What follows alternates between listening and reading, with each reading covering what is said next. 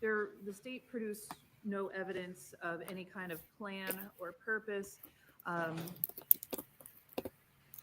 There's also a lack of motive that's been demonstrated, which would only give rise to the heat of passion with legally adequate provocation. State. Your Honor, the defendant did not testify. There is no evidence before this court that this was done out of heat of passion. Defense. Your Honor, I would ask that based on the circumstantial evidence that the court included,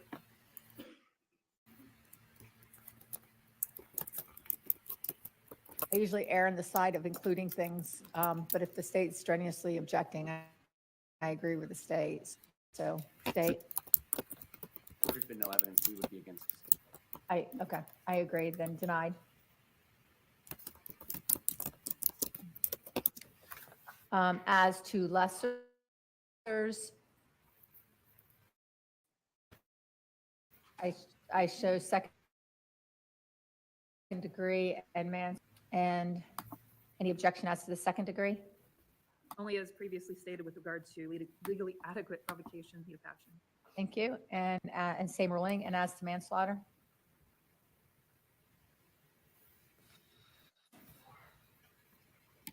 No objection. Plea of not guilty, reasonable doubt, burden of proof. State, will you change the should to must on the last sentence? And any other objection, defense? No objection to that, Your Honor. Any other objections? No. Weighing the evidence. 6, money preferred treatment. No testimony has been offered. And I'm inclined to remove it. Any objection? We are going very fast for somebody who even hasn't testified. Oh, sorry. Weighing the evidence We're on weighing the evidence. and where Now you know why I asked if you could do it. 6 through 10, where 6 through 10, defense, what do you want? Any of those? Only 8. Anything else?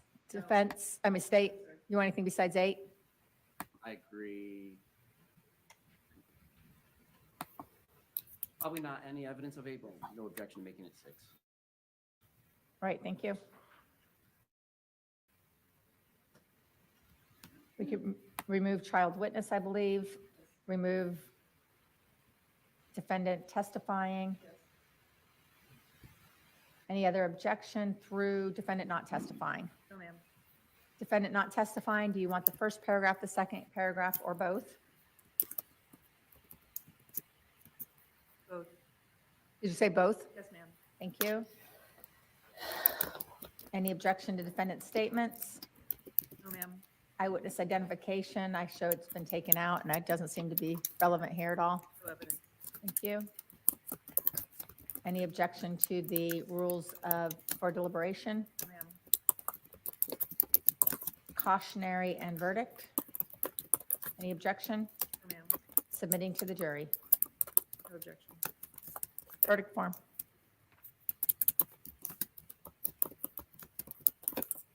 Appears appropriate to the defense. Anything further, state? But we'll waive our request for the special jury instruction as long as there's no mention of it in closing argument about the polygraph or his willingness to take it or anything like that. Defense, agree? Okay, then anything further as to jury instructions? No, ma'am. Then, when you're finished, Mr. J, will you send them to my judicial assistant? Thank you. Mr. J, are you handling judgment of acquittal, or is Mr. Smith? I will be. Oh, sorry, that was the whole reason I gave it to you originally. Let me give you a few moments then.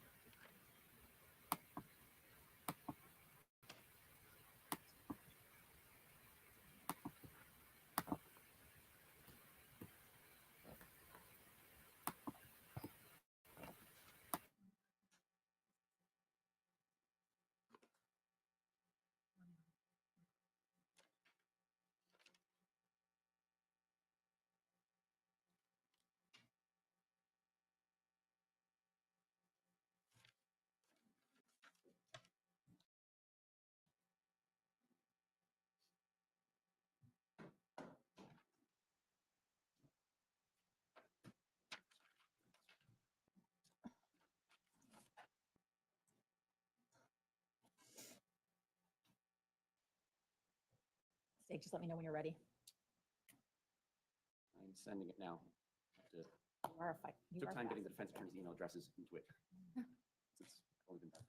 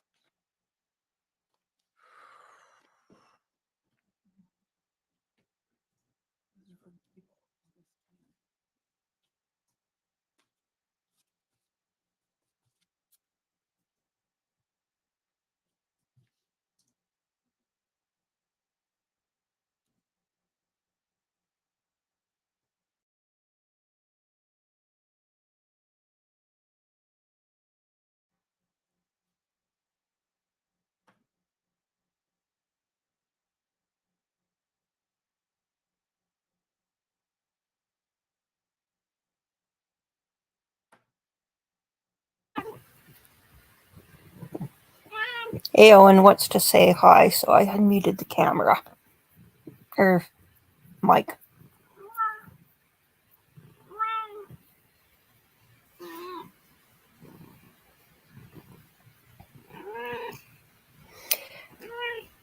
Yes, so I I fell asleep. If you were waiting for me, I didn't get to watch You are the finished? 48 Hours episode Then, last thank night. you.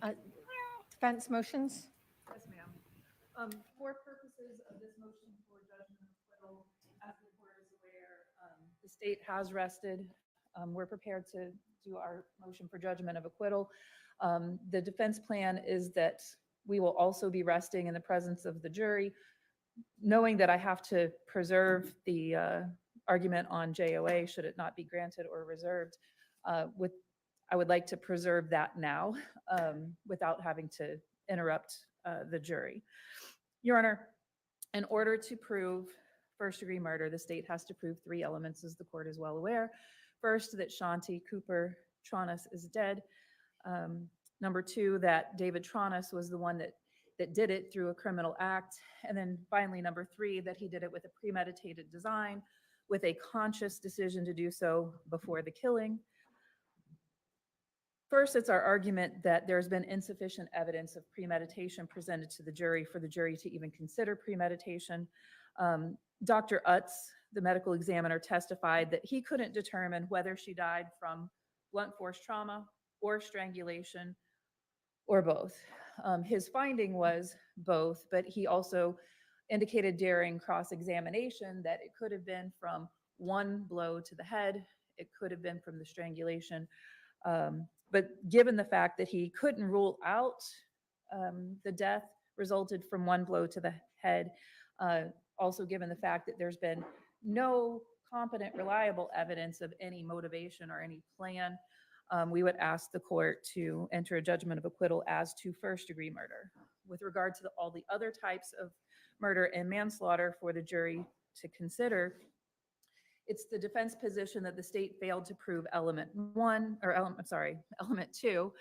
that David Tronnes was the person who killed Shanti Cooper Tronnes by competent substantial evidence. Here, this is a case that's devoid of any direct evidence that defendant was present at the time of the killing of Shanti Cooper Tronnes. There's been no direct evidence presented of where the murder occurred. The testimony that the court has heard is that there was no blood spatter located. There was no evidence presented of a cleanup. While there is blood of the victim on the bed rail on the left side of the bed, there's no evidence of the time frame when that blood was deposited there. You did hear evidence that the victim was on her period, both through the interview of David Tronnes, as well as the fact that it was confirmed by the presence of feminine products in the trash. through the testimony of Detective Sprague. There was evidence that there was menstrual blood deposited on the bed during the sexual activity that occurred the weekend prior to the murder. And FDLE Sean Johnson testified that you can't distinguish menstrual blood from any other type of blood. So the state has not demonstrated where the crime occurred. Second, there's no direct evidence and that there's no ear or eyewitness to the crime.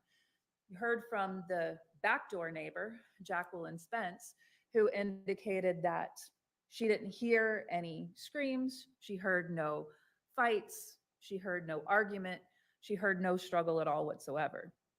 There's been no ear or eyewitnesses to any admissions of the defendant. He was consistent with his story. He never made any admissions that he had any involvement in this crime. There was also no direct evidence of any weapon that had Mr. Tronnes's or the victim's blood on it. The state's theory is that he did this with his fists. Yet in the video and in photographs that have been presented to the court in evidence, you can see that on Mr. Tronnes's right hand, he was wearing a ring. That ring was never collected. It was never processed. It was never determined that that ring had any evidence belonging to the victim on the ring. There was no direct evidence in terms of any kind of video or photographic evidence of this crime. Again, there was no evidence linking him to any type of cleanup. All of the crime scene witnesses, Detective Sprague, were all asked about whether or not they found any evidence of a cleanup, any cleaning supplies, anything demonstrating that the crime scene had been cleaned, and nothing was collected, and there was no testimony to that effect. There's been no evidence brought before this court demonstrating any consciousness of guilt on behalf of Mr. Tronnes. And then finally, there was no credible motive. With regard, and while the defense acknowledges that there's no motive isn't an element, there's no legal requirement to show motive, the motive is relevant in a case like this, where the testimony that the court heard is that they were happily married, that really none of the witnesses saw any conflict. It was repeated through the evidence that Mr. Tronnes has never had any kind of domestic violence accusation before in his whole entire life. So the lack of evidence of motive is relevant in this case. What the state has presented in terms of motive was that it was a financial motive, that Shanti Cooper Tronnes was unhappy about the progress of the home renovation, that she was maybe pulling her money out, that she wasn't wanting to go forward, and that Mr. Tronnes had some type of financial motive to kill her, either so that she wasn't pulling out or that he was going to have free access to all of the finances in order to continue the renovation of the house. But that's not what the evidence showed. What the evidence showed was Shanti was happy about the show. She was happy about the involvement. She was happy that things were getting ready to progress. You heard that through Lori Kutcher. You heard that through Samantha Adams. There was really no evidence to the contrary. The production was set for May. This crime occurred April 24th. So in just days or weeks, production was going to start. So even though there had been a significant time where nothing was happening, I mean, what the evidence showed was there was something happening. From January until sometime in February or March, production was going forward, but all of a sudden Keith Ory, because of the spots that they needed for the show showing demos, said we have to stop. We can't move any farther forward, but that was going to restart in May. You heard testimony that in his own separate accounts that David Tronnes really had enough money to finish the project. There was evidence that he had at least $250,000 in his own singular accounts, separate and apart from Shanti Cooper Tronnes. Their joint accounts had over $300,000 in them. And this house, even in the state of disrepair, was worth a lot of money, even if the repairs didn't go forward. and you've heard no evidence to the contrary. And then finally, with respect to the lack of direct evidence, there's no direct evidence pointing a finger at Mr. Tronnes from the forensic evidence.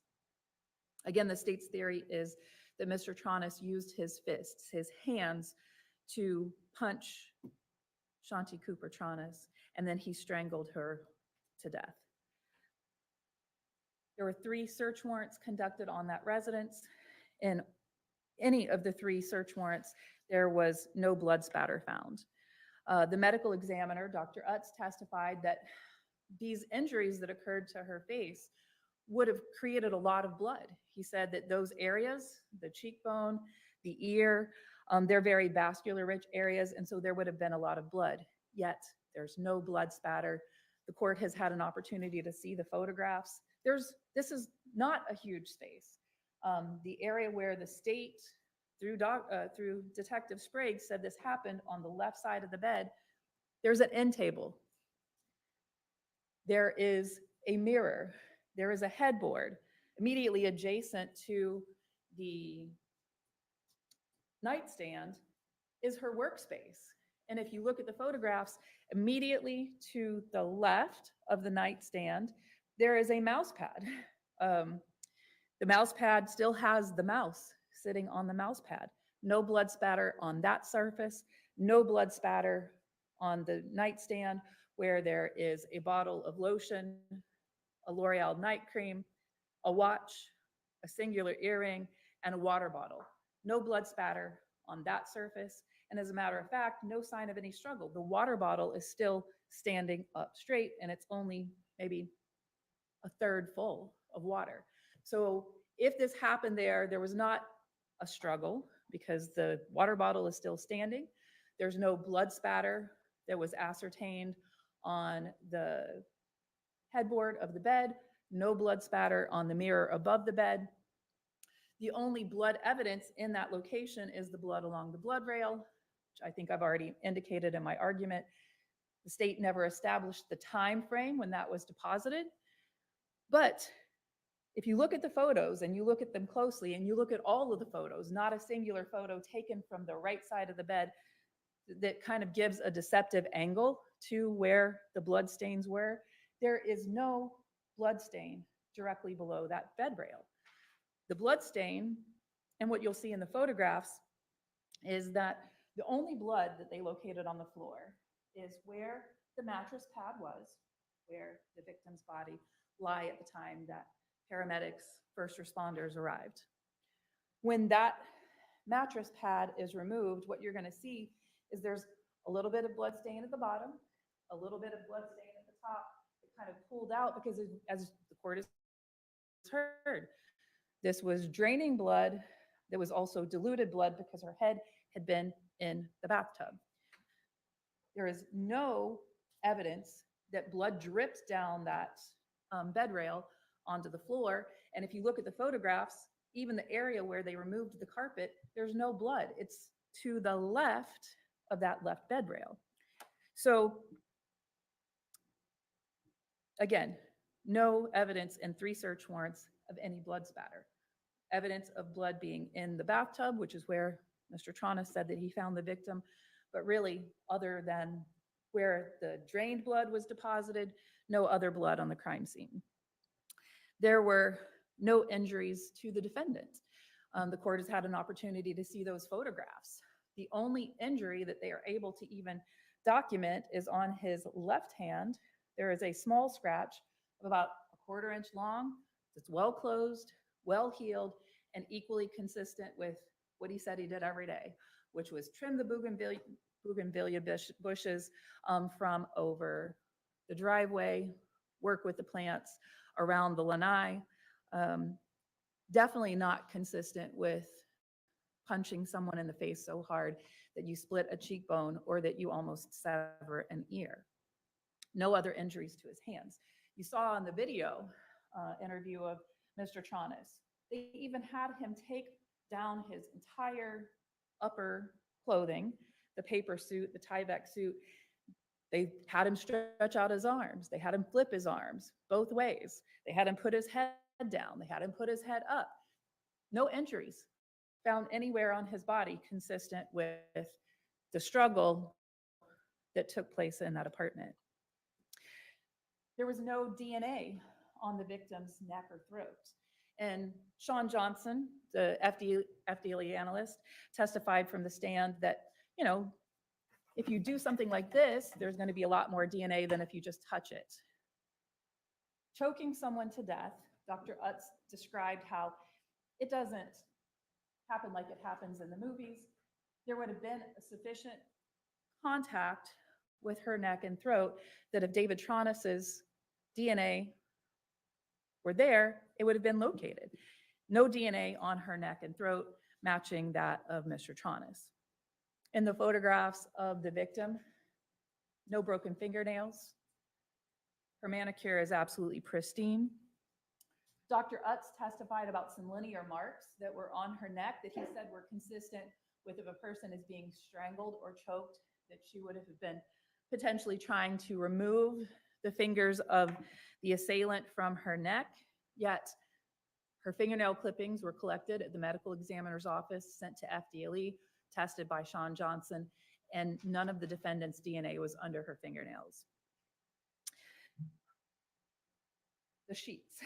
The blood on the sheets, 35 areas between those two sheets that were identified for any kind of spots or stains. Only 2 of those 35, which were tested, it might have been more than 35. That's where I lost count. So I apologize if that's an incorrect number, but it's somewhere around that. It's at least that. Only 2 of those stains came back to Shanti Hooper Tronnes. And it was gone over in the defendant's interview. And it's really not controverted that there was some sexual activity that involved menstrual blood. Again, the menstrual blood was confirmed by the feminine products in the trash can. Absolutely consistent with innocent and normal daily use of the sheets. Of the other stains, there were numerous stains coming back to Mr. Tronnes. Detective Sprague testified yesterday herself that those places in the bed where his blood were, I mean, again, he had no injuries that would have created blood other than the sores on his back from the food allergy or the allergic reaction, bug bites, that Detective Sprague said these weren't involved. They weren't injuries resulting from the struggle. And then the other stains came back to Jackson, the child. So all of these stains on the bed sheets really don't point to any kind of crime happening at all whatsoever. There was the blood on Mr. Tronnes's pants. I don't think that they were able to get a direct result from the back of the pants, but the stain on the front of the pant, very small stain, absolutely consistent with his story, which was that he struggled to get her out of the tub, she's bleeding, and then he attempts to see if he can revive her. So it makes perfect sense that her blood would be on the clothing that he was wearing. It's a completely innocent inference, does not suggest guilt. And then finally, there was the latent print evidence. All that demonstrated was that Mr. Tronnes was in his own bathroom. Doesn't demonstrate anything else. It's consistent with what he told detectives in the interview about finding her in the bathtub, attempting to remove her from the bathtub so that he could try to get her help. So through all of the forensic evidence, there's absolutely no direct evidence that Mr. Tronnes participated in the crime. So the state's case is entirely circumstantial. And when the evidence is not only consistent with guilt, but also, the state can only convict based on circumstantial evidence alone when they can't refute the defendant's reasonable hypothesis of innocence. So that comes from Jaramillo v. State, 417 Southern 2nd, 257, as well as Shadowin v. State, 362 Southern 2nd, 398. I've provided all my case law to the court ahead of today's hearing, as well as to the state attorney's office. The defense argues that the circumstantial evidence offered for conviction presents an equal possibility of innocence to the possibility of guilt.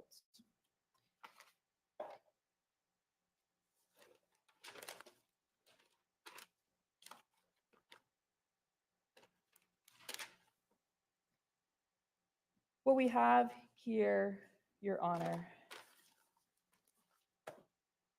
is we have a case where the circumstantial evidence does nothing to refute the defendant's reasonable hypothesis of innocence. He gave the court his timeline when he gave it to law enforcement in his interview.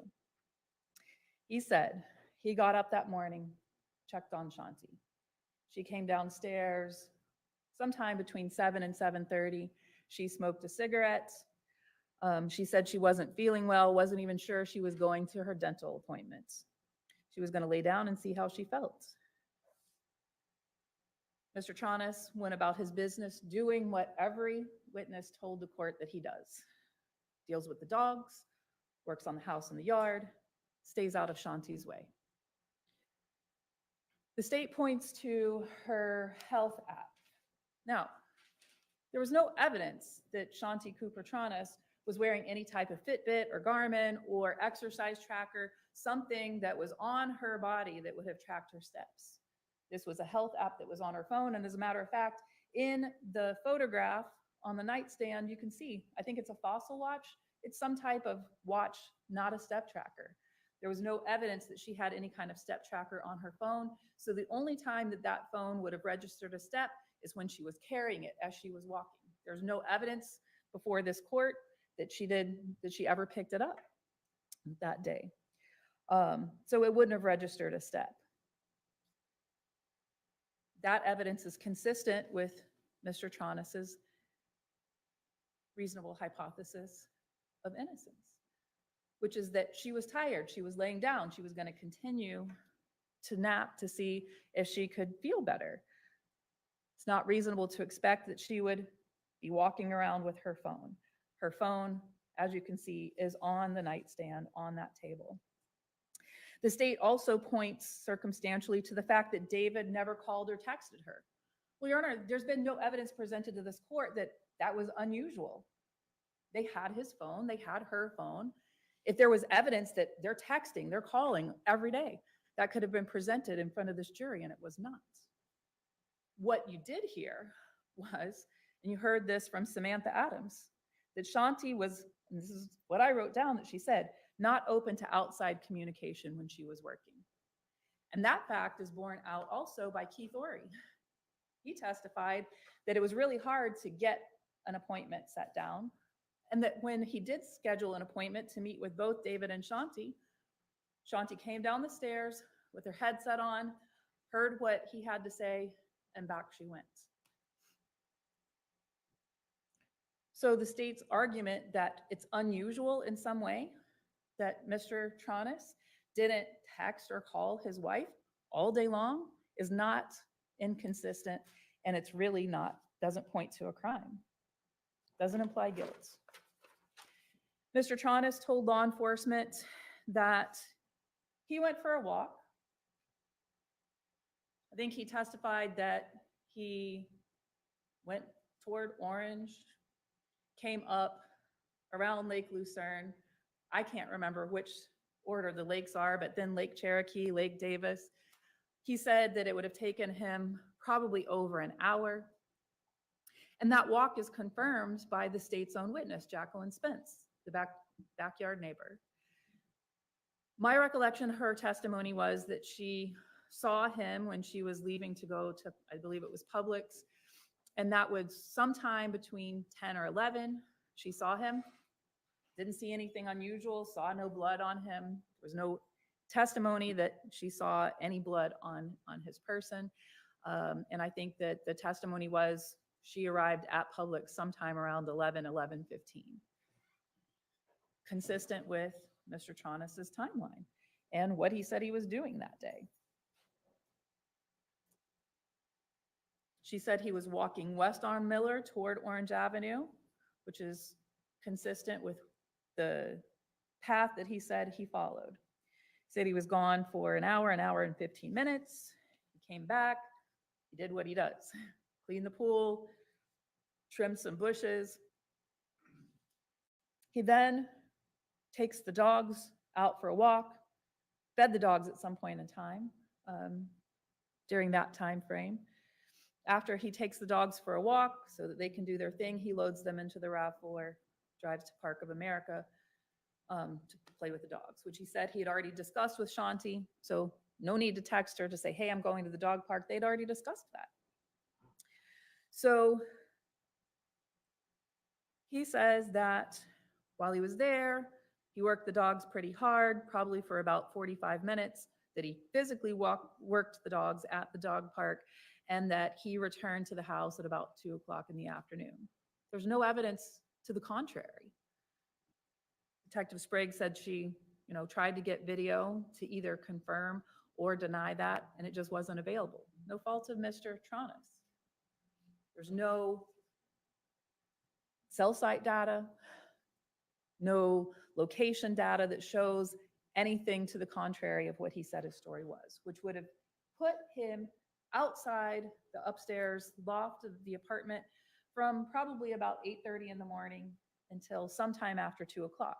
He says when he returned, he did more of the yard work and the things that he does. And at some point in time during that time frame, he also went into the residence to do some measurements.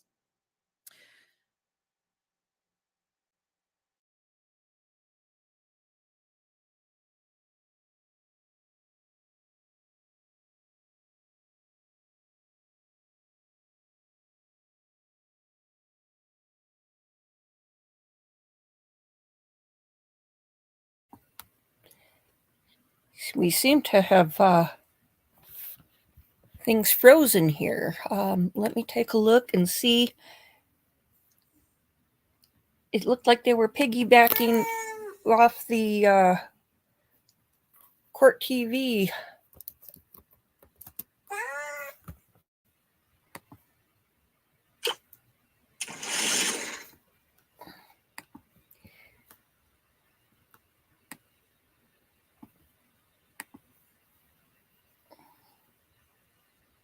Doesn't seem to be the case. Yeah, she was dead when they found her. Let's see if there's...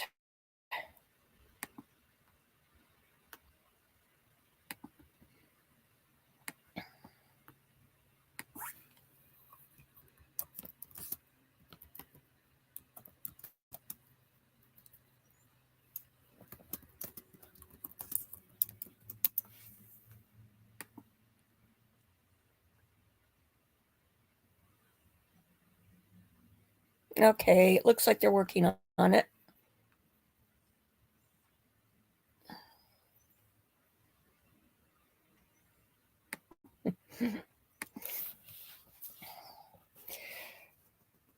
Okay, they are refreshing. He indicates that he has to drag her. He's unable to lift her, so he has to drag her to the area where she was ultimately found, which was on the left side of the bed, between the bed, the workstation, and the sofa. That accounts for the drag marks on her knees. And if you look at those drag marks, there's not a significant amount of blood in those drag marks, which would tend to indicate that at the time that he drug her, that she was already deceased. After realizing he can't revive her, he calls 911. None of the forensic findings, none of the findings in the crime scene are inconsistent with that.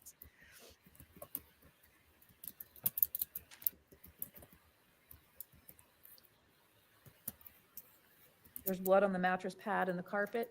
That's what you would expect when a person trying to revive a person who has been attacked places them on that area. The blood that had been pooling in the tub is now draining from her body and her hair, creating the blood spots on either side of that mattress pad.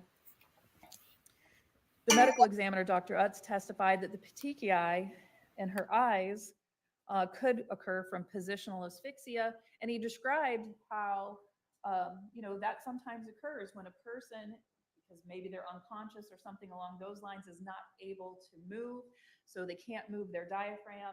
And he described that it can occur like in a car accident, or when a person, he described an intoxicated person falling, hitting their head, and then slumping over something like a toilet or a bathtub and not being able to move their diaphragm in order to breathe. He said that that could cause petechiae, that could account for the blood in the tissues of the eyes, that it could just be from being in that prone position for a period of time. It could also account for her positioning from the slight rigor that had started to set in her arm that was lifted and flexed. And then we have to talk about the timeline. So the report that's in evidence from Ralph Kalachi that he said he completed prior to leaving shift that night, which was before 10 o'clock at night. He wrote on that form that he found that, and he's trained. He's the person who's had the experience. He has had training both prior to and at the medical examiner's office in order to be able to make these reports for the benefit of the doctor doing the autopsy. He says there was mild rigor. Dr. Utz said that that was indicative of a person who's been dead for as little as 1 to 2 hours. Ralph Kalachi in that report also stated that livor mortis was unfixed, meaning that it hadn't, the pooling hadn't finished settling. And Dr. Utz testified that livor mortis starts within 20 to 30 minutes of death.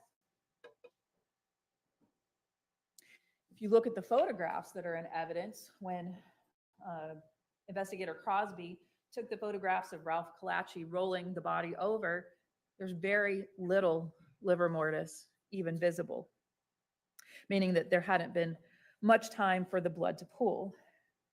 And then you heard from Dr. Utz, who testified that when he did the autopsy the next day around 10 o'clock a.m., that while he couldn't be certain, he would have estimated that the body had been dead for not more than a day.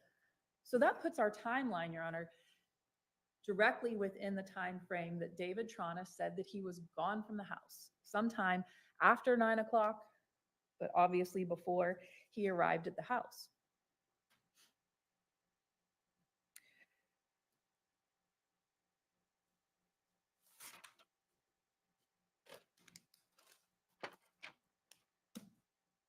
Sometime between 10 o'clock and 11 o'clock a.m.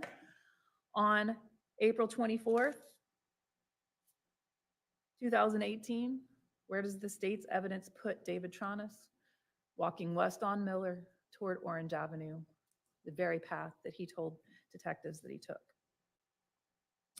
Citing to Davis versus State, 90 Southern 2nd 629, a Florida Supreme Court case from 1956. Starting on page 631, evidence which furnishes nothing stronger than a suspicion, even though it would tend to justify the suspicion that the defendant committed the crime, is not sufficient to sustain a conviction. It's the actual exclusion of the hypothesis of innocence which clothes circumstantial evidence with the force of proof sufficient to convict. Circumstantial evidence which leaves uncertain several hypotheses, any one of which may be sound and some of which may be entirely consistent with innocence, is not adequate to sustain a verdict of guilt. So that's where we are, Your Honor. This is an entirely circumstantial case. The state has wholly failed to prove David Tronnes's reasonable hypothesis of innocence, which was told to Detective Sprague and Detective Sharp immediately after this man located his wife and called 911.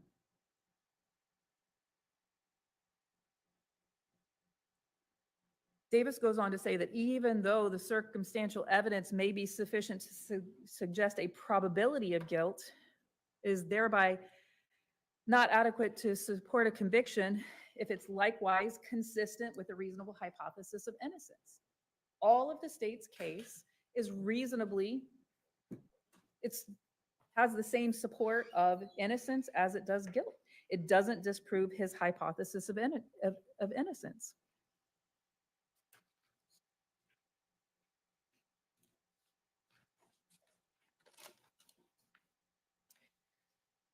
The circumstances in Davis are factually similar to our case here. Mr. Davis was accused of murdering his wife.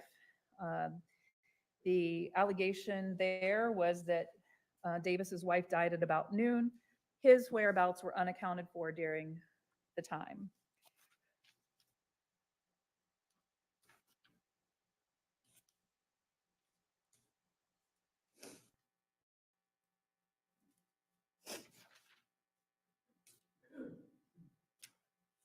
I'll get to the facts and circumstances of the cases in support.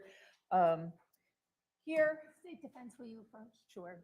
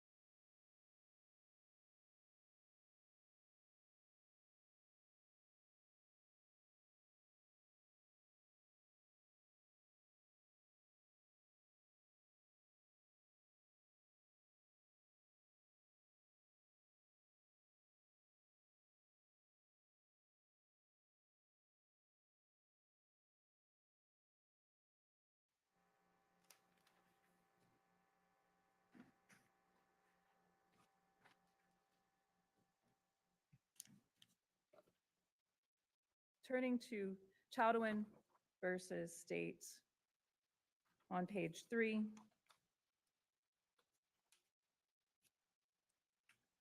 Circumstantial evidence is not sufficient when it requires the pyramiding of assumption upon assumption in order to arrive at the conclusion necessary for conviction. Cites also to Gustine. Your Honor, here the state is asking the jury to make a great number of assumptions. They want you to assume that David washed the body based on his palm prints being on the bathtub where he lived, the only bathtub in the house. They want you to assume Shanti's blood under the bed rail is from 4/24, despite no blood at all whatsoever on the mattress, as evidenced by the photographs and the testimony before the court, and no blood pooled below that bed rail. They want you to assume that he either cleaned the body or he used a towel to strangle her to explain the absence of DNA on her throat. However, the towel was under the mattress pad, under the body, not consistent. They want you to assume that he cleaned a crime scene to remove evidence, but provided no direct evidence of that. They want you to assume that he discarded clothing that should have been covered in blood, but provided no evidence of that. You heard that they even tested the washing machine for blood, which had been fruitful in other of Detective Sprague's cases, but there was no blood in the washing machine and they found no other clothing. They want you to assume that because the sheets were washed and folded and placed on a shelf and later removed, that suggested guilt. They want you to assume because there were new sheets that he was hiding incriminating evidence when those sheets were present in the video that the state put into evidence from April 18th. Those sheets could have been purchased by Shanti herself. They want you to assume because his engagement ring is found in his personal belongings 127 days later, that suggests some kind of wrongdoing. I'm just going to address that very quickly, Your Honor. The ring was not on Mr. Tronnes' person. We know that because they took every bit of clothing that he had on him and left him in a paper suit for 14 hours. No ring with him at the police station.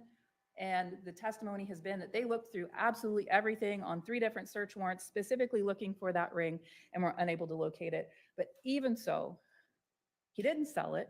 There was no financial motivation. And it really is not material. They want you to assume that because he wasn't crying throughout the 10 hours that he was in the interview room and he didn't react the way that they felt appropriate, that he is somehow guilty. And Your Honor, these are pyramiding circumstantial evidence, none of them inconsistent with a reasonable hypothesis of innocence and not sufficient to convict. And we ask that you grant him a judgment of acquittal. Thank you. Spot and state.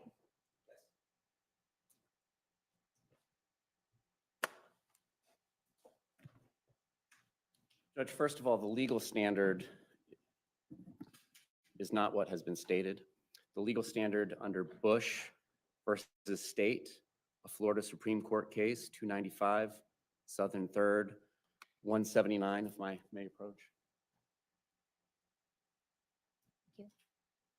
There, in that case, the Florida Supreme Court acknowledged that Florida was an outlier in the use of this unusual circumstantial evidence standard of eliminating every reasonable hypothesis of innocence, eliminating negatives, essentially, which was unfair, and they changed that.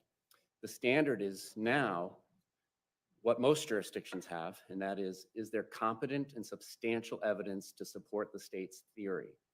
Even if there are other theories that are supported by competent and substantial evidence, that is fine. It is for the jury to decide whether A, the state's theory, or B, some alternative theory, if supported by evidence, is to be believed beyond a reasonable doubt. Even if we're applying the old standard, it is unclear what the reasonable hypothesis of innocence might be in this case. The reasonable hypothesis of innocence presented in the evidence is that she fell, according to the defendant. She had fallen in the bathtub, and he discovered her several hours later. Or is this imaginary hypothesis not supported by the evidence that a random person came in through the main house, scaled the ladder, crossed the rooftop, got in through a locked door without alerting the victim, killed her, took essentially nothing, and locked the door behind him or her and left? Your Honor, taking every inference in favor of the state, which the court must do at this time, there is a prima facie case. And I will not address every point that was raised. It is more appropriate for closing. But some of the things do need to be addressed because of the inferences that should be drawn from them by the court. There was an argument that there's no evidence of a cleanup. There are 3 areas of blood in this home, and all of them are diluted with water and swiped away, whether it's the wooden bed rail, which was wiped above the metal L, and then the non-visible blood behind the metal bracket and underneath it, and then on the wood slabs was left remaining, whether it's the water that is evident in the photographs only around the blood stained areas on the carpet surrounding the victim, and the bathtub, where towards the end of the argument there was an argument made about the bloody fingerprint. Well, handprint that she stated, but it's a bloody handprint amongst the diluted blood on the wall. There is an inference that that bloody handprint was left after the blood was there. Briefly, their relationship status, not particularly relevant. Couples, intimate partners fight all the time over all sorts of different things. Finances, again, some evidence has to be presented to the jury just so that the defense can't argue that it wasn't. But this poorly planned and executed beating and then strangulation of his wife and failed cleanup probably was not the best plan if this was his plan for money. The state's theory, whether there's a weapon or not, the testimony was that it's consistent with a punch with a ring on the finger. That is not the exclusive theory that the state has available to argue. The issue of the spatter, the only testimony about spatter was from Gary Crosby, and the difference between high velocity and low velocity spatter. But then we turn to the argument that there's no spatter, yet there's cleaned up blood on the carpet in front of her, which is where there could have been spatter had she been on the side of the bed, if in fact there was spatter. There's basically 2 square yards of bloodstained carpet that has been removed after being diluted with water. So the issue of the blood, all the inferences are in favor of the state. There's no evidence that one would become injured from a punch to a 140-pound woman's cheek with a ring on your hand. So to argue that he should be injured has not been entered into evidence. No evidence of a struggle.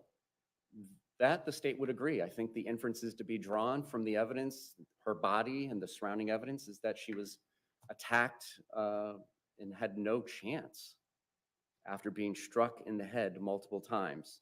Dr. Utz even testified she could be rendered unconscious from these injuries. Dr. Utz testified that those injuries were perimortem or before death. So while she could have ultimately died from those head injuries, is what he testified, she was also strangled. And the strangulation would have occurred afterwards, or else the injuries to her head would be post-mortem.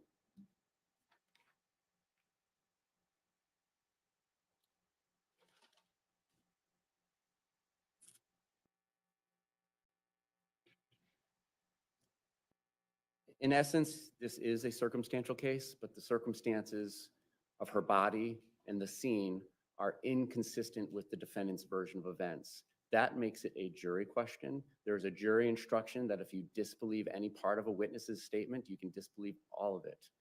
And there's very little other than saying that her jaw was rigid and her tongue was stuck between her teeth to be believed from his 6-hour statement. So we're asking you to deny the motion of judgment and acquittal. Thank you. Thank you. And the court denies the motion for judgment of acquittal. How many jurors do we have? We have them all? We can bring them out.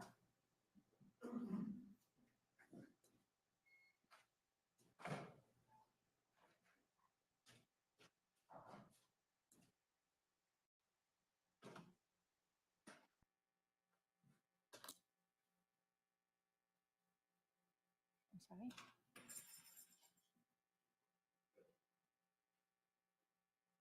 What day is that? Okay.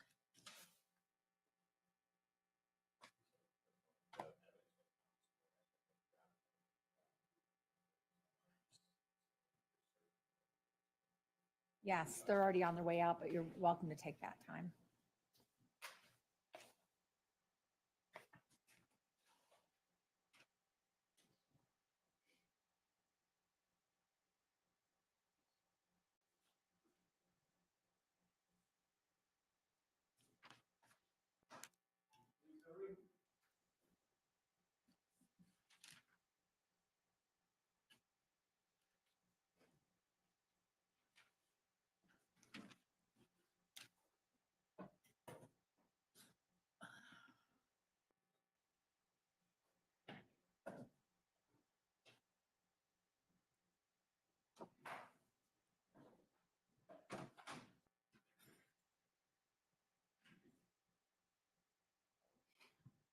Good morning.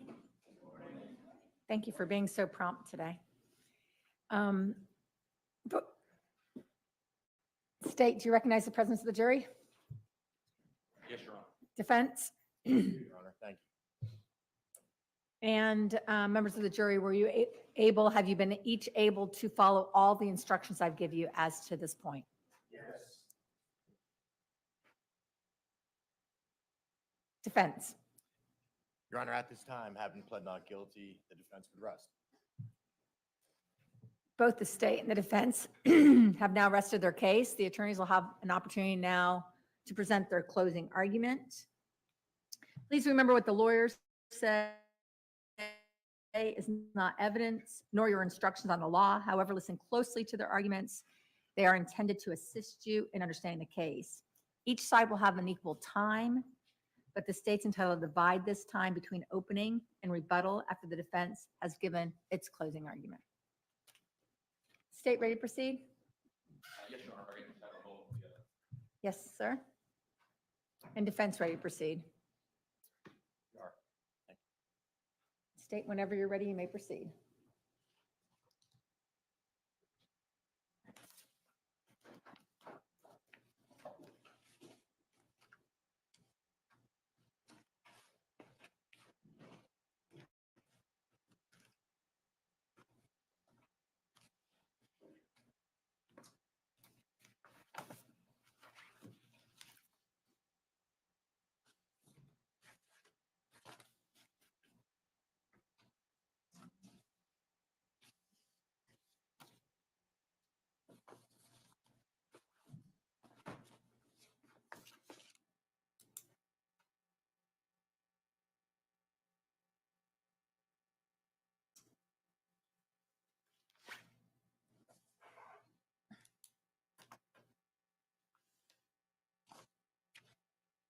Thank you, Your Honor. May it please the court.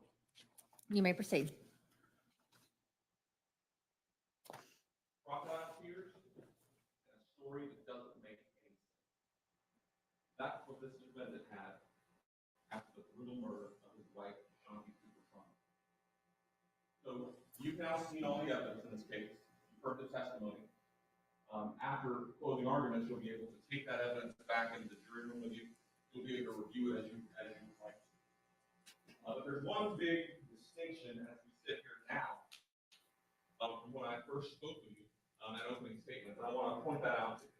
So there was some discussion in jury selection that the defendant has a presumption of innocence. He sat before you in jury selection as a presumed innocent man. After opening statements, you've still seen no evidence. He sat before you a presumed innocent man. You've seen all the evidence now. And that presumption, that cloak of innocence has been ripped away by evidence in this case. And he sits before you a proven guilty man. Now, I want to go back through with you the evidence that you've heard in this case. The judge is going to give you an instruction called weighing the evidence. And you're going to have that with you in the jury room. But I want to talk to you about that because this is sort of the lens that you will watch or review all of the evidence through.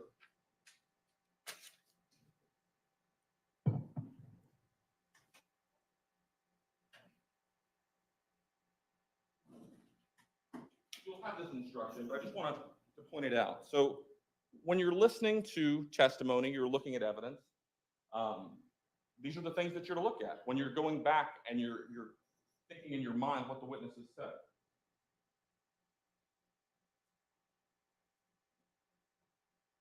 Did the witness have an opportunity to see and know the things that the witness testified about?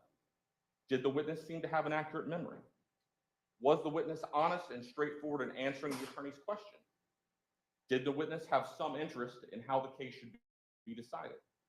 Does the testimony agree with other testimony or other evidence in the case? And did the witness at some time make any other statement inconsistent with the testimony given in court? So these are the things that you're to look to. So I want to talk about what you've heard and how the witnesses that testified did have an opportunity to do these things. And you've been able to observe that through their testimony. So the first witness that you heard in this case was Cynthia Demetris. She's the 911 operator. And she was called so we could put in the 911 call with the initial crocodile tears of the defendant. And you heard the hysterics that he had in that call, unintelligible. You can't hear what he's saying. But then when asked direct questions, how do you get to the house? Well, he's able to calm himself almost immediately and say, you go behind a dumpster and go to the side of the house. That's how you get to it. The show that he was putting on at the very beginning of this case, in that 911 call, you heard that. You heard from the responding officer, Stephen Wilson, as well as the responding EMT. You heard how when they arrived, they thought they were walking into some sort of an accident. But when they got there, they realized that this was something very different. They saw the extent of the injuries to Shanti Cooper Tronnes, and they realized very quickly that this wasn't some fall in a shower, that the evidence that would be unfolded throughout the case, even at that point, didn't show that. Rigor mortis was already sitting in.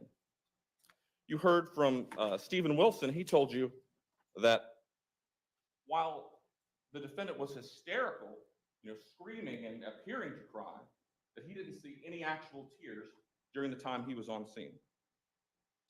You heard from Mary Batista from Greenberg Dental. She explained to you how Shanti Cooper Tronnes had made an emergency dental appointment just the day before for a broken tooth. A broken tooth that if you're trying to get into the dentist that quickly, probably was causing quite a bit of pain. And that how the next day, after she made that, Shanti Cooper Tronnes never called and said she wasn't coming, and she was a no-call, no-show. You heard from 4 different CSIs in this case, and a lot of evidence that sits before you here was put in through those CSIs that they collected, that they photographed. And you got to see those photos of the scene of the Tronnes home. You'll be able to review them again in the jury room if you so choose. You saw the physical evidence that they collected. You saw the scratch on the defendant's finger next to his wedding ring that the medical examiner said would be consistent with something that could cause the deep laceration seen on the victim's face. They documented the blood on the carpet in the bathtub, collected fingerprints and DNA. You saw that they collected cash that was all over the place, credit cards that was all over the place, not touched, electronics that were valuable, not touched. So there was no signs of forced entry. They collected a diamond earring from the nightstand, and then another diamond earring from the medical examiner that was still in her ear at the time that she died. You heard from Lori Kutcher, a friend, colleague, and mentee of the victim. She told you about Shanti's diligence, about her quick responsiveness at work, how she trained her, in fact, that being responsive to clients is of the utmost importance. She told you about how Shanti was proud of her engagement ring and that she never noticed her not wearing that ring. You saw a Facebook post of that ring a little before a year before her brutal murder. And you saw this ring itself, which is in evidence, that was found at the defendant's mother's home where he was staying.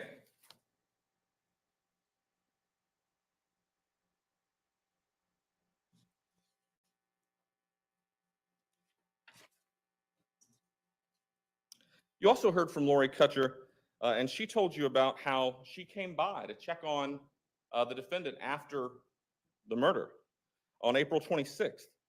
And during that time, the defendant told his version of what he knew. But at that time, the defendant had already sat down for 6 hours with law enforcement regarding this case. And towards the end of that interview, the defendant was told this wasn't an accident. Was told some of the scope of the injuries. Was told that the victim was strangled, but none of that was mentioned by the defendant to Lori Kutcher. That he was still going with some sort of accident. Even though he knew that information, he concealed it because it didn't fit with his narrative.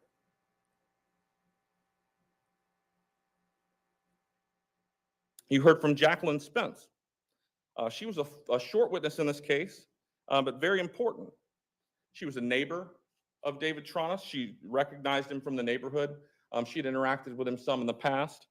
And she saw him walking around the neighborhood around 11:50 a.m. on the day that the victim was found. Now, he had said in his statement that he was going to the park at that time, around 11:45, with the dogs. And he had stayed there for almost 2 hours. But at 11:50, when he was supposedly walking the dogs to the park or with the dogs on the way to the park, what was he doing? Well, he was walking by himself with different clothing on, no dogs.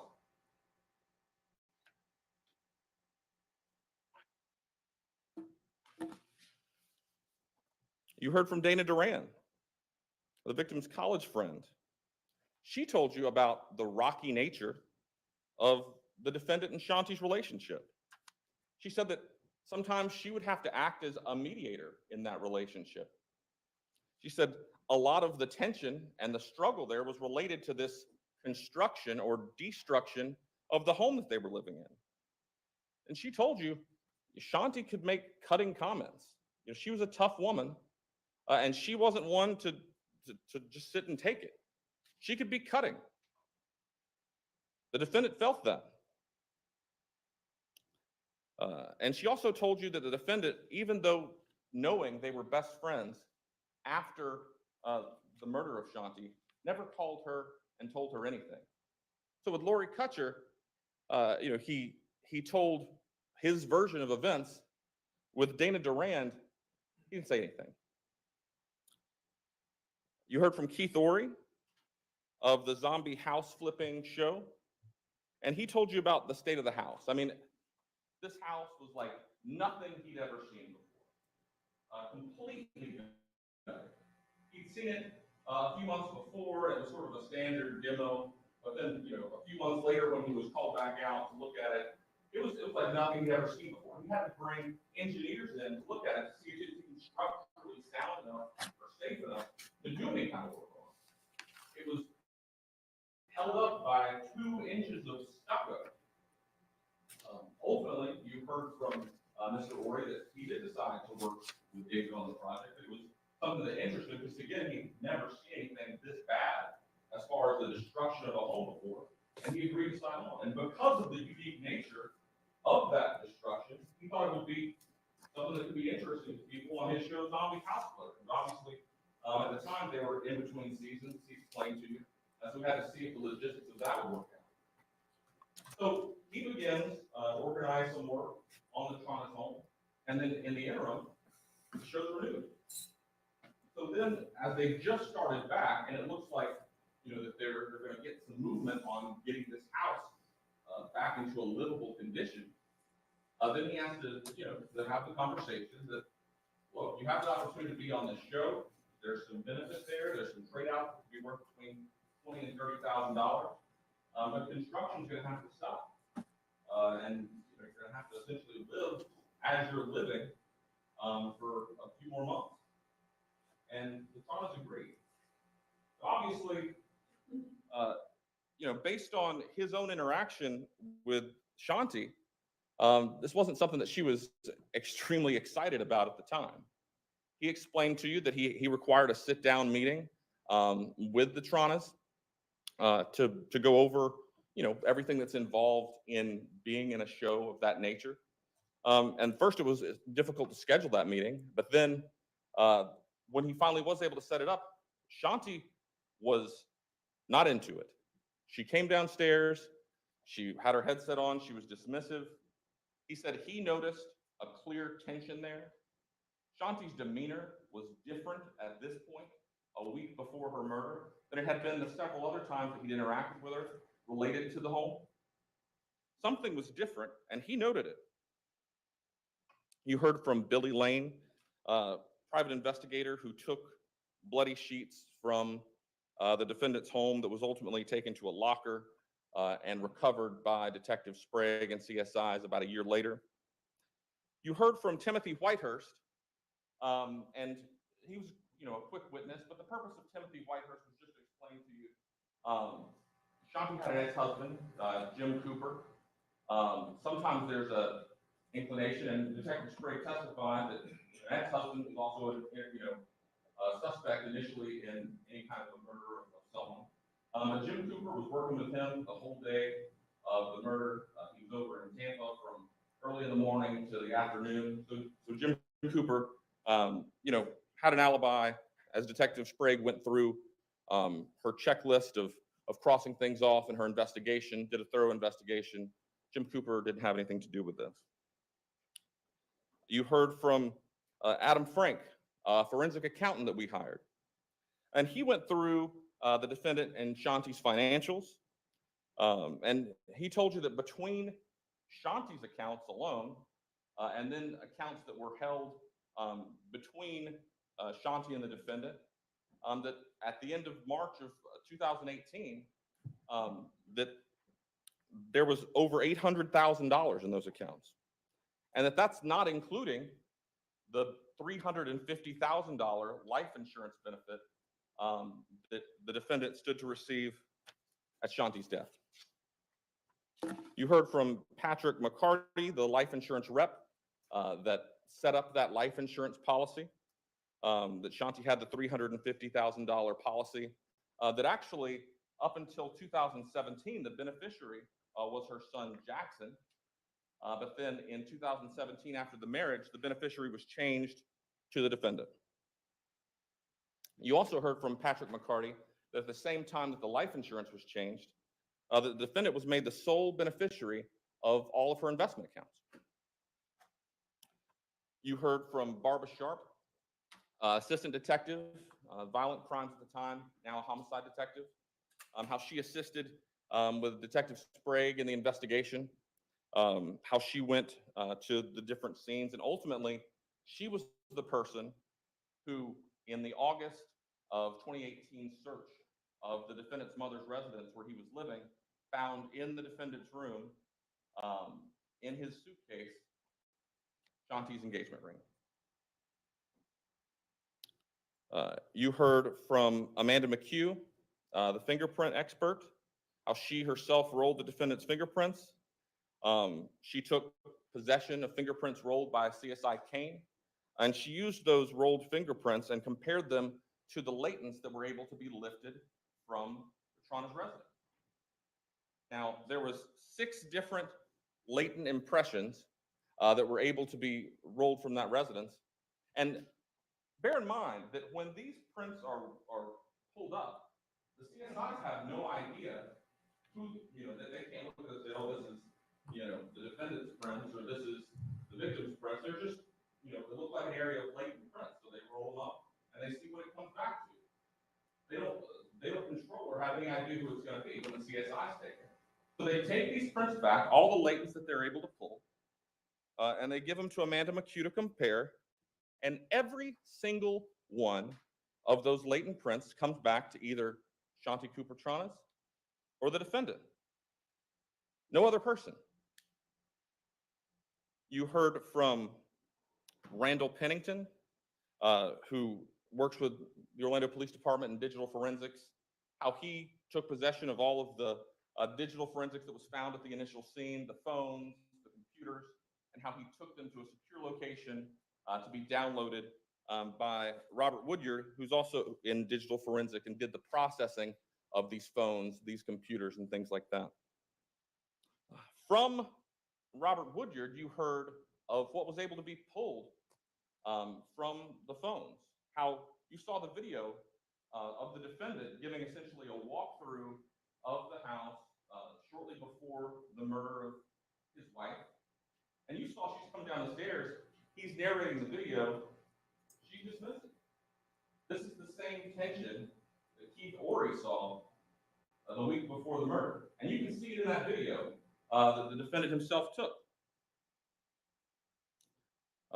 He processed information from the victim's phone as well as the iCloud account.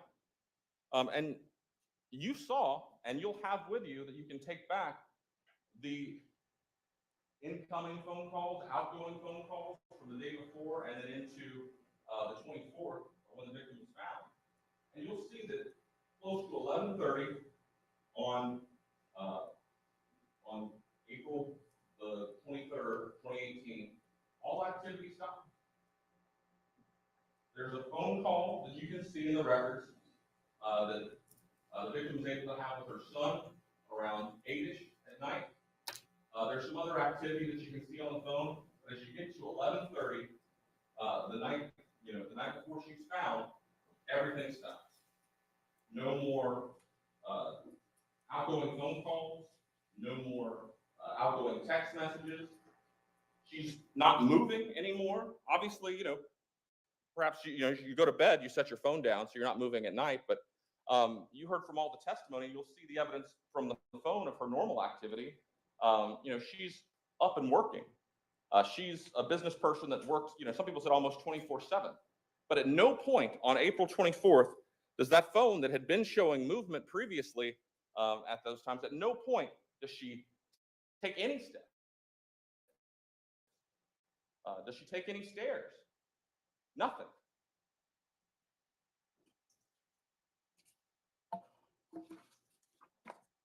You heard yesterday from Daniel Connolly, who worked with Shanti. He again told you about her quick responsiveness, how he said he'd feel bad sometimes texting her outside of work hours because he knew she would respond. And how he had texted her about a work matter at 6:58 on April 24th of 2018, and never read, never got a response all day. This is from a person who responsiveness was her mantra. It was her thing. Never heard back. Same thing from Matthew Herbert. Incredibly prompt, responsive. He texted her Work-related item on the 24th, never heard back. Elena Pathick, you heard from yesterday, neighbor and friend of the victim. She told you how she spent time with the defendant and Shanti, and that in all the time that she spent with them, there was no affection, no touching, no hand holding, no kissing, not what you would expect of a couple that's the most in love they've ever been, as the defendant said in his interview at one point. No affection whatsoever. During the whole time that she knew them, she never knew the defendant to work. Meanwhile, Shanti's working all the time. She went to the house several times. She works in interior design and home renovation herself, like nothing she'd ever seen. House completely destroyed, taking an inordinate amount of time. She said, she would expect it to be able to be completed in 3 or 4 months. They've been living in this unlivable house for a year and a half at least. She told you how Shanti reached out to her, frustrated with the progress of the home. I'd called her for help and guidance. And then she also told you, as some of the other witnesses said earlier, that hadn't had as recent a contact, that Shanti was excited or eager to be on the zombie house flipping show. We heard that from Keith Gorey from his earlier encounter with Shanti. But you actually heard from Ms. Pathick that close to the time, she didn't know about it. She wanted the house to be complete. So this was still an ongoing tension that she knew of at the time. You heard from Samantha Adams, a personal assistant to Shanti, up until about a week before her murder. You heard that she spent a good deal of time around Shanti. She worked with her, about 20, 21 hours a week. And that of that time, she was actually, next to her or around her, more than half of that in the same small room, helping with Jackson. She said, she observed how Shanti would work, how when she would work, she would wear sort of business casual clothing, even though she was working from home. She would put on jeans, a blouse. She would never wear just pajamas or sort of loungewear when she was working, except for a brief period of time right after the appendix surgery that had passed. And she told you that at the time of her murder, even before she left her employ, that she had gone back to wearing the business casual type clothing, jeans, a blouse, not shorts or a tank top, and that would be very unusual for her to be wearing on a work day. You heard that she, was always on the phone, was very diligent with her work, again with Samantha Adams. And you heard from Samantha Adams that she, on occasion, would observe the defendant and Shanti argue and bicker, sometimes about issues, related to the home. You also heard from Samantha Adams about the engagement ring, and she's somebody that saw her multiple times every week for 16 months, at least 3 days a week, several hours a day. She was around her, and she always knew her to wear her engagement ring and her wedding band. And the only time that she ever didn't wear even her wedding band was for a brief day that she took it to have it go fixed, to have a diamond replaced. And then as soon as it was replaced, she went back to wearing it all the time again. Defense asked in their cross-examination of her that, do you think she even wore it when you went to a water park? She said, yeah, I mean, I'm not sure, but I think she did wear it even at the water park. She doesn't remember any time in the 16 months that she was around Shanti that she did not wear that engagement ring after they became engaged. You heard from Sean Johnson, the DNA expert in this case. You heard about Shanti's blood being found on the sheets, Shanti's blood being found on the carpet, on the bed rails. You saw the defendant's DNA, although in a lower quantifiable level, found on the bed rails, compatible with someone cleaning blood off the bed rails. You heard about Jackson Cooper's blood being found on the sheets that were recovered after being taken by the private investigator.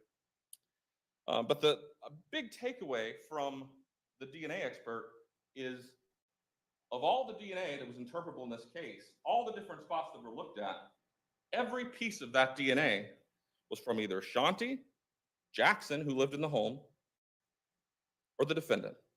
Nobody else. No mystery person, just the people that lived in the home. Also of note from the DNA person, Mr. Johnson, is that there was a statement by the defendant when he was interviewed by law enforcement about them having intercourse over the weekend on Saturday and Sunday. And the general rule, Mr. Johnson said, and obviously this isn't the end-all be-all, but the general rule is that male DNA after sex would be found 5 days after an event. Well, a vaginal swab was done in this case 3 days after what the defendant says they had sex. No male DNA found. You heard from the medical examiner, Dr. Utz. He told you how he did the autopsy in this case on the day after Shanti was found, the morning after, at 9 a.m. He said the cause of death was blunt force trauma and strangulation. And the manner of death was a homicide, not an accident, not undetermined, but a homicide. You heard the litany of injuries that Shanti suffered. 2 skull fractures, hemorrhage in the head, a broken hyoid bone, and other cartilage in the neck, both sides of the throat, hemorrhage of the tongue, hemorrhage of the strap muscles, abrasions and scrapes all over her body, her shoulder, hand, chest, contusions all over her body, consistent with being grabbed, and also importantly, consistent with being grabbed while she was alive.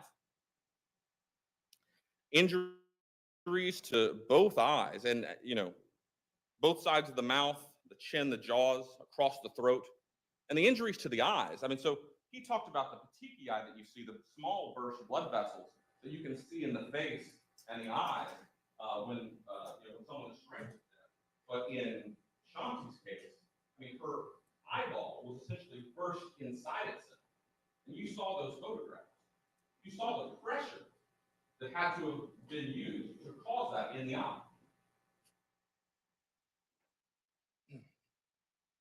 You saw her ear. You saw her ear that looked like, and as Dr. Utz testified, looked like if it had been pulled even a little bit more, it could have completely come off the head. This isn't an injury consistent with a fall. You heard from Dr. Utz the totality of the injuries, even aside from the strangulation, was completely inconsistent with a fall. In the totality, yes. Could somebody fall and bust their cheek? Sure. Could somebody fall and get a black eye or bust their head? Yes. But could somebody fall and hit both sides of their eyes, both sides of their mouth, under their chin, on their arm? Even if Shanti had been at the top of a tall staircase and fallen down, those type of injuries wouldn't be expected. And that's not even taking into account the obvious strangulation that is not consistent with any kind of fall. Finally, yesterday you heard from Detective Sprague, and she told you about her investigation. She told you how she went to the Tronnes home 3 different times with warrants. She canvassed and interviewed witnesses. She noticed the sheets that she expected to have blood on them that were missing, that she was ultimately able to find, that an investigator had about a year later.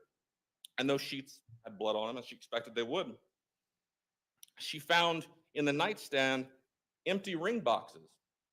But she, at that point, was looking for a ring. She opened those ring boxes, as she told you, and there was no ring in the ring boxes.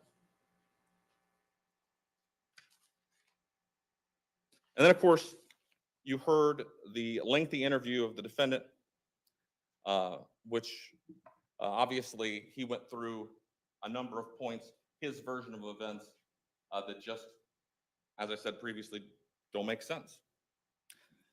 So I want to talk specifically about the parts of the interview that don't make any sense. So the issue of ownership of the house, right? So in the interview, the defendant's asked, before they got married, the defendant bought this house cash for about $600,000. And he bought that house into a trust that Shanti wasn't on. So she had no ownership interest in this house that she was living in.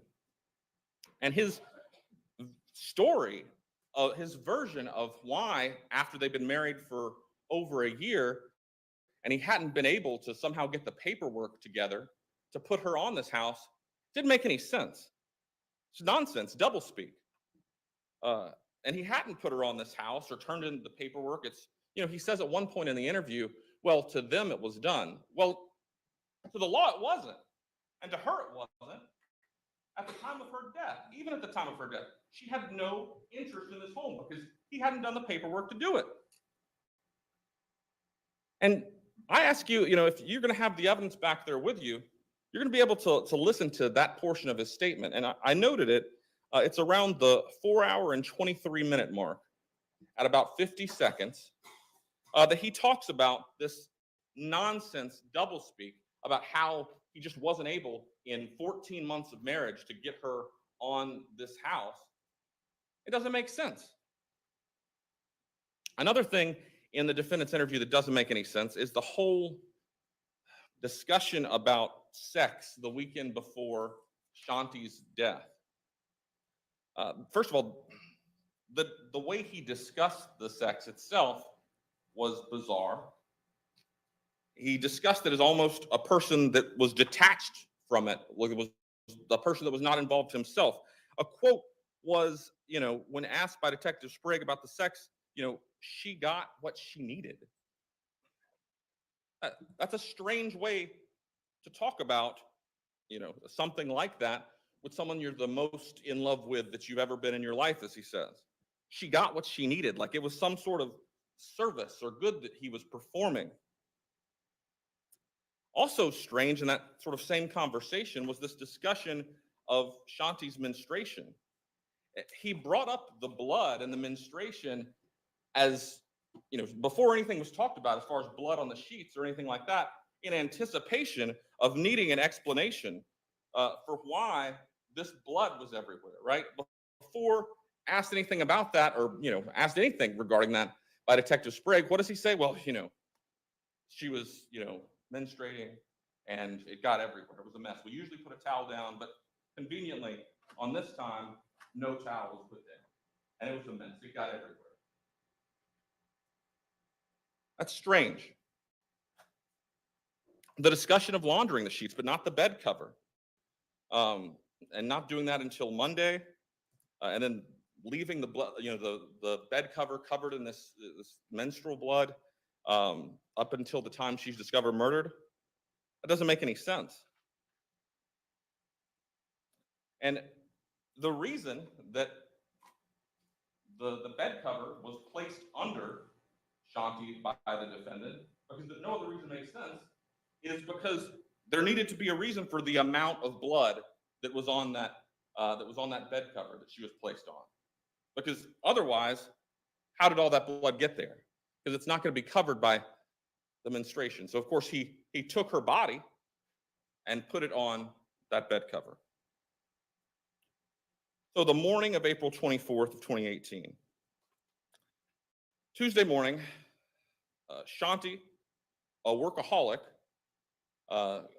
leisurely comes down first a little after 7, goes back upstairs. Apparently at this point, this is according to the defendant's version of events, she comes down, they have a brief chat, she goes back upstairs, I guess in her pajamas or shorts or tank top, never looks at her phone, never picks up her phone, she's just not looking at it that day. Goes back up, then a couple hours later, she comes back down around 9:15, still in her leisure clothes, still never having looked at the text message from Mr. Connolly that morning. And she says, oh, even though I was in, a lot of pain because I broke my tooth yesterday and I made an emergency dental appointment, I'm thinking about not going to that. And she goes back upstairs, all the while never checking her phone, never responding or sending any text messages related to work, although that's, what she did. Then after that, not thinking anything of it, the defendant, according to his story, he walks the dogs. That's about 15 minutes. He cleans the pool. He does some work around the yard. And then, not 2 hours after first walking the dogs for 15 minutes, he then decides, oh, okay, I'm going to now go to this park and I'm going to take the dog there for 2 hours in the middle of the day. I'm not going to bring my phone, not going to send any text, doesn't receive any text this whole time. He's going to go for 2 hours in the middle of the day, not say anything to Shanti about it. Didn't think he needed to. He doesn't get back from the first walk of the dogs and say, hey, did you go to your dental? I guess you didn't go to your dental appointment. Doesn't text her about that, even though knowing she had made this emergency dental appointment. No communication is that, just leaving her alone. So then he gets back about 2 p.m. after leaving at 11:45. And then of course he gets back, doesn't check about the tooth or anything like that.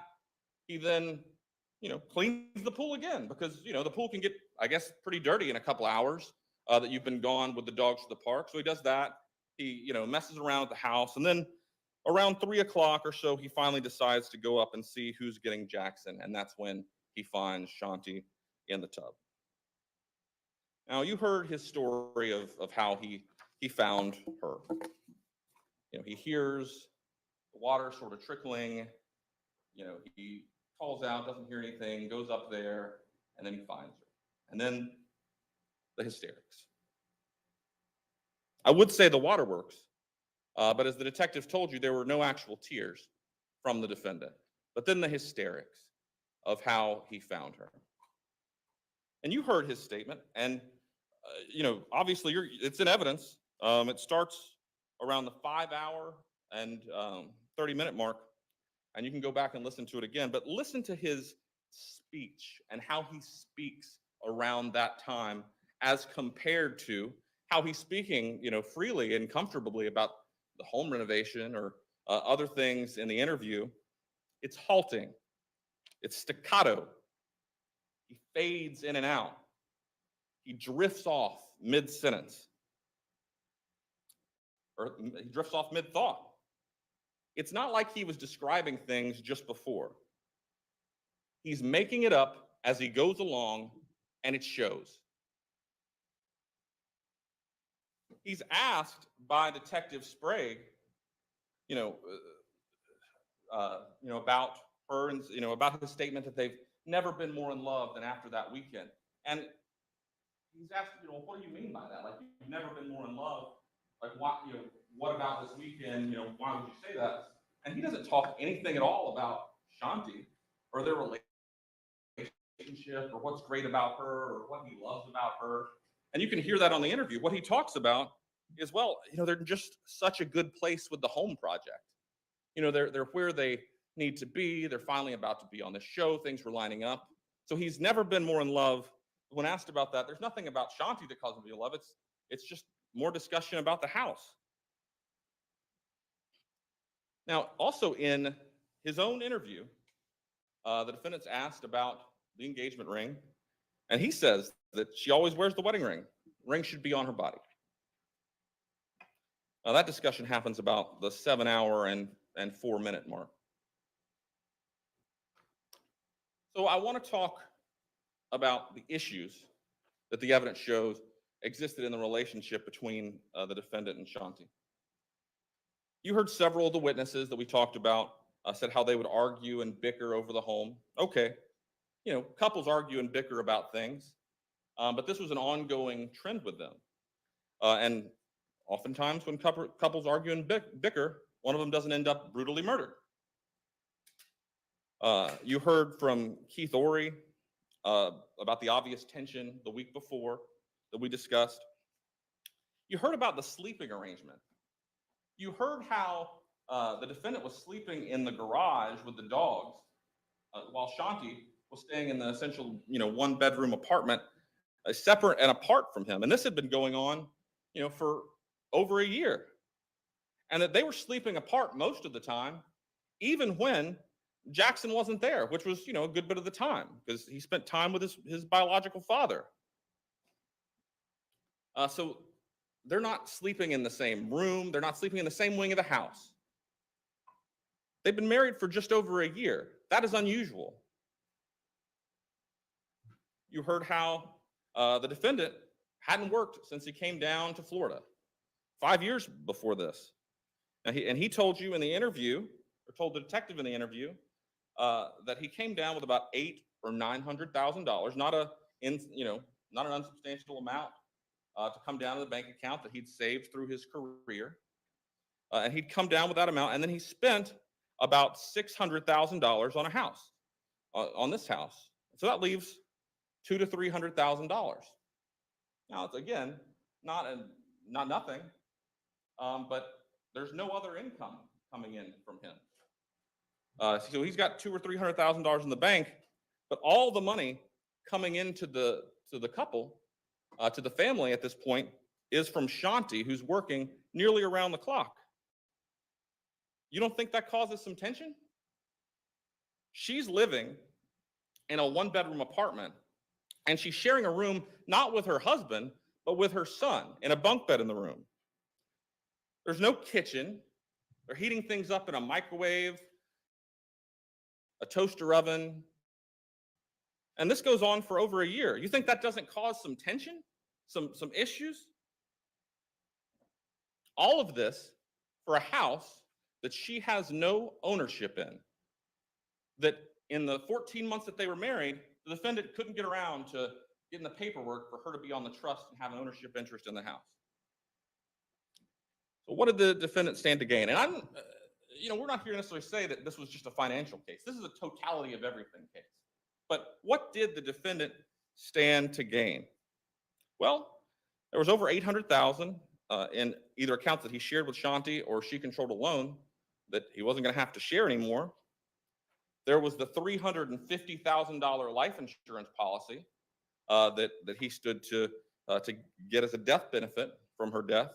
And I would also note that in the interview, even though it had been just over a year or so before, since he sat down in the office with Patrick McCarty to make that change, and he told the detective he thought it was $250,000, $350,000, a little bit of minimization.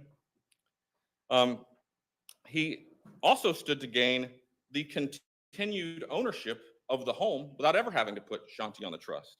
And he would have a complete say in what to do with the house and well over $1 million to do with it as he wants. So I want to talk now just about the facts around the murder itself and how they all point to just the defendant. Okay, so this, let's think about this day, April 24th of 2018. This is a Tuesday. It's the middle of the day. By the defendant's story, the murder would have had to happen sometime between 9:20 a.m. and 3 p.m. Realistically, based on his story, it would probably have to happen sometime after the second time he left with the dogs, around 11:45, because 15 minutes just isn't a lot of time to leave a stranger to slip into the house, to violently beat Shanti, to strangle her, to leave her partly submerged in a tub, and then to go down the stairs or somehow sneak out undetected, not leaving a fingerprint, not leaving any DNA. 15 minutes is probably not a lot of time to do that. Of course, it doesn't make any sense at all that some mystery intruder broke in and did this anyway. Why? Again, the middle of the day, the house is under a house that's under extreme construction. The upstairs where this happened, only accessible by stairway, one stairway. And what's left in this house? Several phones, a computer, valuable electronics, cash, no signs of sexual assault. Just some random person in the middle of the day. That makes absolutely no sense. And one thing as jurors you're not supposed to do is go into that jury room and check your common sense at the door. That's something that you bring with you. And that this could be some random stranger that left no trace and took nothing, that makes no sense. What does make sense is that the defendant did this. This was a murder of rage, of anger, of extreme violence.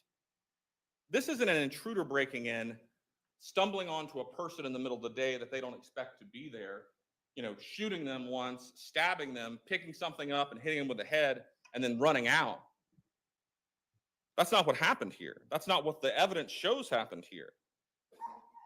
This was an intentional killing. It may not have been planned, or it may not have been planned for long, but it was absolutely intentional. A premeditated design and intention was clearly formed at the time of death. She wasn't hit and injured in just one place.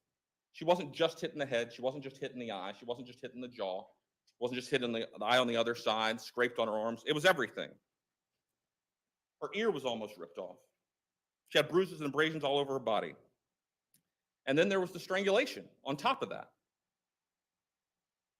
A random stranger that comes into a house isn't going to, take the time that it takes to strangle a person, to move them to a tub. Not take anything? Doesn't make any sense. Leave no sign behind, no fingerprints, no DNA? That doesn't make any sense. You heard from Dr. Utz that there was a study done a while back around World War II about how long it takes to strangle a person. A cuff was placed around soldiers that volunteered for the study. And he said it actually took less than you would think, 10 to 12 seconds for them to lose consciousness. Now, obviously, these are live people. They didn't kill them. So it was, 10 to 12 seconds, even under perfect circumstances with a perfect cuff around their neck, to lose consciousness. So even if you take that 10 to 12 seconds, which would be in a perfect sort of lab setting that it would take to strangle someone to the point of losing consciousness, that is intent to kill them. That 10 to 12 seconds, if when you first put your hands around someone's neck and start squeezing, you don't intend to kill them, by 10 seconds, the defendant absolutely had. This was personal.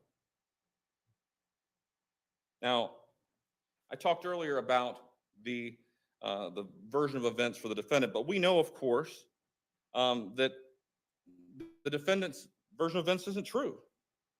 We know that Shanti was dead at 6:50 a.m. when that text came in from Dan Connolly, or very closely there in time.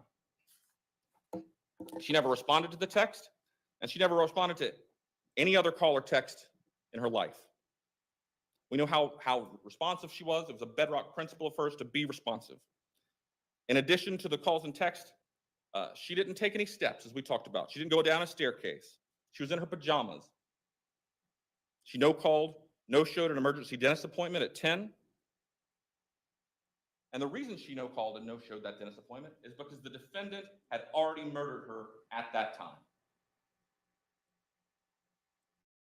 We know at 11:50, the defendant wasn't walking the dogs like he said he was. And we know that because of witness testimony. They saw him.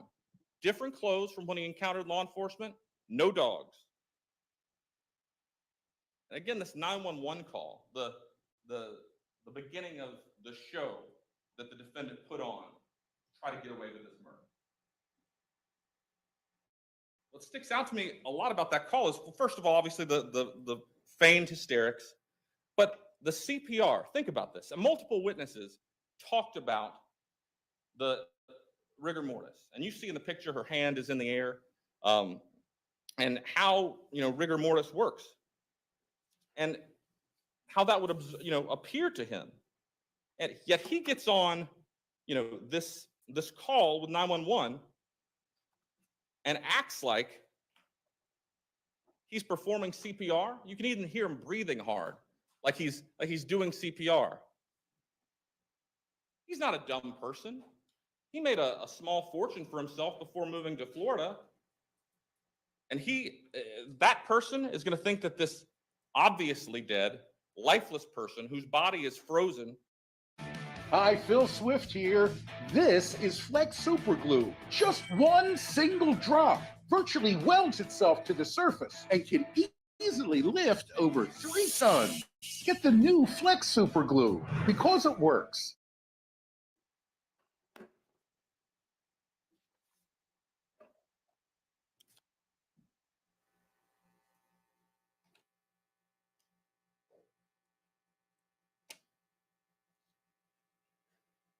Now, it's the state's burden in this case to prove beyond a reasonable doubt that the defendant is guilty of the crime of first-degree murder.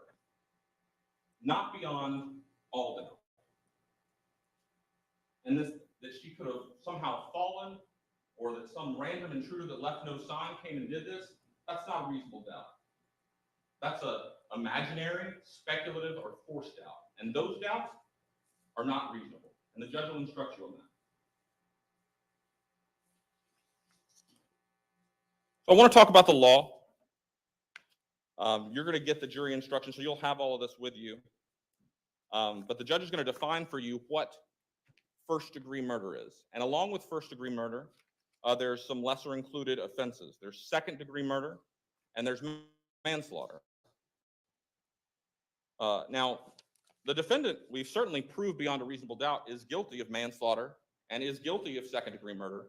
But you should not find him guilty of manslaughter or second-degree murder, because as the judge will instruct you, you're to convict to the highest crime charge that's proven beyond a reasonable doubt. So just to go over the elements of manslaughter, we have to prove.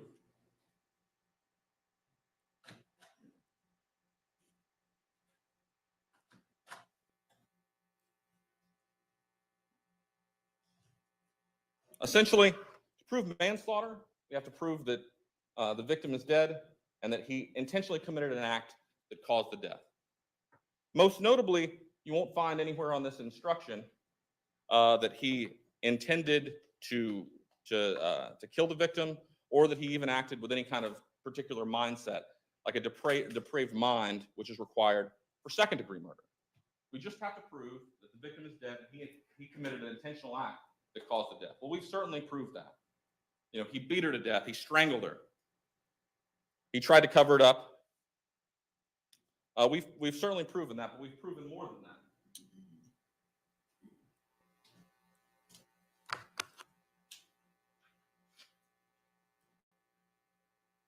Second-degree murder, which is another lesser included offense in this case, requires that we prove a little bit more as far as mindset than manslaughter. In addition to proving that the victim is dead, which was stipulated, the judge read a stipulation, obviously, that the person who died is Shanti and Cooper Tronnes. It was caused by the criminal act of David Tronnes. Again, that criminal act, as we've talked about, is the beating to death and the strangling of her. And that the unlawful killing was eminently dangerous and demonstrated a depraved mind without regard to human life. Well, hitting someone the amount of times that the evidence shows that Shanti was hit and strangling that person, that certainly shows a depraved mind. And it certainly shows that kind of activity is eminently dangerous. But one thing that second-degree murder doesn't require is we don't have to prove an intent to cause death for second-degree murder. But the facts in this case go beyond that. So while we've definitely proven second-degree murder, this defendant did intend to cause death. And that's why second-degree murder isn't the appropriate verdict either.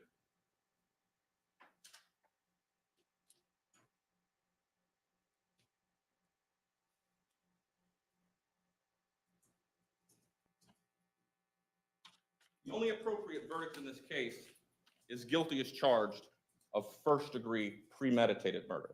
And to prove this, we have to prove that the victim is dead, that the death was caused by the criminal act of the defendant, and that there was a premeditated killing. And this is important. So premeditated, what does that mean? Well, that's defined for you. It's the act of killing after consciously deciding to do so. The law doesn't set a fixed amount of time that has to be. It could be from when he first, It could well be that from when he first struck Shanti Cooper Tronnes in the head, broke her skull, maybe at that moment, if that's the only injury in this case, maybe that's not first-degree murder. But he didn't stop there. You have the severe beating of Shanti. You have the injuries to both sides of her face. You have the fractured skull, the swollen shut eye, the damaged eye on the other side. That you saw the intense bruising and bleeding in both sides of her mouth. This was a beating. So at some point in that beating, the defendant, and you can infer this from the facts, intended to cause the death. But this isn't just a case of a beating. This is a case of a strangulation as well. And if the defendant, even throughout the beating, you don't believe necessarily intended to kill Shanti, that he was, he had a depraved mind perhaps, but maybe he didn't necessarily intend to kill. When he's holding his hands or his arms around her, squeezing the life out of her for at least 10 to 12 seconds before loss of consciousness, and we know, based on this circumstance, for a lot longer, he certainly had the intent to kill. That is a premeditated design. That's first-degree murder. And that's what this defendant's guilty of.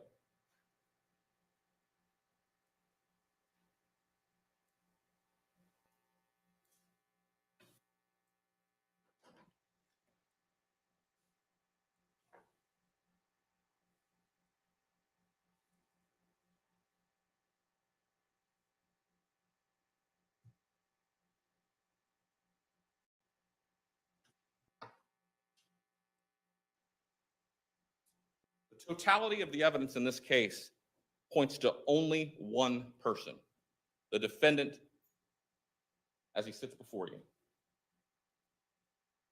The defendant is responsible for all of the injuries that the victim suffered in this case. The totality of the evidence shows that nothing else makes any sense. He did it with a premeditated design. He even took the ring with him. We ask that you convict him of first-degree murder. Thank you. Thank you, State. We're going to take a brief recess. During this recess, you might want to, if you have some snacks back there, we'll probably go a little bit later before we start our lunch today. And also, I do anticipate you getting the case today. So if you need to make any arrangements obviously, I think I mentioned this at jury selection. Once you receive the case, obviously I don't have control over how long you're here. So you might want to make any arrangements you need to for home this evening if you have any plans. And with that, we'll be in recess for 10 minutes till 11:30, and you can follow the deputy out.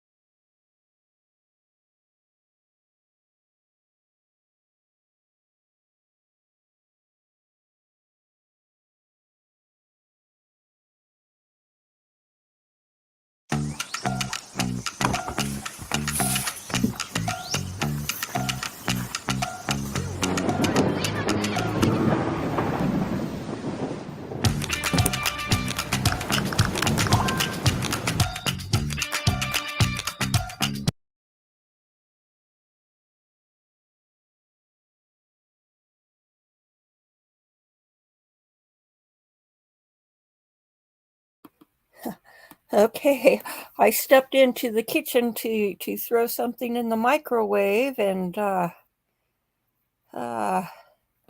missed him wrapping up there, so I'm not sure how long the break is going to be. Let's go take a look and see what news headlines there are in the world.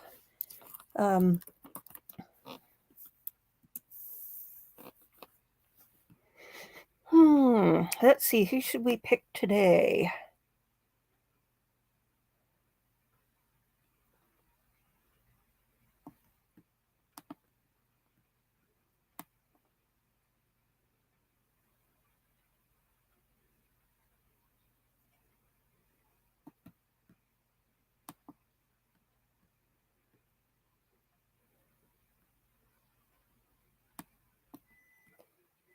Let's see.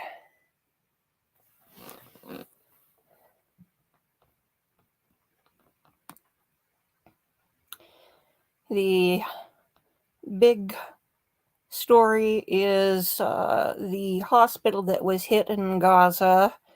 Hamas says that it was Israel. Israel says it wasn't them.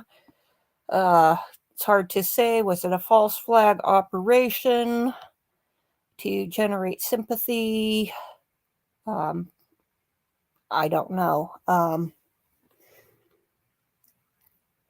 Let's see.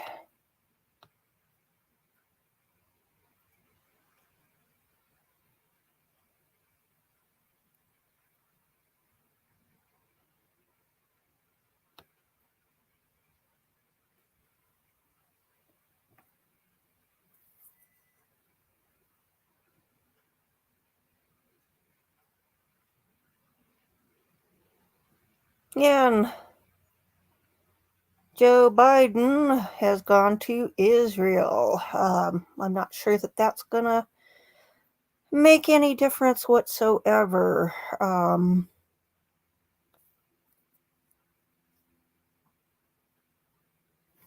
Let's see. India's Supreme Court declines to recognize same-sex marriages.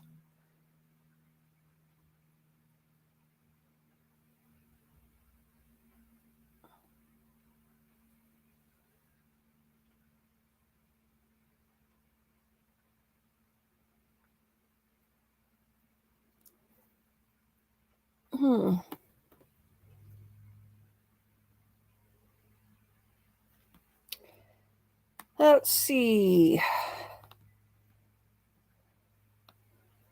A guy who was dressed as a woman and abducted a girl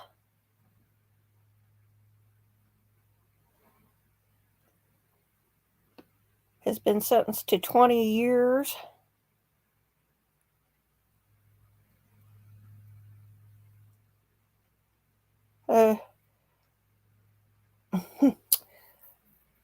Yeah, he was acting in a motherly way, but, yeah, mothers always intimately assault young children. Okay, let's see. What is...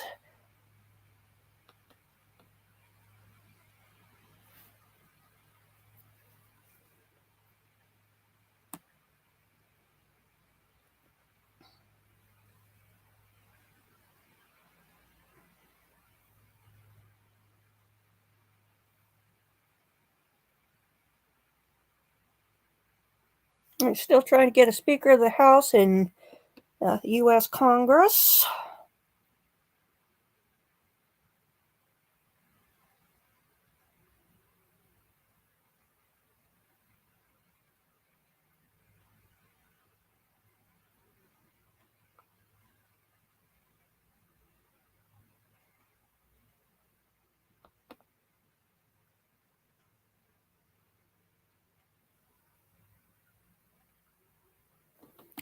Okay, let's take a look. See what's in YouTube land.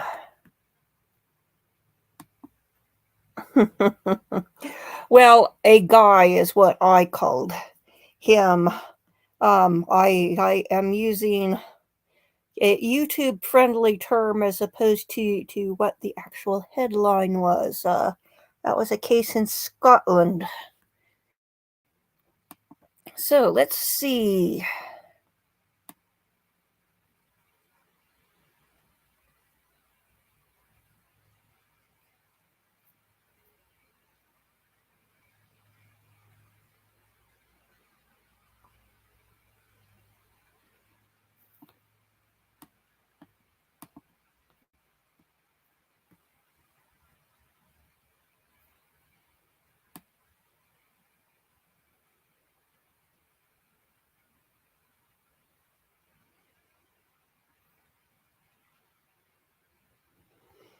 Hmm.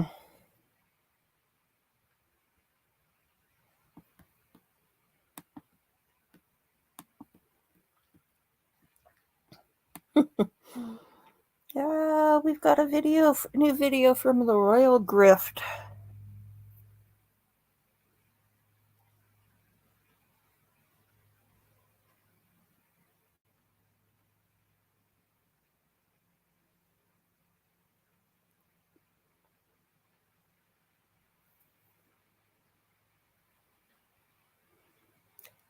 Dr. G has done an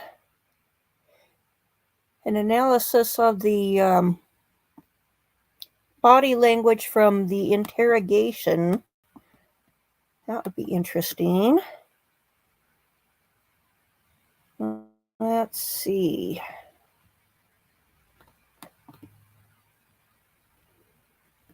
Let's save that one for verdict watch here.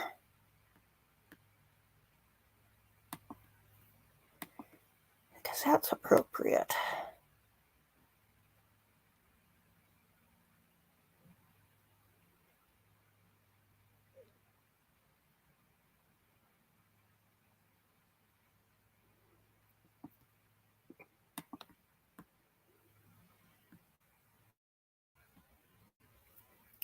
See if they are. It says day 11 in the Mountain Dew hiker murder trial. Seems to me that one case is taking forever. Oh, they got him a new shirt. Kind of looks like they're having a break or something. Well, that's not very useful to watch. We've got a break already to watch.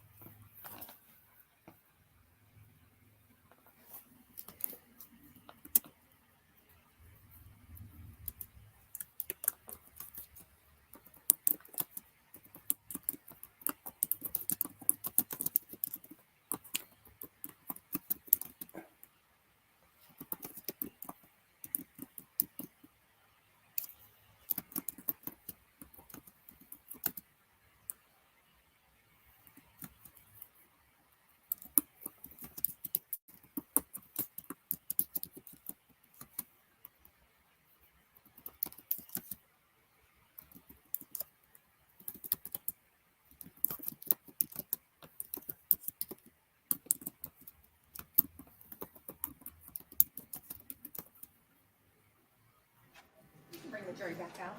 Yay, here we go. Ready, defense? Okay, we can bring the jury out.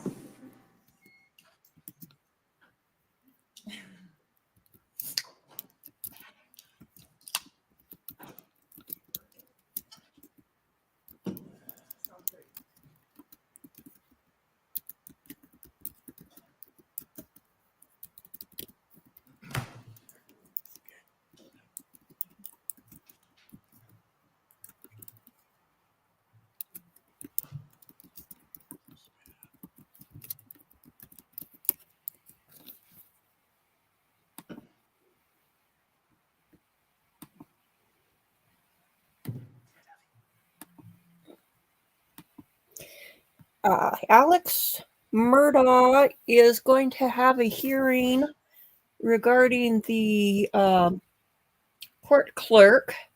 And I guess he'll decide from there whether he gets a new trial or not. So, it's not a blanket victory for him, but it's not a loss either. So, we'll see what happens.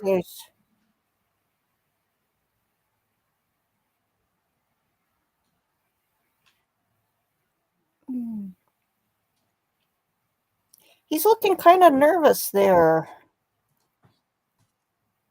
He looks kind of keyed up. His shoulders are kind of hunched a bit. He's looking nervous.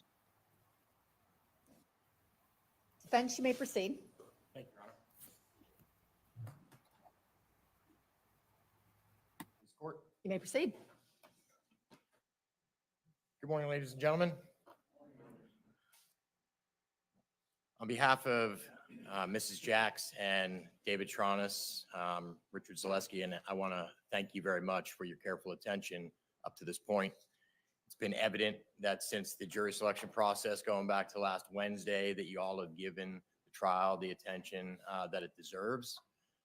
You carefully participated in the jury selection process, allowing us to pry somewhat into your thoughts and beliefs in your lives in order to be able to qualify you as jurors for this case.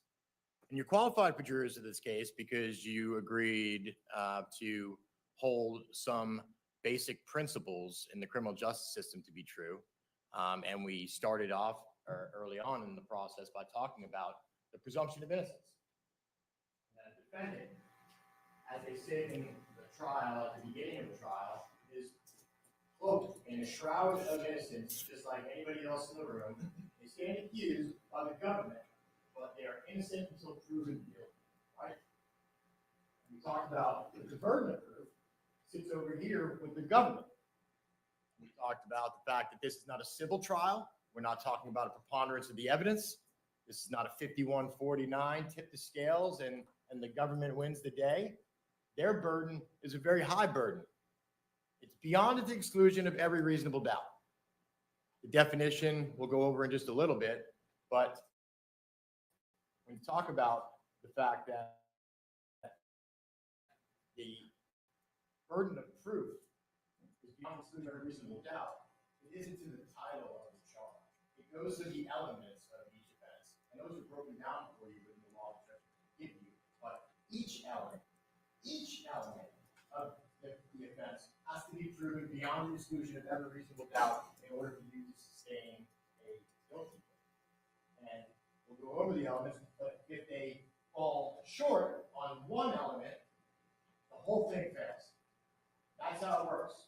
Proof beyond a reasonable doubt, you have to check all of the boxes.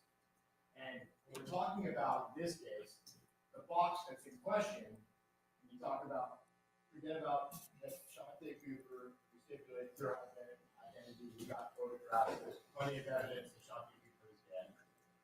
I think there's ample evidence, to suggest that this was a violent encounter, whether it was a violent fall or a violent attack. There's no direct evidence as to what happened in the apartment that day. This is a circumstantial case. So the third principle that we talked about in the criminal trial, and you all pledged to adopt it, even if it wasn't natural to normal life or everyday life, was the fact that two sides to every story and all that kind of stuff is left at the door. That a defendant has the absolute right to remain silent. It begins at arrest with Miranda, and you all have heard it on the TV shows over the course of the year. And you come to learn that it continues through the course of the trial, up until the point that the case is over.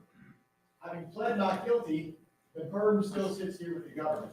And unless they have been determined to have proven the elements beyond a reasonable doubt, the verdict has to be not guilty. Just like in jury selection, because you hadn't seen no evidence, you were asked to come up with a verdict, knowing what you do about the charge, you would have had to have been not guilty. And just like in close of openings, because just like closing arguments, opening statements, are not evidence. And I hope you were taking care of those who look like you were, because Mr. Smith stood up at the beginning of this trial and he gave you a list of promises. He told you a story. It was very dramatic at times. And he told you, he pledged to you that through the evidence, the testimony, the stand, and the exhibits, that he was going to deliver on those promises and prove these things to you. And we'll go through those in just a few. But as we speak, there's almost 100 pieces of evidence back here, hours of an interview. Our memory is not gospel. You are to rely upon your own memories. The judge will tell you that you've got notes, you've got the opportunity to review the evidence and carefully review it and re-review it if you care to make sure you got it right, because there's a lot of information being thrown at you. But maybe you didn't even understand the significance at the time, but that's the point of this process, for us to highlight some of these things for you. And it's also the point of the deliberations, so that you go back into the room and you bring your ideas together collectively to share. This is not follow the leader. You are not sheep. You have a vote, and you should have an individual voice. You pledge that as well. The other thing you pledge is that you would hold the government to their burden. That you're not here to play detective. You're not here to solve a crime. You're here to determine if the government has proven the crime that they have alleged and the elements of that crime. And specifically, that Shante Cooper Tronnes was murdered, and David Tronnes is the person that did it. And did they prove beyond a reasonable doubt that he is the person that committed this offense? Submit to you they did not. At the beginning of the trial, the state sold you hard a financial motive. Shanti's the only source of the income. She's the breadwinner. He does nothing other than take care of the pool and the dogs. Well, you know through the evidence that promise was broken by the state. They sold hard an unhappy marriage and frustration and tension due to this construction project, the time and the scope of it. So you've got a financial motive, you've got this frustration because of the house renovation, and it's a boiling pot, right? Because they have now been relegated from the main house to this 800 square foot apartment, and it has turned into such a problem that it led to murder. That's what the government would have you to believe. Those were their promises. There were arguments about Shanti not having ownership. There was absolutely no evidence presented to you about that. There was none. Where was the argument about her being added on the ownership? And David's explanation in the course of the interview, go back and listen to it, because it was a contentious divorce. She did not like James Cooper. She did not like him at all. In fact, she changed the beneficiary on the insurance to David, and she changed, all of it, because she didn't want any money to go to James Cooper. That's what David's explaining to you, that structuring the trust took care, and it was trying to figure it out, because they didn't want to leave everything to Jackson, because they didn't want James having control over it. So we're trying to figure out a way to structure it so that was possible. That was the delay. That was the explanation. They would have you believe that this was an unhappy marriage, that they slept in separate beds and they slept in separate rooms in separate buildings and they lived separate lives, that the marriage was crumbling just a few years in. Well, we know through the witnesses and the testimony that those promises were broken as well. They bickered like a married couple, was the testimony, but quickly made up. There was no tension about the house. In fact, you hear through the testimony that the house was turning a corner. By 16 months that they were living in this apartment, there were accommodations made. Why? Because it's a small space. It's 800 square foot.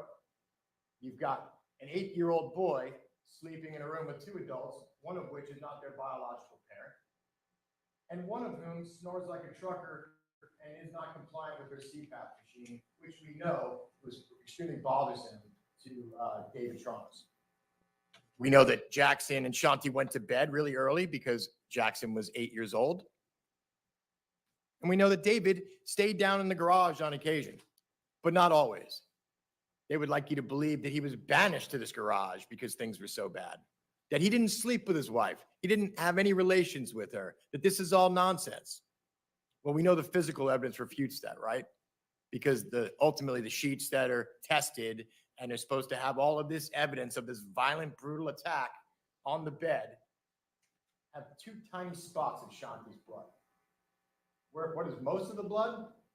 A bunch of tiny little spots attributed to David, and half dozen or so attributed to the son Jackson. 2 of dozens of the stains, 2 were attributed to Shanti.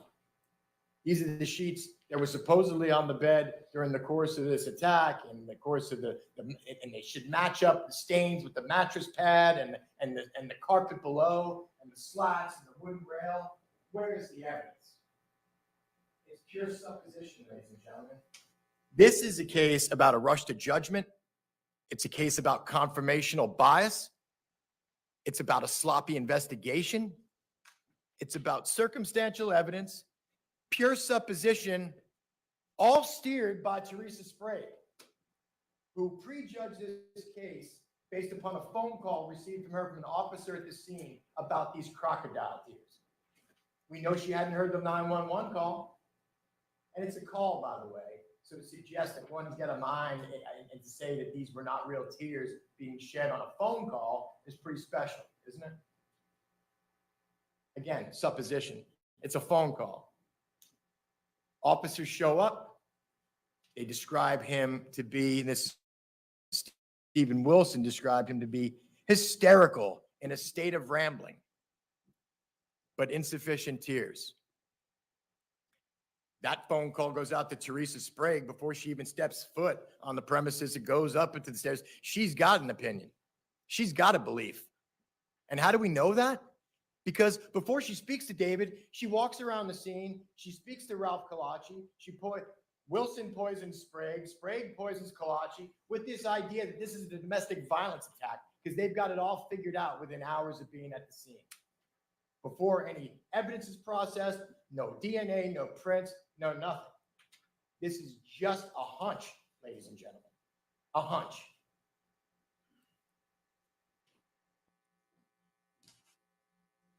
Wade Sperry pronounces her dead, doesn't have a real memory as the condition of the body, of the clothes. He wasn't in there that long, but that's all cleared up. And we've got conflicts into the evidence about how these people encountered Shanti's body and how they perceived her hair and her clothing in different states of wetness and dampness and such. It's confusing, isn't it? I mean, the crime scene makes no sense. The state went through the witnesses. These were their witnesses, but it's important that we review much of their testimony because throughout the course of the trial, many of the state's witnesses offered up valuable information to support the defense. We know that CSI Crosby was at the scene, and he was the lead CSI tech. He was working with a young lady in training, CSI Taylor. And so we talk about a sloppy investigation, and this isn't taking pot shots. We've got Teresa Sprague, who's got tunnel vision. She's a domestic violence superstar who comes in, and this is what confirmational bias is. You have a belief, and one has a belief, and then one goes out and looks at everything shaded in the idea that this supports the belief because of the bias. If you hear horses, if you hear hooves, think horses, not zebras, sort of thing, because that's the point. You don't get to fit a square peg in a round hole because it's convenient. And that's what happened here. With the rush to judgment, with the confirmational bias, those two detectives went into a room with David Tronnes and worked him over. 16 hours at a station he spent. After the slaying of his wife, he shows up at the police department at 5 p.m. on April the 24th. He sits there. What does he do? Voluntarily, by the way, not under arrest, goes down to the station at the request to assist law enforcement with their investigation. rides with law enforcement, doesn't drive himself, goes to a room, they photograph his body and his clothes, close up of his clothes. They swab his cheek, they swab his hands, they clip his nails. They ultimately take his clothes. He surrenders and gives it to him. Fine, have it. Put him in a paper gown, sit in a cushionless chair, give him a bottle of water, a cracker, and then what? Let's just sit and wait alone in a room without windows for 4 hours at this point until the detectives come back in and begin their interview sometime after 9 p.m. on April the 24th. They come in with their techniques. Manipulation is what it is. Good cop, bad cop. Going at somebody, trying to, get them to warm up to you, trying to trick them.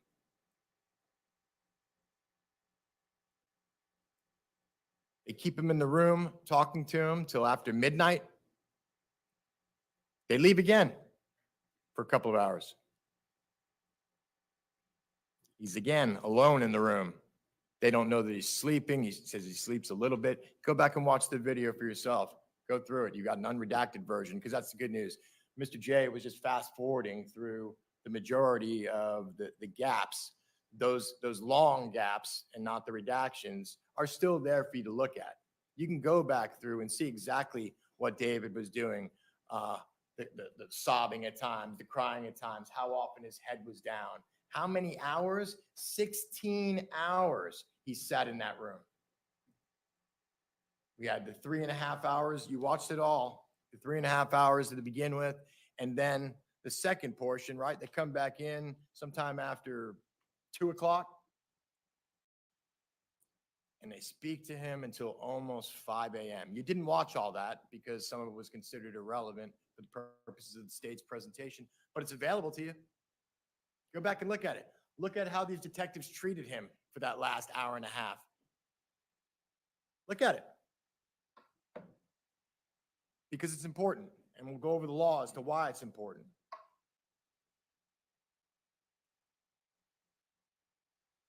They left him in the room. Come back in at 2:20, speak to him at 5 a.m. At this point, it's a lot more aggressive, isn't it? The second half. They come in, the good cop sits aside, Officer or Detective McClellan, Sharp, comes in, takes her seat. We know she's in training too. This is her first real homicide that she's been on. And with all due respect, it kind of showed from the stand a little bit. I mean, when Detective Sharp testified, she didn't really have an accurate memory. A lot of it was, I don't recall, this, that. She didn't have anywhere near the memory that Detective Sprague did. It seemed that she was relying upon her and shadowing her throughout the course of investigation. And maybe that's why some of the mistakes were made, right? Maybe, because this is the sloppy investigation. We've got a CSI tech in training in Taylor. We've got Sharp and McClellan in training. And the other two are running through just trying to make sense of this crime scene, 800 square feet. You want to talk about the mistakes and the sloppiness? How about the sheets? Mr. Tronnes is sitting in a room, talking to them. They take note. They find it's very odd that he mentions blood on the bed, sex during menstruation, and the idea that they might be finding some blood, and he wants to be able to tell them that so they can look for it and rule it out as anything significant. The detectives go through the scene, right? They look, they make note of the bed. It looks like it's been made in haste, and it's clean sheets, but it's not made right. The blanket's on one side, this and that. So we've got David's mention of the bed. We've got the detectives noticing the bed. We've got Detective Sprague. She comes to the scene, and through seeing a single diamond stud earring on the nightstand next to the bed, she's come to figure out the whole sequence of events, how this attack has happened. Right? She testifies, that her theory is that the attack happened 11 o'clock at night, the night before. She's taking off her earring to go to bed. She got worn out. She got her head turned. She doesn't see the attacker coming. And this is how it happens. This violent bludgeoning on a bed with no scientific evidence of it. You want to talk about some droplets of blood that belong to David Tronnes, some droplets of blood that belong to Jackson Cooper, and a couple of small dots that belong to Shanti, and they were supposed to believe her that this is how it happened? It's not supported by the evidence. Again, it's pure supposition. That is not evidence. It's, again, a hunch. Beyond that, they notice some slats that have fallen off the bed that are underneath the bed. There's no other blood underneath the bed, despite the suggestion and the pictures yesterday from an angle that was somewhat distorted to show, where this cutout was versus where the bed rail was. Let's make it clear here. We've been looking.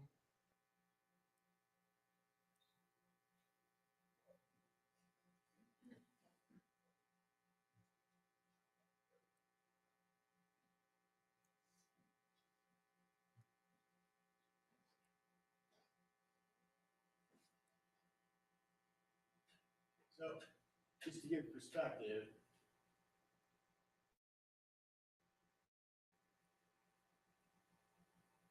recall how detectives, CSI first encountered her photograph Shanti on the mattress pad adjacent to the bed. You can see the location of the mattress pad, how it's moved from the bed. You can see where the pad is located with respect to the bed railings.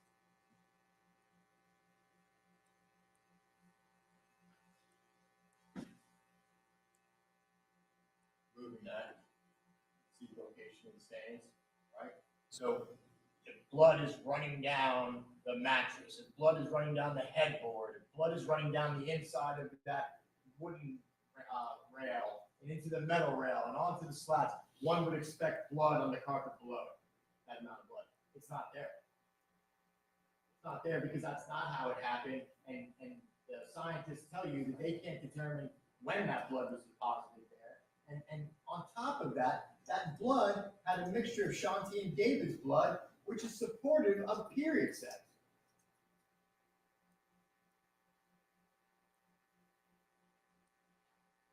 Ultimately, this is the perspective I like to look at. Is openly how that's what they took. And they're not under the bed. That's what I'd like to know.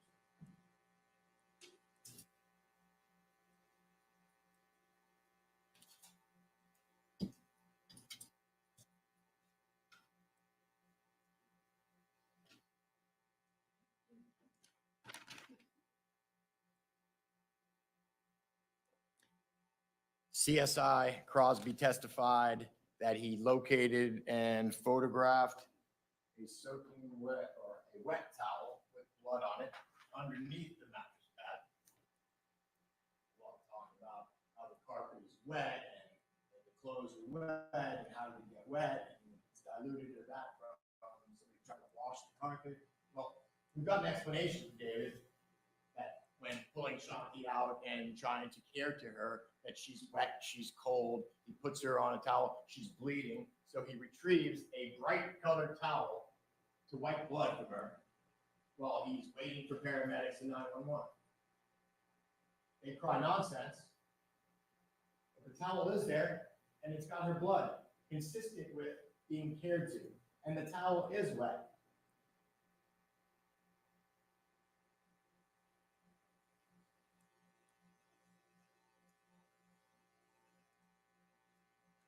CSI Crosby testified and contradicted Detective Sprague, but when he was there and he encountered the locks were unlocked, both doors were unlocked, and he documented that the door downstairs was unlocked, the top lock to the deck was unlocked. Check your notes, rely upon your memory of the testimony, and see that he was there before Detective Sprague.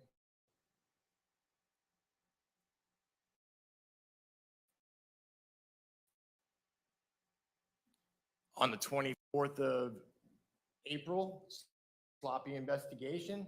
Home is a construction site.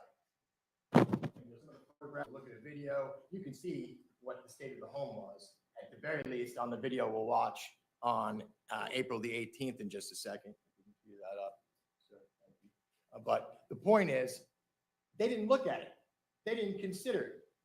Detectives show up at a murder, suspected murder, on the 24th, and they don't survey the main home.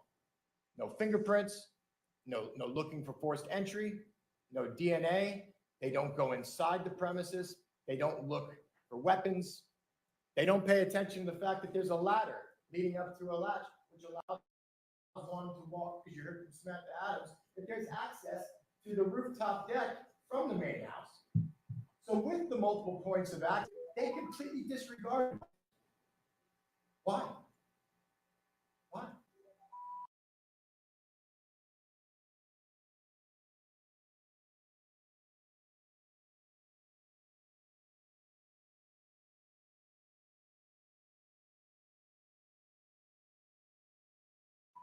They walked around, they talked about, they searched the landscaping, they searched the dumpsters, they look, around the property, they look on the roof. They don't find a weapon. They don't find bloody clothes. They don't find cleaning supplies, no bloody rags, no nothing that looks like that there's been a scene cleaned up. That's it. Go ahead and take a look at the state of the home. If you want it bigger, you're gonna have to shut off the overhead. Yes, sir.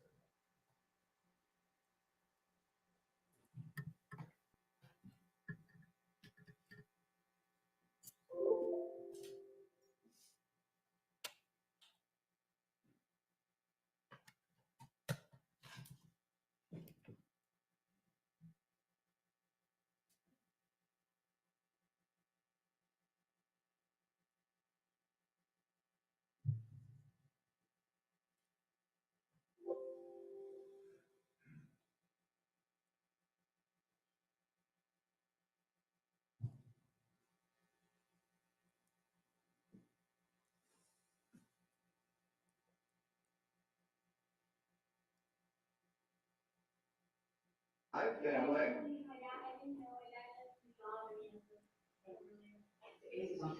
What's up?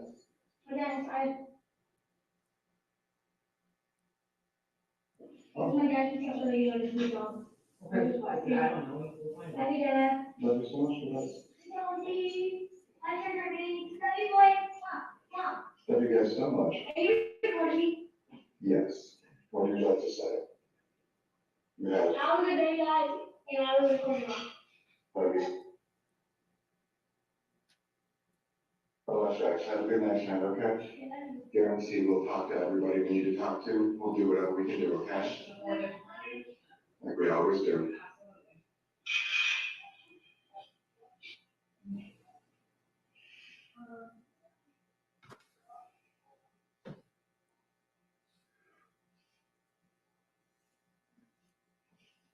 Okay, Dolly, come on, boo. Come on, baby girl. That's a girl. That's my girl. That a girl, sweetheart. Okay, are you guys ready? There we go.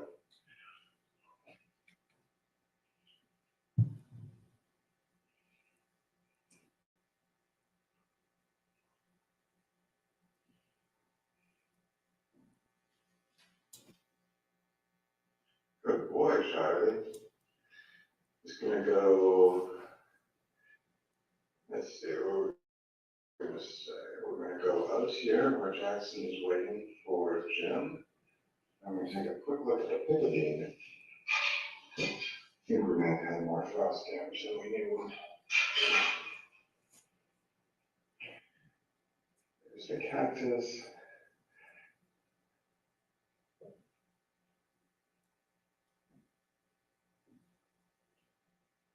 Yeah, there's some new fronts, maybe. Oh, there is a new front in the middle. This is really slow coming out. You can see it right at the top. There it is. I thought we lost you, picketing.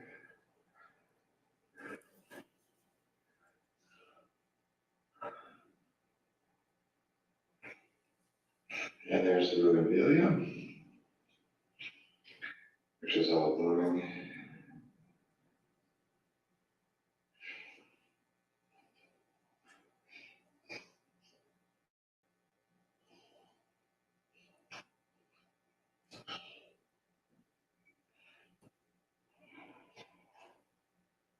Hey, Jim. Hey, Jim.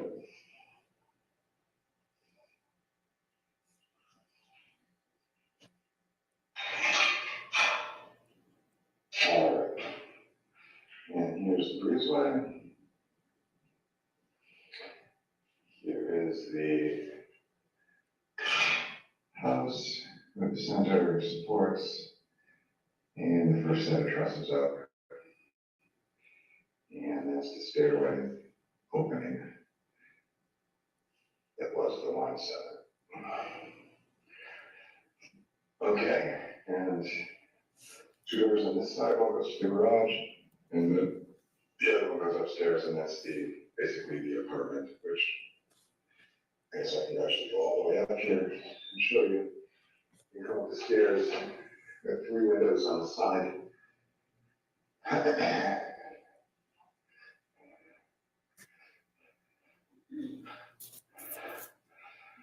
And then it's just a full open, it's about 800 square feet at the top of the stairs. And there's a full bath as well, back in the corner. And we just let in a lot of light. Also a lot of heat, of course. And then we've got the door here that goes to the rooftop deck,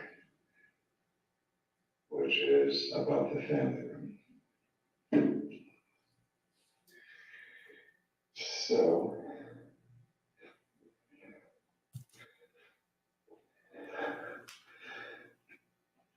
all right. All right, I think we got it all.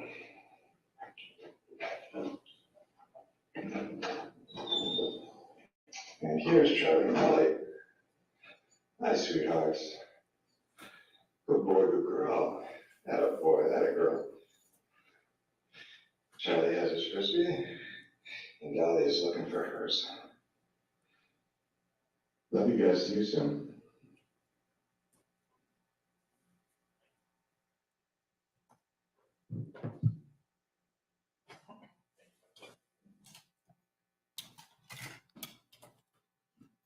Ladies and gentlemen, you can see from that video that April of 2018 was a happy time in the Tronnes household.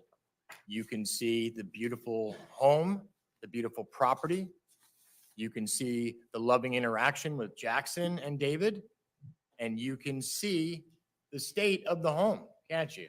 Through the windows, you can see that there's been significant progress. This is no longer an empty shell. You can see, and we know through the testimony, because this is April 18th, right around the time when Keith Ory's looking for the meeting with the Tronneses, that they're going on this TV show, Zombie House Flipping. Things are about to take a turn for the better, for sure. While there have been hiccups throughout the process, Mr. Tronnes, David's acting as his own contractor, clearly got in over his head to the extent of the demolition taking the time that it did and the changing in contractors. We know that there were problems before Keith Ory came on as a consultant. Keith Ory comes on as a consultant, and he's working for several months up to the point where he decides now the condition of the property is worthy of the TV show. But the TV show's a house flipping program. If you've watched the show before, I think the basic model up until the point of the Tronnes home was that the individuals that are on the show owned the properties. They purchased them for a price, and that they would renovate them, fix them up, and flip them, and they would calculate what your cost is. That wasn't the plan. This is a prototype. This is a new show. This was Zombie House Renovations, because it was a home in zombie-like condition. If that makes sense. But the point is that he thought it was interesting enough for the show and signs them up. They'll get on top of professional care and a production schedule that's clearly going to speed the process up, they're going to be getting Keith Ory and his band of contractors that are renowned locally. They do historic home redevelopments. They have won awards for the homes specifically in Delaney Park. David got a referral through one of the neighbors, and now he had the man to do the job. So on top of the $30,000 in perks or so, it seems that with a May 7th production beginning, that the Tronneses were due to be in a finished home sometime by Labor Day. Where are the dire straits? Where's the tension? Because Keith Ory came over and said that she, what, was annoyed? Well, what was she annoyed at? Was she annoyed at work? Life on life's terms? Was she annoyed with David? Or was she annoyed with Keith because Keith was giving him a hard time about a fee dispute, even though that he wanted the show? He's like double dipping. He's going to get the show. He's going to get his consultant fee, but now we got to put the project on hold for a couple months. And it was voluntary and it was worth it. They agreed to it. They wanted the timeout because they wanted this man to take the project over and run it to the finish line. And what did Keith say? They had the means to do it. So all this financial motive, it's hooey. It is. The man bought a house for $600,000 cash. He came down with money. The financial accountant, the financial expert testified, and you can look at his notes. They entered this into evidence.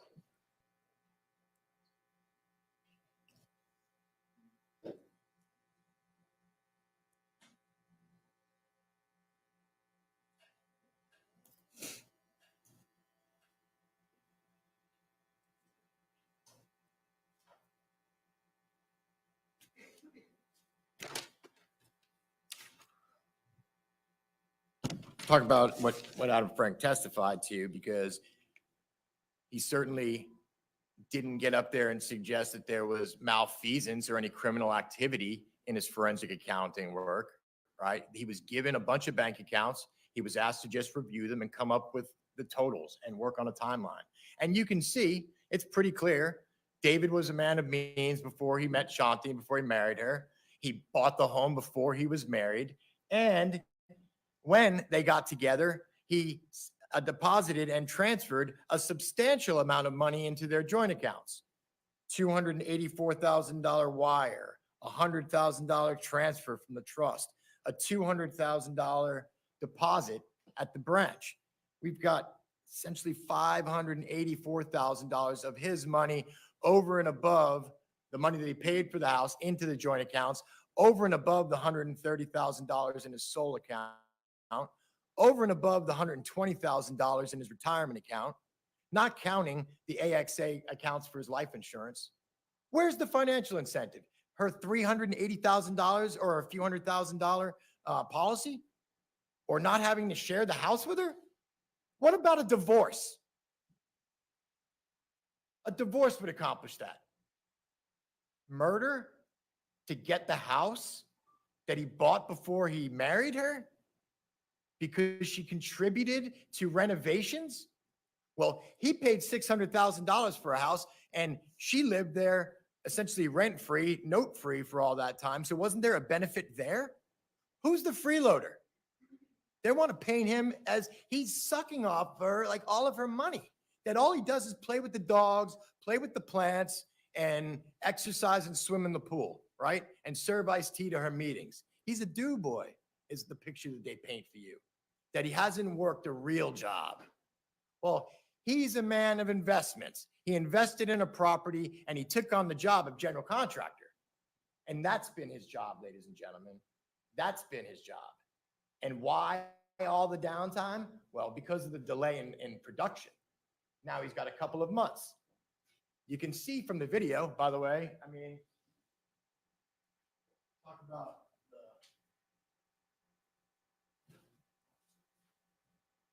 the narrating. He's very proud of the property. I mean, he's proud. He's proud of his family. You can see loving interaction. This is a good day. It's a good time for the Tronneses. That's what that video shows you.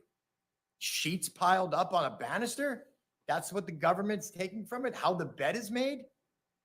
Well, what that proves to you is those sheets were purchased beforehand and they existed before the day, so they certainly weren't brought in as part of some cover-up.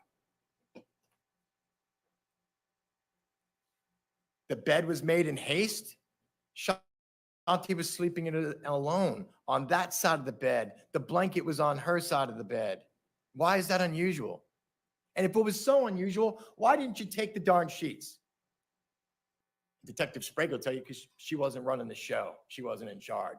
The lead detective, deflecting and defensive is long. I mean, we'll talk about weighing the evidence and how people respond to questions and stuff. For the most part, this was pretty clean, right? Throughout the course of the trial, witnesses got up there and with a little bit of hindsight and trying to throw some significance onto some things that were otherwise insignificant, they were straight shooters. Not Teresa Sprague. With all due respect, it was like watching a political debate where it didn't matter what the question was. Someone was going to say the answer they wanted to say.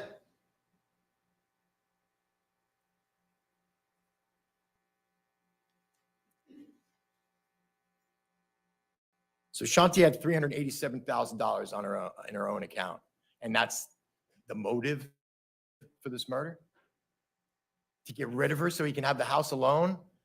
That video shows this was their dream home. This was their forever home. They wanted this. They wanted it for the school district. They wanted it for the family.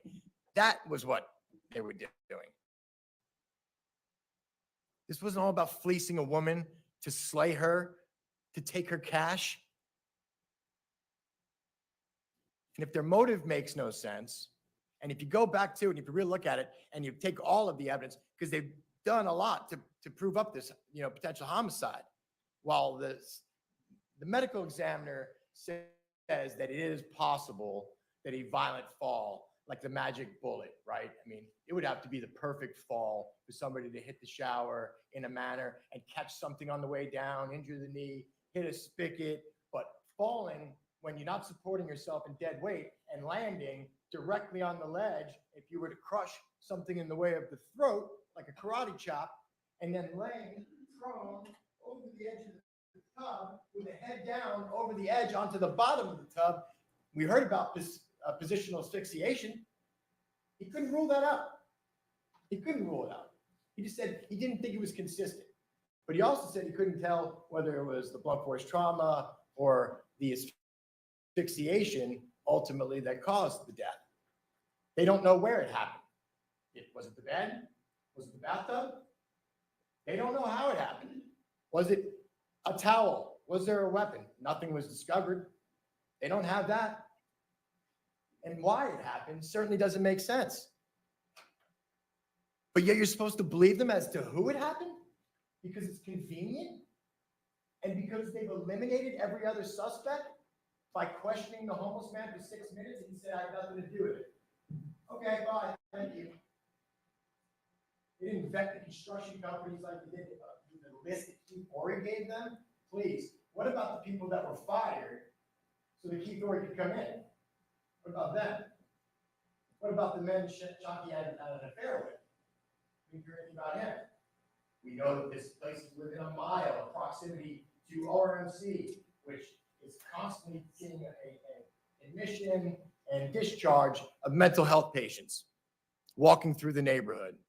There's a homeless problem downtown Orlando. This is right outside downtown. There are parks and lakes all over the place, and the neighbors tipped everyone off that there was a problem. That's why the detective looked into it. She just didn't look into it good enough.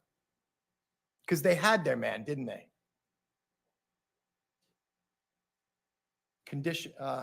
Yeah, we're talking about confirmational bias. That's what this is. That'd be the husband.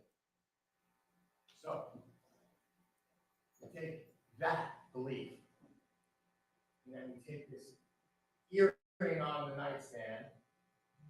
We take a missed text message at 6 a.m. We take a man who sleeps sometimes in the garage. Detective Sprague would have you believe that that's where he always slept, and all the stuff about sex and stuff was just nonsense because she believes it was a broken marriage, a marriage on the rocks. Well, what threw that on his head? Because she had to admit that she was wrong, that David was sleeping in that bed, and there is evidence consistent with it because his blood from the sores on his back are all over that bed. More so than Shanti's blood. 2 specks versus how many specks? And we know that his clothes are all upstairs in the closet. We know that no one else suggested that he was banished to the garage. Samantha, Lori, the other friends, no one said anything about that. No one said anything about any angst between them, that they thought it rose to the level of concern. No one saw any evidence of abuse, current or past. And that's evident. This was entered into evidence. This is Ralph Kalachi's report. You know, you can read it, but it's got some good language in there. This is at the time.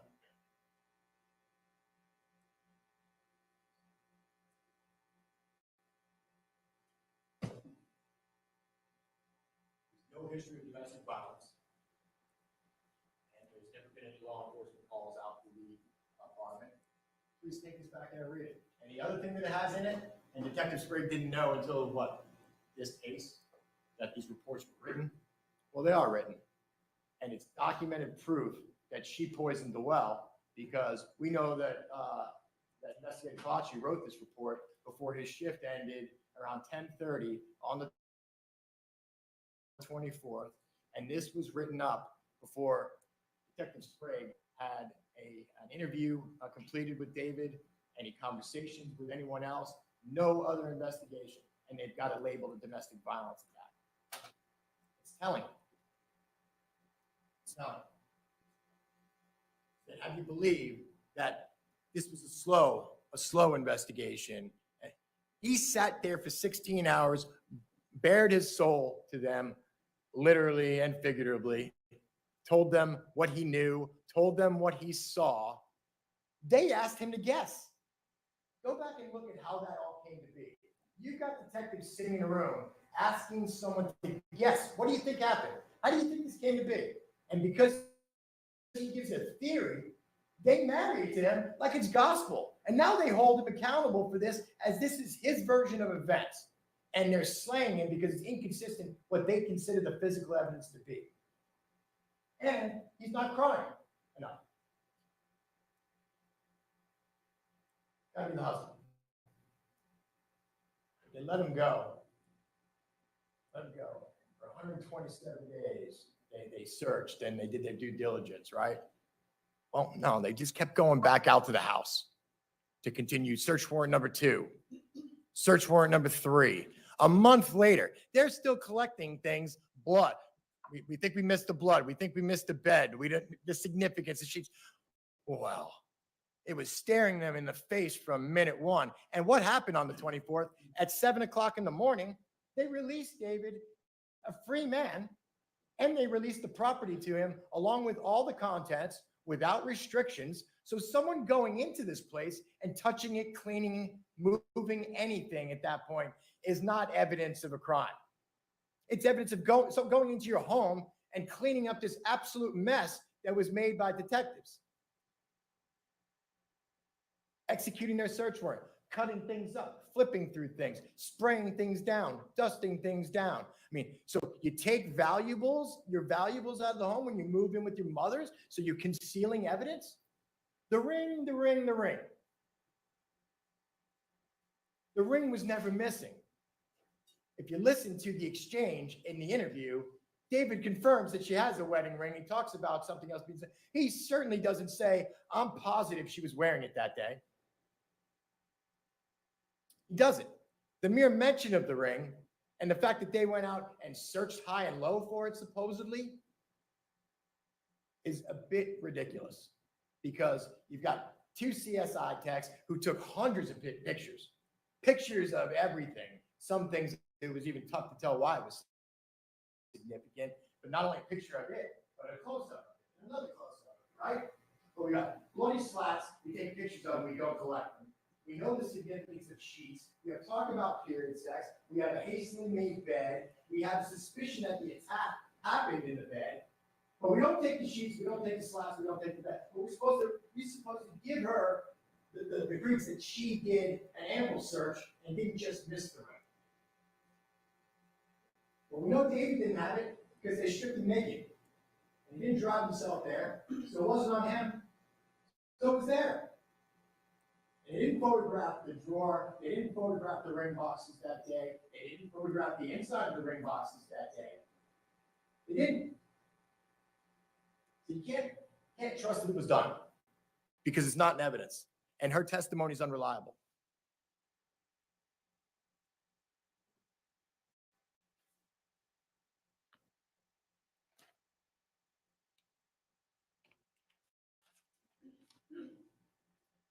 A great deal has been made about the lack of movement of Shanti from 11:30 tonight and sort of significance that her phone did not move from 11:30 till 6 in the morning. The attack happened later in the day. So how do we get to the fact that the phone didn't move from 11:30 tonight? Does that fix the time of death? No, because that doesn't work with the timeline we heard from the medical examiner. That's probably 24 hours before his exam. So we are talking the morning of the 24th. About 24 hours is mid-morning when David is out walking, and he's seen out walking, by the way.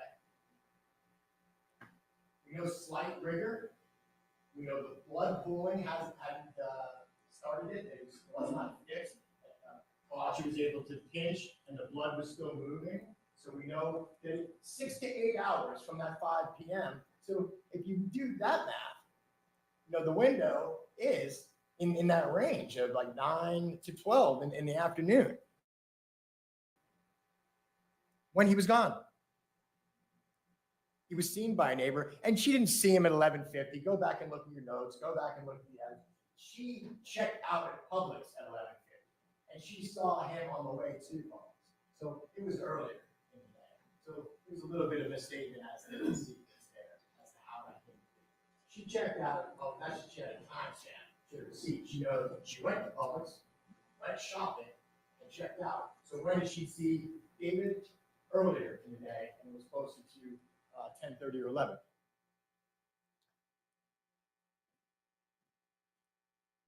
Woodard says that the phone tracks steps, and the phone didn't move, so therefore Shanti didn't move.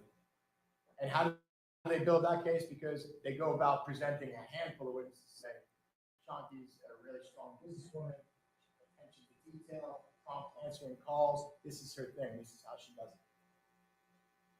Okay, believe 100%. But that's not 100% of the time, ladies and gentlemen. There are exceptions. People have off days, and there are times when we are not willing to answer a work call, especially when it's not urgent, right? Just a text message with a question about a fee. So, if one has a broken tooth, and one who's experienced dental pain could be excruciating, like somebody stabbing you in the face every time your heart beats with an ice pick. That's the kind of pain you're talking about. Kidney stones, childbirth, tooth pain. That's it. There's no evidence because they didn't submit anything through the medical examiner, not because she was certainly tested. Toxicology reports. What do people do when they're in pain? They take pain meds. What do pain meds do when people are on empty stomach? Because we have no evidence as to the contents of her stomach. We have no evidence of the contents of her blood. So if you want an explanation as to why somebody is going and falling asleep and not answering their phone, if you want an explanation why someone might take a slip and a fall in the shower, there you have it. It's a reasonable explanation. We know the tooth is broken. We know she had an emergency appointment. We know she didn't make it. So which is it, ladies and gentlemen? Is it the 11:30 stop time of the phone? Is that the time of death? Or is it before 6:58? Because there's no way she wouldn't have Apple phone, by the way, text message. I can see, I can read it, put it back down. 2018, that's not registering a step, and that would be pretty safe.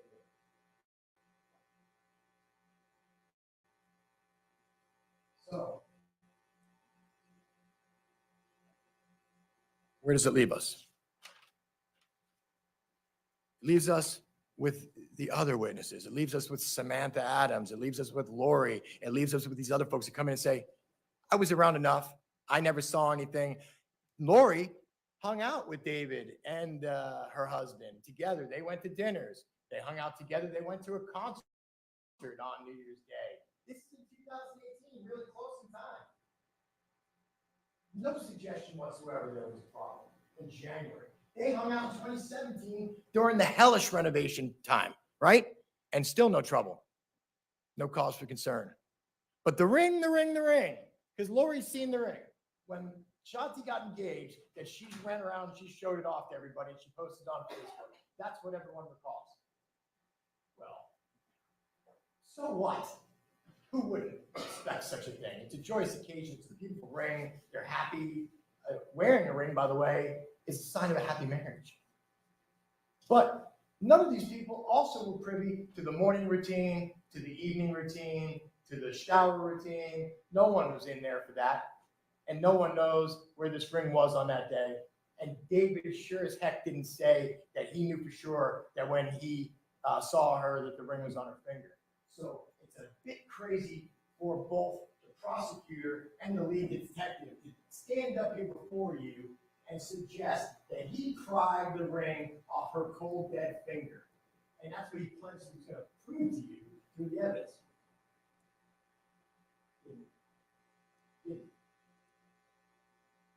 No injury to the finger. No evidence that he sold the ring. He didn't destroy the ring. He sure as heck didn't need the money. The ring was worth $10,000 to $12,000. So what is the point? What is this supposed to suggest? He didn't sit in the interview and say, her ring was missing. She must have been robbed. He must have been burgled. No. He didn't offer up any explanation to try to deflect or to point them away. And because they said it couldn't be a fault, they put together a false choice, right?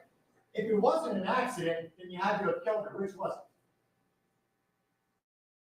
Okay, so you're telling me it wasn't an accident, and it was not. I must have killed her. So now you're giving me an opportunity to say why I killed her.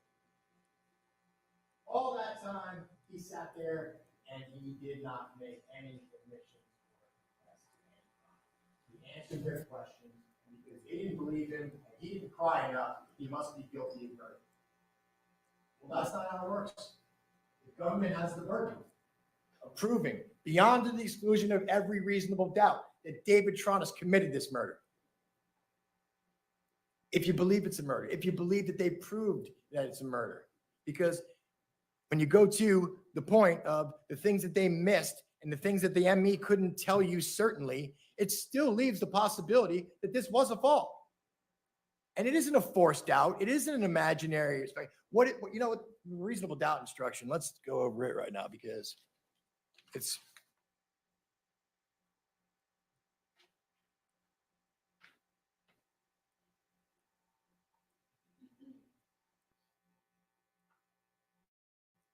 Speak of a reasonable doubt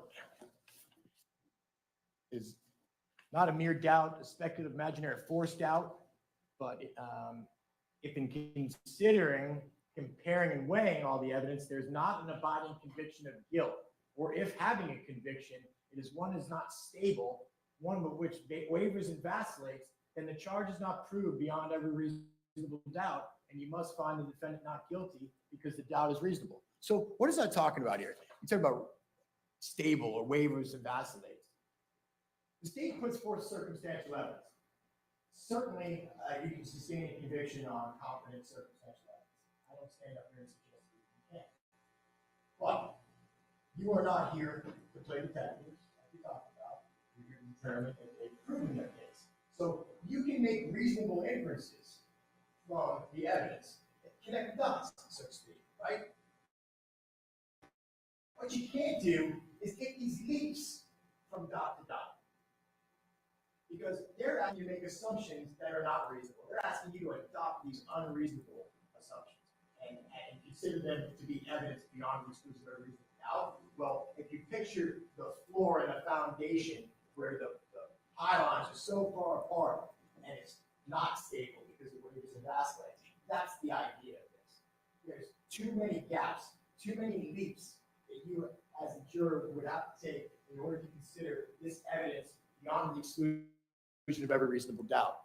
And that's why, in going back there to deliberate and considering the evidence, that they've fallen woefully short. If you look at the rush to judgment, the investigation and stuff, the things that they missed, they pick up sheets. There's a leaf in the sheets. There's a leaf. What do? They throw it out. Do they take the leaf? Do they take a look to see if it's native to the property? Do they examine it to try to figure out, could this have come from somewhere else? It's on the sheets, it's relevant to the case. No, they disregard it. Why? Because they had their man. They had their man. 24th, the 30th of April, the 24th of May, August the 29th, they come to the house at his mom's where he's now living, and they find the ring that's not missing. The aha moment. We found what we've been looking for 127 days. Well, with all due respect, you were looking for sheets and you got pictures of them. You were looking for slats, you got pictures of them. They didn't collect any of those things either. We don't even have pictures of these rings. So we're really supposed to trust the fact that they had them and that they documented them the way they said, or there's some confusion, because there was no continuity in this investigation either, right? Because OPD has this policy like, tag, you're in. Forget about the left hand, know what the right hand is doing. Because instead of waiting for CSI Crosby to come back with Taylor, they rush out to the scene with another CSI vet, Monroe, right? And she doesn't connect the dots because she doesn't test the lead, she doesn't do anything like that. She goes about her business. It's the lack of care.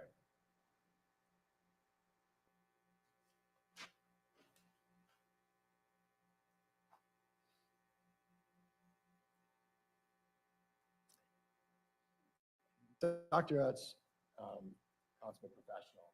He gets up there, he delivers the evidence. He didn't stretch anything. He tells you that maybe the scrapes were post-mortem, that they could have occurred after the fact.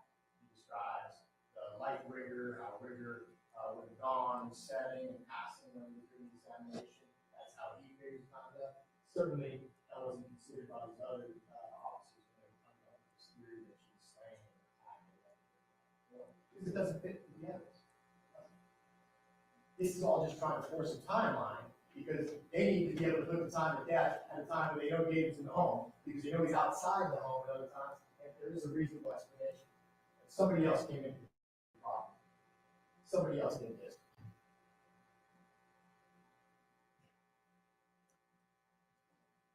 And while he ruled homicide and the cause and strangulation, blunt force trauma, what he couldn't testify was to who? Who done it? That was left to Detective Sprague. Detective Sprague had all the answers on April the 24th.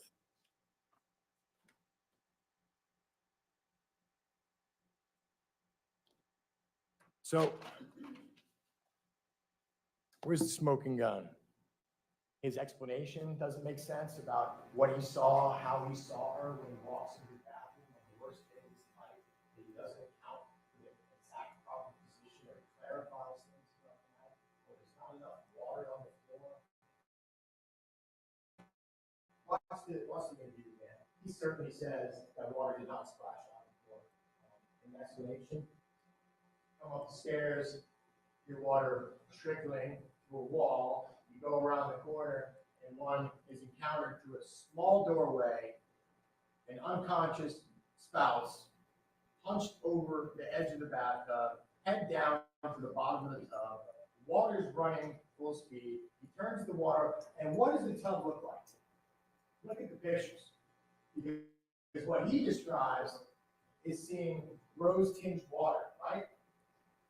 He picks up his wife, her hair's wet, her shirt's wet, her shorts wet. Makes sense. Is he really sitting there and examining this with such care, just like he's walking around all day long looking at his watch so he can get accurate timestamps, just in case later on he's got to account for everything minute by minute? Because that's what happened here. You ask questions to somebody who doesn't have the answers, and then you make false assumptions based upon the answers given. Once again, we're back to confirmational bias. husband did, his explanation doesn't make any sense. Except that it did. All the stuff did make sense. Why he was sleeping in a separate room, that he did have money, that the show was going to be taking things over. Everything was looking up. All of that they shared was good, but because he walked around in places where the cameras didn't work, that's on him. We know that this is his routine. Being weird and being awkward is not a crime. Being socially retarded is not a crime. Being awkwardly emotional is not a crime. What's wrong is drawing these dangerous conclusions from it when it's not supported by the rest of the evidence. Because if the strongest piece of your case is that he's not crying enough and there's not enough water on the floor, then that's not proof beyond a reasonable doubt. And it's why they needed 3 search warrants, plus another.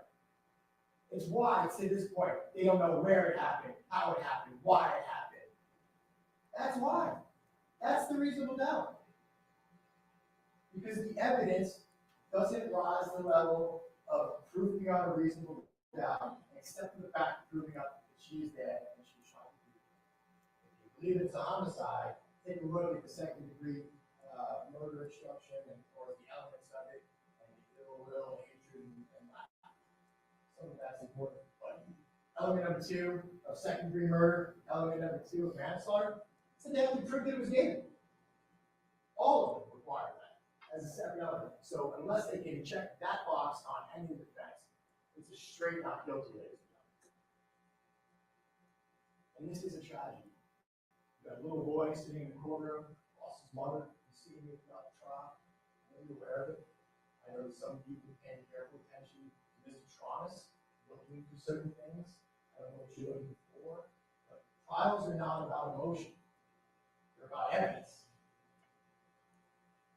You can't prejudge him because you didn't see your crying to your liking, just like they shouldn't have prejudged him because he didn't cry to their liking. Go back, read the evidence packet, look at the law as the judge gives out to you, review the reasonable doubt instruction, review the weighing the evidence instruction, and think about how Teresa Sprague presented herself in this court. And think about how she steered this ship. And one way, blinders on the whole time. Rush to judgment, confirmation of bias, sloppy investigation, lacking evidence, lacking an abiding conviction of guilt.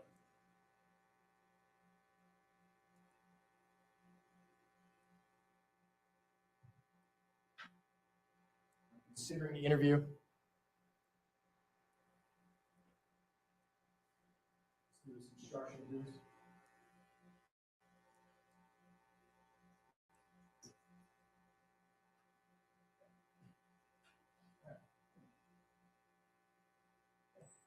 You're about to watch a recorded interview that contains opinions and statements by Detective Teresa Sprague, and Detective Barbara Sharp to David Tronnes. These opinions and statements are pertinent only to explain the reactions and responses they elicit. You are not to consider these opinions and statements by the police as true, but only to establish the context of David Tronnes' reactions and responses. Likewise,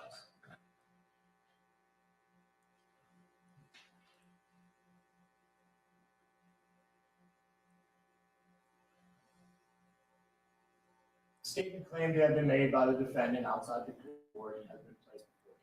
This was a statement made by David Tronnes. Such a statement should always be considered with caution and be weighed with great care to make certain it was freely and voluntarily made. Therefore, you must determine from the evidence that the defendant's alleged statement was knowingly, voluntarily, and freely made. So when the questions were asked, actually statements of fact, or were they truly just guesses based upon the questions that the officers were asking? And that's my point. When they asked, what do you think happened? What would you guess? You can't then just marry into it and consider it to be, a BS story. If he had all this time to come up with, and that's the best you can come up with, well, you better come up with something better, because people are going to think you're not caring, you're not remorseful, and they're going to come after you for first-degree murder.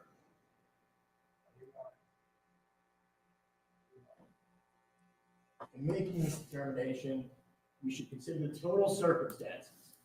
How many hours he was at the station, what he was wearing, what he was eating, what he was drinking, the stress that he was under, the trauma that he was under. To explain some of the confusion, really, whether when making the statement, when the defendant made the statement, he had been threatened in order to get him to make it, and whether anyone had promised him anything in order to get him to make it. If you conclude the defendant's adequate statement was not free and voluntarily made, we should disregard it. It was certainly voluntarily made. The question is, are ultimately the individual statements a result of a free and voluntary interview, or is it the manipulation that is so adequately trained to employ investigation techniques?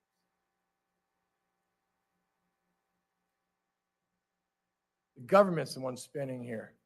The government's the one taking the insignificant and stacking them into a pyramid of inferences and asking you to make the same assumptions. The jury is bound by the law that the judge is going to give you, and I'm confident that after carefully deliberating and reviewing the law and spiritedly deliberating on the facts, listening to each other, a spirited exchange of ideas, that you'll come back and return the only just verdict in this case, and that's a verdict of not guilty. Thank you. Thank you, defense. State. Thank you.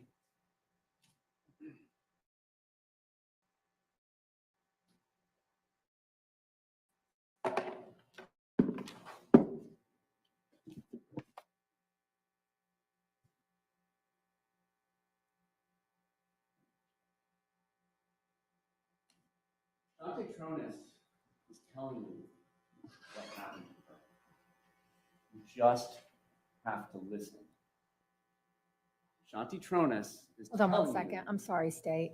Terrible time to interrupt, but it's going to be bad for their comfort if I don't take a break. Will you follow the deputy out for a minute? I need you to finish your lunch forms. Otherwise, you're not going to eat until 3. So I thought you were already finished with it. I apologize for this. State, I'm sorry for that.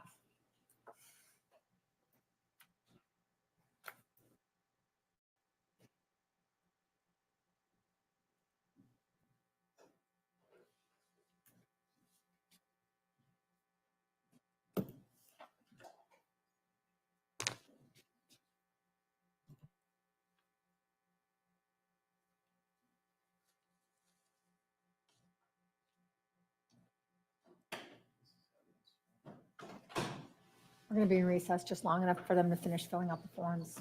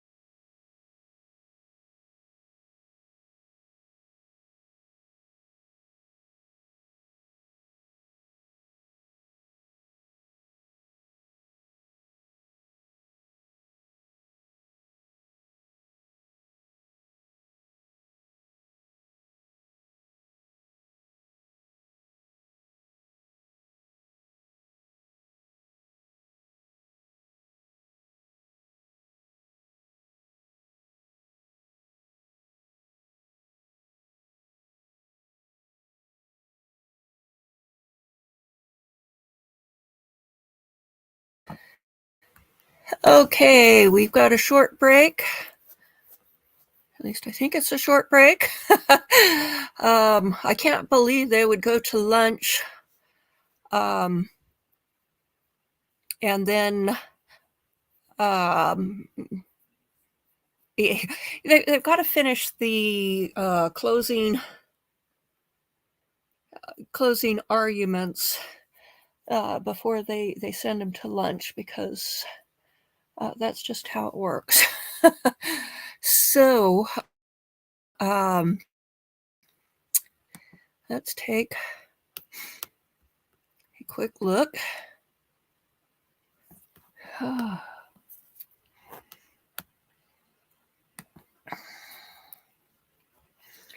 See what we've got.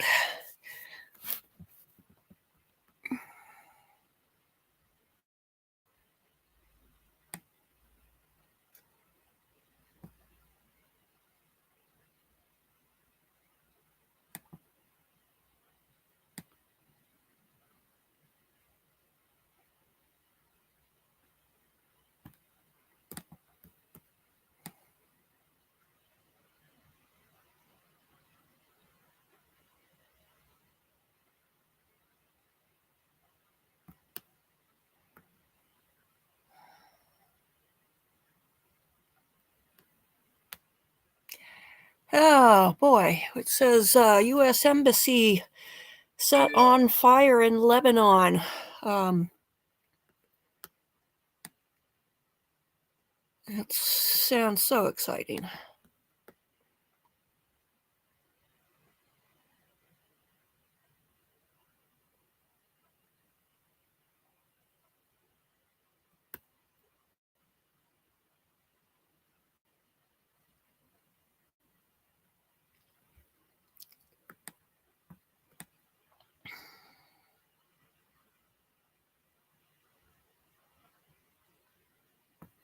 Yeah, let's take a listen to this.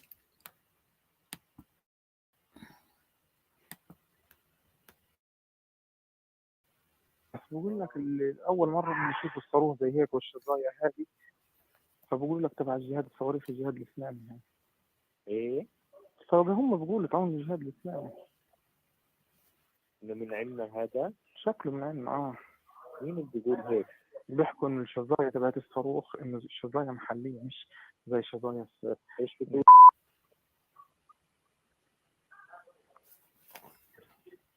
سبحان الله من عندنا ما لقاش غيرين بجرسلي. عاد هذول تلاقيهم من المقبرة الورا دي بفلك محط فيهم. ايش ده؟ بتلاقيهم طالعين من المقبرة الورا المستشفى المعمداني دي اللي هو فسه ونزل عندهم. هو في مقبرة وراه؟ المعمداني ولا عند الساحة بالضبط. هي وين لما تدخل على الساحة؟ أول ما تدخل على الساحة تدخلش على البلد، على ايدك اليمين في مستشفى المعمداني. عرفتها. Okay, so there is some corroboration to the words that we've been hearing from the beginning, that the hospital was hit by Hamas and not by the Israelis, but you'll never convince the average person in the Arab world that that's the case, because Plato said passion is the enemy to thought, and they're all riled up and they're not going to be thinking rationally. So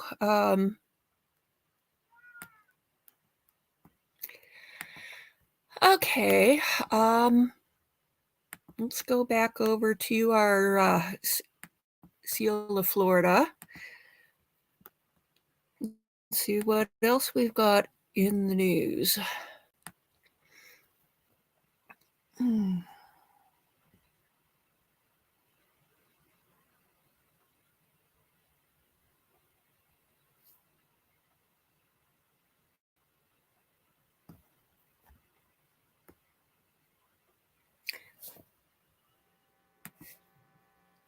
Let's see. Joran Vandersloot was sentenced to 10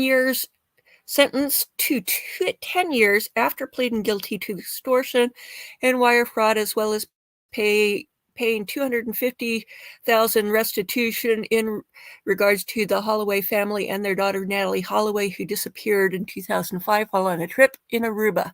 She was declared dead in 2012. As part of the plea deal, Vandersloot apologized to the Holloway family and admitted to killing Natalie. He alleged that Natalie left a club with him after she refused his advances. He bludgeoned her to death. Sadly, the judge noted State, in the sorry court. for my terrible interruption, and whenever you're ready, make your save. Dante Tronnes is telling you what happened to her. You just have to listen. Look at the position her body was fixed in. Her legs nearly straight, both in front of her, her left arm down by her side, her right arm sticking out at a 90-degree angle and sticking up in the air. She is telling you how her body was positioned when rigor set in. Blood. She is the source. The blood in that apartment is pertinent. Now, there was discussion about the sheet that a private investigator collected, and we'll talk about that later with other people's blood. What's important about that is who thought that was important to collect, not what was on it. She is the source of the blood. The blood on that wood frame of the side of the bed that has been wiped clean above the metal L bracket is telling you what happened to her. Who did this to her? The blood hidden behind that L bracket and beneath it that dripped onto the wood slabs beneath it is telling you who did this. The blood on the carpet, the copious amounts of blood on the carpet is telling you what happened to her and who did it. The blood on the mattress padding, the copious amounts of blood on the mattress padding, telling you what happened, when it happened. Dr. Utz told you about the bleeding that would come from head wounds. That blood is from her head wounds. That mattress padding that the defendant says he was using to prop her neck was completely underneath her body from head to toe. To prop her neck. The towel that the defendant said he was using to wipe her, that was underneath the mattress padding, that was underneath her, is telling you what happened to her and who did it. The defendant said that his wife was too heavy and too awkward to move. 6'2", 190, 195 pounds. And we'll see pictures of him again to remind you of what he looked like then. Too heavy to move, awkward. I had to flip her over face down, face up half the way from the bathtub.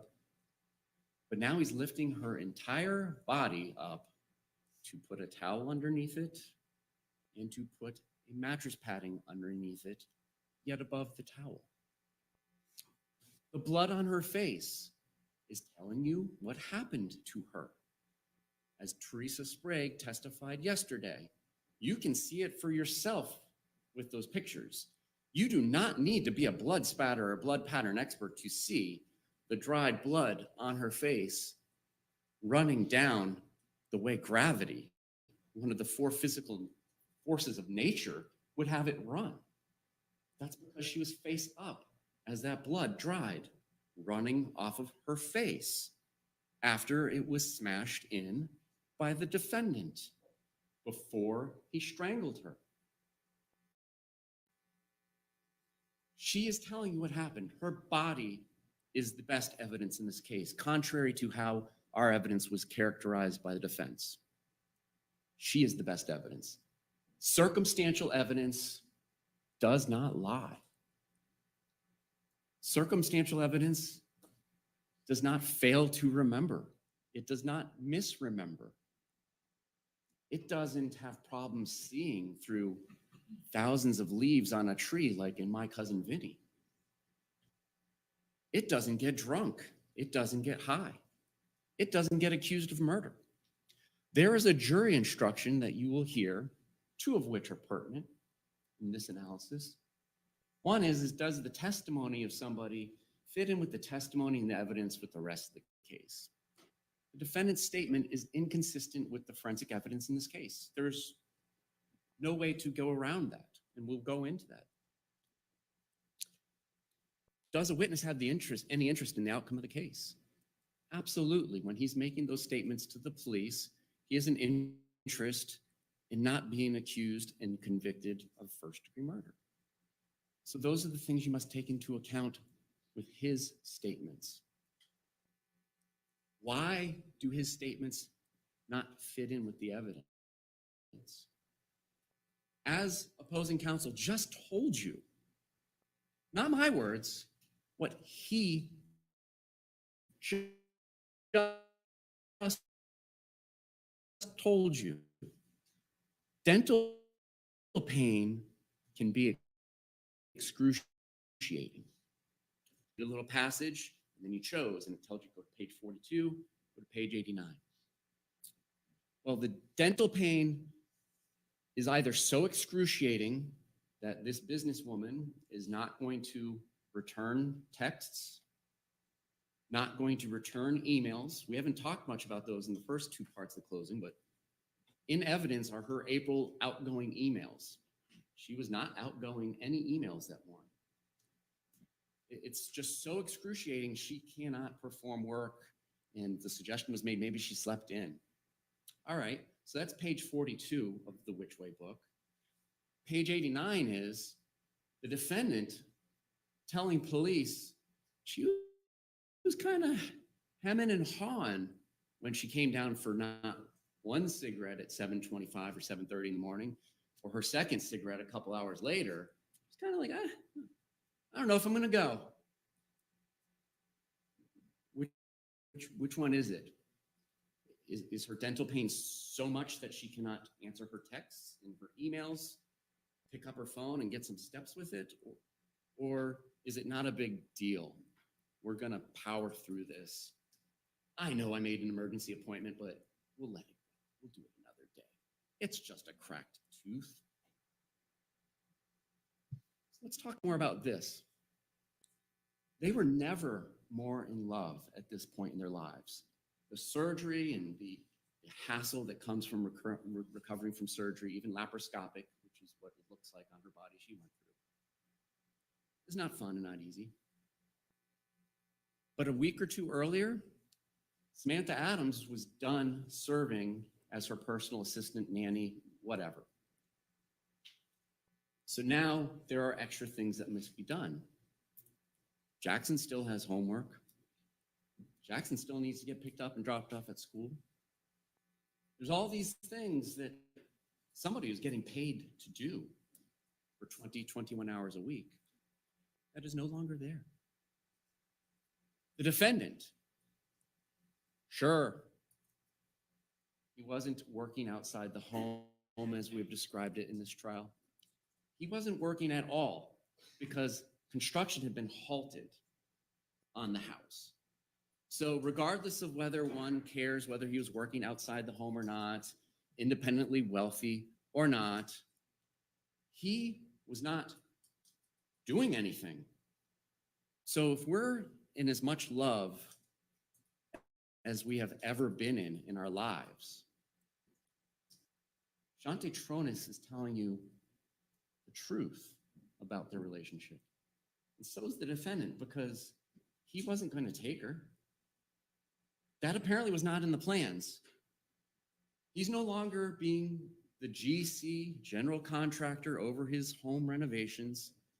He's just playing with the dogs all day and picking up leaves and sweeping the pool 2 or 3 times. Why isn't he taking her to this dental appointment? Why isn't he turning the car on early and putting the air at her temperature that she likes? It's his words during the interview, not anybody else's, that she's hesitant about oral surgery. Oral surgeries, those are big words. Anesthesia? Really? She's going to go have anesthesia and drive herself home? It just doesn't add up. It doesn't make sense. The evidence in Shanti Tronnes is telling you what was going on that day. She was dead. She was not going to the dentist appointment. Let's talk about that timeline. Yesterday was a long day for everybody. I agree. There's no good way to spend 6 hours of interview. I can't put one in at a time and then call another witness, put another hour in and call another witness. It was a long day.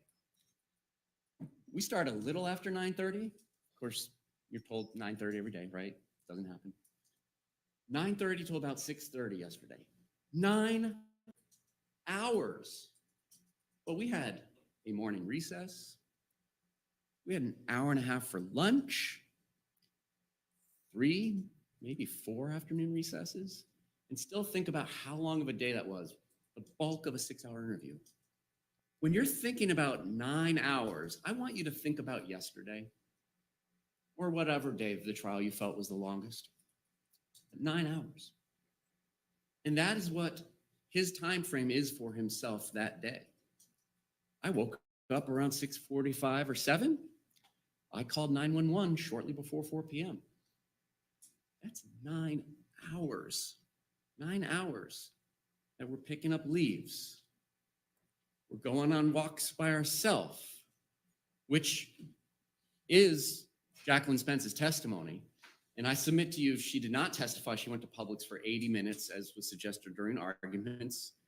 That actually puts us back into his time frame of 10:30, being somewhere else, doing something else.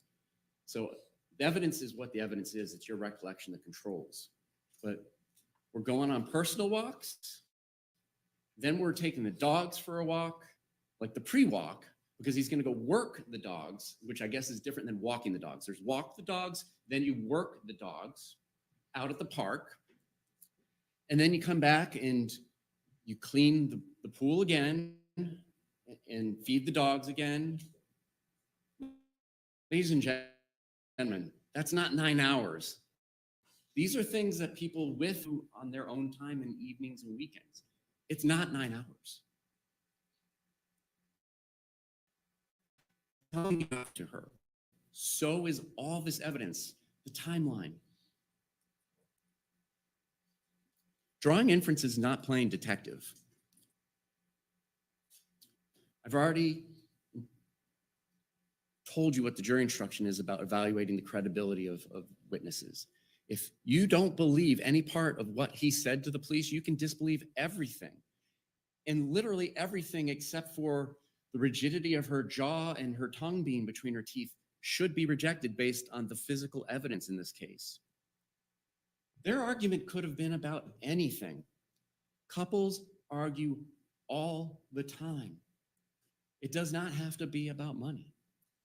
But what the physical evidence shows is multiple blows to her head, to her mouth, bruises on her breasts, bruises on her arms, bruises on her torso under her ribs, and her being strangled. It's a very intimate, not quick way to kill someone. The sheets, again, yes, ideally, the Orlando Police Department would have collected everything on this first go-around.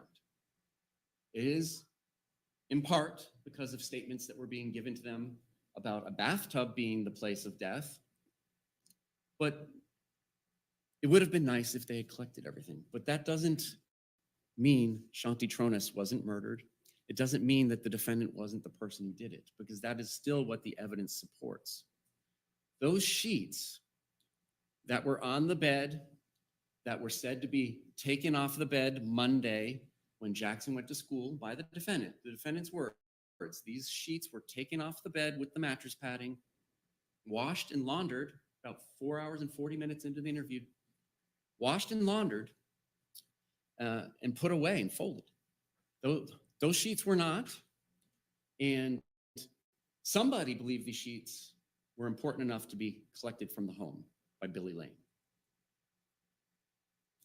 That's what's important, is somebody thought they were important, and that somebody is the defendant.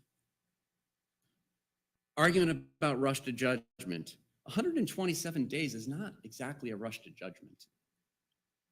His statements were inconsistent with the evidence. He could very likely have been arrested that very morning had they been in a rush to judgment, had they been in a rush to make an arrest. Defense attorney argued during closing, quote unquote, the crime scene makes no sense.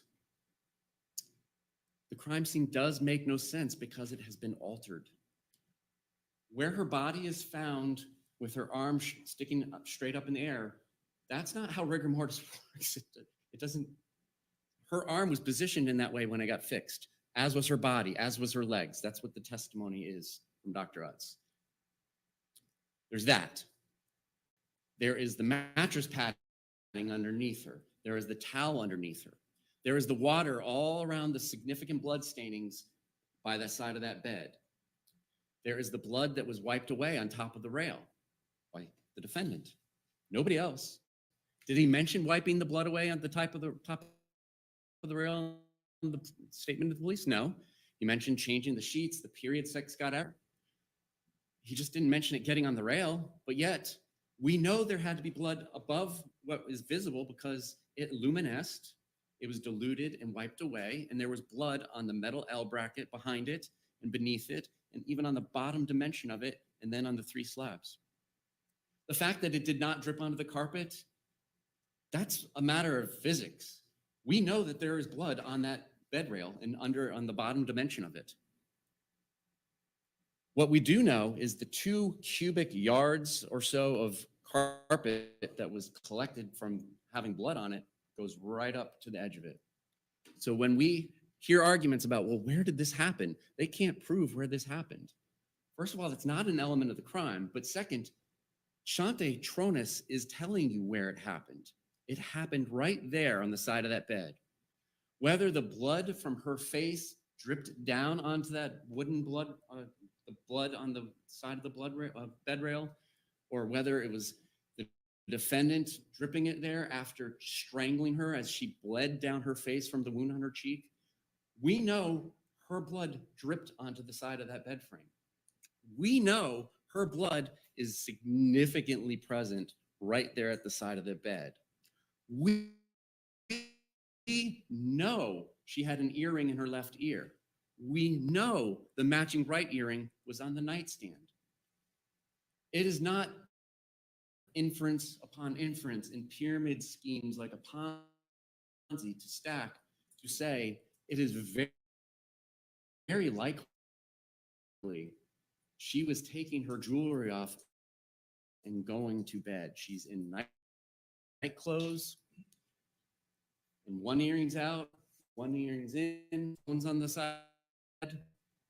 Well, early in the morning when she woke, she's not going to ignore her work emails and because her tooth hurt so much that she canceled the dentist appointment. What we know is that scene was altered. That water did not come from Shanti Tronnes. The water around the bloodstains to the southeast and southwest of her, it didn't come out of her body. She knew that is the defendant. And there's no water at the time the police is called on the bathroom floor, either route around the couch, whether you go to the left or the right to where she is found. It's not a pyramid scheme to ask you to infer that water was moved earlier or so carefully that there was no water between points A and B. And I'll remind you, the room was balled up in the side. That's a really strange place for it to be because number one, he hasn't mentioned it, and number two, he's the one that needs leverage to pick up his wife. No rug there. It's just tile. So yes, the scene is weird. If you are asked to draw the conclusion that she was killed in the bathroom, that would be a weird conclusion for you to have to draw, given all the blood.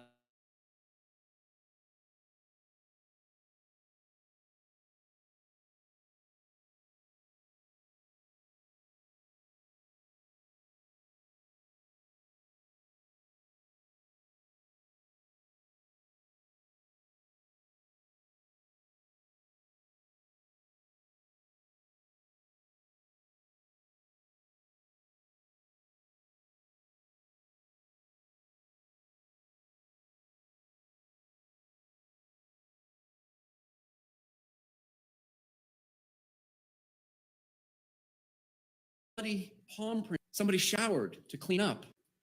Whatever happened, there is diluted blood everywhere in his bloody palm print that luminesced with the blood and was lifted. Yes, the crime scene doesn't make any sense compared to his version of events. That's because his version of events did not happen. And when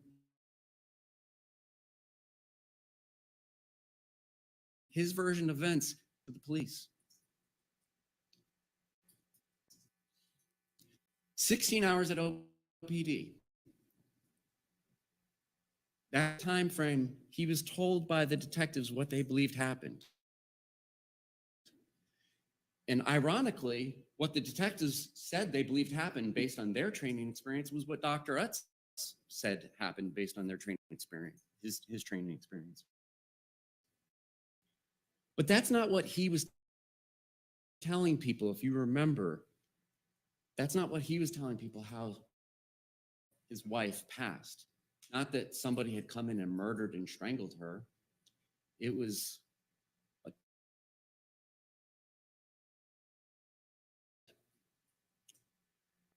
people regret doing things. Think of every mistake everybody has ever made. People regret it. They make mistakes. Some mistakes are bad enough that you cry. Some mistakes are bad enough that you feel bad about. He may well have been very sad that she was gone. That does not mean he didn't kill her.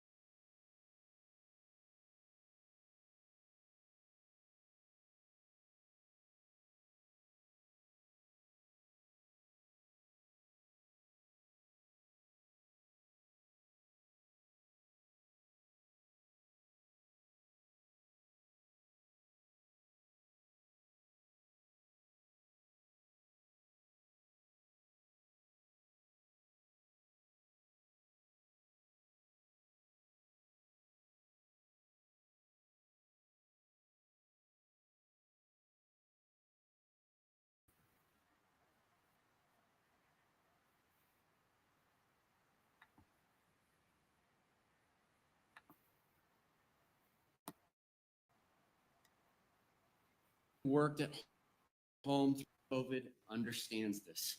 You don't want to be bothered by your pets, your kids, your spouse. I get it.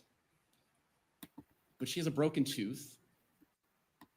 Speaking of our 90-minute lunch break yesterday, there's no mention of a lunch break for him.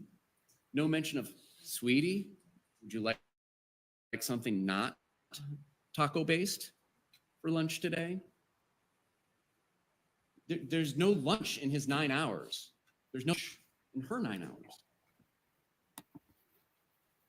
He was in training as well, and he did not do a good job of cleaning this up. The attack by the side of the bed is no hunch. She's the source of blood. She's the source of blood. It's all right there. There is blood in the bathtub, but there's no indication that she was there. If she was there, as he describes, left side submerged, how does her right arm get into rigor straight up in the air? How do her legs, one of which is said to be bent, the left leg bent on the side of the tub, how is it in rigor in near 180 degrees straight? It didn't happen. And when somebody says things that aren't true, you can disbelieve everything they say.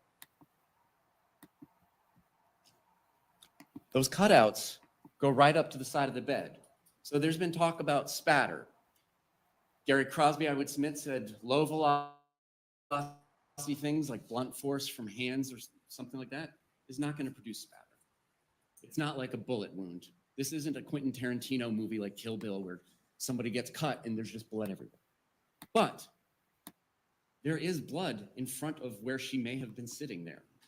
Because remember, her sitting there or standing there, she has one earring in, one earring out. The blood is there. Whether it dripped with any velocity sideways or just dripped straight down, we'll never know because there was so much of it. And then it was covered up by her, covered up by water, covered up by a towel, covered up by a mattress.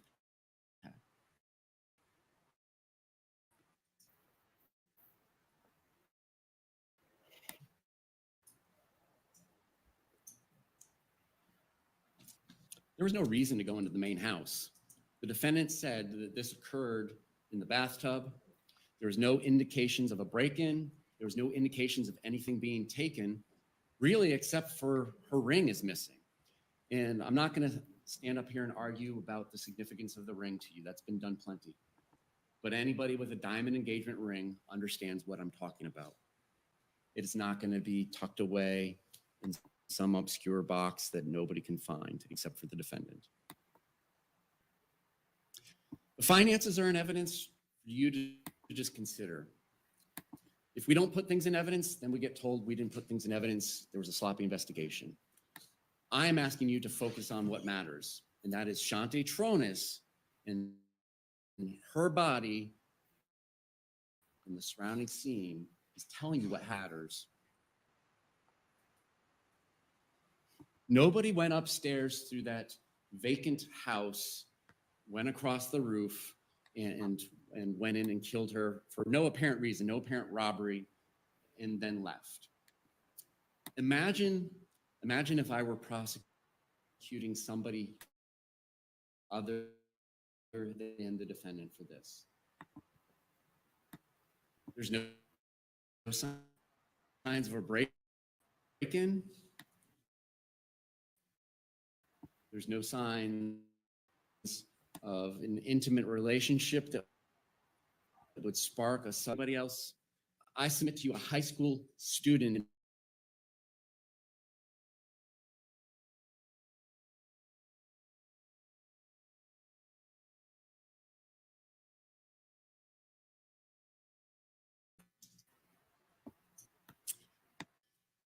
towards the end, and before I go through the last few pictures, this is just a couple points about the argument that I'm rebutting. The defense attorney says it leaves a possibility it was a fall. And then he hastily turns to the reasonable doubt instruction. He tells you about forced, speculative, and imaginary doubts, but left out possible doubts. The first phrase in that whole strew of four things, it's a possible, forced, imaginary, or speculative doubt. Everything that was argued to you about possibilities is not in evidence. It's not reasonable. I would submit to you, Dr. Utz didn't say the scrapes were after death. I would submit to you that the testimony was that it was at or near the time of death, but your recollection is what controls.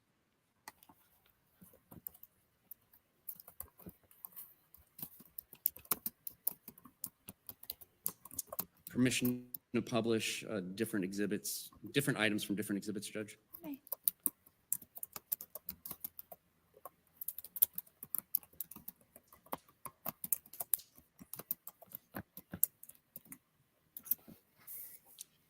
Last thing before I turn to these exhibits is the issue of water not splashing out. The defendant never said water splashed out. Even though you would expect that if his wife is completely submerged on the left side of her body in a tub that he claims is running up to where the top of the bloodstained rim is, water would have to come out. And remember, this is the same bathroom where the brown rug is pushed away by the defendant for whatever reason. The last few years haven't been easy, but Aaron Mendenhall was there for us during COVID, through the earthquakes, through the windstorm, and when floodwaters reached our neighborhoods. Aaron is the leader our firefighters and police trust to keep Salt Lake City safe. Turning to closing argument exhibit.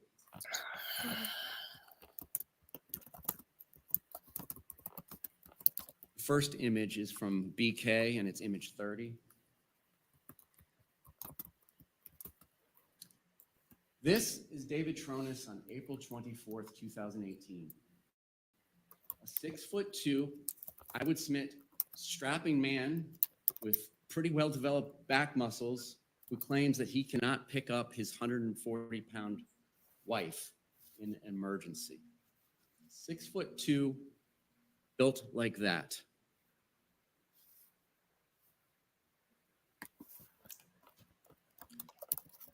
Whether we want to argue about the perspective, that cutting of the carpet is very near the bed and completely consistent with somebody being struck at or near the time when they're getting ready for bed and has one earring in and one earring out. And what we see here on this bed rail, again, there's blood hidden behind here that OPD did not see, and blood beneath it, which OPD did not see on April 24th. But there's a reason that there's no blood above there, and that's because it was wiped away by the defendant.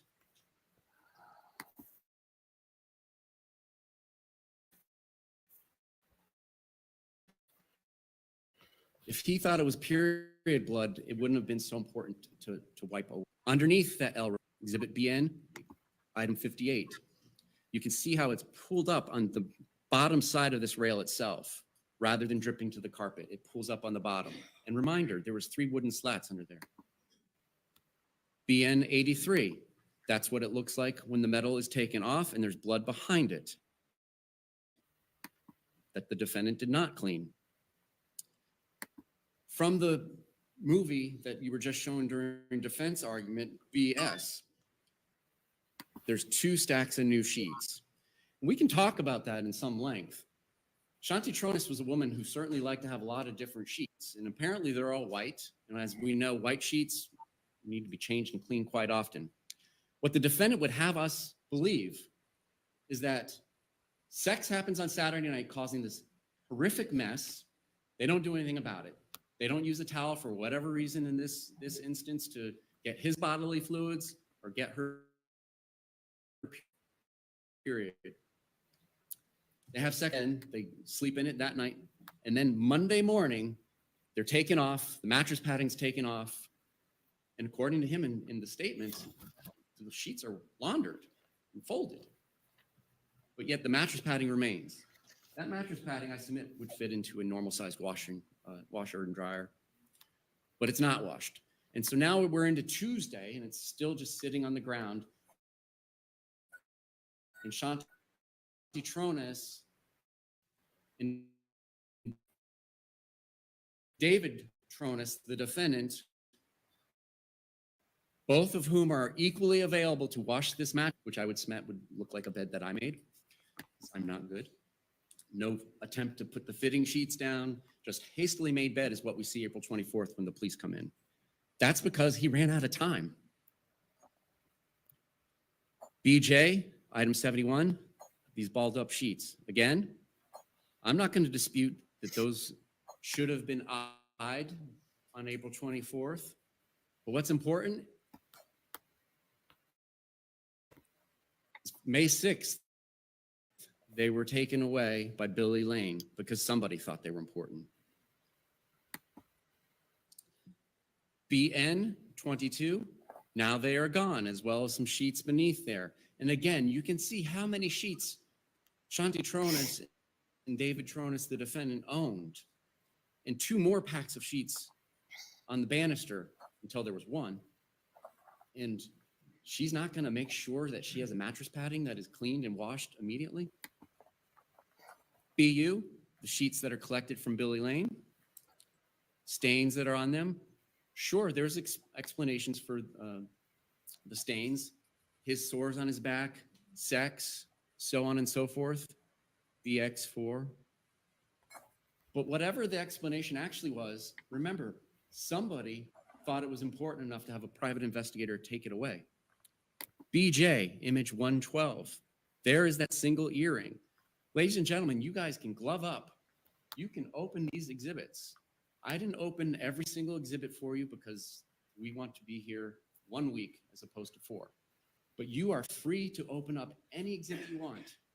Check those 2 earrings. They are a pair. You're going to have a computer that's scrubbed down, can't connect to the internet to review all this digital evidence. You don't need to memorize it.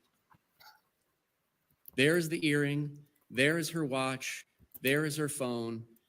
Among all the phones and computers and things of value that were not taken by any alleged robber. BJ 31, there is that other earring when she is lying there on the ground. Nobody at the time, as Detective Sprague testified to, could see her right ear prior to her removal by the medical examiner. Another thing to talk about, Dr. Utz said that those were not linear marks on her neck consistent with a ligature. So if it's not a linear mark, we can start ruling out the bathtub clothesline idea, that she was somehow clotheslined by the bathtub and somehow hit her head on every dimension, left side ear, both sides of her mouth, black eyes on both eyes. We can rule that out. Let's look at this mattress padding again and how much blood there is on it, how much water there is there by the nightstand. That is a tremendous amount of water for a tremendous amount of blood. It was not going to get cleaned up.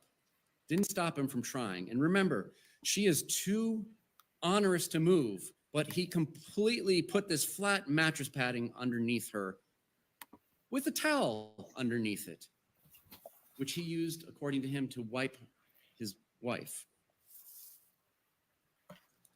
This is what it looks like when somebody is beaten and strangled to death. You can see the dried blood. You can see it going down the way gravity pulls it. 6-7 hours in a bathtub with her left side submerged, you do not have to be a blood pattern expert to understand that that is not what you would see. Here's the bathtub. And again, you're about to see that in all the dimensions there. You can start to see it everywhere is going to be luminescing with the blue. You can see that bath rug was pushed all the way to the wall by the defendant. She didn't do that. Why? The cleanup effort. Look at the bedding. That does not look like the bedding on April 18th.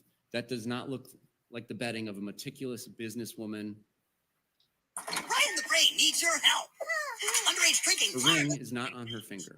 That's why it's so I important to will talk to your leave kids that about to everybody who owns diamond engagement rings. so their futures BP stay. 163, where is the ring found? With the defendant. More safety concerns tonight for an apartment building under construction. BK 28. It is a big enough problem. This is the man who about 17 minutes and 35 seconds into the interview, when he's talking with Detective Monfort, says he didn't have enough time to clean up and he apologizes for his dirty, filthy state. Does this look like somebody who is trying to perform CPR on his wife? There's no blood or water stains, diluted or not, on him. Image 31 on BK. He told Detective Monfort he didn't have time to clean up.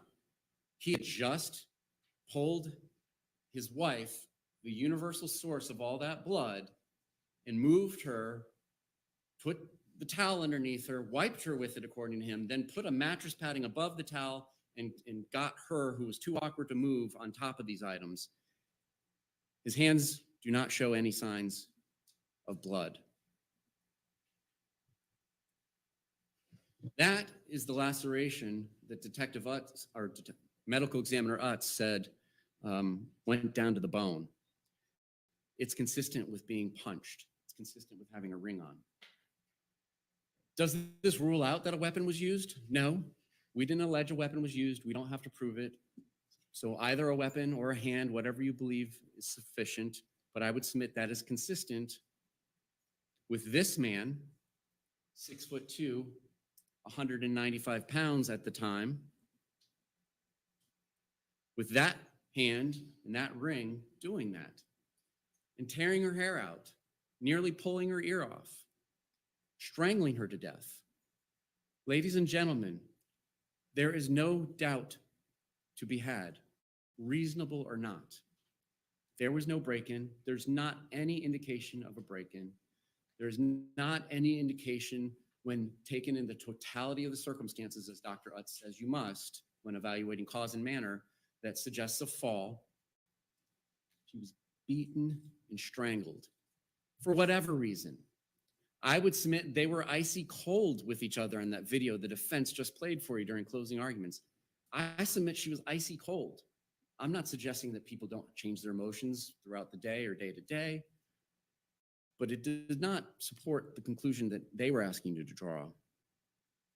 Ladies and gentlemen, listen to the evidence.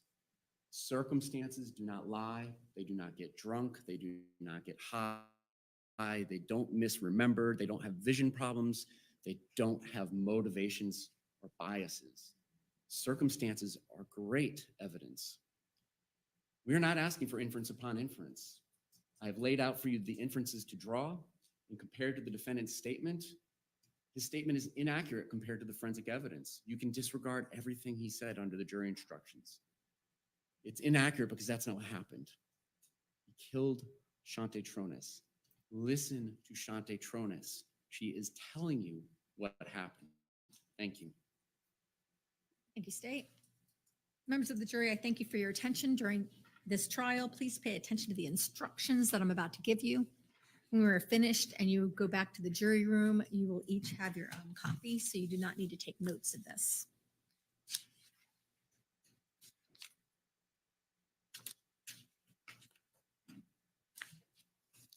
David Tronnes, the defendant in this case, has been accused of the crime of first-degree murder. Murder in the first degree includes the lesser crime of second-degree murder and manslaughter, all of which are unlawful.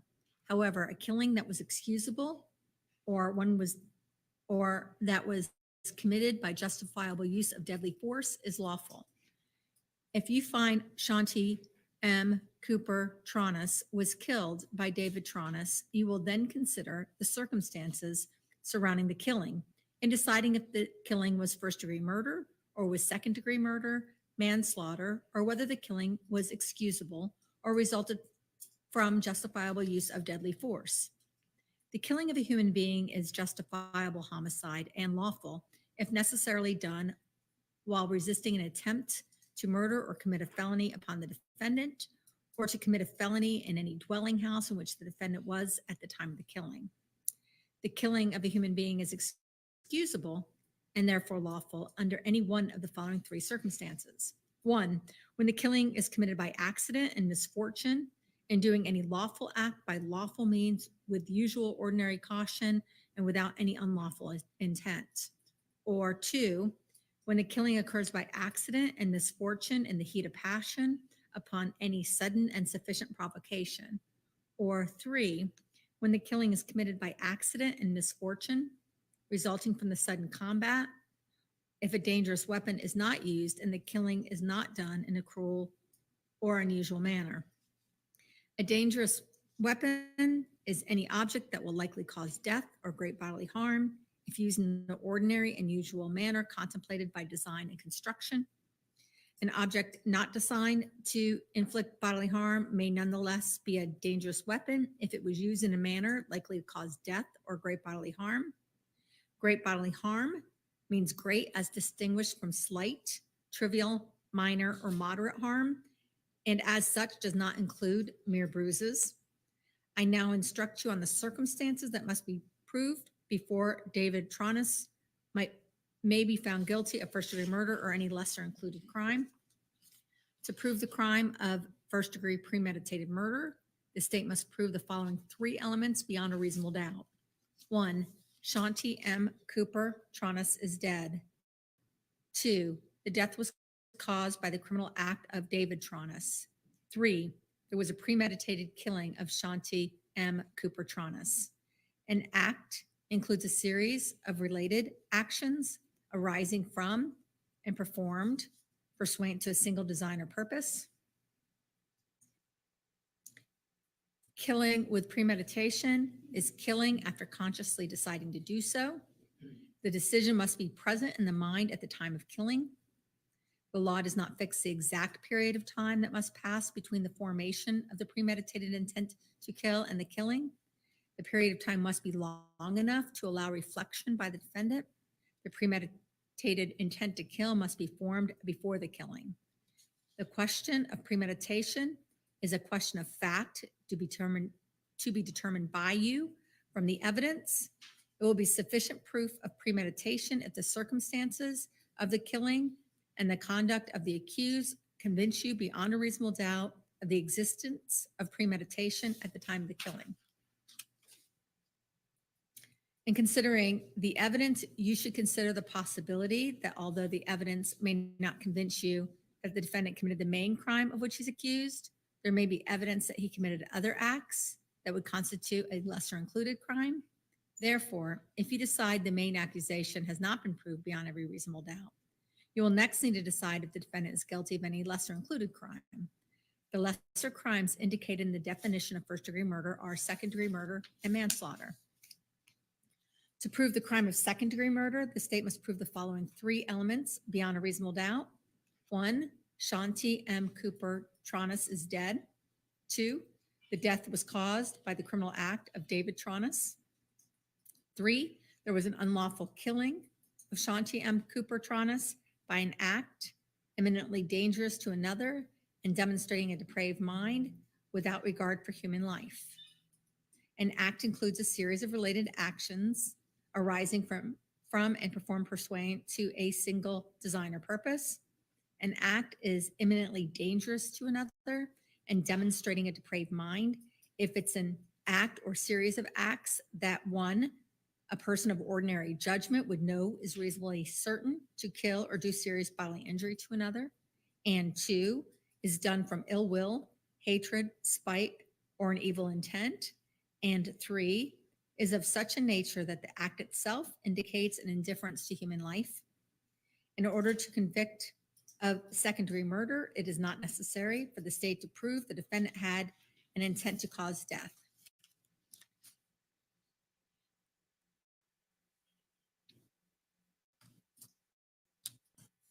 To prove the crime of manslaughter, the state must prove the following 2 elements beyond a reasonable doubt. 1, Shanti M. Cooper Tronnes is dead.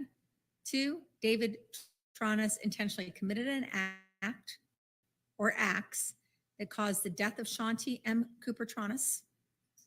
Every person has a duty to act reasonably towards others. If there's a violation of that duty without any conscious intention to harm, that violation is negligence. The defendant cannot be guilty of manslaughter by committing a merely negligent act, or if the killing was either justifiable or excusable homicide, as I have previously instructed you. In order to convict of manslaughter by act, it is not necessary for the state to prove the defendant had an intent to cause death, only an intent to commit an act that was not merely negligent, justified, or excusable, and which caused death. The defendant has entered a plea of not guilty. This means you must presume or believe the defendant is innocent. The presumption stays with the defendant as to each material allegation in the indictment through each stage of the trial, unless it has been overcome by the evidence to the exclusion of and beyond a reasonable doubt. To overcome the defendant's presumption of innocence, the state has the burden of proving the crime with which the defendant is charged was committed, and the defendant is the person who committed the crime. The defendant is not required to present evidence or prove anything. Whenever the words reasonable doubt are used, you must consider the following. A reasonable doubt is not a mere possible doubt, a speculative, imaginary, or forced doubt. Such a doubt must not influence you to return a verdict of not guilty if you have an abiding conviction of guilt. On the other hand, if after carefully considering, comparing, and weighing all the evidence, there is not an abiding conviction of guilt, or if having a conviction is one which is not stable, but one which wavers and vacillates, then the charge is not proved beyond every reasonable doubt, and you must find the defendant not guilty because the doubt is reasonable. It's to the evidence introduced in this trial and to it alone that you're to look for that proof. A reasonable doubt as to the guilt of the defendant may arise from the evidence, conflict in the evidence, or lack of evidence.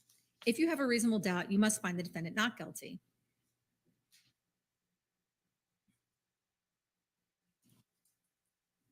Let me try that again.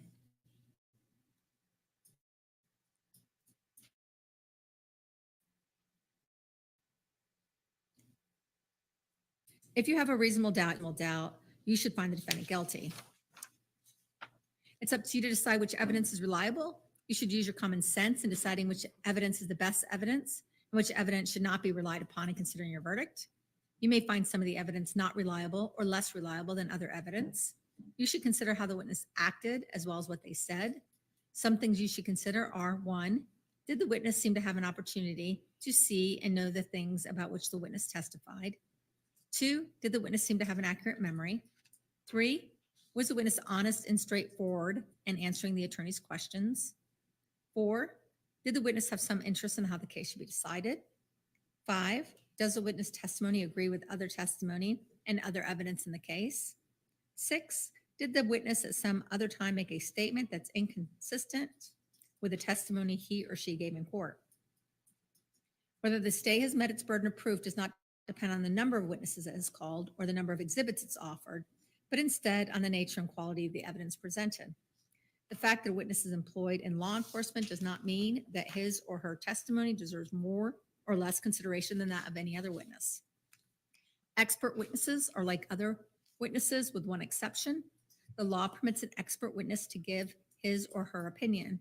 However, an expert's opinion is reliable only when given on a subject about which you believe him or her to be an expert. Like other witnesses, you may believe or disbelieve all or any part of an expert's testimony. It's entirely proper for a lawyer to talk to a witness about what testimony the witness would give if called to the courtroom. The witness should not be discredited by talking to a lawyer about his or her testimony. You may rely upon your own conclusions about the credibility of a witness. A juror may believe or disbelieve all or any part of evidence or the testimony of any witness. The Constitution requires the state to prove its accusation against the defendant. It is not necessary for the defendant to disprove anything, nor is the defendant required to prove his innocence. It's up to the state to prove the defendant's guilt by evidence. The defendant exercised a fundamental right by choosing not to be a witness in this case. You must not view this as an admission of guilt or be influenced in any way by his decision. No juror should ever be concerned the defendant did or did not take the witness stand to give testimony in the case. A statement claimed to have been made by the defendant outside of court has been placed before you. Such a statement should always be considered with caution and weighed with great care to make certain it was freely and voluntarily made. Therefore, you must determine from the evidence that the defendant's alleged statement was knowingly, voluntarily, and freely made. In making this determination, you should consider the total circumstances, including but not limited to whether, when the defendant made the statement, he had been threatened in order to get him to make it, and 2, whether anyone had promised him anything in order to get him to make it. If you conclude the defendant's out-of-court statement was not freely and voluntarily made, you should disregard it. These are some general rules that apply to your discussion. You must follow these rules in order to return a lawful verdict. 1, you must follow the law as it's set out in these instructions. If you fail to follow the law, your verdict will be a miscarriage of justice. There's no reason for failing to follow the law in this case. All of us are depending upon you to make a wise and legal decision in this matter. 2, this case must be decided only upon the evidence that you've heard from the testimony of the witnesses and have seen in the form of the exhibits and evidence and these instructions. 3, this case must not be decided for or against anyone because you feel sorry for anyone or you're angry at anyone. 4, remember the lawyers are not on trial. Your feelings about them should not influence your decision in this case. 5, your duty is to determine if the defendant has been proven guilty or not in accord with the law. It's my job to determine a proper sentence if the defendant is found guilty. 6, whatever verdict you render must be unanimous. That is, each juror must agree to the same verdict. 7, your verdict should not be influenced by feelings of prejudice, bias, or sympathy. Your verdict must be based on the evidence and the law contained in these instructions. Deciding a verdict is exclusively your job. I cannot participate in that decision in any way. Please disregard anything I may have said or done that made you think I preferred one verdict over another. You may find the defendant guilty as charged in the indictment or guilty of such a lesser included crime as the evidence may justify, or not guilty. If you return a verdict of guilty, it should be for the highest offense which has been proven beyond a reasonable doubt. If you find no offense has been proven beyond a reasonable doubt, then of course your verdict must be not guilty. The verdict must be unanimous. That is, all of you must agree to the same verdict. Only one verdict may be returned as to the crime charged. The verdict must be in writing, and for your convenience, the necessary verdict form has been prepared for you. It is as follows. Starts with the state of Florida versus David Tronnes. Has our court, has the case number, has the charges. Verdict, we the jury find the defendant guilty of first-degree murder as charged in the indictment. We the jury find the defendant guilty of the lesser included offense of second-degree murder. We the jury find the defendant guilty of the lesser included offense of manslaughter. We the jury find the defendant not guilty. So say we all, and then a place for a date and a signature line for the foreperson. In just a few moments, you will be taken to the jury room by the court deputy. The first thing you should do is choose a foreperson who will preside over your deliberations. The foreperson should see to it that discussions are carried on in an organized way and that everyone has a fair chance to be heard. It's also the foreperson's job to sign, date, and bring the verdict form back when all of you agreed on a verdict. During deliberations, jurors must communicate about the case only with one another and only when all jurors are present in the jury room. The juror goes to the restroom, the deliberations should stop until the juror returns. You're not to communicate with any person outside the jury about this case. Until you've reached a verdict, you must not talk about this case in person, through telephone, writing, electronic communication, such as blog, Twitter, email, text message, or any other means. Do not contact anyone to assist you during deliberations. These communication rules, I remind you, apply until I discharge you at the end of the case. If you become aware of a violation of these instructions or any other instruction I've given in this case, you must tell me immediately by giving a note to the court deputy. Many of you have cell phones, tablets, laptops, other electronic devices, smartwatches here in the courtroom. The rules do not allow you to bring any of those devices into the jury room. The deputies will provide storage for you and watch over them and guard them while you deliberate. If you need to communicate with me, send a note to the court deputy signed by the foreperson. If you have voted, do not disclose the actual vote in the note. If you have a question, I'll talk to the attorneys before I answer, so it may take some time. You may continue your deliberations while you wait for my answer. I will answer any questions if I can in writing or orally here in open court. During the trial, items were received in the evidence as exhibits. You may examine whatever exhibits you think will help you in your deliberations. Some of those exhibits will be sent into the jury room with you when you begin to deliberate. If you wish to see any additional exhibits, please request that in writing. An evidence log will be provided to you. In closing, let me remind you that it's important you follow the laws that's spelled out in these instructions in deciding your verdict. There are no other laws that apply to this case. Even if you do not like the laws that must be applied, you must use them. For over 2 centuries, we have lived by the Constitution and the law. No one juror has the right to violate the rules we all share.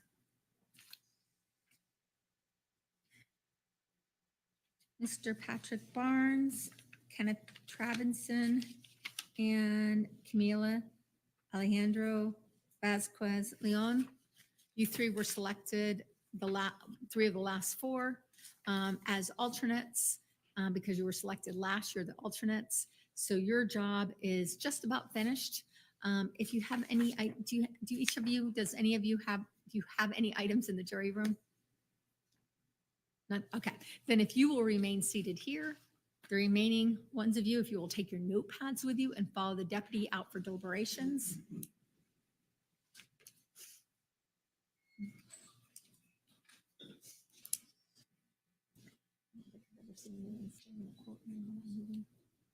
Instructions.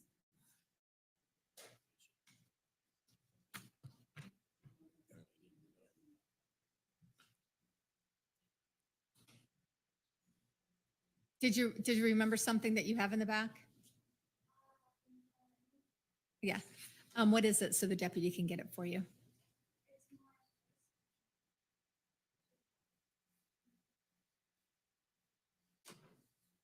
Thank you.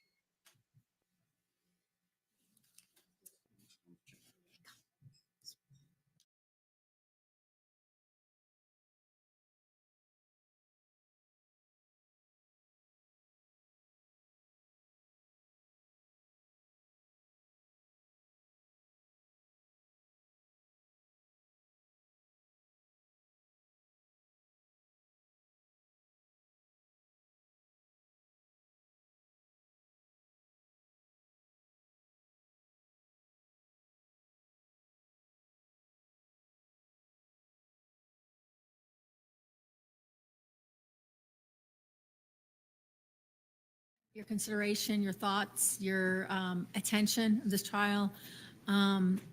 Obviously, the job of alternates is incredibly important. You can imagine if we got to this place and there wasn't enough jurors to go back to the jury room for whatever reason, we would have to start the process all over again. So we have this safeguard where we bring in extra jurors so that we can call upon the alternates if that indeed is necessary. You're welcome now to talk about this case with anyone. You're also welcome to refuse to talk to anyone. It's completely up to you. You're welcome to stay or leave. If you leave, if you stay and you can talk with anyone you want to. If you decide to leave, you should know that if you become curious as to what happened, you could probably watch TV, but absent that, you can also call my office and we'll let you know what the ultimate outcome was. Thank you again. And I sometimes have this conversation at the end with jurors. Everyone doesn't have the job that we have. Do make sure that you use the resources you need if you need resources for anything. And if you need to call our court administration, we can help you find that. And you can follow the deputy out. I think there might be some food and they'll grab that food too, but you'll be going that way.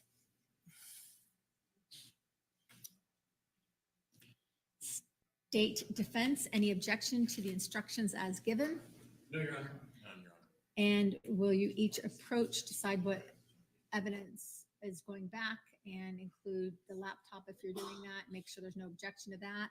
After which case, after you guys agree to all of that, if you will leave your number with the court reporter, with the clerk, so that we can contact you if needed.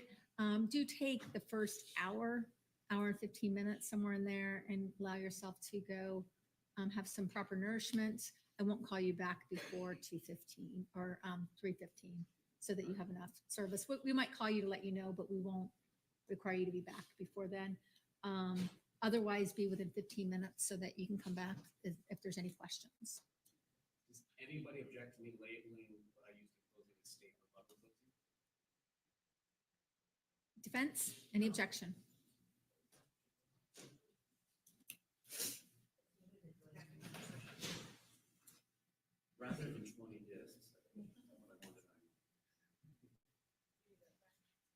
I No. don't think it gets tagged for the record. It doesn't. Yeah.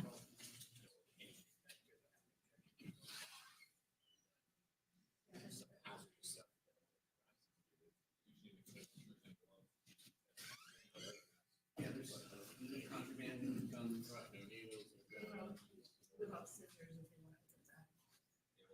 did anything get marked for ID not put in? It was a couple hard copies.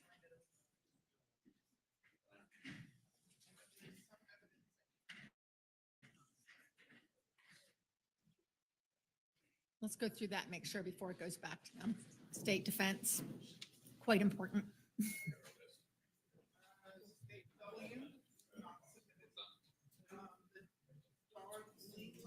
Yeah, that one, and then there's two photographs.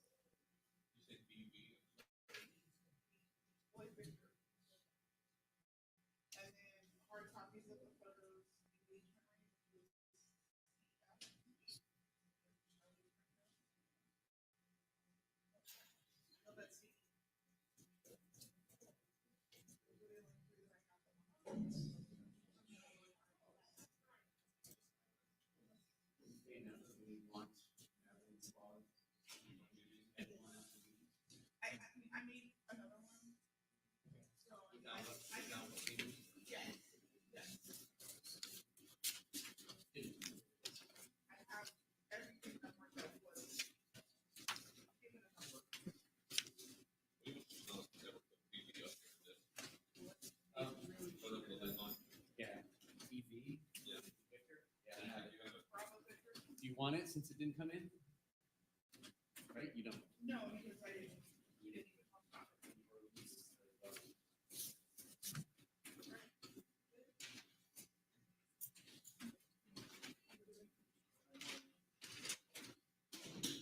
For our numbers? I have yours. You do? And I gave it.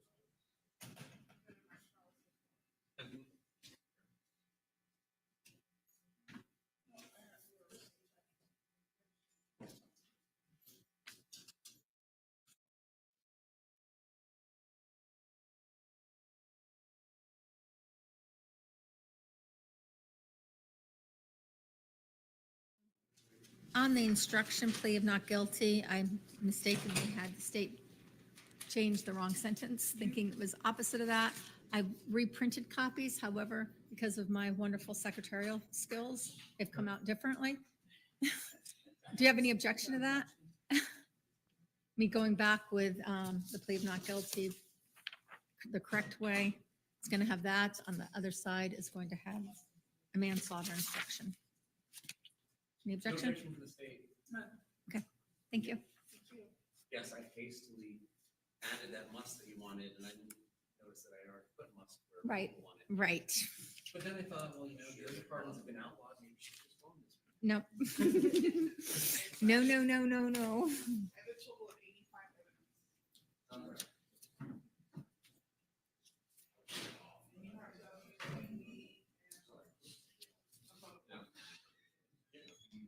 Thank you.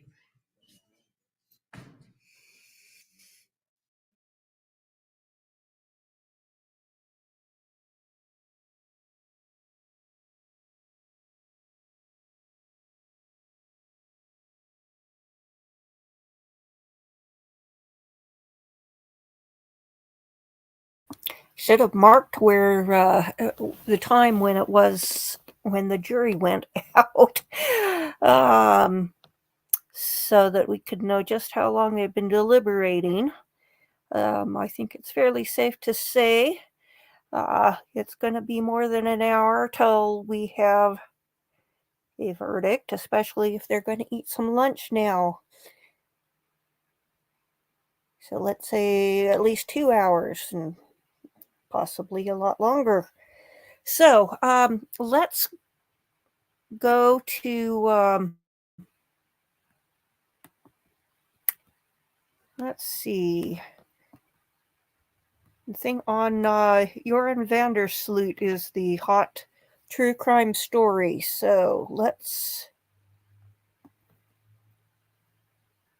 see. Find the playlist where I saved that too.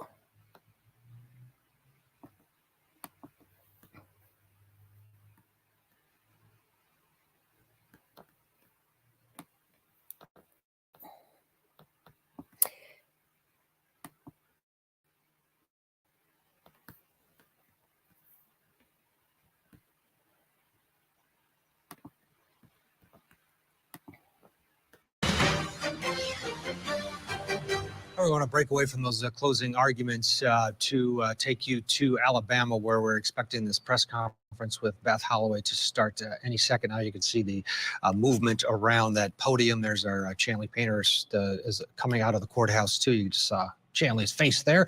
What we do know is that the details of what Joran Vandersloot claims happened to Natalie Holloway are coming out. Again, according to Chanley, he says he bludgeoned her to death. Part of the deal here for this guilty conviction and part of the plea deal set forth for Mr. Vandersloot was that he would stay with the, he would tell the family basically what happened, because they have been waiting for decades to find out what exactly happened to their daughter, Natalie. She went on a senior trip in Aruba and never found out to what happened. They knew he was likely the person. He denied it for years. But now some closure, one would hope, for Beth Holloway. According to her attorney, they were part of this scenario where she got to listen real time to his confession. So Beth Holloway was there listening to him. And in court today, Joran says he bludgeoned Natalie to death after she refused his sexual advances. They went home, and then he went home and I guess went on a porn website. Natalie's parents heard this, again, as it was happening. The bottom line is the plea agreement was 24 months in prison to be served in Peru. It's going to run concurrent with his current term, which ends in 22 years. And then after release, he'll have 3 years supervised. It'll be a supervised release scenario. And there's Beth Holloway. We're, again, expecting to hear from her momentarily, a press conference. He also has to pay $25,000 in restitution. But one would have to think this was all about her, Beth Holloway, and her unwillingness to give up in terms of getting answers for what happened to her daughter. She has a number of allies that have helped her through this process. Greta Van Susteren been very instrumental in all of this over the years, helping to get to this point. And this point is so important for her. As we wait, let's bring in Matthew Mangino. And Matthew, I'm going to cut you off if we get Chanley and or Beth Holloway, that press conference starts. But your thoughts, you're a former prosecutor. This was a special sort of deal because of that relentless work from the Holloway family, their attorneys, and other advocates that really pushed. Well, no question. They never gave up on this case. And it's interesting the way it evolved into this extortion charge, which he was brought back for. What's been surprising here is that, he's admitted to murdering Natalie Holloway, and he's never really going to be held accountable for that because there's a 12-year statute of limitations in Aruba with regard to murder, which is unlike the United States. The United States, in most states, if not all, there's no statute of limitations. So you admit to a homicide 20 years after it happened or 40 years after it happened, you can still be prosecuted. But that's not the case in Aruba. But this does bring some closure for the family. Certainly, they know what happened to their daughter, however unpleasant it is to hear that. So it's not unusual to have a plea deal in exchange for information about victims, which is what occurred here in this case. Yeah, and that it's hearing that, okay, your daughter was bludgeoned to death after she refused the sexual advances. It's actually the worst case scenario, but it's probably what she knew all along. A scenario like this. Our Chanley Painter is outside of the courthouse now and is joining us. Chanley, let's start with what transpired inside that courtroom. We know a little bit, but please fill us in. Right, where to begin, Ted? Let's begin with the big news, and that is Joran Vandersloot has admitted to, during a proffer with the family of Natalie Holloway, listening in and watching him do this with the federal authorities, to bludgeoning her to death. The last night that she was seen with him at the bar during that 2005 graduation trip to Aruba. We learned more details sprinkled throughout this hearing. We learned that Natalie Holloway refused his sexual advances. He didn't get what he wanted. He bludgeoned her to death. We later learned from something the judge said that it's likely the Holloway family will never learn where her remains are. And we know that he was also sentenced to the maximum here that the judge could give. So in this plea agreement, he agreed, of course, to proffer, cooperate, to tell the truth. They vetted his story. They agreed it was truthful. And now he will serve the rest of his Peruvian sentence along with this maximum 20-year sentence in prison in Peru. So I guess that was a bit of it to him, that it wasn't a consecutive, it would be a concurrent sentence. He waived his right to appeal this decision as well. So in mitigation, his attorney said that he cooperated, he was open and honest, and that, of course, he agrees to not pursue this any further. Inside the courtroom, Ted, during the statement of Natalie's mother, I mean, it was emotional. I'm trying to flip through my notes. Let me find some of my notes. I don't know how much you've said of what she told this court, but let me find that section in my notes, and I want to read some of what she said. Yeah, take your time. We have not heard much from what Beth said. We're just getting some reporting on the sentence and what Joran claimed he did to Natalie, and that's that bludgeoning. But yeah, what was it like? What was her demeanor? I want to actually, you mentioned Joran. He spoke today before Beth Holloway did. He spoke on his own behalf. When he entered the courtroom, it was about 10 minutes early. No one was expecting him to walk in so soon. He towers above everyone that was on his team there in that part of the courtroom. He's a big guy. He had his shoulders held back, his chest up, his chin up. He was confident. He smiled. He greeted his attorneys, and he answered the judge when she would ask him questions with, "Yes, ma'am. I do, ma'am. Yes, ma'am," with his accent. But this was the longest time we did hear him speak. And Ted, he says, "I want to apologize to the Holloway family." He further apologized to his own family. He went on to say that he hopes his statement that he gave, his proffer, his admission to being the murderer of Natalie Holloway, provides some kind of closure to the Holloway family. He went on to say that he no longer is the person that he was 18 years ago, 15 years ago, in 2010 when he defrauded the mother who'd been searching for him. Is no longer that person. That he wants to confess to what he did because he's found salvation through Jesus Christ while incarcerated. And it was in that moment his voice trailed off. I'm sitting right behind the 4 to 5 rows of the Holloway friends and family inside the courtroom, Ted.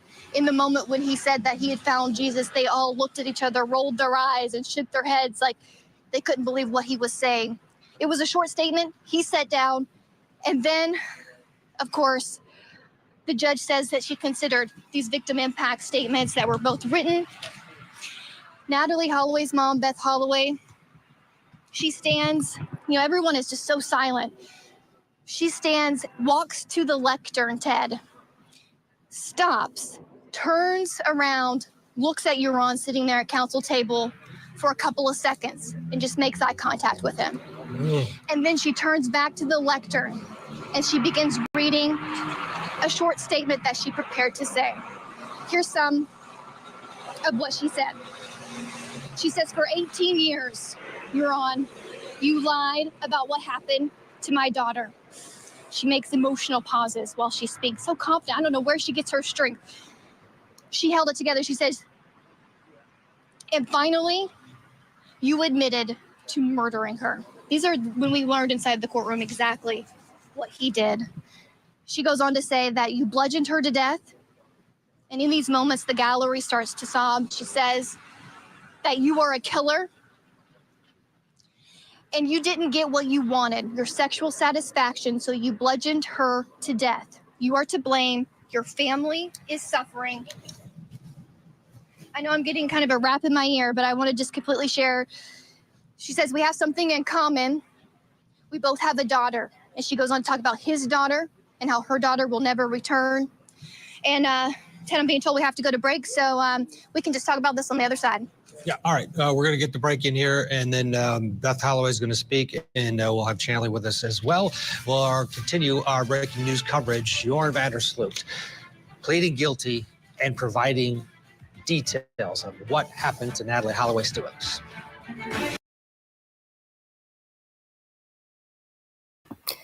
Okay, well, yeah, his jailhouse conversion really moves me to the deepest part of my heart. Yeah, and if you believe that, I've got some beachfront property for sale. So let's go back over and see. Let's see.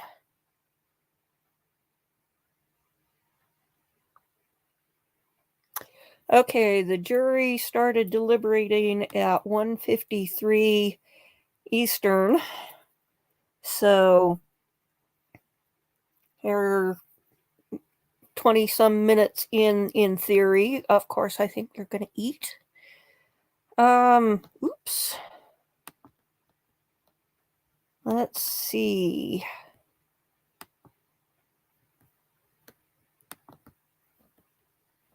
I'll go back over to the seal over here while I look and see what else might be out there. Maybe the press conference on Jorn van der Sloot. As I understand it, it wasn't unusual for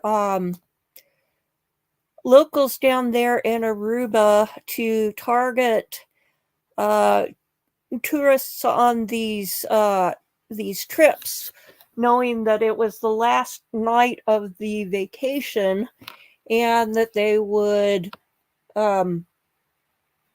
assault these young women, knowing that they had a flight to catch the next day and they weren't likely to do anything about it because then they'd have to stay, they'd have to get a new flight, and so forth, and you know, the hassle of being there in a foreign country and the different ways and so forth. And so it wasn't unusual for some of the young men in the clubs there to target young women on these kinds of trips. So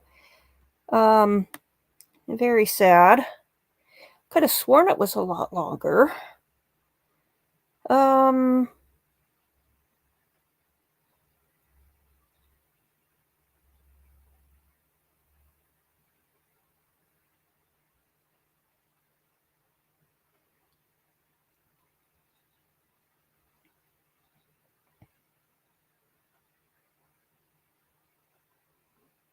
Okay, I don't see anything at the moment. Let's see. Oh,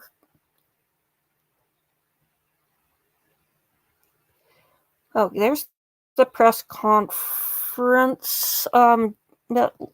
Here, there's something here which video which shows the blast at the hospital in Gaza, which seems to be by Hamas, but not necessarily intentionally. Let's take a quick look. It's only a short video.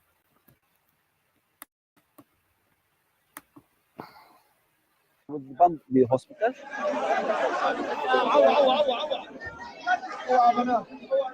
The people run in the orbital theater screaming, help us, help us. Many patients, many people are injured, many people are dead.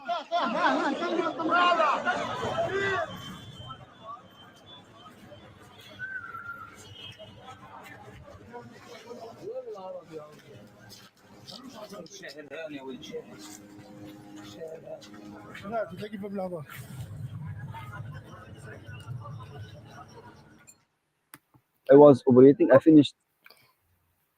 Okay, now I saw on the news headlines that I guess in some press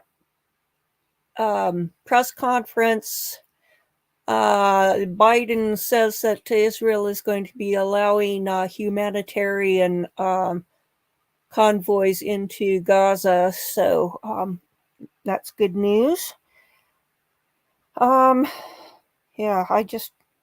I hate it when we've got something like that going on. And of course, my best friend is currently over in Ukraine. He went to Poltava yesterday, which is about half the distance from Kyiv to where the Russian border is. So kind of scary. Okay, let's see. We've got Dr. G Explains, he's a body language and psychologist who has a fairly new channel. He's got a growing thing, and I really love his channel. And he's did an analysis of David Tronnes' interrogation. So let's take a look at that. Nope, let's see. We've got a commercial here, so we'll let that run while. Oh.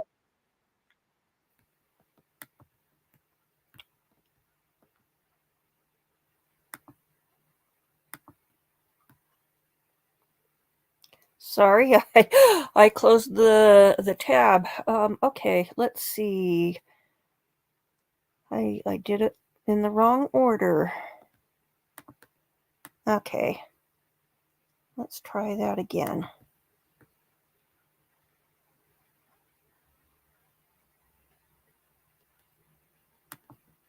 Okay, here we go. And body language expert, and today we're going to be analyzing the behavior and body language of David Tronnes. David Tronnes is currently on trial for the murder of Shanti Cooper Tronnes. He reported that she died in her bathtub while he was walking his dogs. I will include the link for Dr. G's channel in the notes on this stream because he's very good. And I recommend subscribing to him. So here we go. Police have reported that she was in fact strangled. Together, they had been working on a show called Zombie House Flipping, and it was also reported that she might not want to appear on the show, and that may have been what led to her murder.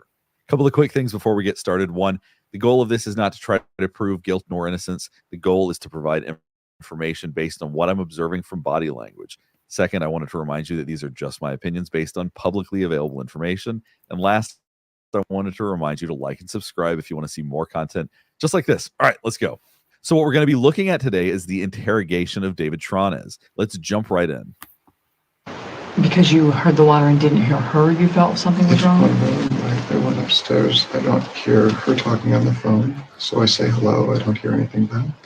I can hear water running. She's not saying anything. Doesn't seem right. So one thing you're noticing is he has a blanket around his shoulders. One thing that I think is always challenging is that when you have a situation where somebody might lie, I've talked about before, liars oftentimes like to use props. So something like this may ultimately complicate his body language a little bit because he may use that blanket. We'll see where that goes. Because you heard the water and didn't hear her, you felt something was wrong? I went upstairs. I don't hear her talking on the phone, so I say hello. I don't hear anything back. I can hear water running. Now, I know he's very difficult to hear because he speaks very quietly, but what you'll notice is right now that his body language is open. You'll see that his arms are open, which means his chest is open and vulnerable. One of the challenges right here is that this is part of what he may have practiced. I'm not saying that he did this, but let's just say for argument's sake, if what he's saying is not true, what he's talking about is likely something he's thought about a lot.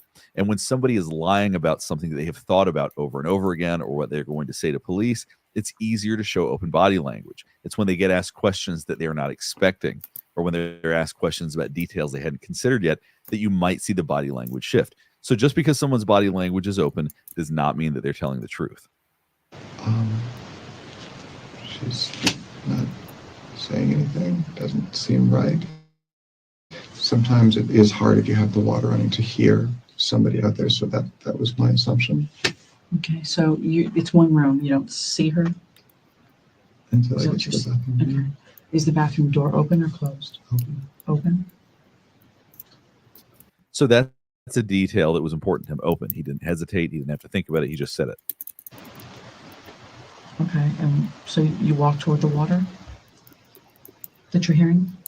Yeah, I walk into the bathroom. Okay. The door is open, and what happens? What do you see? I see her laying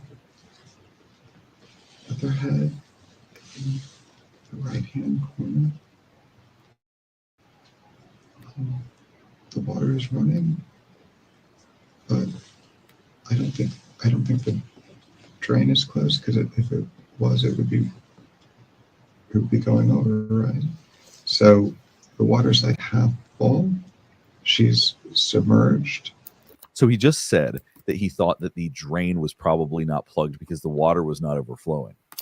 One thing I just noticed is that he ended that last statement with an upward inflection, which is something which you get when somebody is lying, because they're doing it in kind of an interrogative manner, because the upward intonation at the end is what people do at least in our culture for the end of a question. That doesn't necessarily hold true in all cultures. So let's continue. I want you to think about this. Typically, when we are highly emotional, it's hard for us to think about things that logically. So if he's saying that that's what he was thinking at the time, that would be highly unusual. Because typically, if you see somebody that is dead, or if you see something that is unexpected, that's alarming, that's a crisis, we typically don't go through that type of thought process. Very logical, but we're in an emotional state at that point. So that's kind of unusual. Let's listen to him say that again, and then we're going to keep going.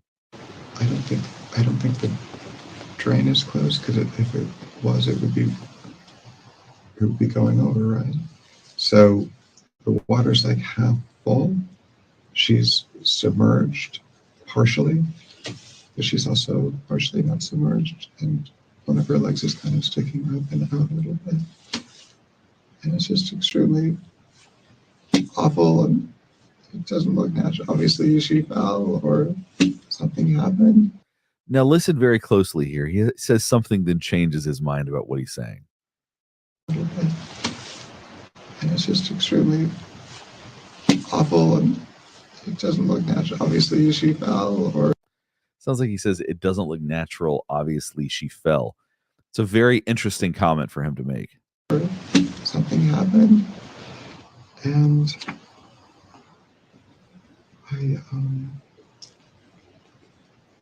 I tried to pick her up. I turned the water off. I tried to pick her up. She's. So you'll notice his hand movement is very different now. At the beginning, he was moving his hands more as he was talking about when he decided to go upstairs. Now that he's describing the situation, he is much more still. One thing I'll comment in listening to this is he keeps going back and forth between past tense and present tense, which is extremely odd. And what Dr. G was saying a moment ago about shock and being emotional when finding the dead body. I remember I was coming home from southern Utah a few years ago, and we were stopping at a truck stop about an hour from home, and it was late at night, and I walk in so I can use the restroom, and I open the door, take a few steps in, and there is this body draped under a sheet on the floor there in the middle of, the pathway, and a couple of cops standing around, and I'm going, I just turn around and I go straight back outside and go, did I really see that? And so I turn around and I go back in, and yes, there is. And it turns out it was an old fellow, and he, I guess, had a heart attack and died. And they were just waiting for the mortuary to collect him. So, but it was sure a shock walking in and just seeing a body when you're not expecting that. So let's continue. Now, sometimes that could be concerning because when people move less, we think maybe they're trying to hide something. Typically, when people feel a lot of emotion, they actually move more. So it's interesting that when he's talking about something that is highly emotional, he's in fact moving less. She's stiff. It's hard to pick her up. She's not. It's like a sack of potatoes. It's not easy. What a way to describe your wife, to say it was like a sack of potatoes trying to pick her up. The lack of emotion here is profound. We're going to listen to that again, then we'll keep going. It's like a sack of potatoes. It's not easy. She's not moving with me. I grabbed her arms and kind of pulled her this way. And at the same time, I wanted to get her out of the water. I was screaming, what's wrong? What's wrong? And the way that he talks is unsettling. For many of us that we've watched interrogations or interviews or trials, the tone of his voice, the way that he's talking is uncomfortable. At least it is for me. I don't know if people watching this also feel the same way. I just recently did a video covering Stephen McDaniel, who had a very peculiar way of speaking. In some ways, this reminds me of when Stephen McDaniel was being interrogated. I pulled her out into the other room, and I didn't know what to do. I guess it's a thing you do if you're going to do CPR or something. And she's not responding. She has blood coming down her face and on the side of the body. And I'm still thinking I'm still thinking that she's going to be okay. Now you'll notice there was a little bit of a laugh there. And oftentimes we do let out uncomfortable laughs when we're talking about something that we don't expect. We don't typically do that when we're talking about something that's a crisis, something that is traumatic. So that type of behavior is a bit unusual. Listen to this, you'll hear what I'm talking about. Still thinking I'm still thinking that she's going to be okay. I got that. I wiped. I didn't know what was going on. I didn't know what had happened. I had a towel that I had used to pull her out of the. And as you listen to him talk, the way that he goes in and out between sounding like he's going to cry and then speaking a little bit more normally is strange. And when I wiped the part on her cheek.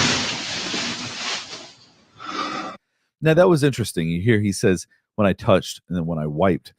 So the correction, it's a weird correction to make. Listen to this context again. And when I wiped the part on her cheek. And right after he said that, right after he needed to make that correction, his body shifted. Now, sometimes when we shift our bodies, it's just because we're uncomfortable after sitting in one position for too long. So it's not always that meaningful. However, sometimes we shift our bodies when we start feeling more uncomfortable.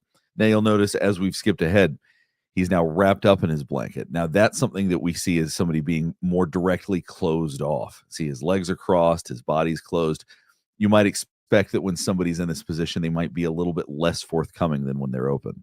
Common sense would tell you if you pull a woman soaking wet out of a tub at 3 o'clock and call the police within 6 minutes, then everything will be soaking wet when the police arrive within 3 minutes of that. That's common sense. So how did everything dry up? That's our question. Because It she happened. wasn't pulled out at 3 o'clock. It didn't happen.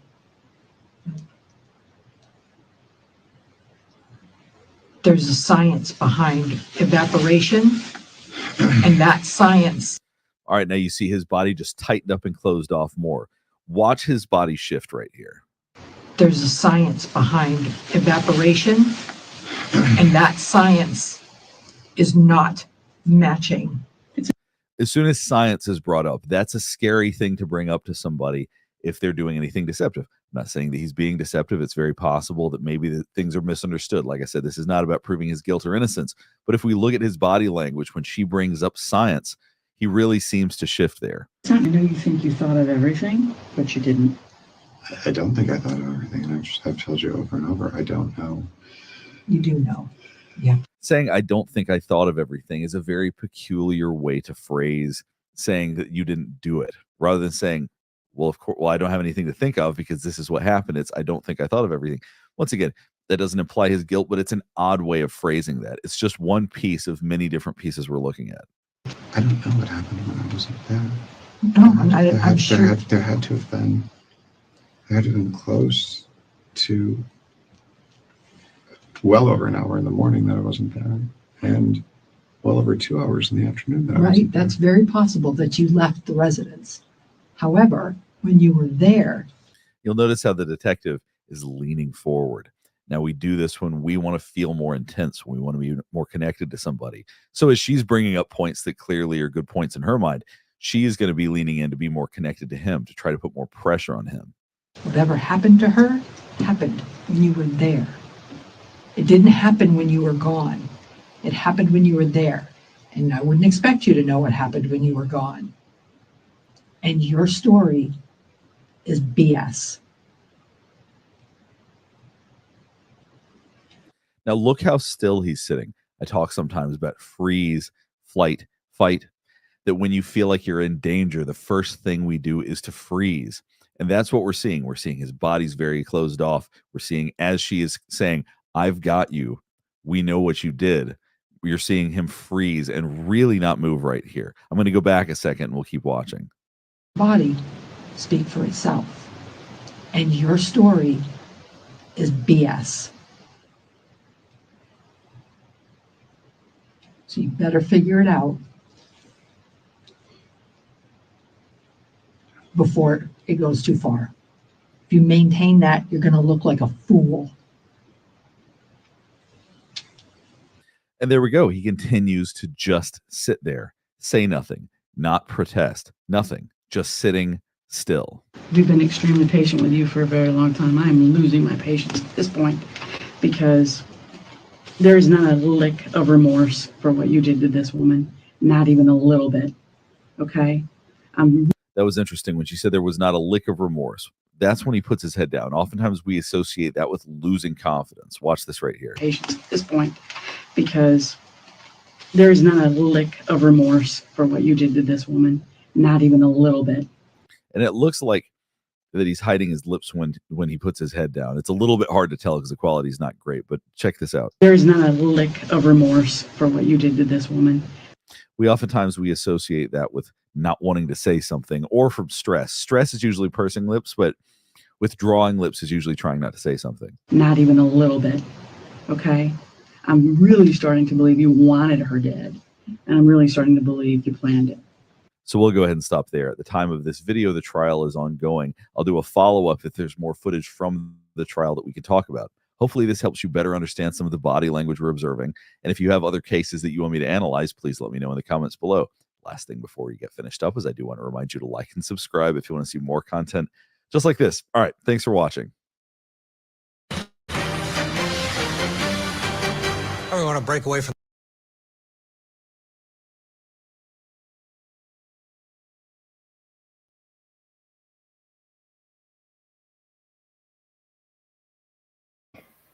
Okay, you brought up some interesting things in a way that I haven't seen the body or the behavior panel say.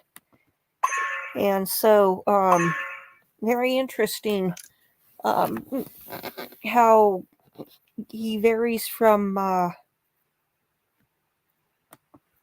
the behavior panel. Okay, let's go back to, oops.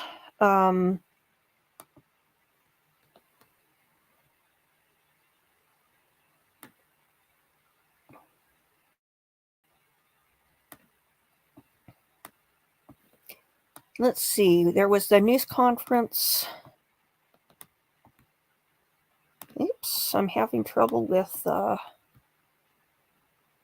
unresponsive tab here.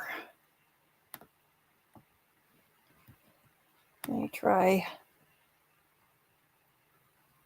reloading it.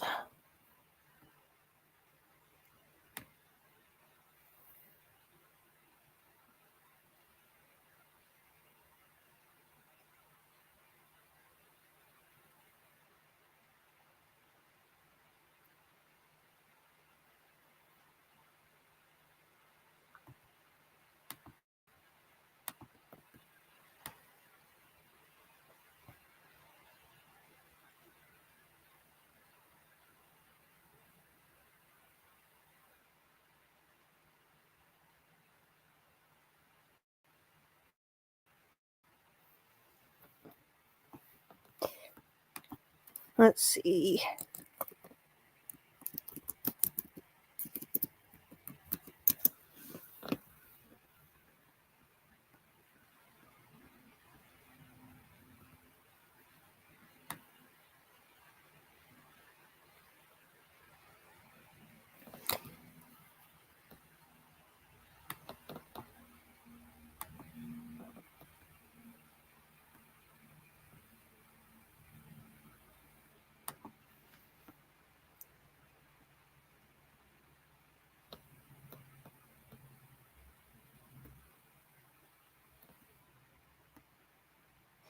Let's take a look at the law and crime version of, see if they have any new details.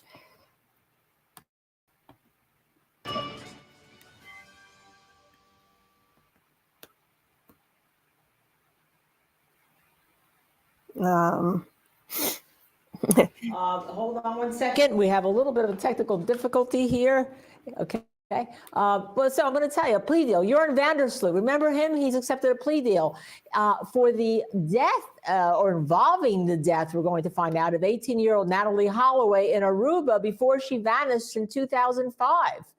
Today, Vandersloot actually pleaded guilty to extortion and wire fraud for trying to sell information about the location of Natalie Holloway's body to Natalie's mom. Now, he was sentenced to 240 months in prison.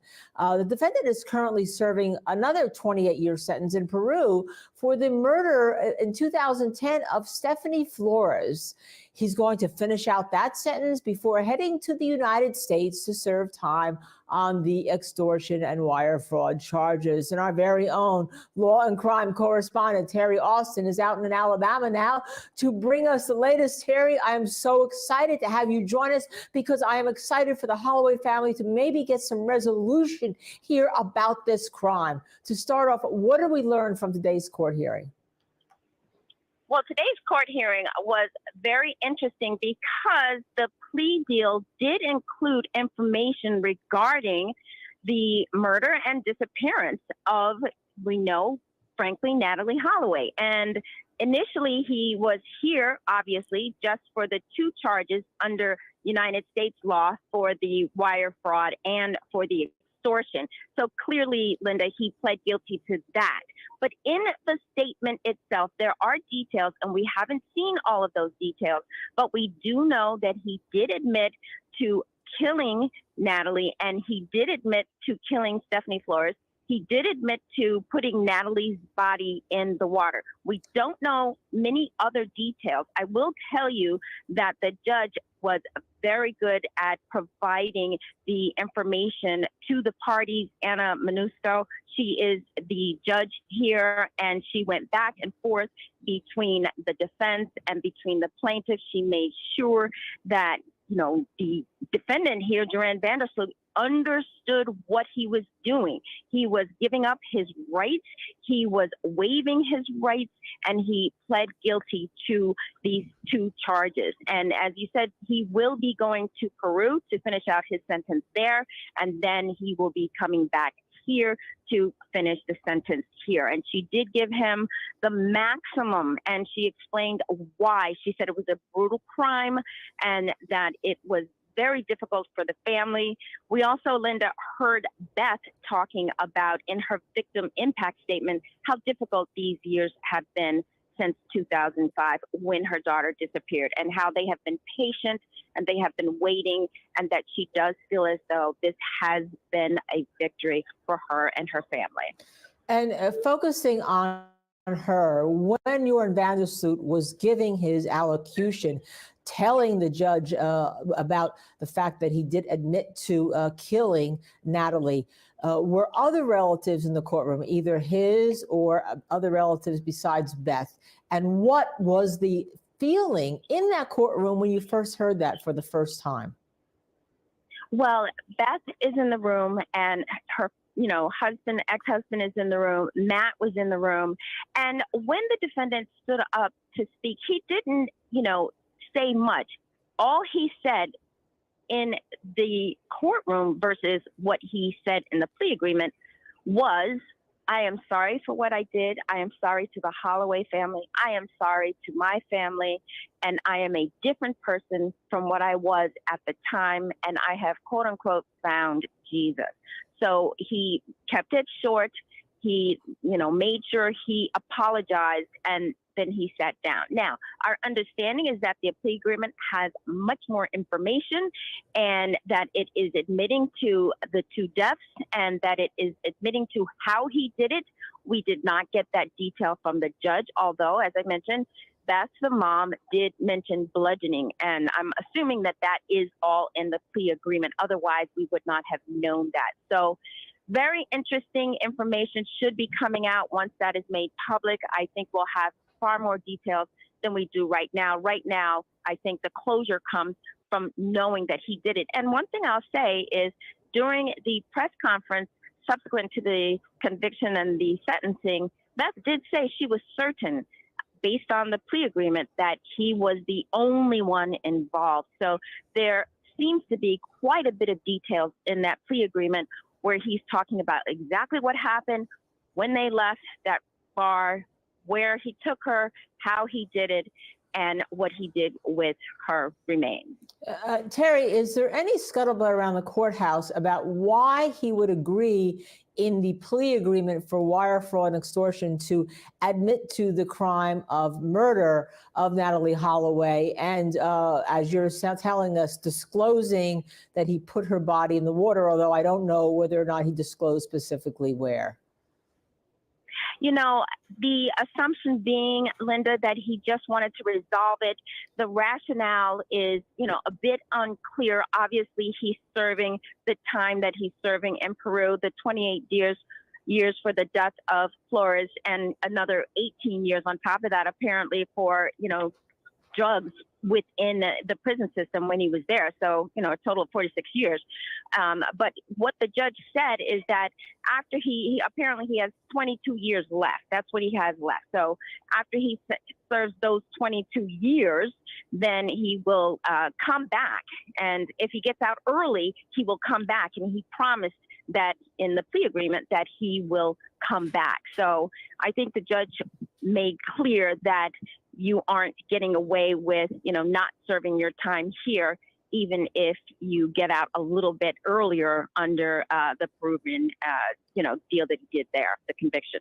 Now, you meant something that anyone who followed this case knew. There was a question about whether other people were involved. I think he had a friend that night he was with, and also whether his father had helped him hide the body of Natalie Holloway or dispose of the body.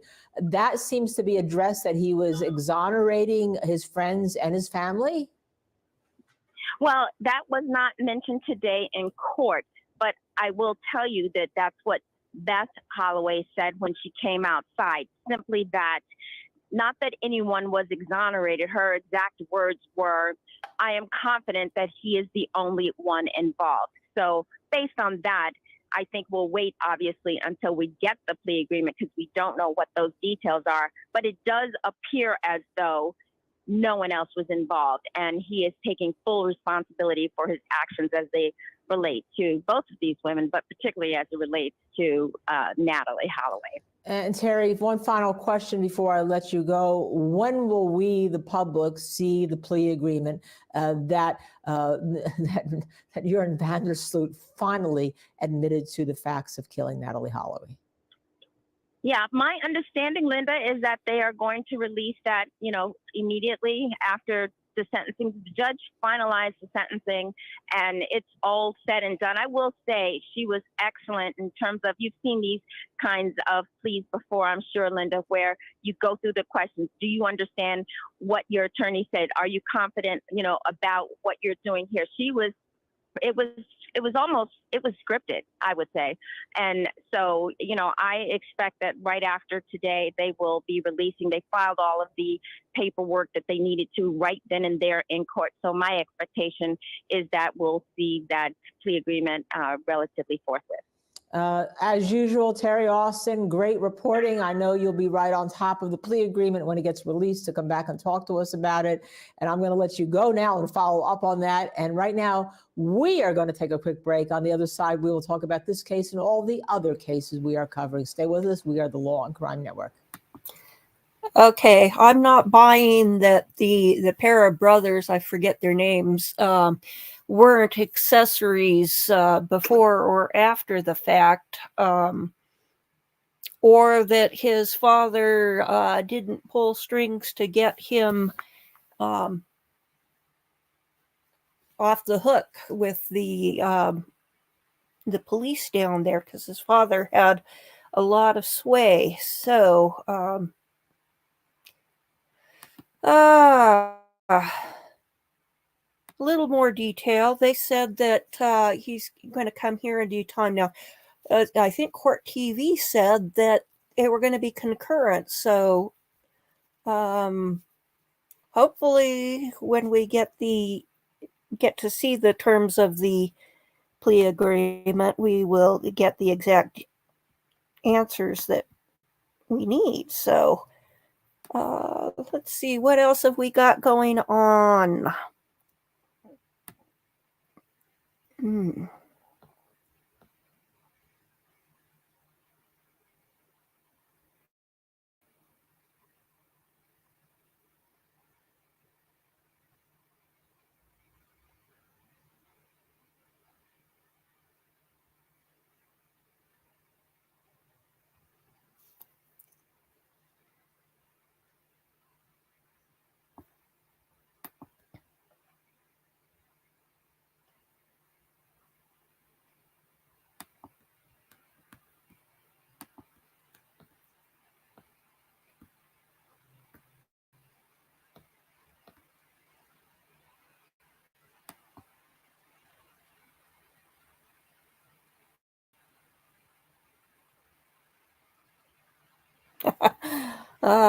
Profiling with Pat Brown uploaded a video saying dumb deal with the devil.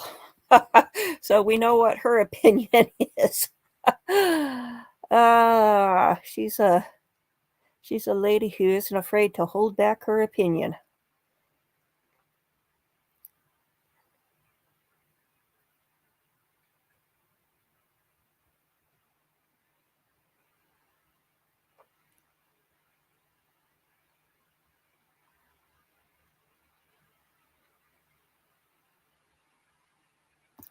Okay, here's some of the press conference. This morning. My name is Prim Escalona, and I'm the United States Attorney for the Northern District of Alabama. I'm going to make that explains why we didn't have any footage, because federal courts, it's against the law to have cameras in the courtroom. So That's why we don't have anything. Okay, here we go. Make a brief prepared statement, and then I believe that Beth Holloway will also be making a statement. Today marks the end of 18 years of wondering what happened to Natalie Holloway. Now, Beth and Dave can rest, and Natalie can rest, knowing that justice was served.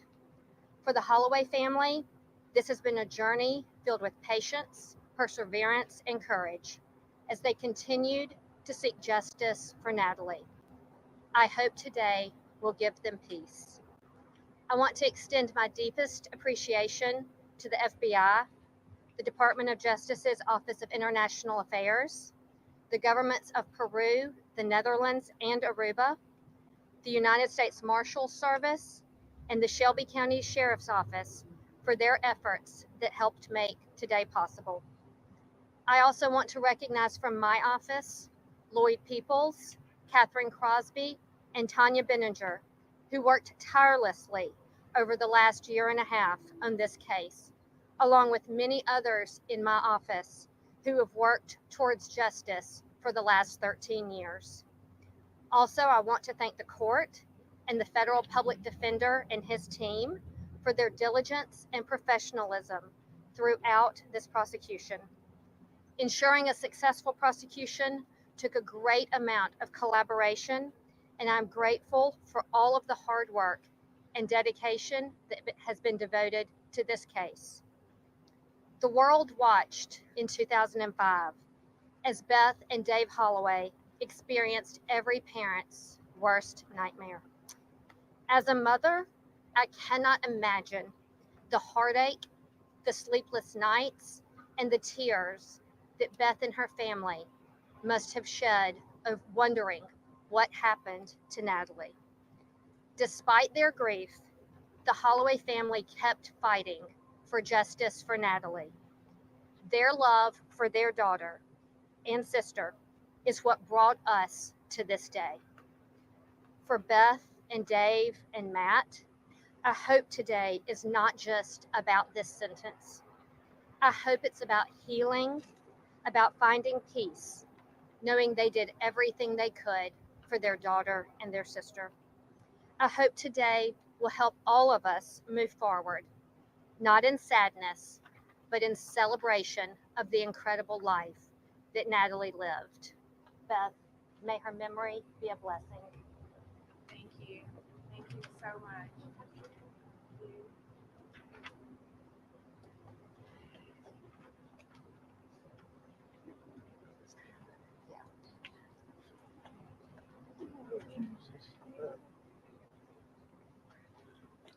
Well, today I can tell you with certainty that after 18 years, Natalie's case is solved.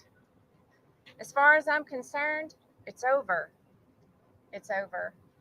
Joran Vandersloot is no longer the suspect in my daughter's murder. He is the killer. In the course of his felony prosecution, here for extortion and wire fraud indictment, he gave a proffer in which he finally confessed that he killed Natalie. He described when and how he killed her. He said that after killing her on the beach in Aruba, he put her into the water, and that was the last that he ever saw her. That was all verified by a comprehensive and conclusive polygraph test. Even with this confession, though, he can't be tried here for Natalie's murder. But I'm satisfied knowing that he did it. He did it alone, and he disposed of her alone. I won't give you the details of his brutal confession. Those will be forthcoming when the proffer is made public. You will also have details of the plea agreement which was reached. His sentence of the extortion and the wire fraud will run concurrently with a sentence in Peru for killing Stephanie Flores. And that's fine with me. Thanks to a lot of very smart and dedicated people here, I got the answer I've been searching for the past 18 years. Joran Vandersloot's confession means we have finally reached the end of our never-ending nightmare. And for me, reaching the end of the nightmare, being over is better than closure. It's been 18 years since Natalie disappeared, and Natalie would be 36 years old today. I still miss her every day. It's been a very long and painful journey, but we finally got the answers we've been searching for all these years. We finally, today, we got justice for Natalie. So thank you all so very much and being supportive of us in our long 18-year journey. Thank you. By the way, inside you said your son said we did it. How do you sleep tonight? As a mother, as what she has today. Yeah, I think we sleep well. I mean, this has been the most unimaginable journey, and I know everyone has been with us on this, and we are so appreciative of it. But for us to finally put this to rest and being over, as I said, it's better than closure because our never-ending nightmare had to end. And we are so grateful that we can say that today, that it is over. And that is getting justice for Natalie. He said from the podium, he's a changed man. Any indication that with this confession there will be charges in Aruba? Any hope for that? I don't. I just know that there are no charges that will be here for his murder, but hopefully maybe they will look into that. Do you need that, or do you have what you need? No, I have what I need, but I have what I need. Did you Her believe case when was he said solved. that he's a changed man? I definitely don't. I don't believe he's a changed man at all. How did it feel to see him in the courtroom shackled? Oh, it feels victorious. I feel like you finally begin to transition from the victim to the victor, and it begins to make the pain and suffering feel somewhat less intense because you are here. You are at this point, the pinnacle of the journey, and you've gotten justice and you've gotten the answers you've been so desperately seeking. So it felt victorious. Are you confident you got the truth out of him? Oh, I'm absolutely confident. Yes. Yes. That you had the opportunity to talk to Yoram in the courtroom. What did you tell him? I was able to tell Yaron that I think in this long ending nightmare, I was able to express things to him that I had been wanting to tell him, as far as, telling him who he is. And he is a killer. He is a killer. He will always be the killer. He will always be now the black mark in Aruba. He's now confessed to 2 murders. So that was good for me to be able to tell him that and to share that. Do you hope that Aruba maybe reopen the case? I don't know about that, but I'm just sticking with victorious right now. Thank you. Can you tell us a little bit about, in the courtroom, they said that you sat as he was explaining what happened. How was that moment? It is shocking and it is horrific to hear a killer that describing the brutal things that he did to my daughter, Matt's sister. It's shocking and it is very disturbing, but it's things that parents have to know the truth. They have to hear the answers as to what happened in order to put this to rest and for it to be over. Beth, did Vandersloot let you guys know others are involved? Did he act alone? Yes, he acted alone. Thank you all so much. Yeah, tell us about Natalie. Tell us about the 18 years before. Natalie was very bright, very smart, dedicated young lady. She was on her way to college. She was headed to medical school after that, and I have no doubt she would have made it all the way. So we love her. We miss her very much. And we wake up every morning with thoughts of Natalie, but now we wake up knowing that we have reached justice for Natalie. So She was truly the best sister I could have ever asked for. Absolutely. Have you said a full and complete goodbye to Natalie at this point? Have you visited with her in your own way and let her know that you have peace at home? I don't really look at it as saying goodbye to Natalie, because we wake up every morning and the hope that filled her life and heart fills ours today. So I feel like we carry Natalie with us even forward now, and that's a very good feeling. It, like I said, it feels victorious. But thank you so much. Yeah. Yes. Thank you. Thank you. Thank you, everybody. All right. Bye-bye. Good job.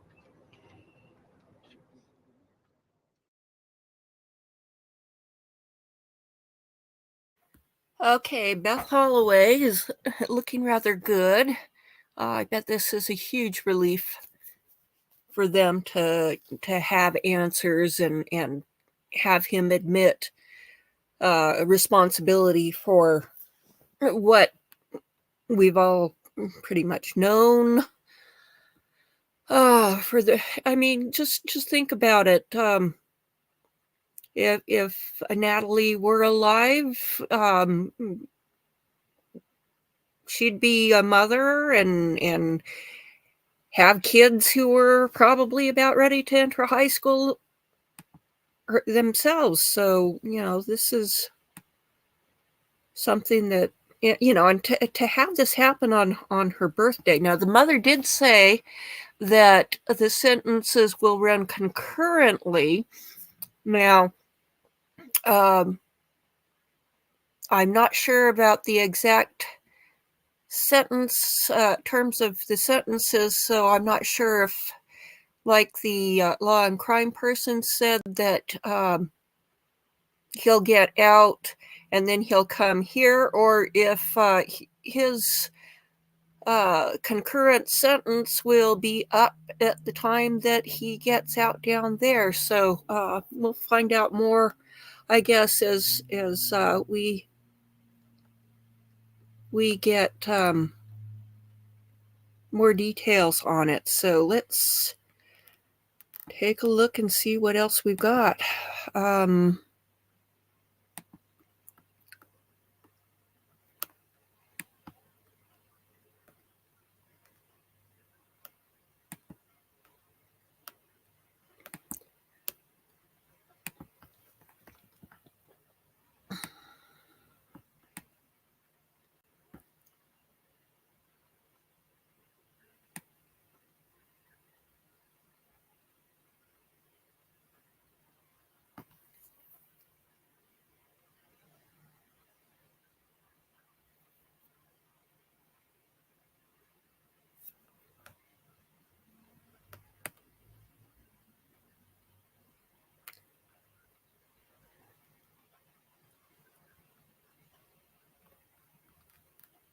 Still scrolling through.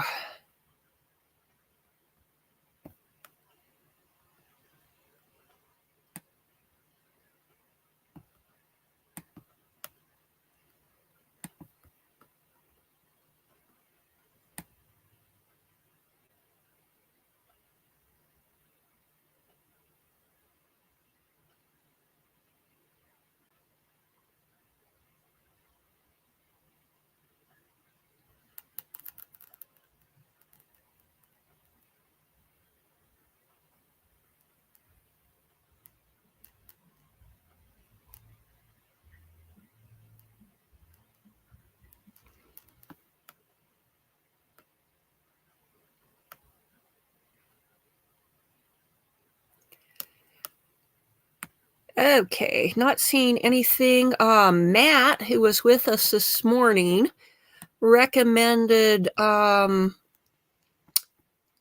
jail phone calls from David Tronnes. So let's pull that up.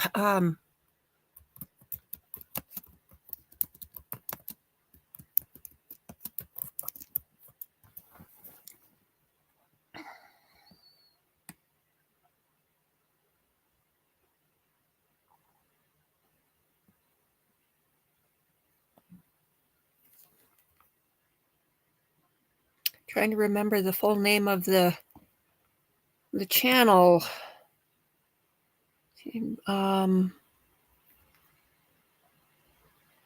Okay, here's one of them. English, press 1. Para español, oprima 2. This is from Deep. Let's see, what is it? For a collect call, press 0. Please enter. Deep Dive True Crime. Please enter the area code and phone number.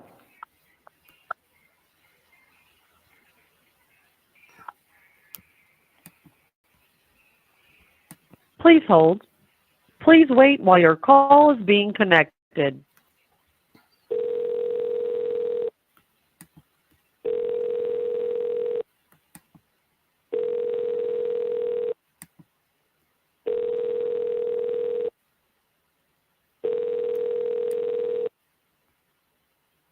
Please hold.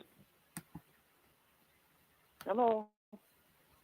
Hello, this is a prepaid call from David. an inmate at the Orange County Corrections. To accept this call, press 0. To refuse this call, hang up or press 1. Your current balance is $28.97. This call is from a correction facility and is subject to monitoring and recording. Thank you for using Global Tellink. Hello. Hi. Okay. I thought we were all done. You didn't tell me. Okay, I got all this stuff here. Cut it up. I'm going to throw it in the mail. You're going to throw it in the garbage. I don't. No. You actually said that it was already done. It is all cut up. It's just staying on the cupboard here. I'm just going to cut it up a little bit more. No, So, it doesn't need to be, though. Do you mind just putting it in now? I'm going to do it right now. I'm putting it in the garbage right now that we were talking. Okay, I'm going to wait, and then you come back, okay? Throw it away and then come back. It is Yeah. thrown away. It's just all right here. I'm going to cut it up a little bit more so it isn't so It doesn't obvious. need to, but I'm asking you not to do that, if that's okay. Okay. I'll just throw it away right now. Okay, I'll wait. Okay. It's in the garbage. Yep. It's gone. Okay. Not gone because they don't pick up the garbage for several days yet. But Okay, it'll be in- so next time next time should only take about 10 minutes, right? Mhm. Well, we shouldn't have so much mail on. We shouldn't. Right, because you've thrown it away. Mhm. Okay, but that wasn't my fault. I've been asking you to throw that away for a while. Well, whatever I'm not real sure what to be throwing away. Now I do. It's all thrown away. It's going to be gone. No, I know you do.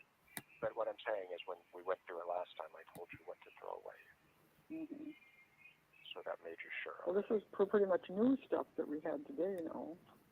No, it's been there for quite a while. No? Okay, well, everything's all thrown away. Okay, where are we going to put from now on, where are we going to put the new stuff? I put it in that box that's in the kitchen here. The new stuff we're going to put down in the drawer, right? Say that again. The new stuff we're going to put down in that drawer, right in the dining room. Well, we didn't really keep anything from this mess, so. We said the new stuff. The new stuff will go in the drawer, yeah. Right. Mhm. Okay, and then we did keep that one letter right from Pinch a Penny. I think I stuck it back in this box, yeah.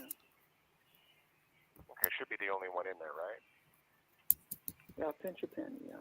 Okay, is it the only one in there? Well, there's still some other bunch of junk in there too, but. Okay, do you want to tell me what the other stuff is in there? Because we just want to clean it out. We don't want any junk in there. Oh, well, there's some Lloyd papers in here. Okay, Other stuff. No, that's the wrong box. It should just be my mail. That should be the only stuff in there. Okay, there's nothing in there. There's some stuff in there, but apparently some other stuff of mine was in there too. And but now everything is down here that you told me to throw away is down here in the chair, and I'm going to cut it up a little bit better and throw that in the garbage. Okay.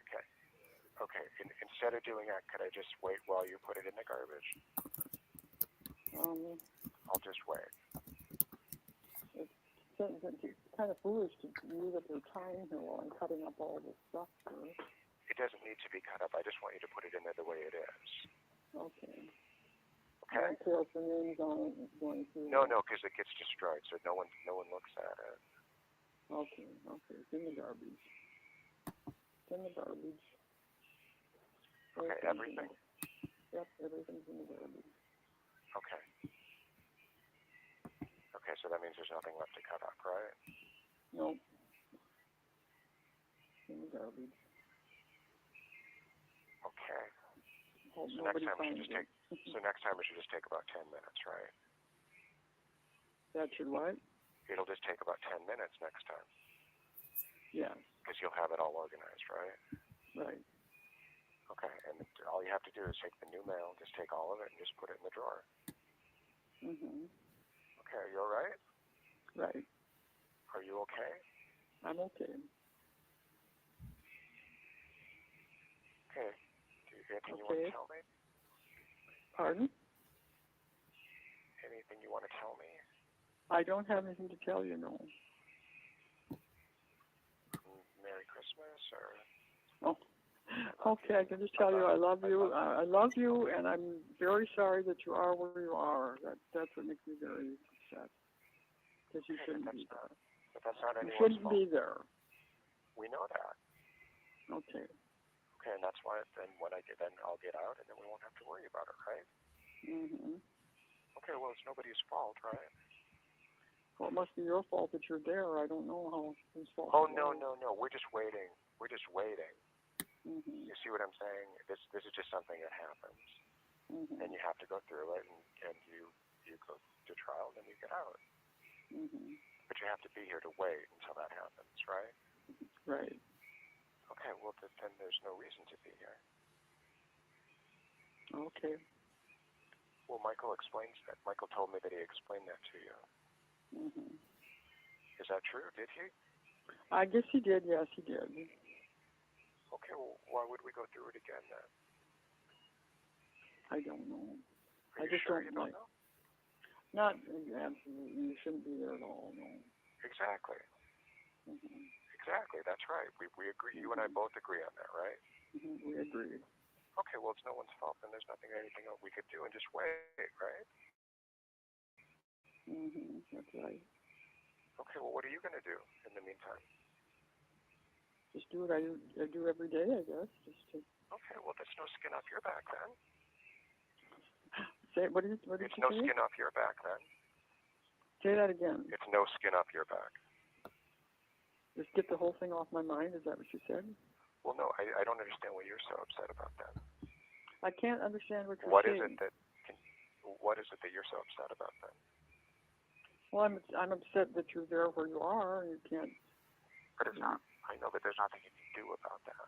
I know it. There's nothing you can do about it, but you shouldn't be there at all.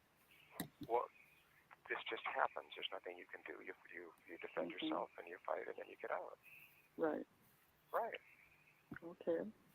So I'll be happy when you're out and home and. Well, of course. Mhm. Well, everybody will be, right? Right.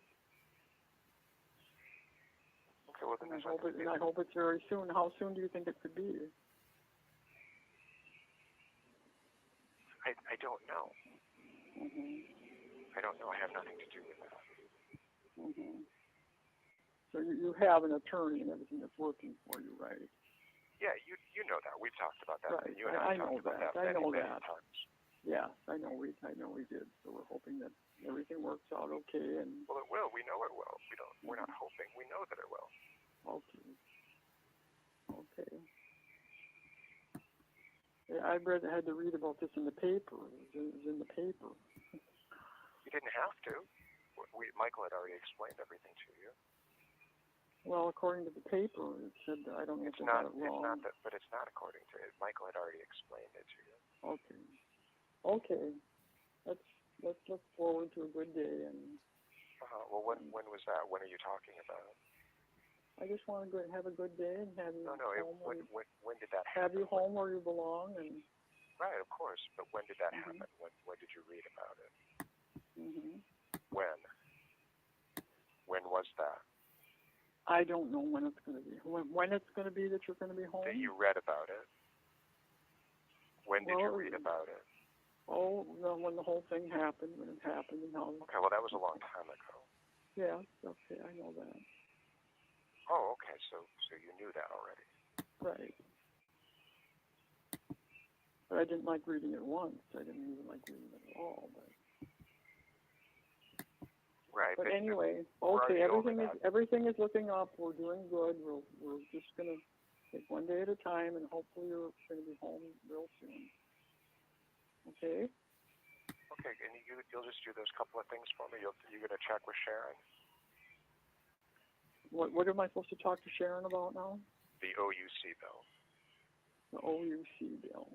Okay, do you want to write that down and put it on the calendars, or put it on the fridge so she won't forget? OUC bill.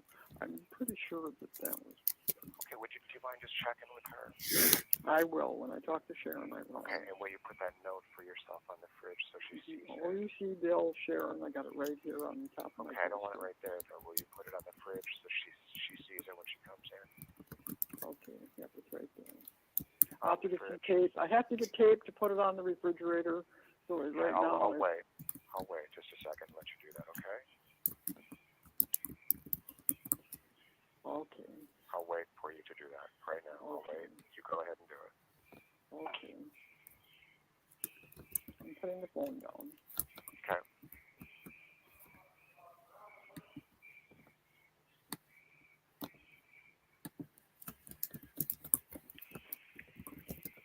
Okay, the whole thing now is that the OUC bill is at Sharon's. Is that what we're talking about? No, you're going to ask her if she paid it, if you guys paid it. If she paid those, I put them. Both of you did, yeah. Paid OUC bill. Yeah, but what you were doing, right now is you're just going to tape that up on the fridge. Mm-hmm. Okay, did you do it? Yeah, it's right here, right. Okay, can you tape it up on the fridge for me? Mm-hmm. Right now. Right here. Gotta get some better tape. How about this? Instead of using tape, just put it underneath one of those magnets. Those pictures that she has up there, those are magnets. Yeah, that's a good idea. I'll just put it at the magnets. It'll go right okay, in there. could you do that right now for me? Yep, I'm doing it right now. Oops. I almost dropped it. Okay. Okay, it's right there, yep. Paid OUC bill, Sharon. Question mark. Yeah. Question mark, right? Okay. I got two of them. Two question marks. Okay. I'm pretty sure. I know we paid something there at so that McCollum way. Okay. I love you, and I hope you'll be home soon. Okay. Okay. Well, thanks for all your love and support. Yeah. I'm sorry if I'm a little crabby or whatever, but I just the whole thing bothers me. Yeah, well, but don't you think it probably bothers me more? Mm-hmm. So we have to look forward and just. Sure, but I mean, it probably bothers me more, right? Because I'm here. Mm-hmm. So that means I have to go through this plus that. Yeah. Right? I'll keep all the mail, everything. I'll put it all just in one spot here, and know exactly what it is. Okay. Okay, I love you, and I hope to see you soon. Okay? Okay, love you too. Bye-bye. Yeah, bye. Thank you for using Global Tellink.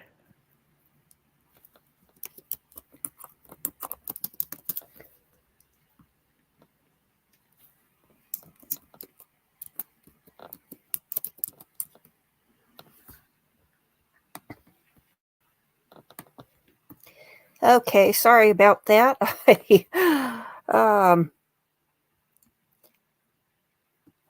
I was just responding to a comment on another tab. Let's see. The jury has been deliberating for an hour now. And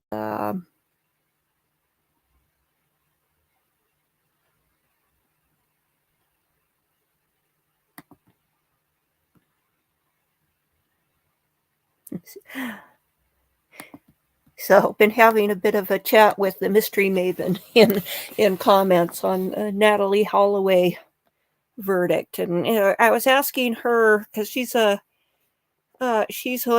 attorney and has done criminal cases for a couple of decades at least, whether it's normal for a case to the defense not to mount any real presentation on their behalf. And she says, no, that is not normal. And since the first trial that I started covering, which is the Murdoch trial. The only case which I think they've mounted a defense of any kind was the Taylor Shabusiness, and that wasn't a huge, well, I guess it wasn't so much a defense in terms of her guilt, but a defense in terms of her being, they were trying to get her off on insanity. So that's a little bit different, but that's the only one where they haven't presented, where they presented any form of a defense whatsoever. So let's see. I'm just gonna refresh, see if because I noticed that the thing was paused. It's 90 minutes. The jury deliberation has been going on. So if you allow for some lunch, they're probably getting into it now. So let's keep taking a look. We'll go back over to the seal and see if there's any more jailhouse calls. He sounded kind of a bit, I have to agree with Matt, he sounded like a bit of a jerk there. So let's see.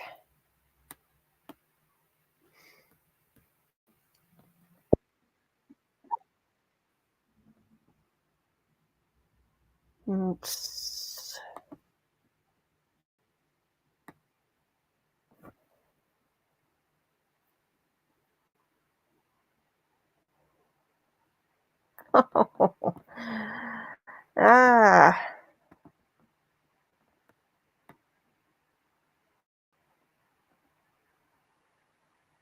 Yes, Matt was saying Deep Dive True Crime is good and that he follows him. And just looking at some of the videos on his, looks pretty interesting, all right.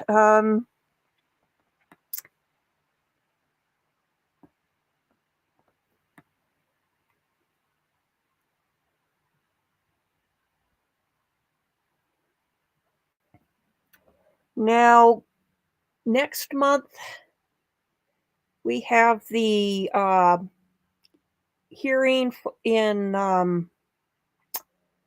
Park City for Corey Richens. They've done a motion to dismiss the case based on the their claim that the letter, the walk the dog letter, was in a letter address, in an envelope addressed to Sky Lazaro, her attorney, but and that they shouldn't have checked inside. Not sure if I'm buying that, but it seems to me that putting any contraband at all in something marked to your attorney seems like I think that's not going to fly, because they could put their drugs inside an envelope to their attorney, and you can't get me for that, because that's confidential work product. I just don't see that flying. So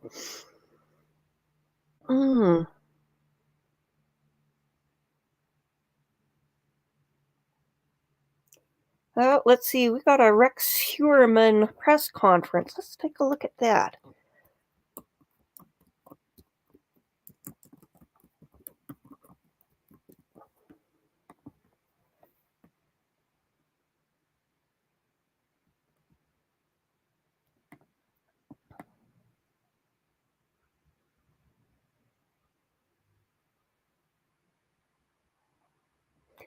if it's actually going still, that might be over.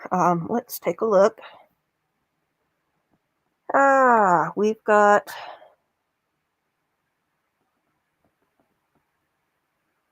several channels. Let's look for one. Maybe it hasn't started yet and they're just warming up, because it looked like, what was it? Michelle After Dark hasn't been that long. Let's see. I've gotten so many comments to keep track of, because commenting on Mystery Maven's post about the Natalie Holloway. Okay, let's see. Take off live. Let's.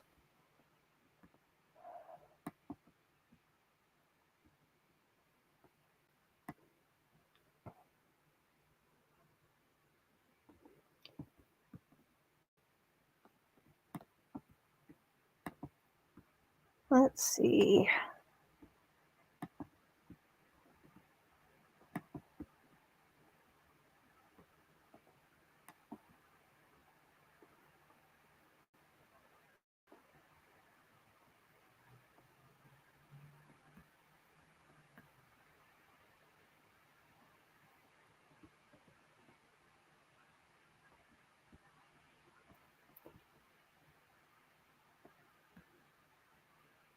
Huh.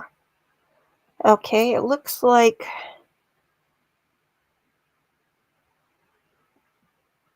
I'm not seeing it on any of the networks. So where are they getting it?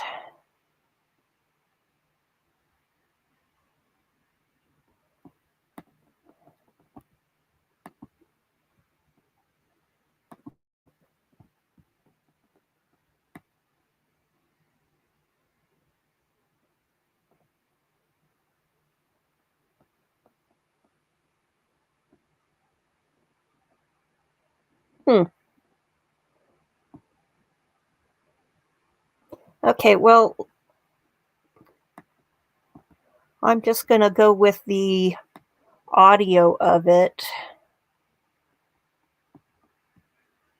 since I can't find the actual source. So, and I'm going to back up to when it started. Let's see. I think.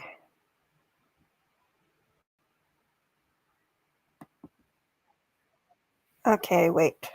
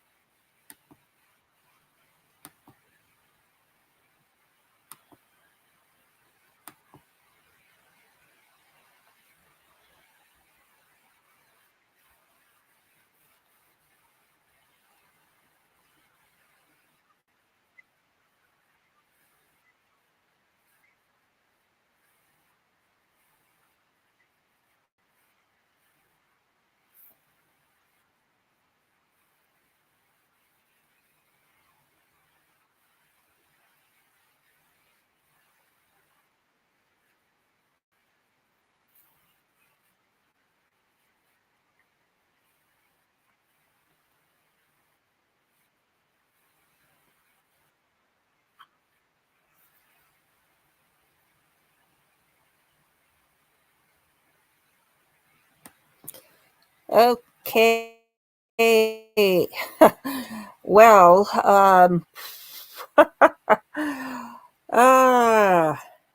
that's. I think that he's probably glad that New York did away with the death penalty back in, I think I read 2005. Okay, so we are past the 2-hour mark now for since the jury got the case. Let me check news headlines just real quick.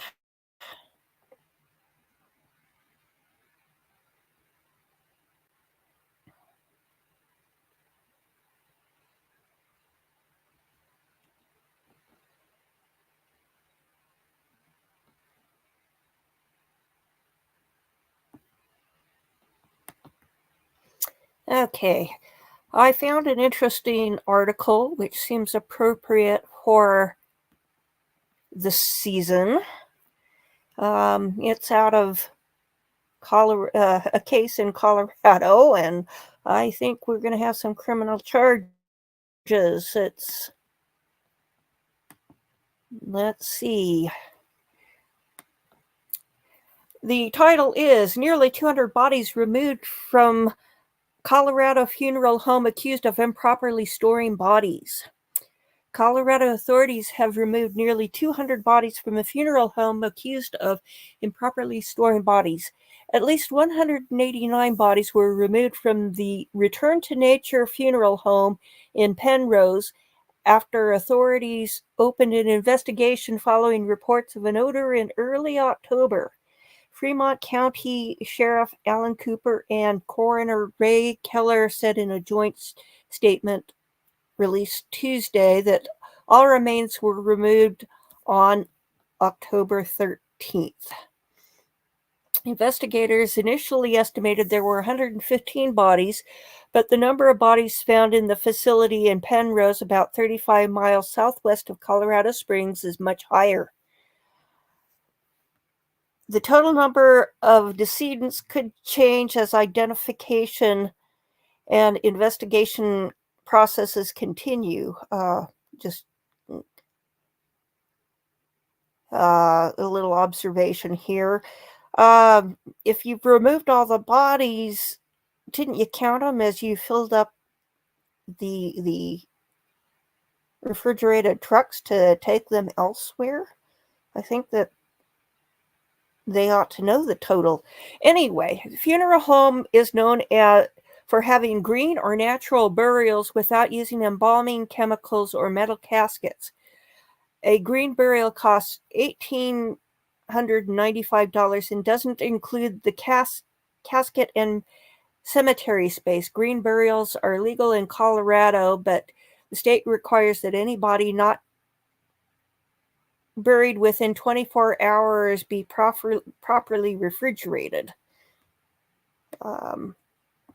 Scroll down a little further. Authorities are working to identify remains and notify family. Cooper and Keller wrote, just a sec, wrote in the release that the next step in the investigations are to identify the remains and complete family notifications. No timeline that was set on how long that could take. We are conducting extensive coordination efforts as we focus on the identification of decedents and provide notifications to ensure the families are given accurate information to prevent further victimization as they continue their loved ones, Keller said. And with Fremont County Sheriff's Office as well as the county coroner, and urged families who believe their loved ones' remains were mishandled to contact authorities by visiting FBI's website, sending an email to Penrose Funeral Home at fbi.gov, or calling this phone number. Owner tried to conceal problems with body storage. report says. According to the Associated Press, Halford tried to conceal the improper storage of bodies and acknowledged having a problem at the site during a call with the director of the State Office of Funeral Home and Crematory Registration, according to a suspension letter sent by state regulators. In a phone call with regulators, Halford repeatedly acknowledged he had a problem, in quotation marks, at the facility. The document didn't detail how he tried to conceal the problem, AP reported. He also said he had practiced animal taxidermy there. According to the cease and desist order on October 5th, the facility's license had expired in November of 2022, according to the outlet. Officials said that they responded to the funeral home after reports of an odor and obtained a warrant to enter. Neighbors and businesses said they'd been smelling something foul for weeks. Joyce Pavetti, 73, told the Associated Press that she could see the funeral home from her house and that she got whiffs of a putrid smell. She said that she had assumed it was a dead animal. Let me scroll down a little more. Another neighbor said, Ron Alexander told the AP that he thought the smell was coming from a septic tank. Despite the smell, there was no health risk to the public, Keller said at the time, but upon entering the facilities, a deputy coroner developed a rash and was evaluated at a hospital, but Keller said she was fine. According to public records, the home has been in business since 2017 and has locations in Colorado Springs and Penrose. The Facebook page for the funeral home was no longer online as of Wednesday. According to the website, the funeral home stopped cremation services in July. Obituaries are still listed on the website and arranged from October 22nd to August 2023. According to the county property records, the funeral home building and lot are owned by Halford Homes LLC, a business with Colorado Springs address that the Colorado Secretary of State declared delinquent on October 1st for failing to file a routine reporting form that was due at the end of July.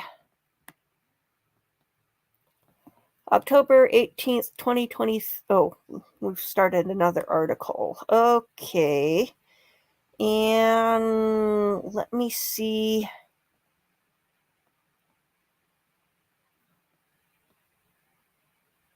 I've got this article on another browser, so I can't share it. Okay, so let's take a look.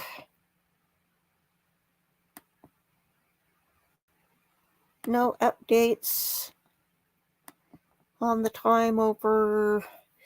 They said that jury deliberation started at 1:53 East Coast time, so that would be 11:53 my time. So we're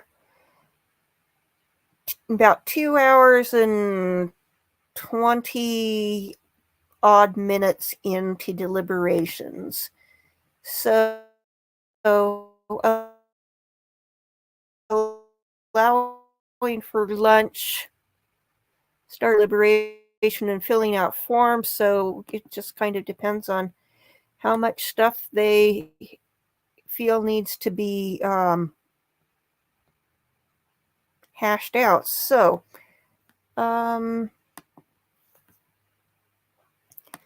let's take a look at the latest news in YouTube land.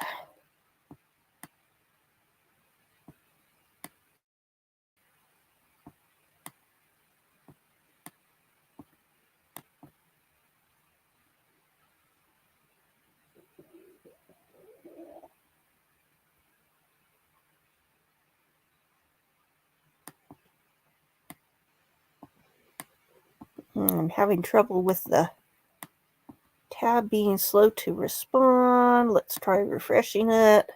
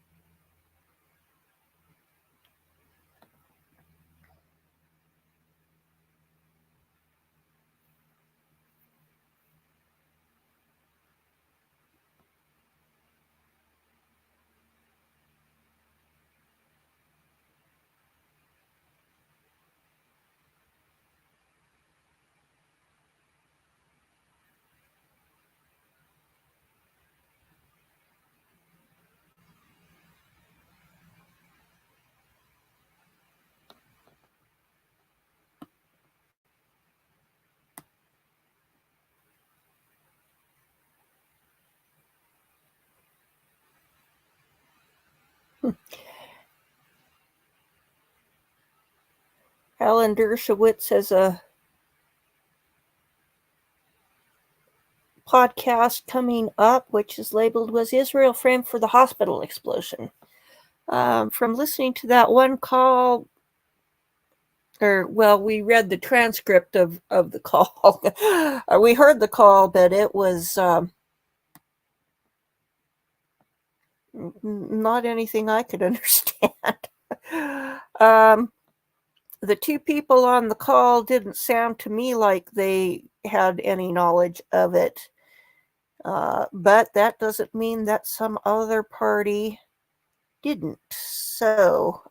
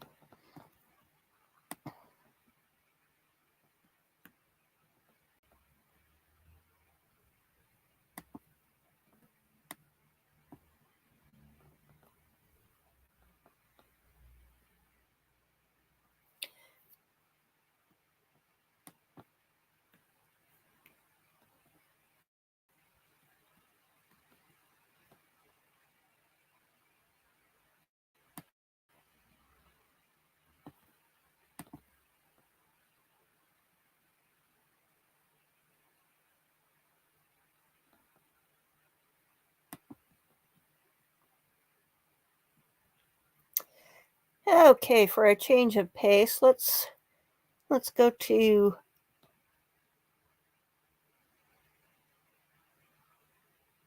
Judge Conlon, criminal docket.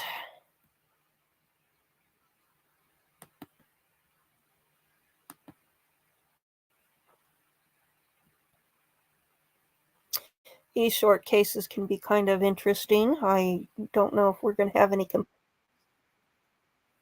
He understands that that is part of the recommendation, and if that's what the court chooses to do, he'll accept it.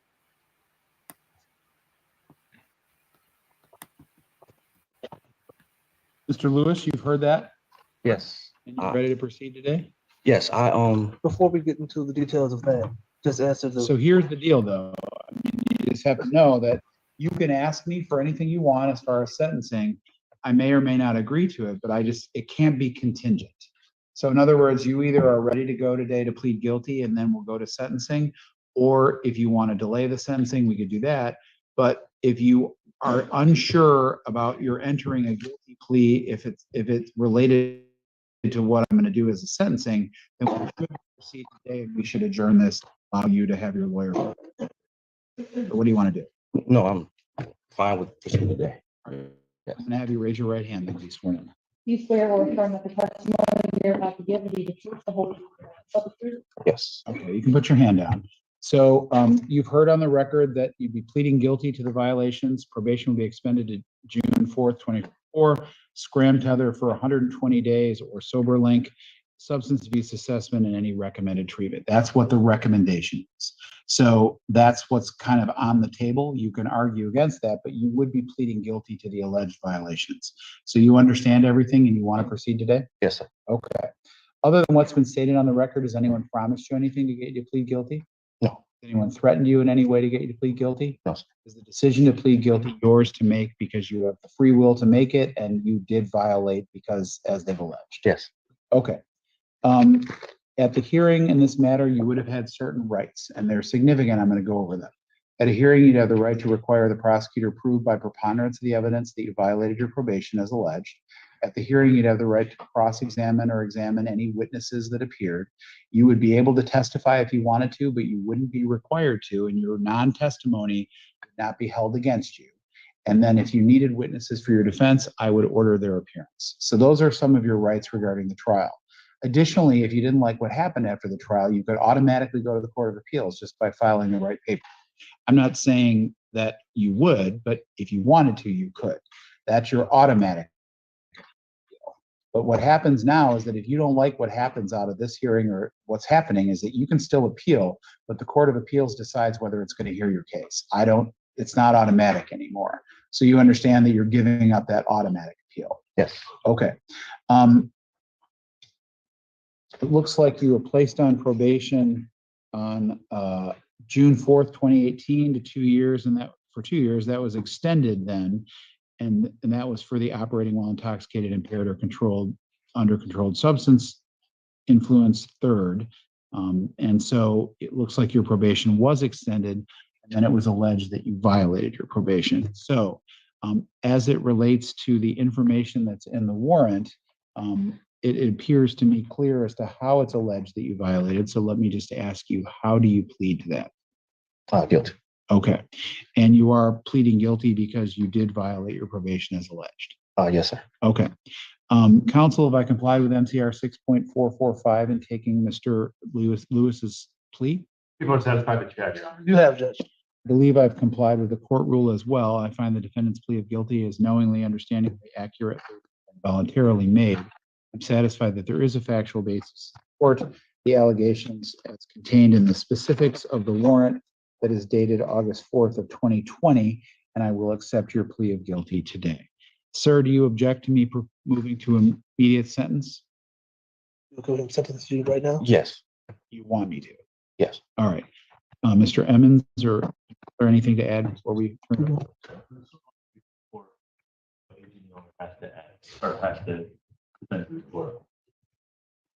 Or my wait. I mean, I know the recommendation, so I'm happy to do anything else, though.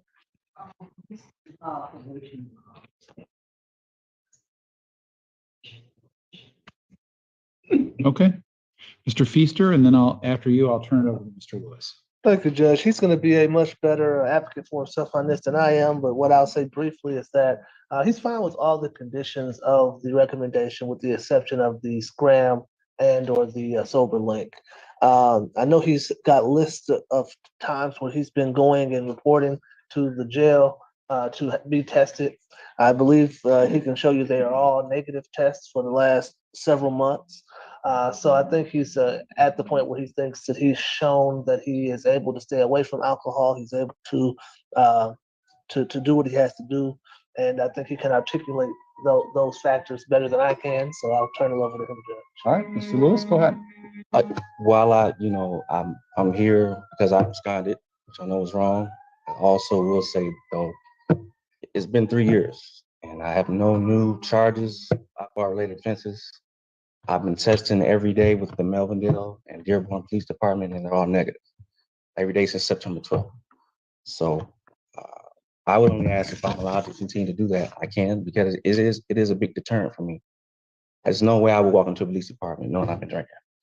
So you said you'd rather do that. I'd rather do that. If you guys want me to do that for another 90 days. Literally daily testing. Yes, I've been going in there every day since September. There, he has them. And that's and my probation officer in Wayne County has copies, and the probation officer here has. I send them screenshots every day of my negative results. And that's free. Yes, they do not charge me when I go into the department. Yeah. Are you on any sort of treatment or AA or anything like that? I was going to start that after sentencing today. I just haven't started because I wanted to know exactly what we're going to do today.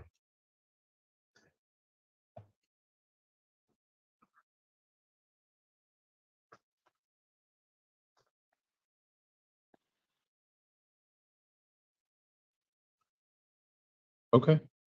Well, that's a novel approach, Miller. I mean, he has the right to be the last person I hear, so I'm not going back to you for comment, but I've never heard anyone volunteer to go in every day. And I guess I'm like, well, okay. All right, sir, it is the sentence of the court that your probation is extended to June 4th of 2024. It is the sentence of the court that additionally you will do a new substance abuse assessment and you will be obligated or ordered to comply with any of the treatment recommendations of that assessment. I guess I'm fine with the in-person alcohol testing. So you are ordered for 90 days to do in-person alcohol testing.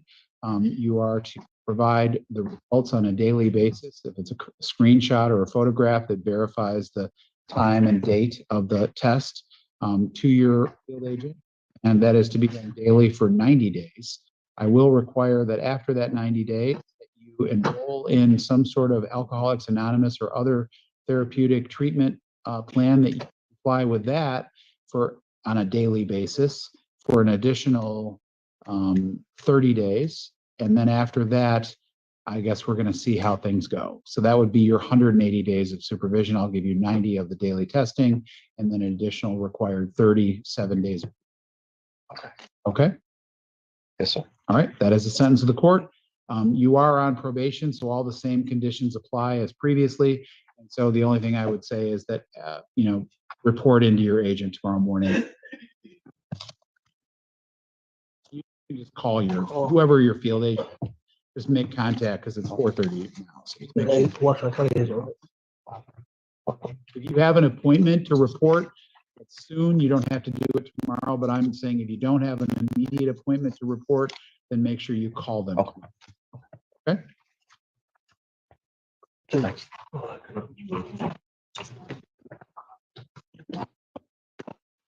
30 People versus December Smith, 3319 FH.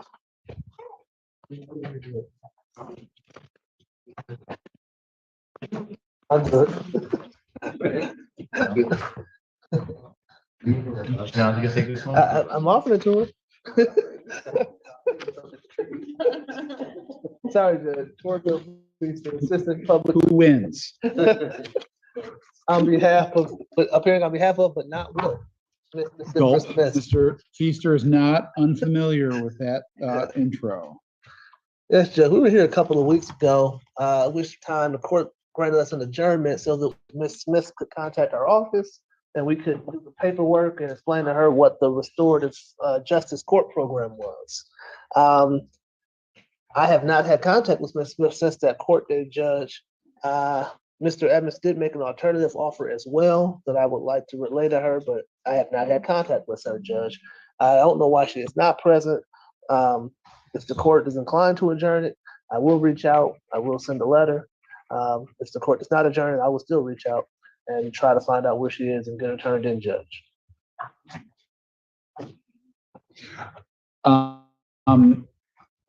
Mr. Emmons, do you have anything to say? I'm just going to respectfully do the history of the case and what's happened in previous cases. Okay, well, I'm going to say that, I mean, Mr. Feaster, nice try, but we did have a bench warrant on a previous failure to appear. She was arraigned on the bench warrant, released. So I think I'm going to order the bench warrant on this one. Thank you.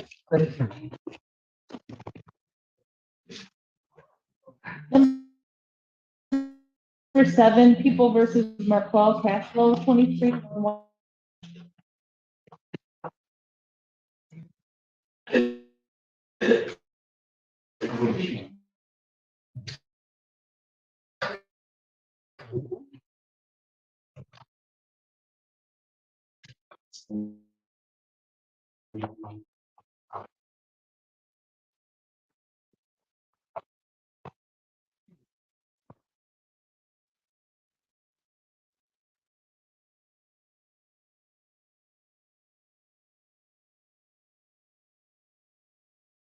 speaks on behalf of the people. I think Mr. Feaster went out to the hallway.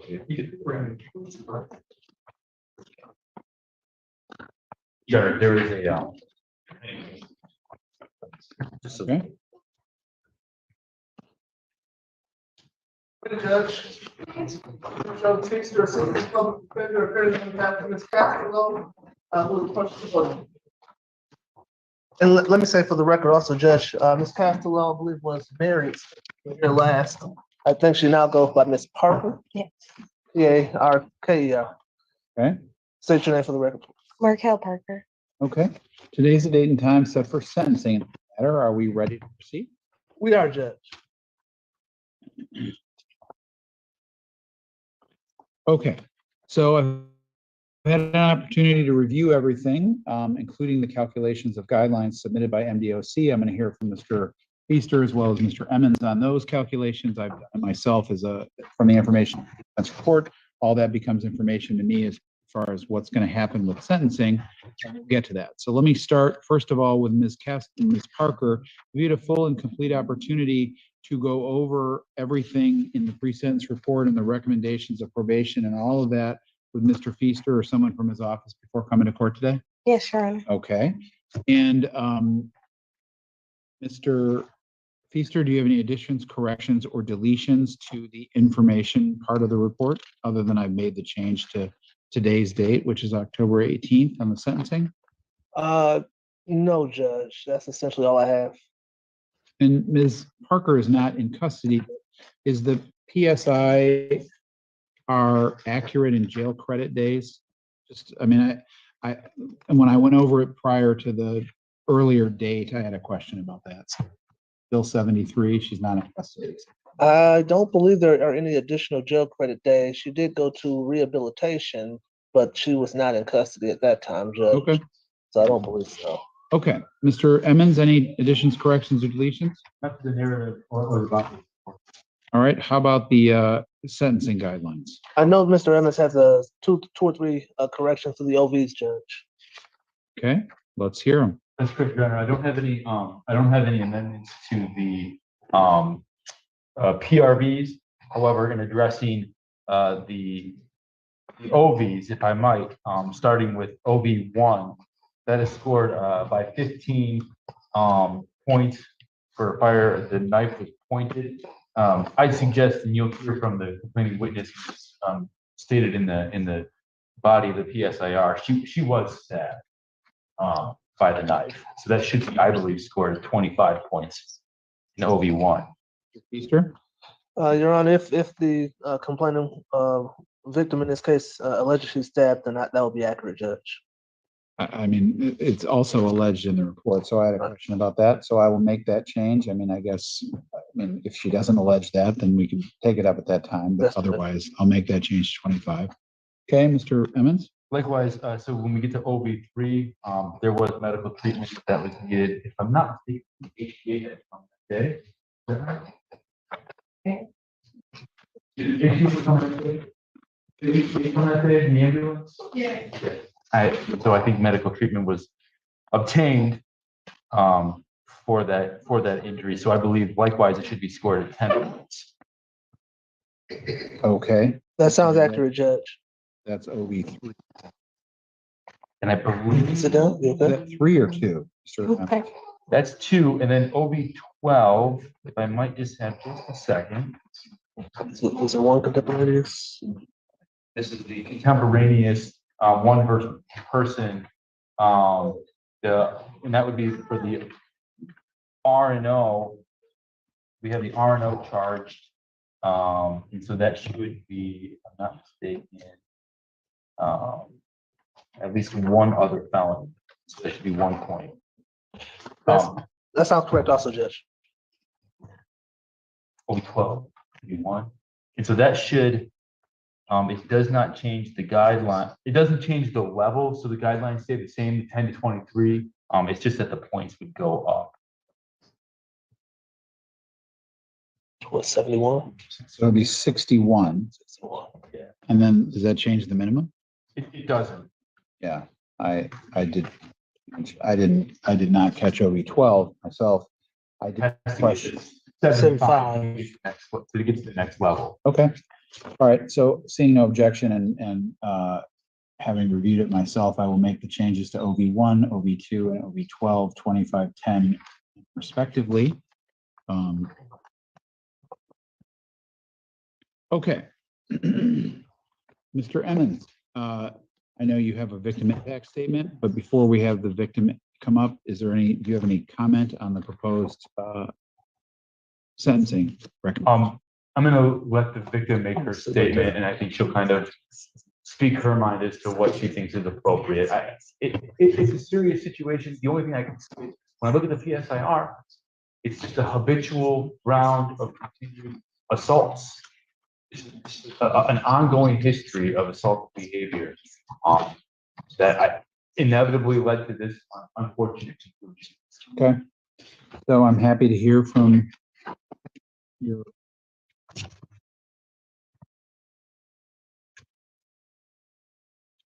Yep, right there. Right next. I'm Lakaya Webb. Your Honor, Markel watched me grow up, and yet she tried to kill me, aim a knife at my chest while I held an innocent child behind me. I put my hand up while I watched my cousin penetrate my skin with the knife. When she stabbed me in my hand, it's something I can never forgive, no matter how hard I pray to God to remove this anger and resentment I have in my heart due to her. This is not her first assault towards me.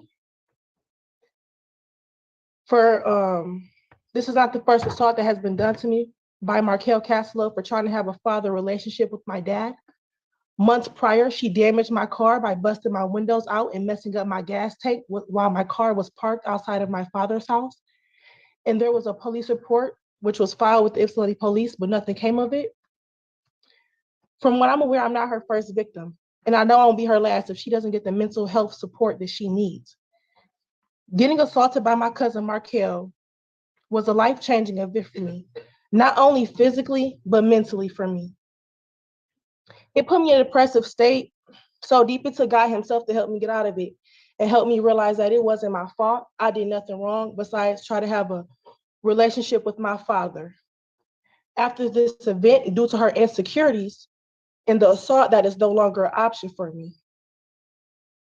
Physically, I was stripped of my independence to do basic things for myself. I had to rely on family members I could trust to help with little things like open a milk jar to big things like helping me get dressed. In conclusion, to my understanding, the probation officers requested Markel Castelo to get a year of jail with 72 days credited. In the past, Markel has not been complying with court orders, and that makes me feel like she will get out and do it again. For example, on the night of the assault, at the time, Markel had a court order to not be around my father, Victor Parker Jr. I feel like her doing a year in jail is not enough. She should do more than that. I believe Markel should also have to be required to take anger management and conflict resolution counseling before she gets out. Thank you for your time and hearing my statement. Thank you for coming in and making it. Okay, Mr. Emmons, comment? Nothing additional, Your Honor. All right, Mr. Feaster, any elocution or any comment from you on the recommendations of probation? Yes, Judge. They're yours. No problem. Yes, Judge. Obviously, my client is sorry about the situation and what occurred with her cousin. Has not shied away from taking responsibility for the situation, Judge. She's been to all her court dates. She's been in communication with me. And the paperwork that we've shown you, Judge, she went to treatment at Dawn Farms shortly after this happened. She has now became gainfully employed. She's gotten married since this happened. After report case, she is pregnant with a high-risk pregnancy, dealing with a child that is due to be born in January, but she is supposed to actually go into the hospital tomorrow to be evaluated for some early contractions that she's having.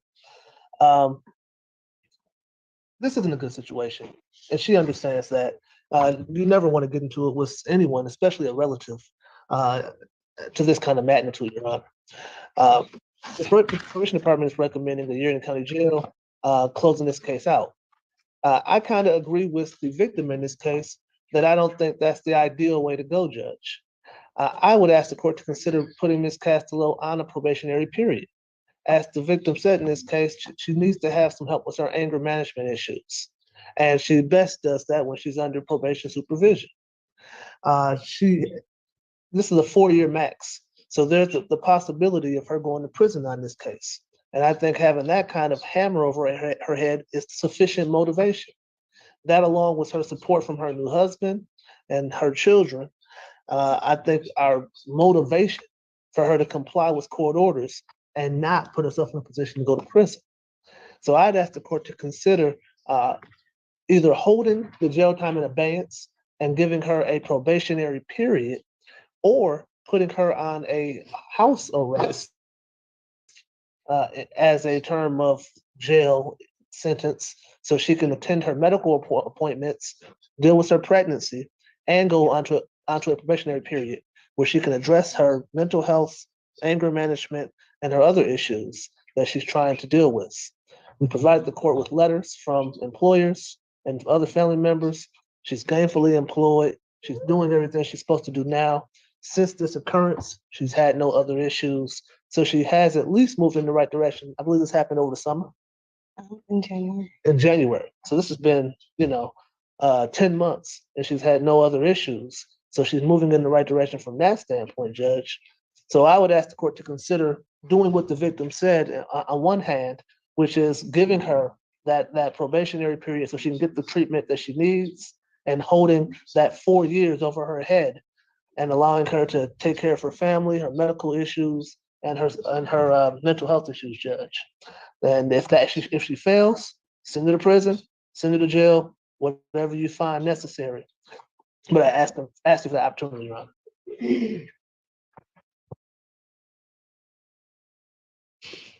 Honor. So, Ms. Formerly Ms. Castello, you are the last person to speak to me before I impose sentence. A little concerned that we have a situation where probation's recommending one thing, and I fully understand it, but recommending more than probation is recommending. Your attorney is submitting a request for probation or other terms without giving probation an opportunity to weigh in on what it might recommend should I to agree to that. We have no problem with adjourning it if the court wants to have probation come back to the table with terms, should Your Honor actually decide to give probation. We have the victim statement on the record. The court already has that. We wouldn't ask her to come back unless she wanted to. But she's done her PSIR. So I guess my question, Agent Miller, is that, it wouldn't need to be another interview if there were the case report to sort of recommend probation conditions if I were to go that direction, correct?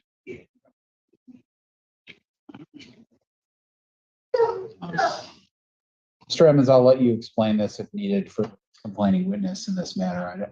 So I've heard your statement. You don't need to come back. I'm considering it. So I could sentence her to more. I could sentence her to what probation's recommending is the time in jail, or I could sentence her to parts of that, jail and or potentially probation. The problem is that because probation recommended jail, it didn't go through, probation did not go through and make requirements of what she would have to do. And so I guess I'd like to see that in writing before I make a decision as far as what their recommendation would be, because I don't know what I'm going to do. But is a week enough time? 2 weeks. That's enough. 5 days. Bad. Pretty full. You're thinking 11/1? That would be preferable. Okay.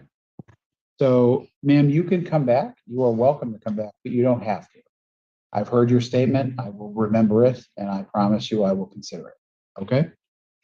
All right, so let's adjourn this to 11/1 at 1:30, and I'll at least have a chance to review what probation might recommend at that time. Okay? Correct. Like if I were to probation, what would the conditions? I'm not done. Yep. Thank you.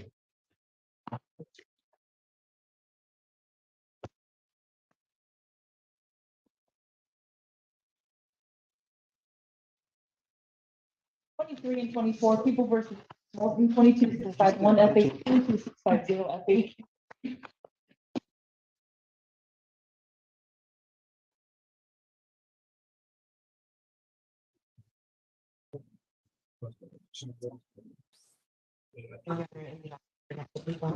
David I. Goldstein, appearing on behalf of the defendant.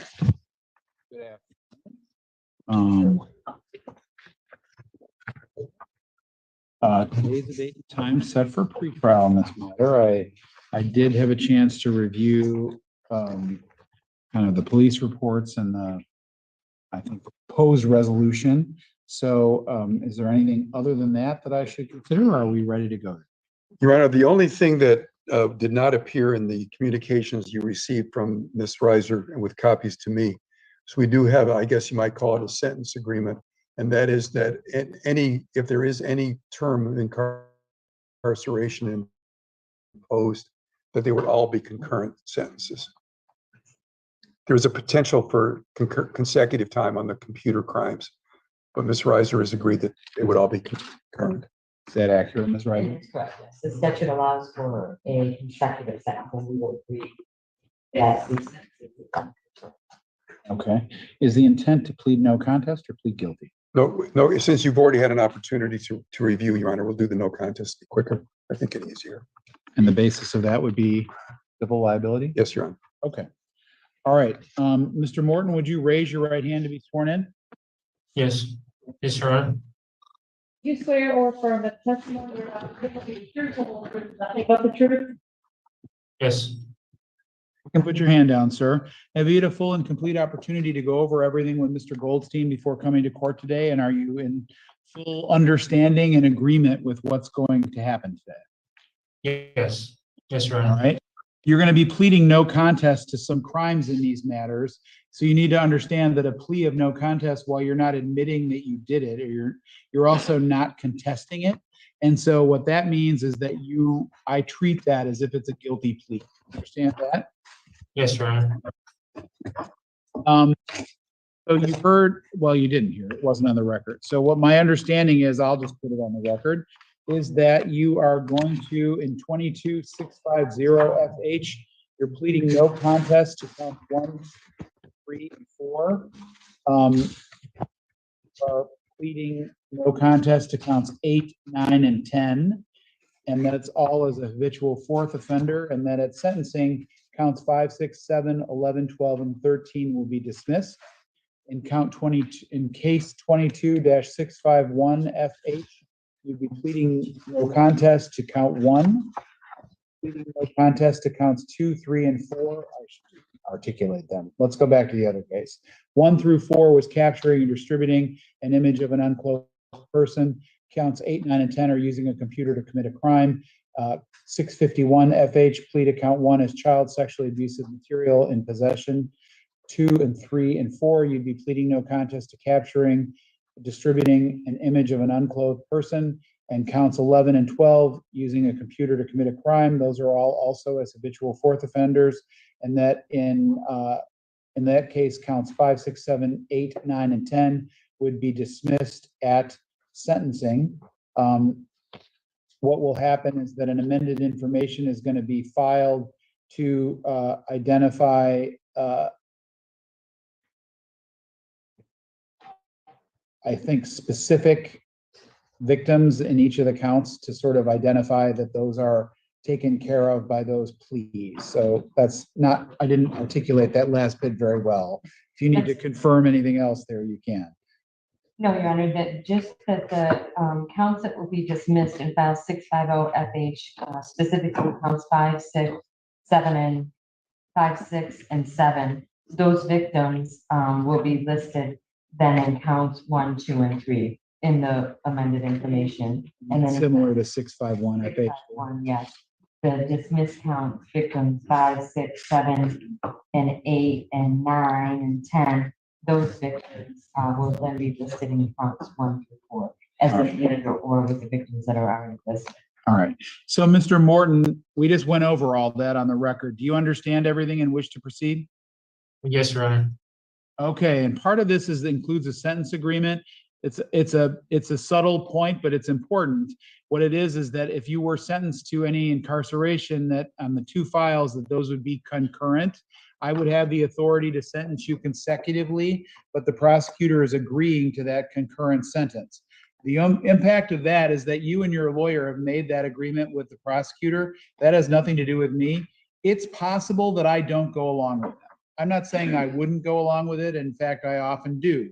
But it is possible that that happens. And sometimes that happens because you commit some other crime or get in trouble between now and the date of sentencing, or I read something in your pre-sentence report that says that to me that I just can't go along with it. I'm not saying that's going to happen, but it's possible. You would have pled guilty to a crime and you might not get the benefit of that sentence agreement, and I may not allow you to withdraw your plea. So that's all a possibility. You understand that? Yes, Your Honor. Okay. Are you currently on probation or parole? Because this plea of no contest could affect that. No, Your Honor. All right. Other than what's been stated in court, has anyone promised you anything to get you to plead no contest? No, Your Honor. Anyone threatened you in any way to get you to plead no contest? No, Your Honor.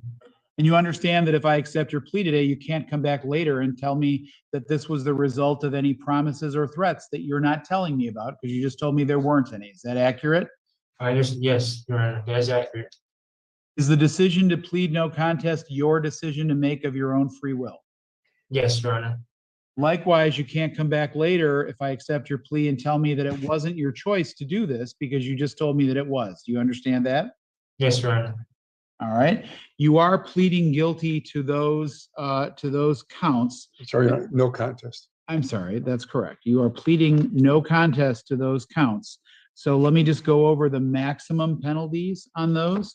In 22650 FH, you're going to plead no contest to counts 1 through 4, 8, 9, and 10.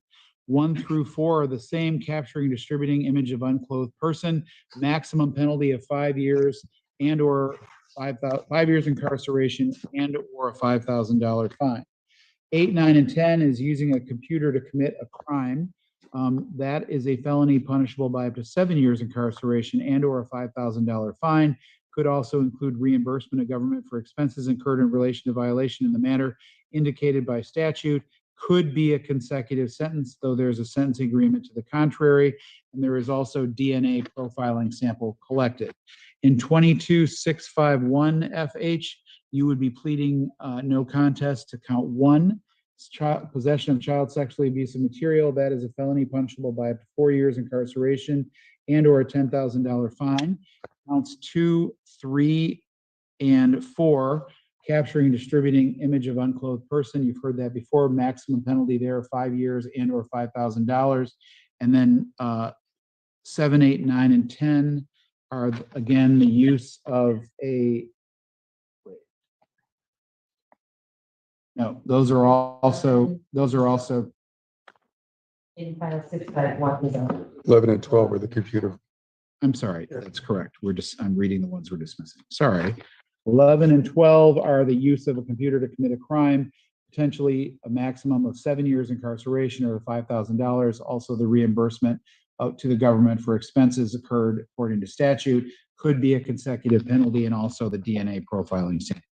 Not saying that's what's going to happen, but those are the maximum penalties. There is also sex offender registry. Yes, for count 1 in 651, I could read the SORA notice.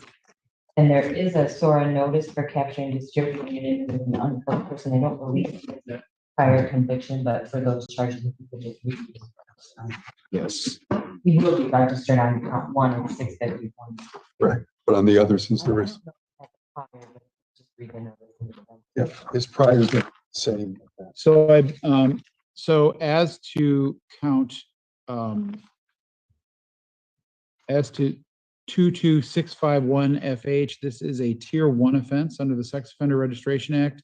If the victim is a minor, it's a tier 2 offense. If the defendant has a prior conviction for a tier 1 offense, is a tier 3 offense. If the defendant has a prior conviction for a tier 2 offense, accordingly.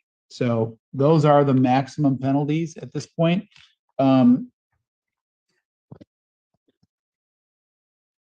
And hold that thought. Should be habitual offenders. Because they are habitual offender notice, they are also, they have also other maximum penalties. And so it is possible that you could serve a term of life incarceration if the primary offense has a penalty of 5 years or more, 15 years or less if the primary offense has a penalty of under 5 years. The maximum penalty cannot be less than the maximum term for a first conviction. So that applies to both cases because it's a habitual fourth. All of that said, sir, that's a lot. That's not to say that's what's going to happen, but those are the maximum penalties, and you have the right to you have the right to know that. So you understand all of that, sir? That was a lot. Do you understand that? Yeah, I understand, Your Honor. Okay, if I accept your no contest plea, you're not going to have a trial of any sort, and you're going to give up certain rights. So I'm going to go over some of those rights with you. At a trial, you'd have the right to be tried by a jury, to be presumed innocent until proven guilty, and to require the prosecutor to prove beyond a reasonable doubt that you are guilty.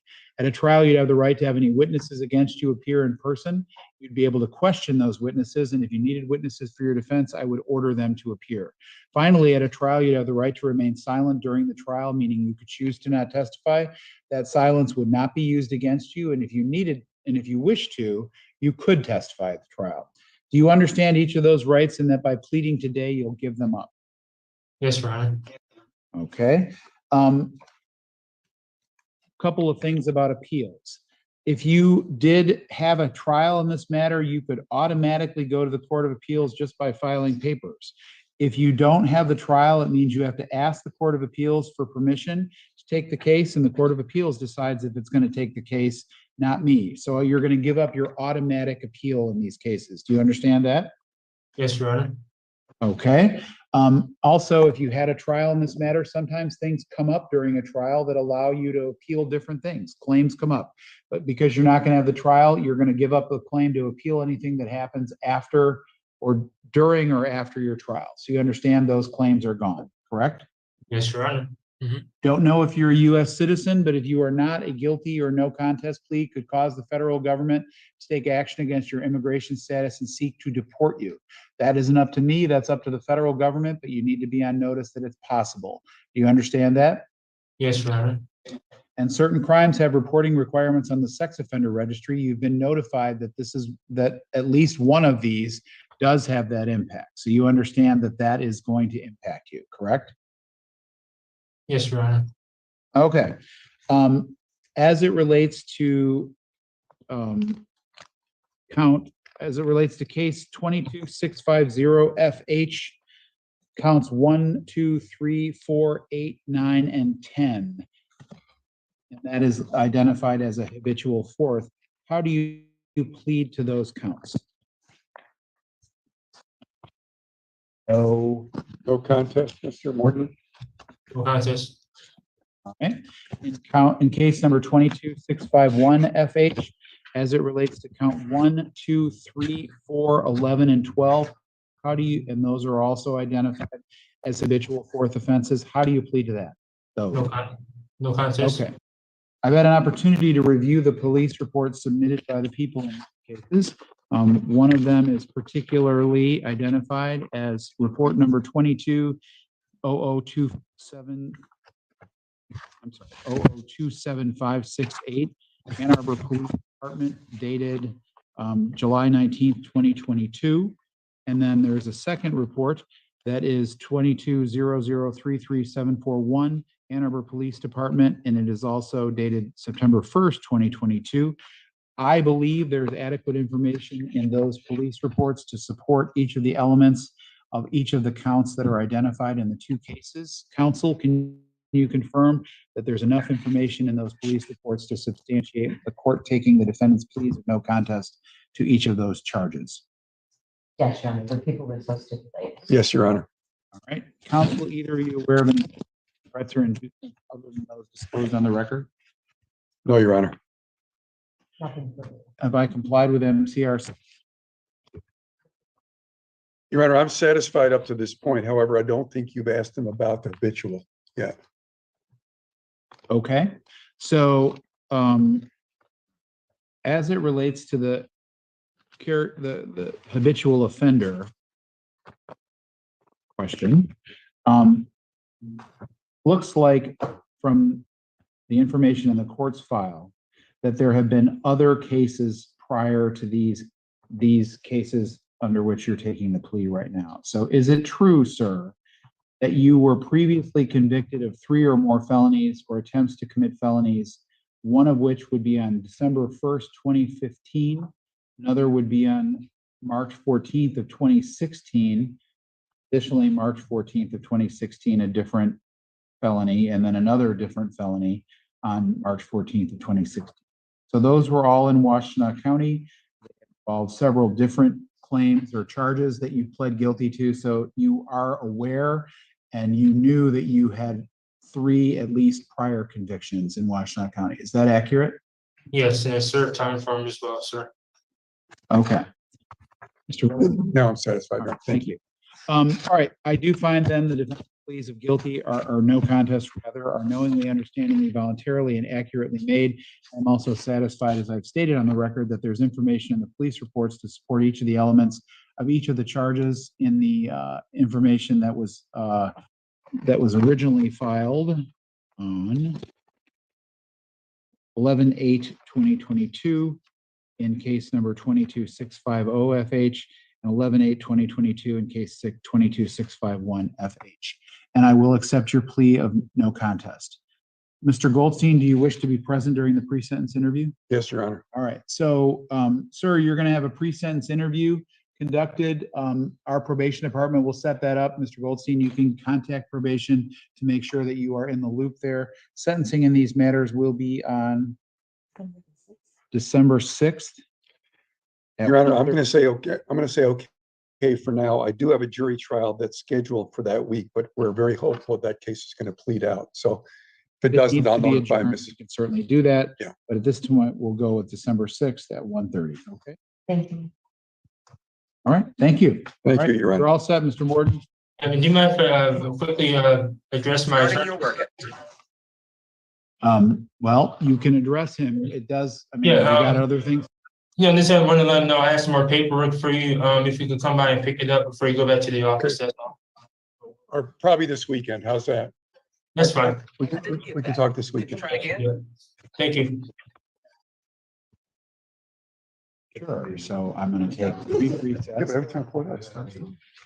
Okay. Excuse me. Be right back. BRB. Are you hearing voice?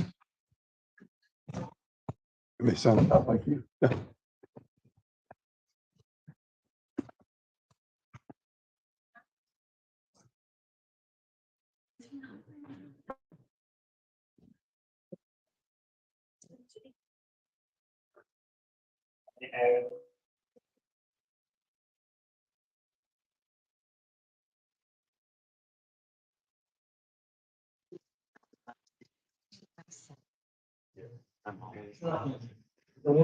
Almost last week. You're not. Okay. You know, we get growing back. Yeah, right back.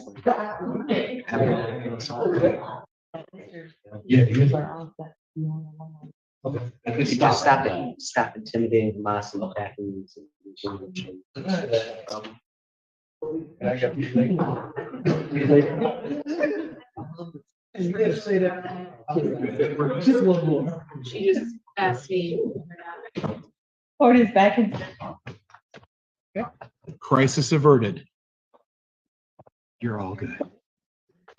Number 12, people. Can't leave before me. Jessica Blanchard. Good afternoon or evening, Your Honor. It's Stuart Collis on behalf of the defendant in this matter. Your Honor, in this case, the people and Ms. Gordon have worked out a plea which will eliminate the need for the double jury. Okay. Very well. Okay. Give me 1 second to get my little handy form out here to write it down.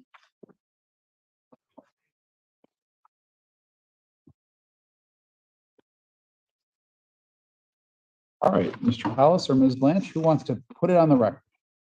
Judge, count one, which is charged open murder, I believe we can just change it to second degree murder.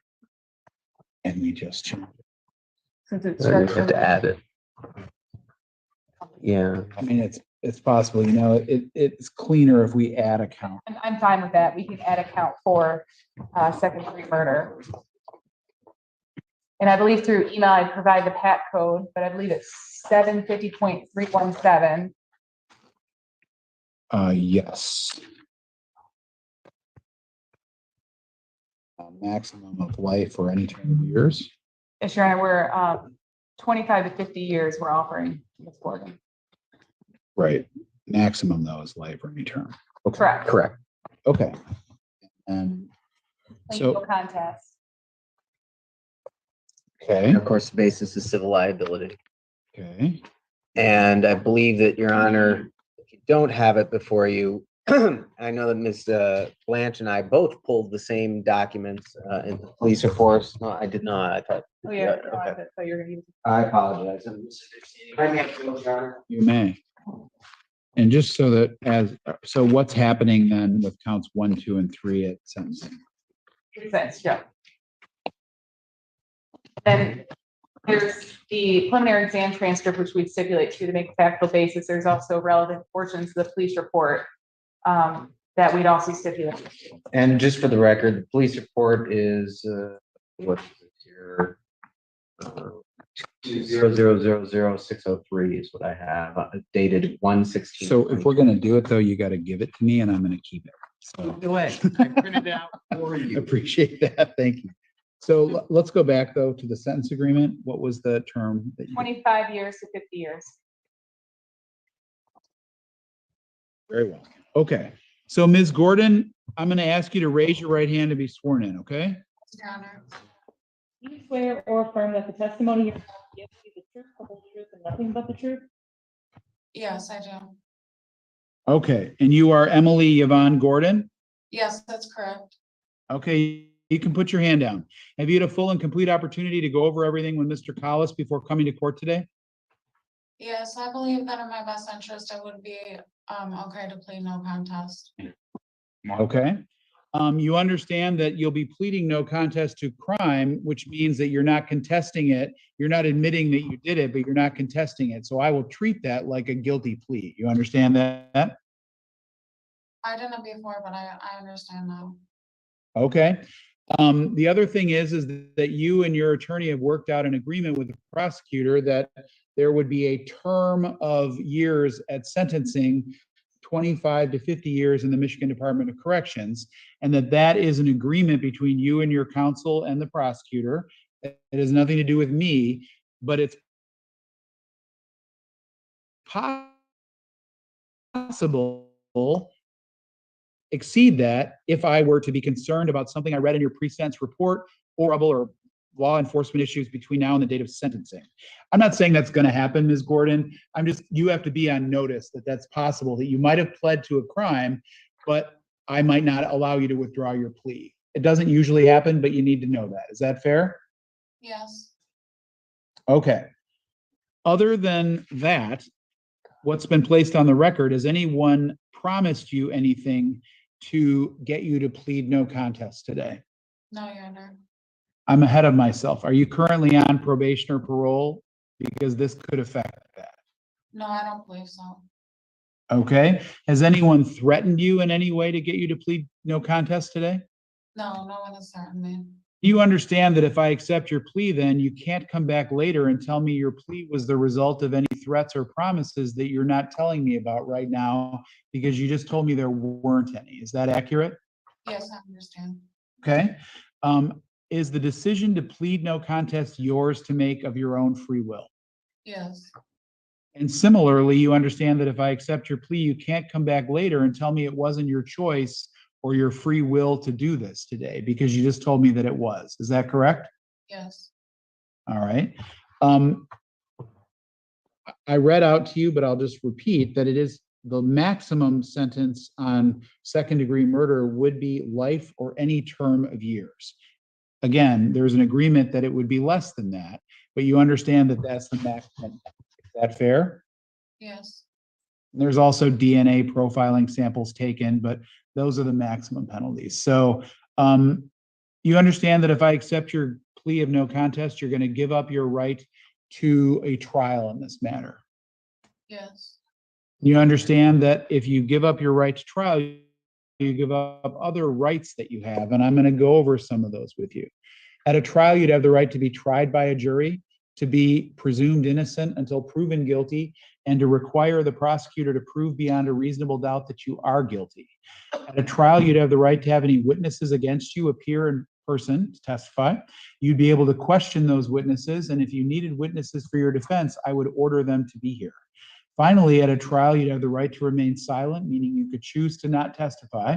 That silence would not be used against you, but if you wanted to, you could testify at the trial. You understand each of those rights and that by pleading today, you give them up. Yes, I understand. Okay. If I accept your plea, you're going to give up your automatic right. You're going to give up the right to an automatic appeal, which means that if you didn't like what happened after the trial, you could automatically go to the Court of Appeals just by filing papers. But in fact, what happens is by pleading and not having the trial, you have to ask the Court of Appeals for permission to take the case, and the Court of Appeals decides whether it's going to hear your case. I don't decide that. So what you're giving up then is your automatic appeal in this matter. Do you understand that? My automatic appeal. Yep. So let me explain it again. If you had a trial and you didn't like the outcome of the trial, all you'd have to do to go to the Court of Appeals is file papers. You automatically have the right to appeal it. But when you give up your trial, you give up the automatic appeal, which means you have to file the papers with the Court of Appeals and they decide whether they're going to hear your case. I don't decide that. It's not an automatic. So you can still appeal what happens, but you just don't have the guarantee that you're automatically going to get to the Court of Appeals. Do you understand that? Yes, I understand. Okay. And then the last thing about your appeal is that sometimes things happen during your trial that give rise to new appeals. Like sometimes things happen during or after a trial that cause you to be able to appeal different things. Because you're not going to have that trial, you're going to give up those other claims of appeal. Do you understand that? Yes. Okay. Last two seemingly random questions. I don't know if you're a U.S. citizen, but if you are not, a guilty or a no contest plea could cause the federal government to take action against your immigration status and seek to deport you. Again, that may not apply to you at all, but I just need to know, I need you to know it's possible. Do you understand that? Yes, I understand. Okay. And likewise, certain crimes have reporting requirements on the sex offender registry. This may or may not impact you at all, but you just need to know it's possible. Do you understand that? Yes. Okay. As it relates to the charge of second-degree murder, which is contained in the amended information, amended as of today's date, that added count 4, how do you plead to that? No contest. Okay. While you were talking, while I was questioning you, I was flipping through the preliminary exam transcript in part that Mr. Collis submitted, as well as the police report from Ypsilanti Police Department numbered 22-0000-603 dated January 16th of 2022. I, in my review of that, find that there is adequate information to support the elements of second-degree murder. Let me ask counsel, do you agree that there's adequate information in those two documents to support the defendant's plea of no contest? Yes, Your Honor. Yes, Your Honor. Okay. Are either of you aware of any promises, threats, or inducements other than those disclosed on the record? No, Your Honor. No, Your Honor. Have I complied with MCR 6.302? Satisfied, Your Honor. Yes, Your Honor. All right. I find the defendant's plea of no contest is knowingly, understandingly, voluntarily, and accurately made. I'm satisfied that there is a fact murder is contained in the information that was amended as of today's date to add count 4, and I will accept your plea of no contest. Mr. Collis, do you wish to be present during the pre-sentence interview? No, Your Honor. All right. Ms. Gordon, there's going to be an interview conducted by probation. So I'm going to schedule your sentencing for December 6th Judge, real quick, I know there's gonna be impact statements and it may take some time, and I don't know if you want to schedule it like earlier in the morning in order to have, I just know it's gonna take a lot of time on the docket, Judge. I didn't know you want, sometimes you'll do a special. I will. I'm gonna schedule it for the 16th. Why don't you and Mr. Collis get in touch with Ms. Streeter in my office? I don't want to schedule it for 16th? earlier in the day. I was gonna say the 16th is Saturday, Your Honor, and I really don't care to work on the Saturday. 6th. But I don't want to pick a date here if I have a trial or something, but let's pick a date that we can accommodate it, but we can certainly do that. Okay. Okay. All right, Ms. Gordon, we'll see you back here if no other changes on December 6th at 1:30, but it may be a different date, okay? Okay. All right, thank you. No, I agree. You can't. That concludes our docket for today. That's a good call.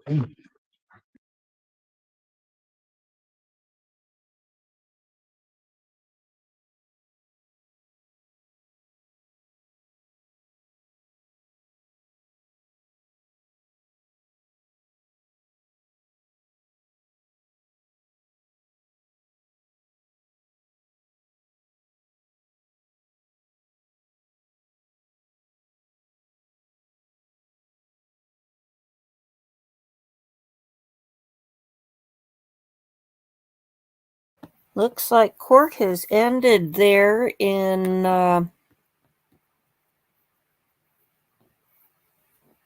that. So let's go look for something else. Let's go back to our seal. We are coming up on the 3.5 hour mark.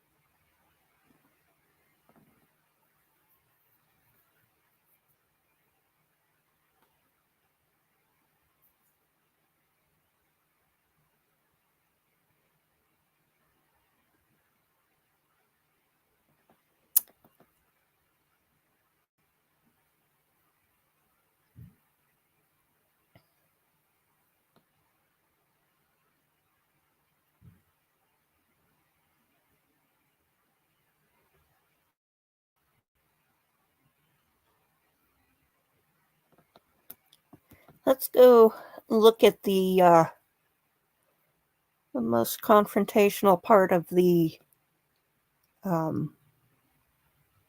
interrogation.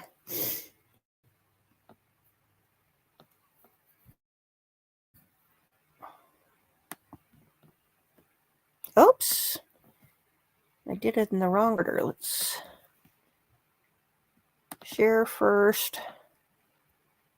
Full screen.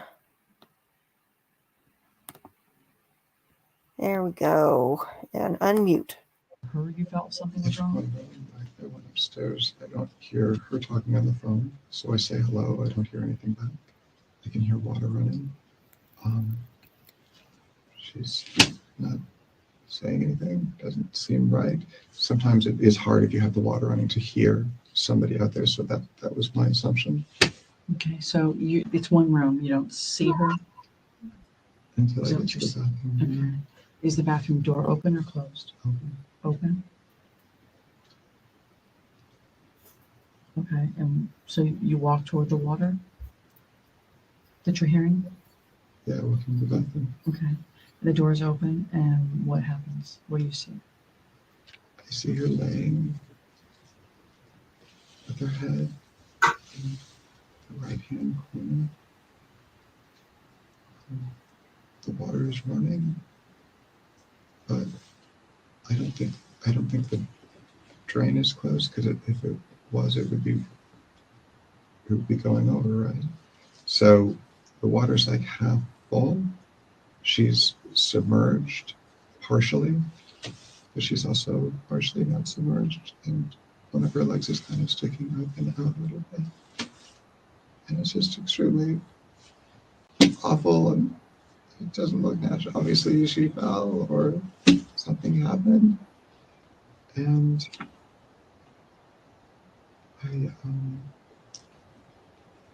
I tried to pick her up. I turned the water off.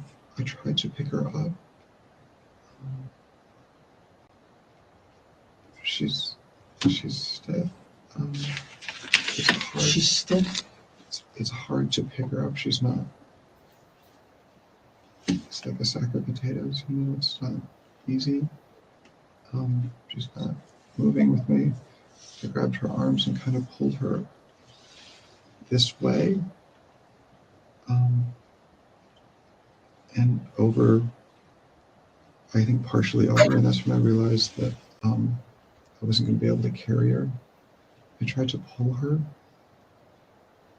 I was being as careful as I could, and at the same time I wanted to get her out of the water. I was screaming, "What's wrong? What's wrong?" And I pulled her out into the other room, and I didn't know what to do.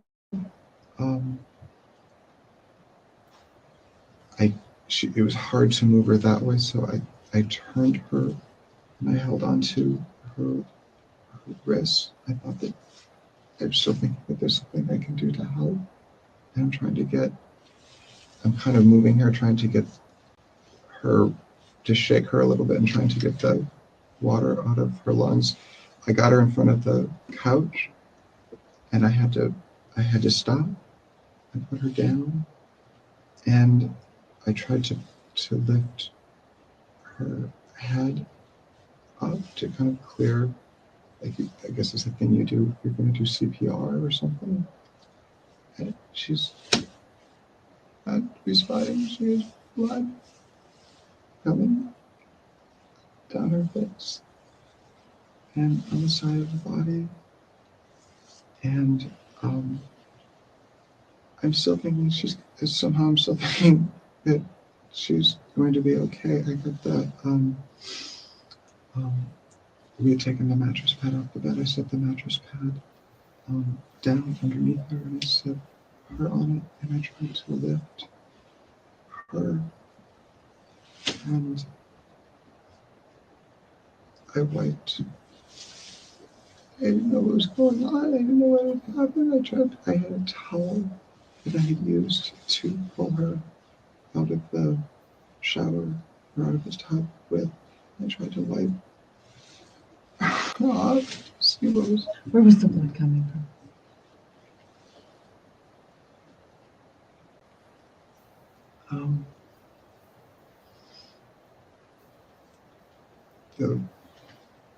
The left side of her face, here on her cheekbone.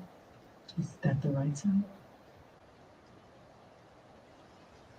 I'm looking. Or is it both? I don't think so. She had blood. She had blood on the side of her head and down her neck.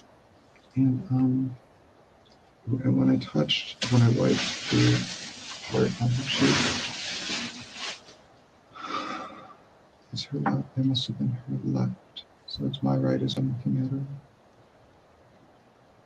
Right? I'm looking down. My right is her left. I wipe it. And more blood comes out. She didn't stick her foot in the shower and slip. That didn't happen. If she did, she would have fell backwards. And you didn't find her at 3 o'clock. Didn't happen. I don't know that. You don't know that? Common sense would tell you if you pull a woman soaking wet out of a tub at 3 o'clock and call the police within 6 minutes, then everything will be soaking wet when the police arrive within 3 minutes of that. That's common sense. So how did everything dry out? That's our question. Because she wasn't pulled out at 3 o'clock.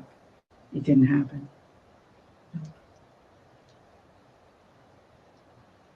There's a science behind evaporation, and that science is not matching. It's not magic. 3 Okay? o'clock. I can take a Science. shower at 6:30 in the morning, and at 10 o'clock at night, my towel's still wet. The shower even stays wet. I mean, it's just common sense.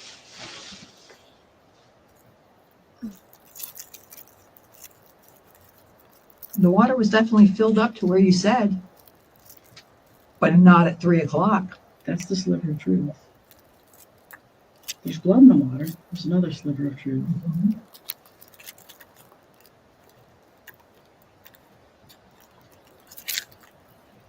I know you think you thought of everything, but you didn't. I don't think I thought of everything. I've told you over and over, I don't know. You do know. You have to stop saying you don't know, because you do know. You do. You do know. You know exactly what happened, because it was only you and her there. There was nobody else there.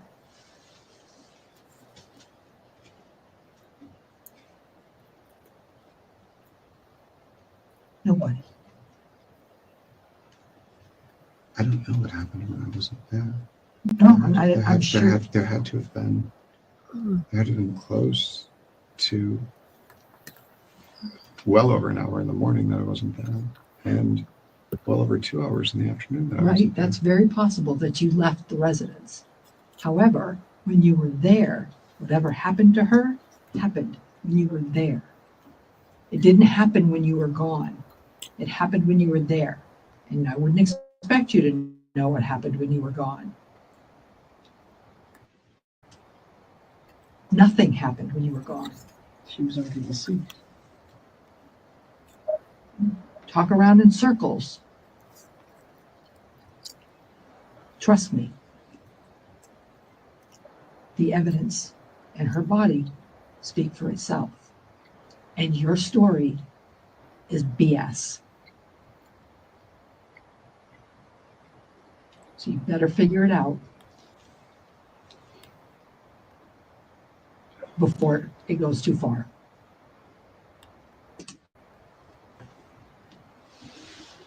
Because I'm telling you right now, nobody is going to believe that. Nobody. If you maintain that, you're going to look like a fool.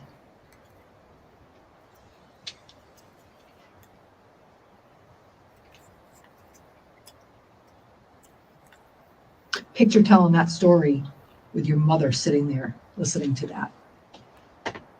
Try it. Like, As it's picked apart by as everything you told us is picked apart by everyone who testifies. and we haven't even hit on everything. We're holding some of it back, waiting to hear the truth.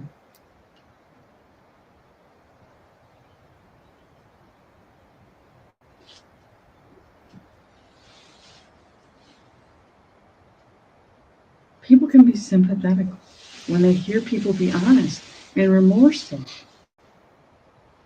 They can be empathetic to a situation that gets out of hand.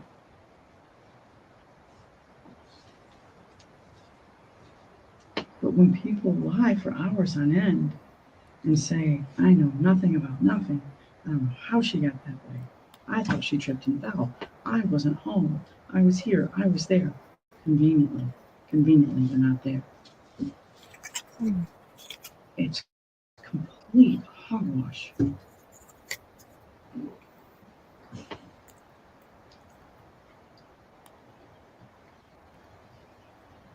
And we haven't even got the medical examiner's findings from the strangulation and all the things that go along with that. It's science. It's not guessing. It's medical science. Plus everything we've done at your home tonight. We're still there. Now this is an upgrade. Experience more with a $300 travel credit from Chase Sapphire Reserve. This BS about 3 o'clock in tubs, and it's crap. It's crap. You know it's crap. It's a crappy story.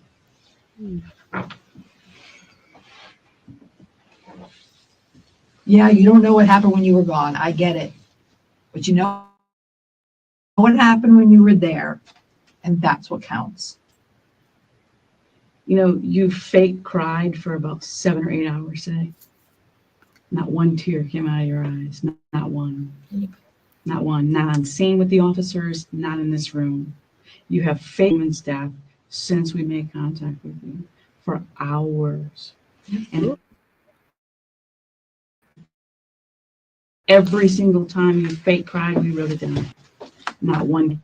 We've been extremely patient with you for a very long time. I'm losing my patience at this point because there's not a lick of remorse for what you did to this woman. Not even a little bit. Okay? I'm really starting to believe you wanted her dead. And I'm really starting to believe you planned it, David, because not a lick of remorse.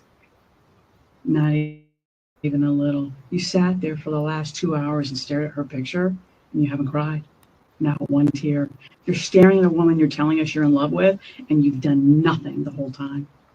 But close your eyes, huddle up, and protect your own ass. And that's all you've done. You've not shed one tear on that picture. Not one. You claim to love that woman. I would be under the fucking table in a ball if I was in love with that woman and she was dead. I would be inconsolable. I wouldn't even be able to utter the words or talk to detectives for 6 or 7 hours like you had. Okay? You've not shed one tear in that picture. And you've been staring at it since she presented it to you. 2 hours ago. Over 2 hours ago. You are not remorseful for what happened to her. You could give two shits about what happened to Shanti tonight. Okay? I told you she was murdered. Murdered. Someone took her life from her. And there's nothing. You can't even fake it. That's how much you could give a shit. You can't even fake it. I know you think your theatrics and your maybe some drama that you've had in your past was good. It was terrible. The officers on scene didn't believe we.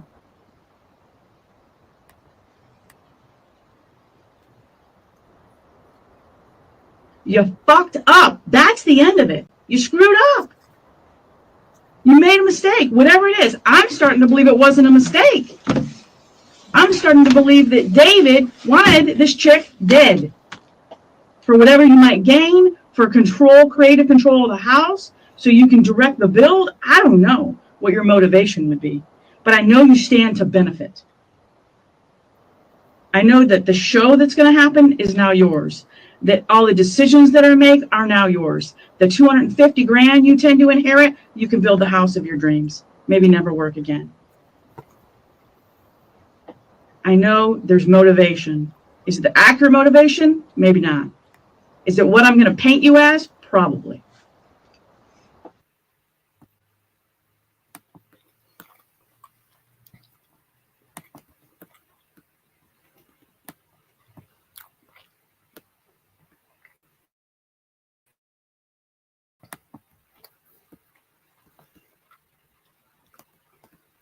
Oops. I didn't know I had the mic on. Sorry about that. Okay, so we are past the 3.5 hour mark for jury deliberations.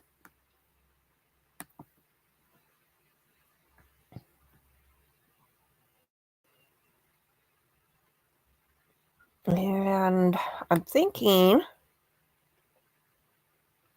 I'd like to listen to the 911 call. So let's go pull up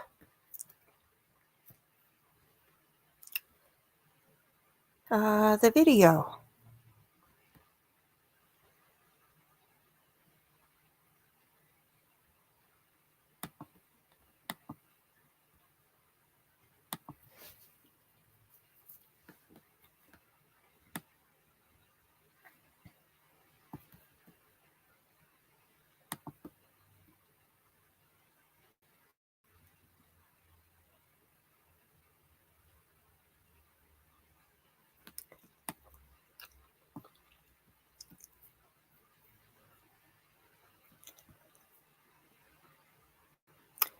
See, I'm trying to remember.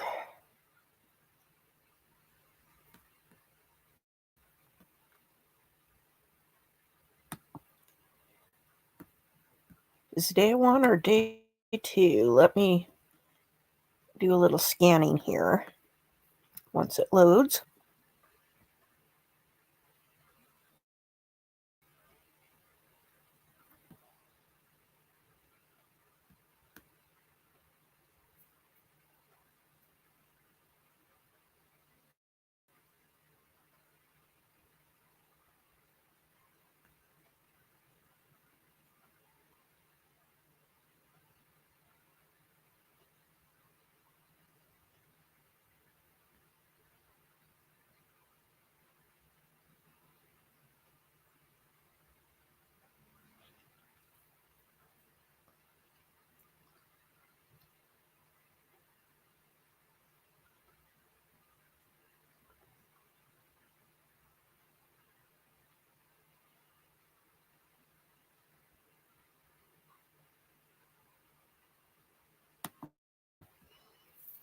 Okay, let's see if I found it here.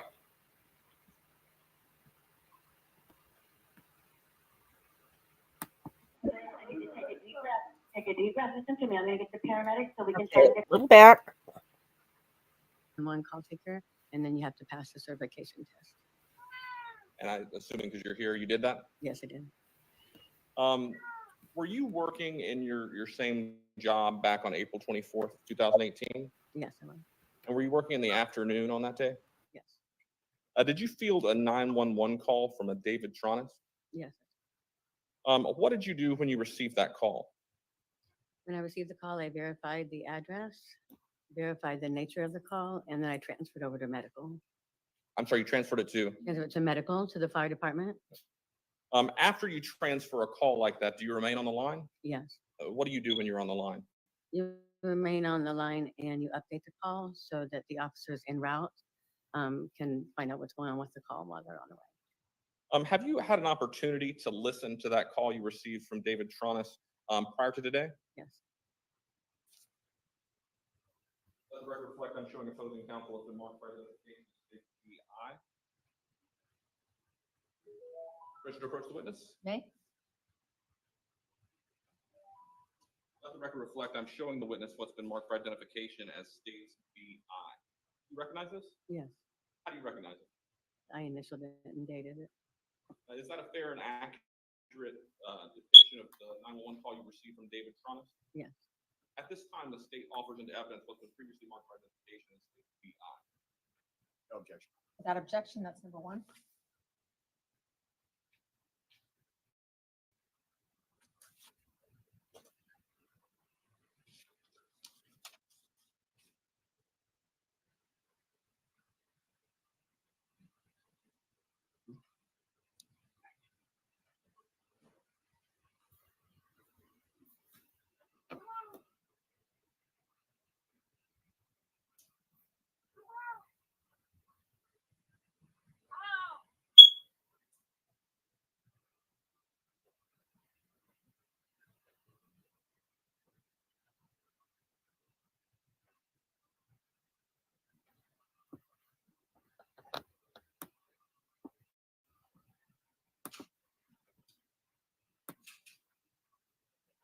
Your Honor, permission to publish what's now in evidence. You may.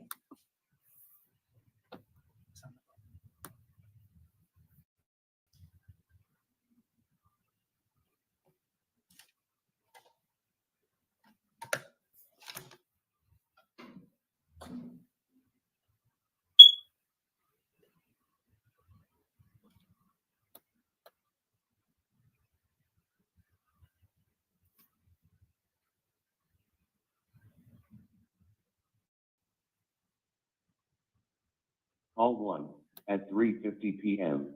with a GMT offset of minus 240 minutes.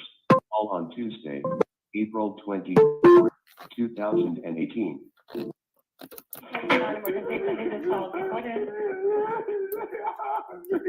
Hello?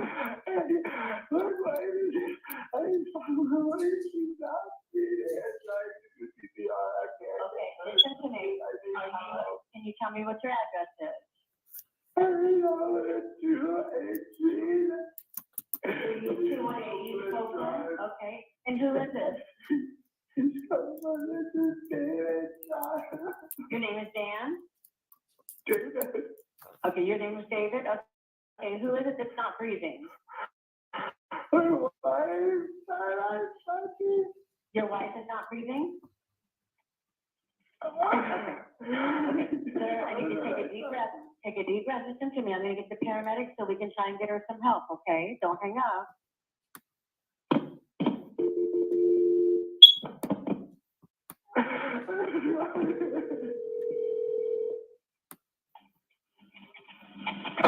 Orlando Fire Department, okay, with the medical, we're also going.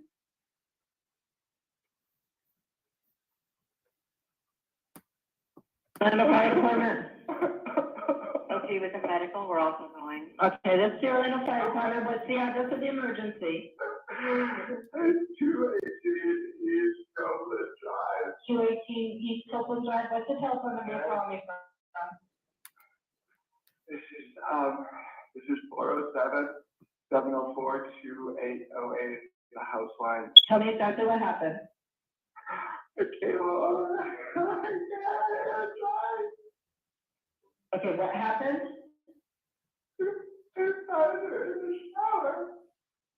And she passed away?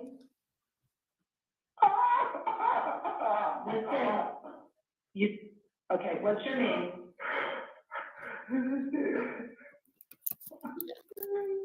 Okay, are you with her right now?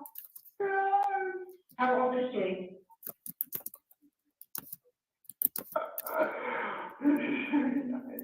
How old?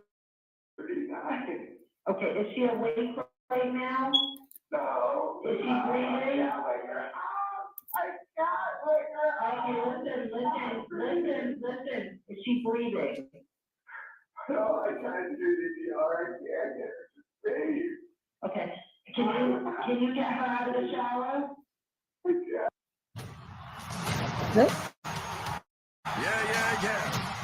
Sounds. Or when anything happens? Okay. Is there a defibrillator available? What? Is there a defibrillator available? No. Okay. We can do CPR. Okay. Okay, we can do CPR on her until the paramedics get there. Okay. You're showing the courtroom, so there might be a question here. Let's go back over.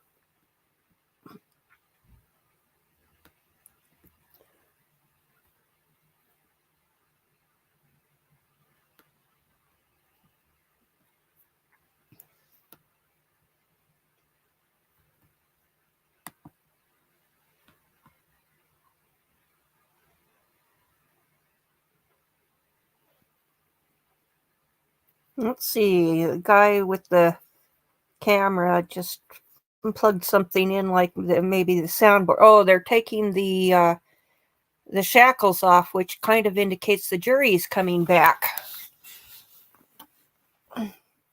So, do we have a verdict?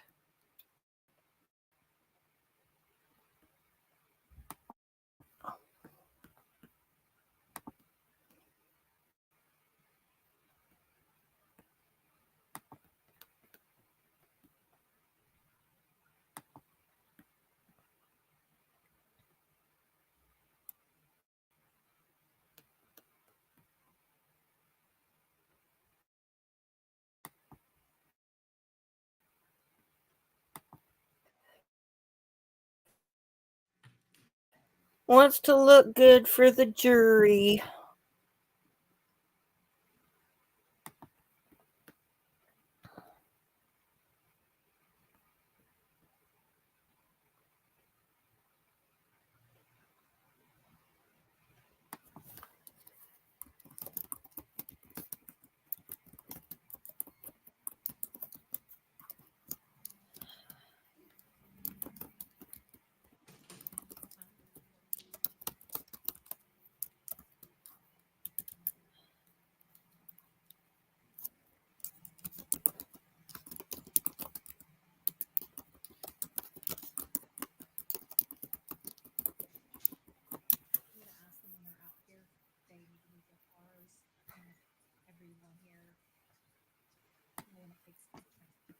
just for ease of the evening.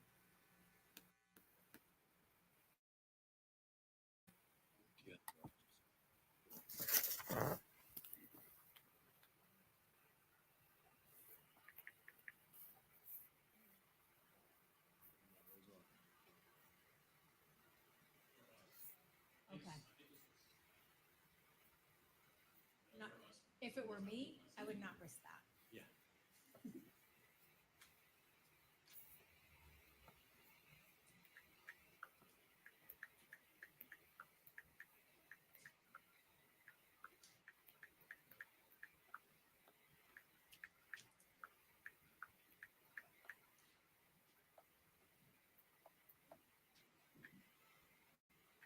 Good evening.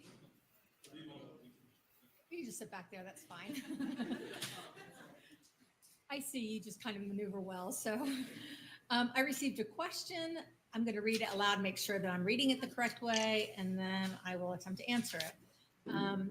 The question I received is, can we have a more comprehensive definition of premeditation in terms of murder? That's the question as I understand it.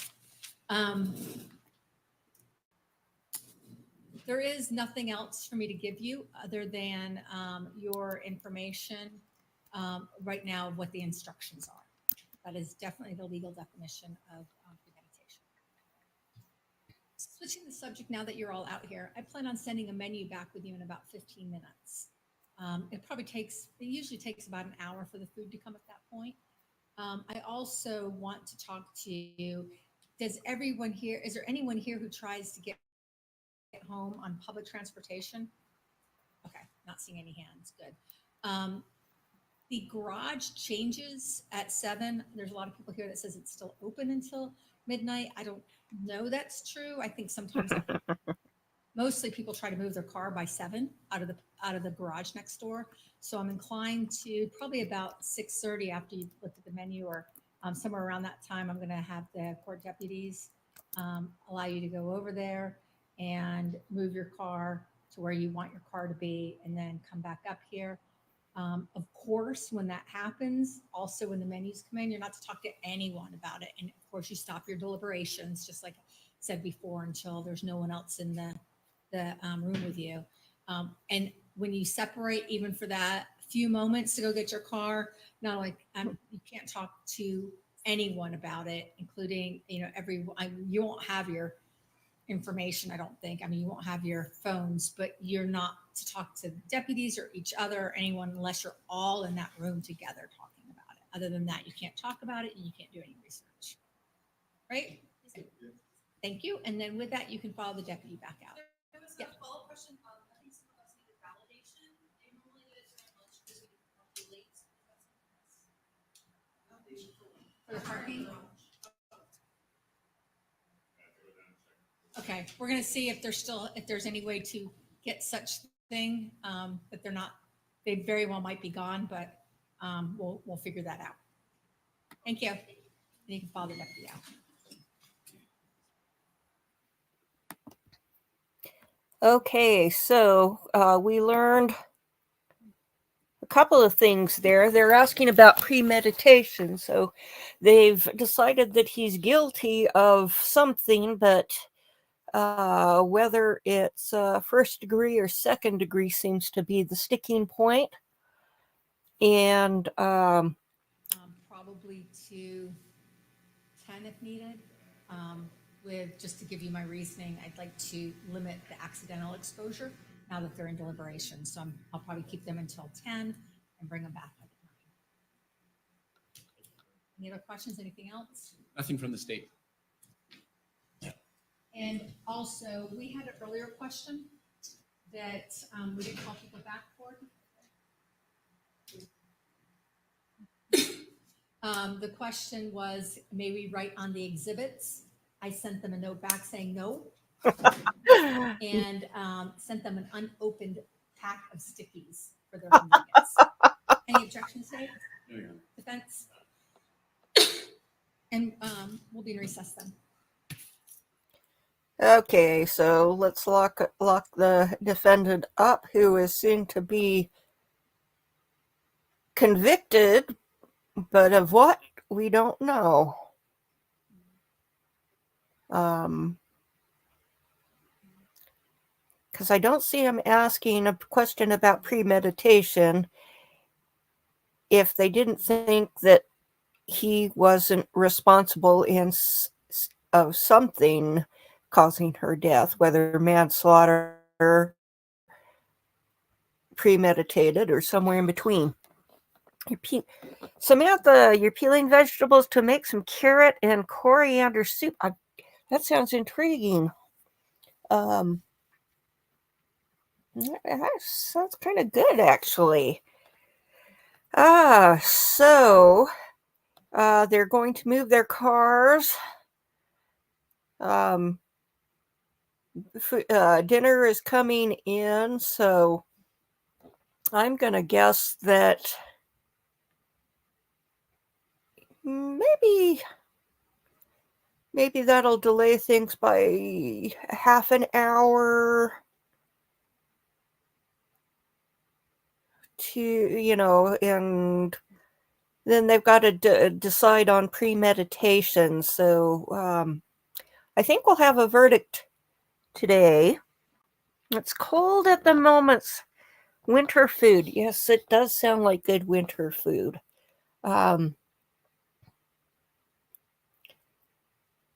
Yeah, right now it's 71 degrees out. So, it's funny because I felt really cold in the morning, even though the house temperature stays consistent.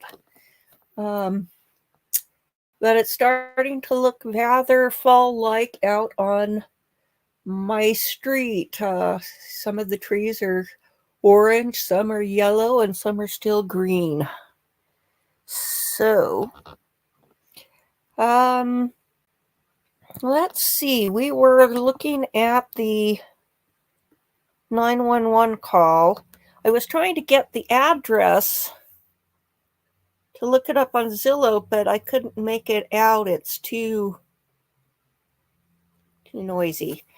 I'll find that later, and maybe I'll post the link to the property once I get the address and post it on, post the evaluation of the house according to Zillow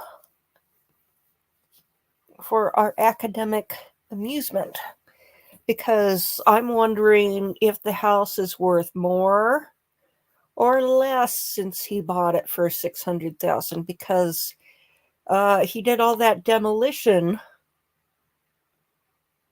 and so that would take the value down in all probability, but inflation might have driven it up. I don't know what the real estate market is like in Orlando, Florida. So, let's see. Vicious icy wind.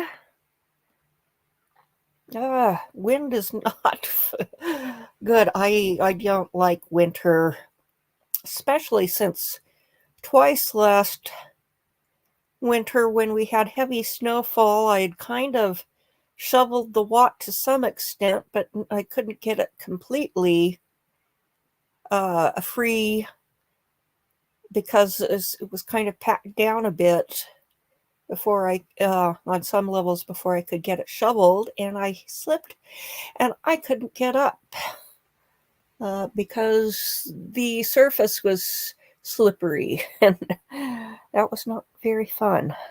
Okay, let's go back to the 911 call. Okay, and tilt your head back. I want you to tilt your head back by putting one hand on her forehead and one hand on the back of her neck, and tilt her head back, okay?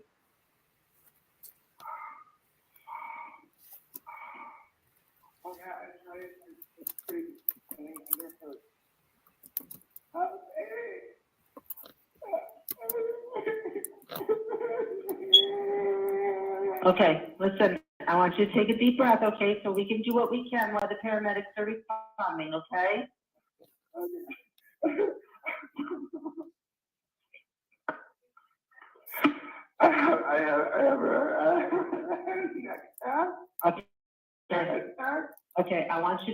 want you to put your mouth down by her.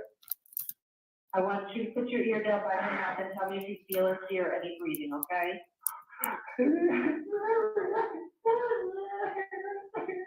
Take a deep breath. Take a deep breath. I have help responding to your emergency, okay?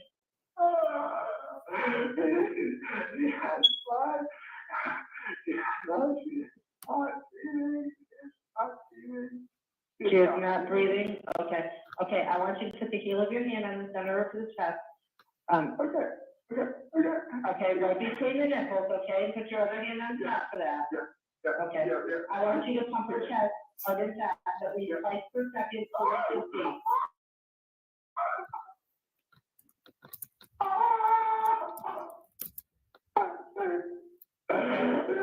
Okay, I want you to just let the chest come up all the way between thumbs, and we're gonna do this until I can take over, okay? I want you to count out loud. They're almost there, Chief. They're responding emergency to you. There's a blue, dumpster coming out. Oh God. What is blue? There's a blue dumpster, big blue dumpster in the driveway. They have to turn in. And if they can get past it, they have to drive past it. If they can't get past it. They'll park out in the street. They'll just park out in the street. Yeah, but we're in the back, we're in the far back. I'd be like, come up the stairs.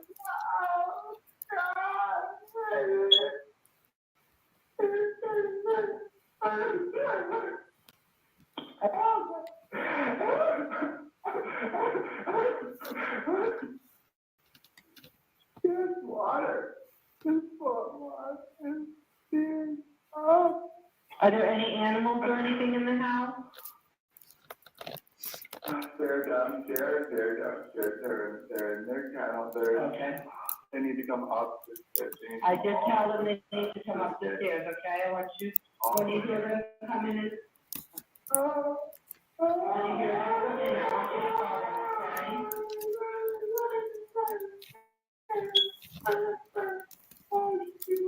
Has she been sick or something? Yeah. Oh God, what happened? Okay,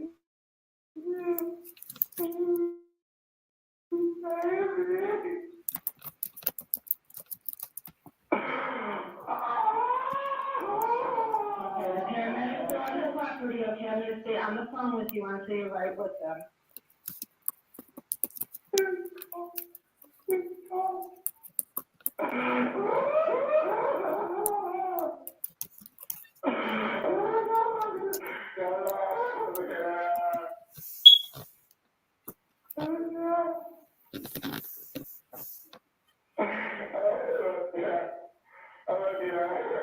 Are they there with you?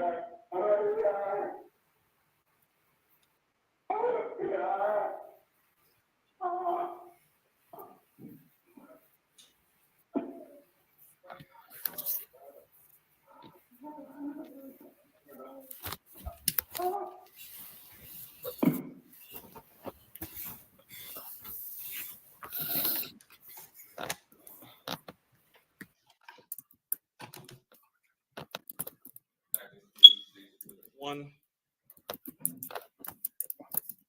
I have no further questions. Thank you. Any cross? No questions for the witness, Your Honor. May this witness be excused from subpoena state? Any objection, defense? No. Thank you, ma'am. You may step down. You are excused. I think You I'll may call your next witness. keep listening. Call Stephen Wilson. Refresh your memories as to what they encountered when they first arrived.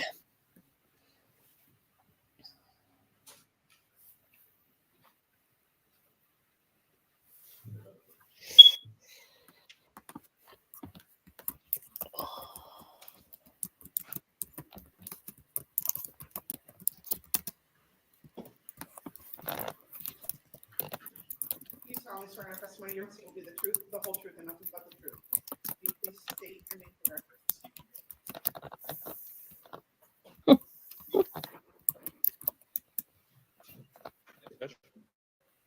Good afternoon.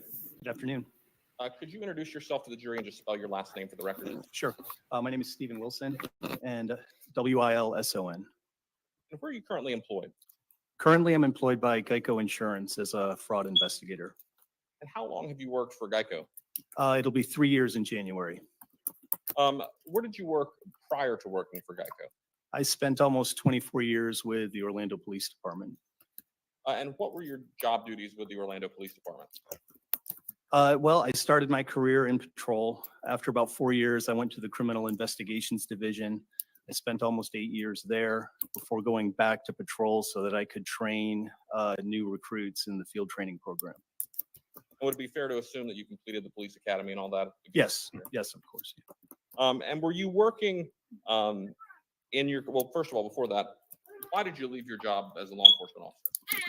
I had almost 24 years on, and the opportunity came up for this job with Geico, and I just decided it was time to retire and move on to something else. All right, so I want to go back to 2018. Were you working in your capacity with the Orlando Police Department back on April 24th of 2018? Yes, I was. And do you recall responding to a residence in the Delaney Park neighborhood of Orlando located on East Copeland Drive? Yes. Was that residence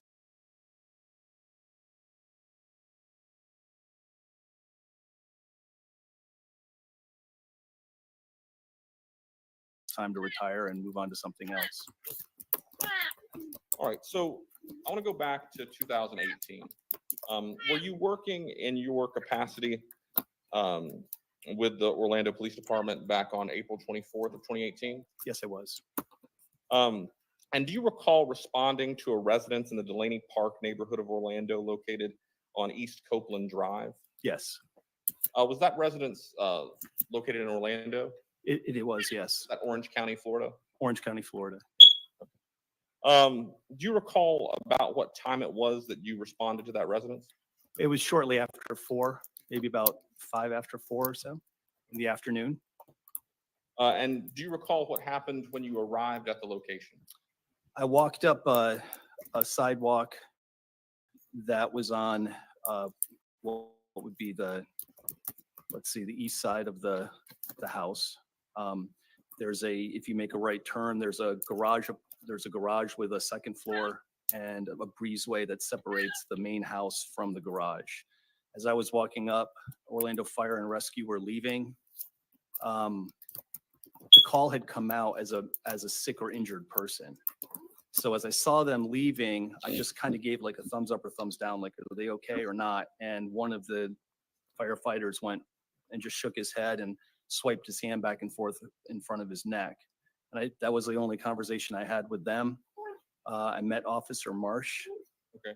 So you entered at some point.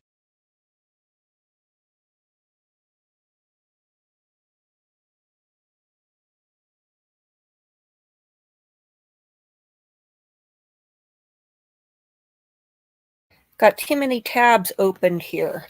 So that's interesting that the Geico fraud investigator is out at the house while the first responders are still there, because how did he know? I mean, you know, that's awfully quick to be calling the insurance company. So that that seems like a major red flag there.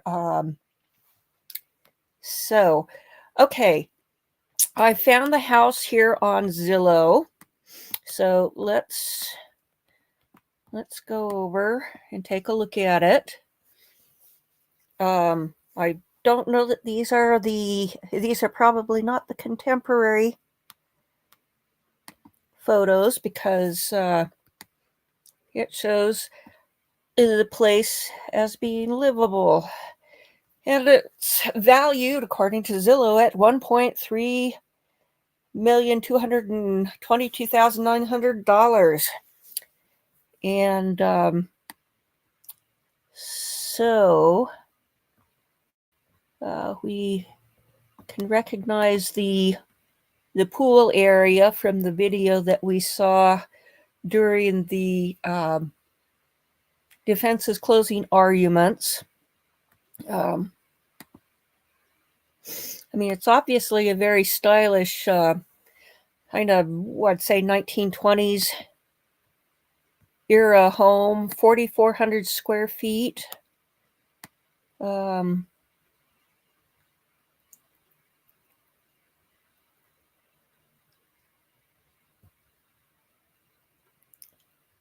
Let's see. Home details. 1920s revival home features over 4,400 square feet of living space, 2-car garage, huge in-law suite with bath and an amazing pool spa, an outdoor kitchen, outdoor shower, and large lanai. The home also features outdoor balconies, 2 fireplaces, hardwood floors, granite counters, solid wood countertops with stainless steel appliances, situated on a quiet street on a double lot close to the Arnold Palmer and UF Health Cancer Center at Orlando, less than a mile to the new Dr. Phillips Performing Arts Center downtown Orlando, and Thornton Park restaurants and shops, also in an A-rated school district for Blankner and Boone. Come see this one-of-a-kind magnificent home today. Of course, it's not on the market. Oops. Just a sec. It's so easy on Zillow to accidentally close the thing. Okay, let's see.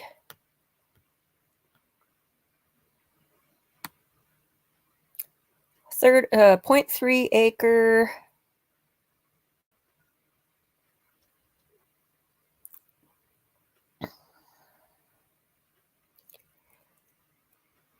Okay, and it was last sold on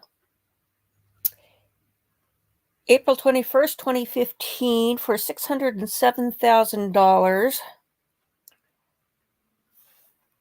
And before that, let's see.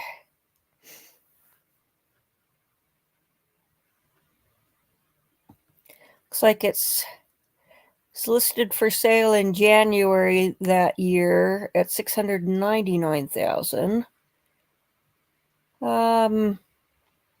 Tax assessment at $716,000. I think that doesn't include the land. Could be mistaken on that.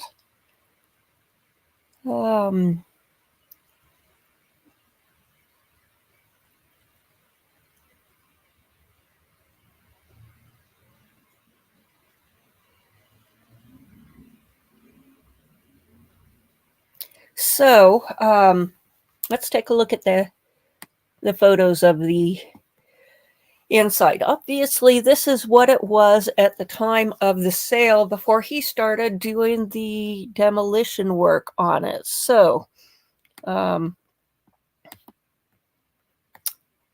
here it is from the street.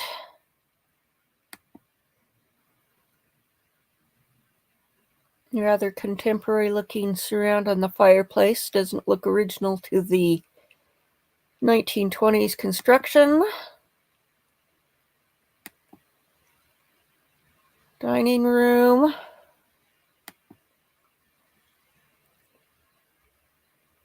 Kitchen. Somewhat open plan to the dining room.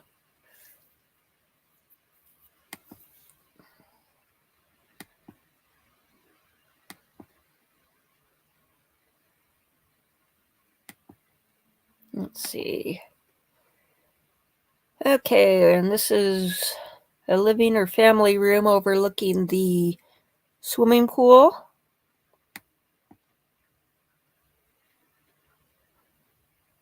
Looks like another dining area. possibly one of the bedrooms. That's bold wallpaper for, and that would fly in the 90s, but you don't see that kind of stuff in America much these days. Like the tub. Probably another bedroom. And another bathroom. Probably another bedroom. Bathroom. A fancy bathroom.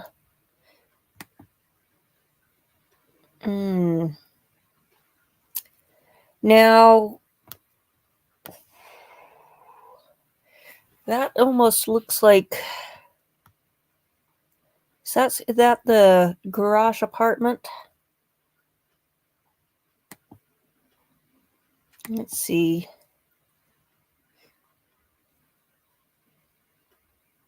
Looks kind of like some kind of bar area.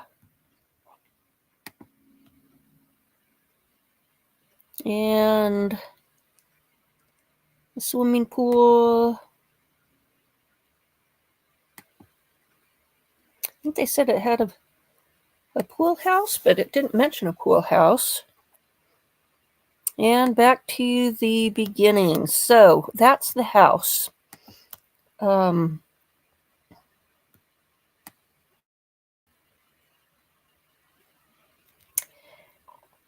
Well, I have a hard time believing that in its mostly destroyed state of the interior that would sell for $1.3 million.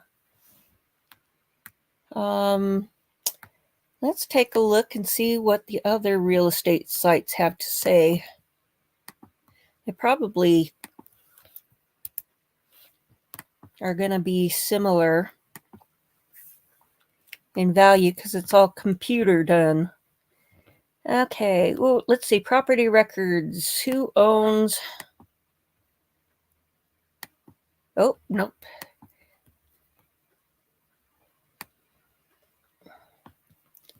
All right, value according to Redfin. This has it like $200,000 less. Let's see, do they have any different photos? Nope. See if it says anything differently. Renovated 1975.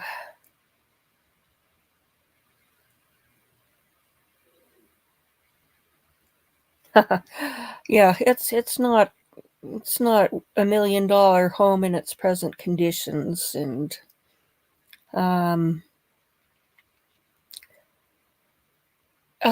being that many square feet and in that rough a condition, I would have to say that there's probably not a lot of profit margin in fixing it up, because it's going to take quite a bit to put it into living condition, and it's probably deteriorated some in that time. So let's go back over here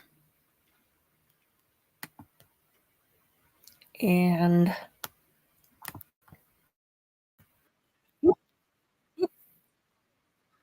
oops, let's see, sorry about that. Trying to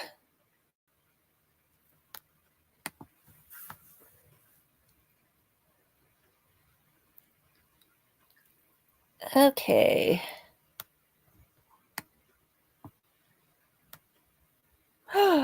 Oh boy.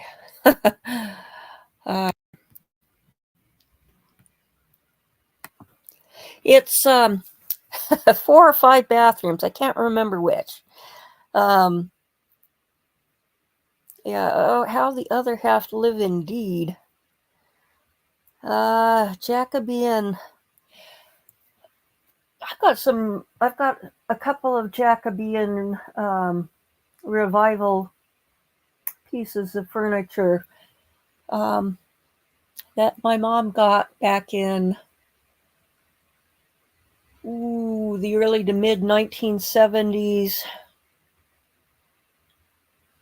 And I guess they're going on probably nearly 100 years old now. So let's see. We are looking.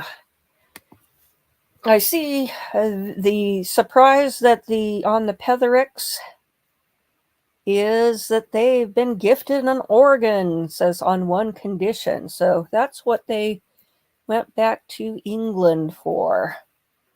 That's quite a neat gift, and that'll be great in the chapel at the convent.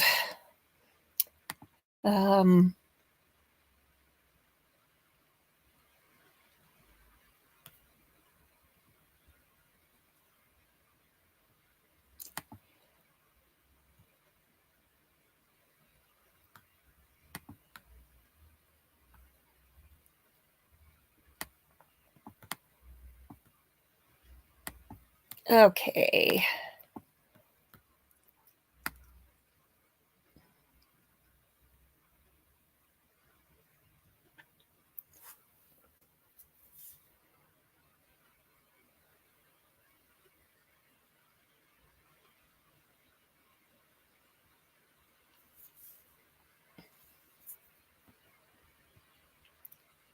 Still scrolling.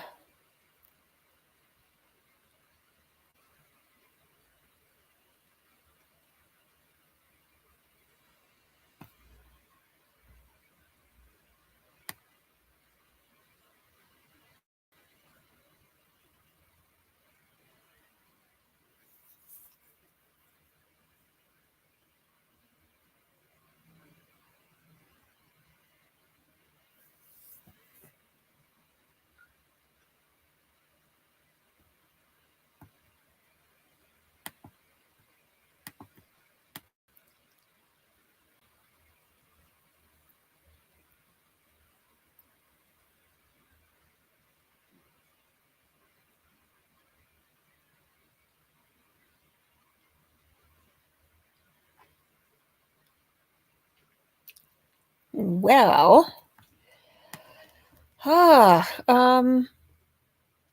maybe we'll go to watch a little of the Mountain Dew hiker trial from this afternoon.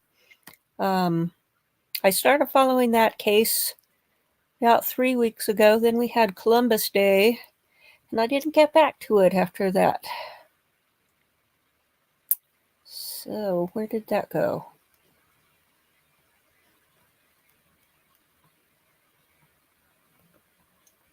Here we go.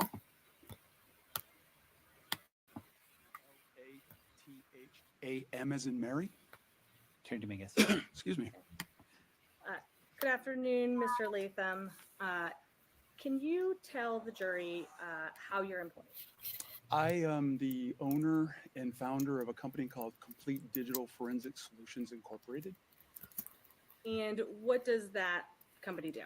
We are a private forensic, computer forensic and image analysis laboratory. We take evidence from basically any digital source and process it and clarify it and analyze it.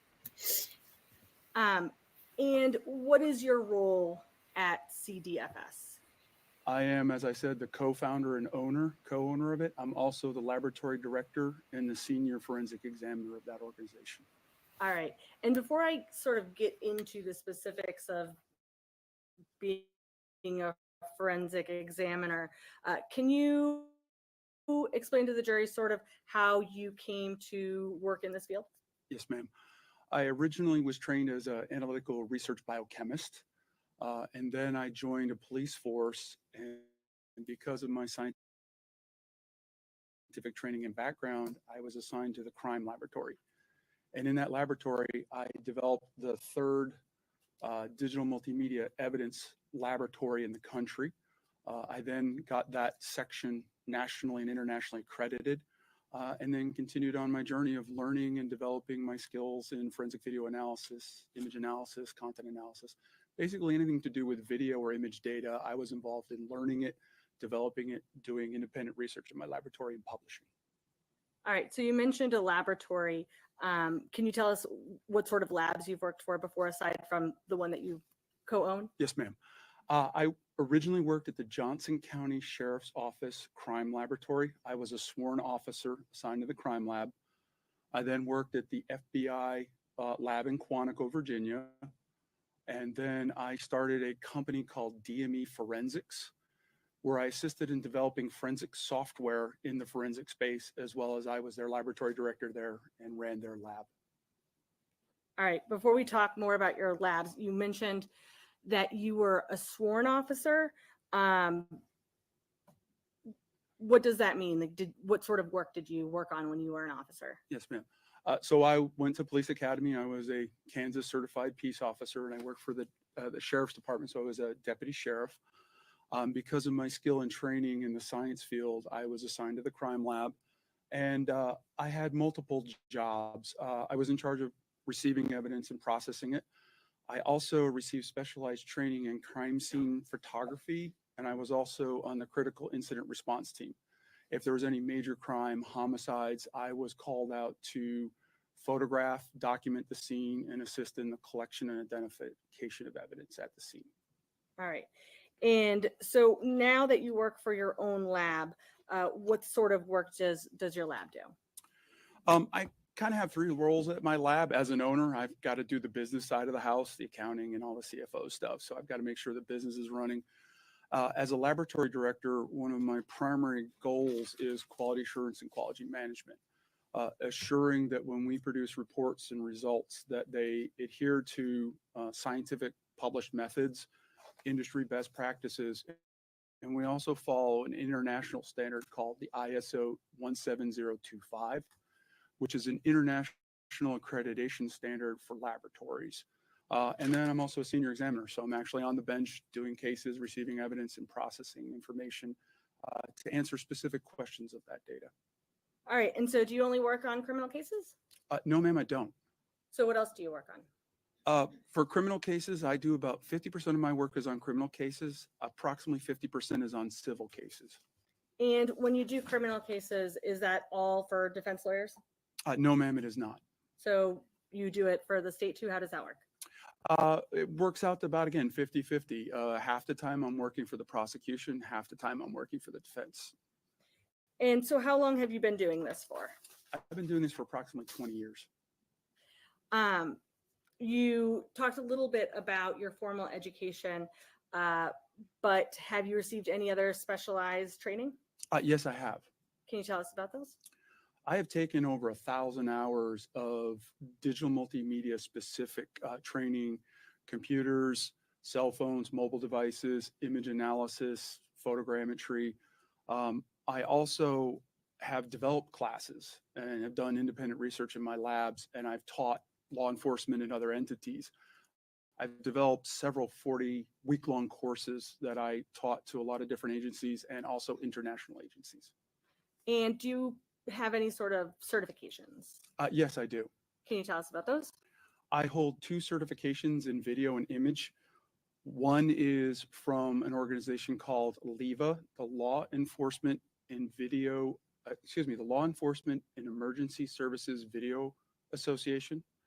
I also have a certification through an organization called the International Association for Identification, and I hold both those certifications currently. All right, and I'm going to ask you about the requirements for that, but I guess you say video. Video isn't the same as photos, so can you explain how that applies? Yes, video is distilled to its basic. It's a series of still images with time information.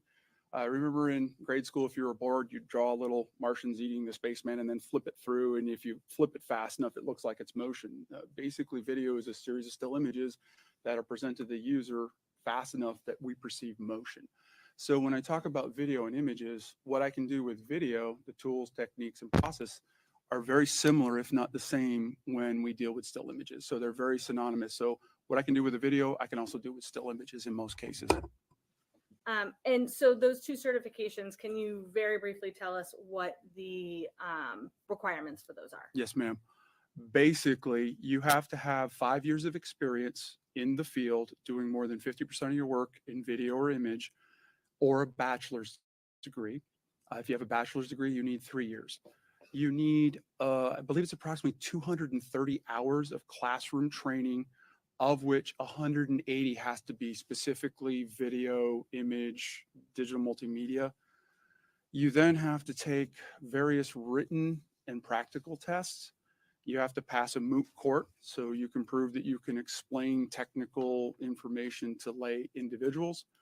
And then for one of my certifications, I had to submit a case that I had done and go in front of a board where they grill you for a couple hours to make sure that you know what you're doing.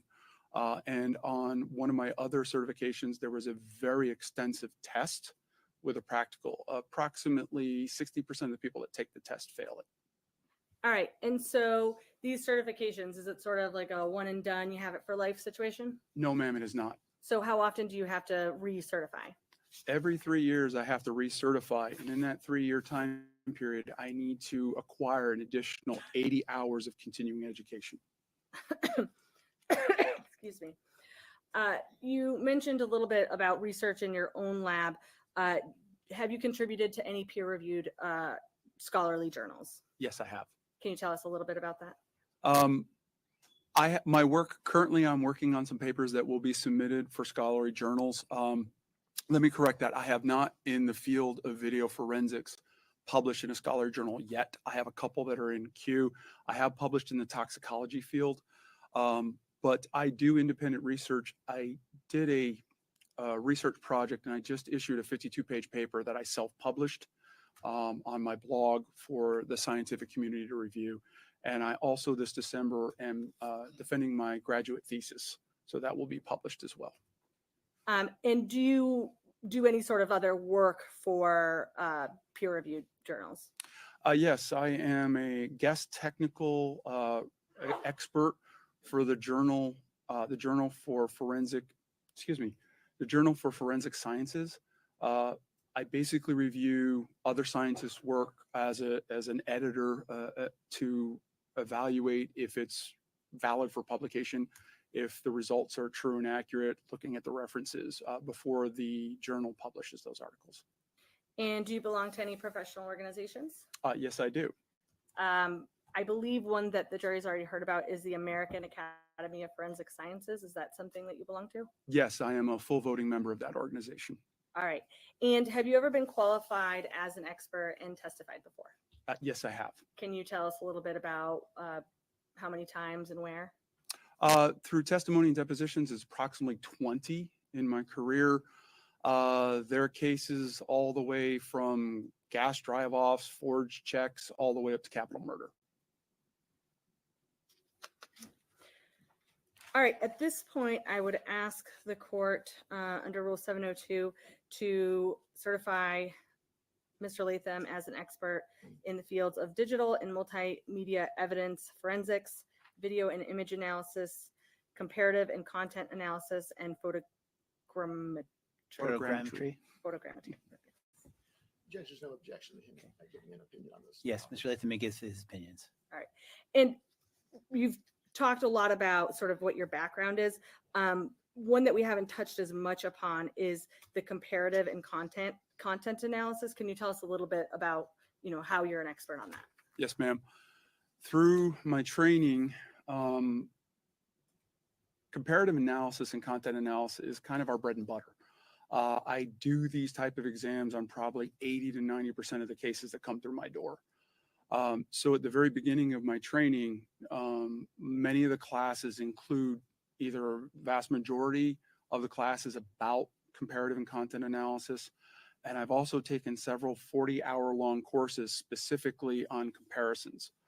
One of the classes I took was nothing but comparisons, and we even went to a clothing manufacturer to watch from when they unrolled the fabric to the finished shirt, so I could understand how clothing was manufactured, so I could evaluate when I'm looking at a striped shirt from one individual to another, understanding how they're put together so I can understand what I'm looking at when I look at images.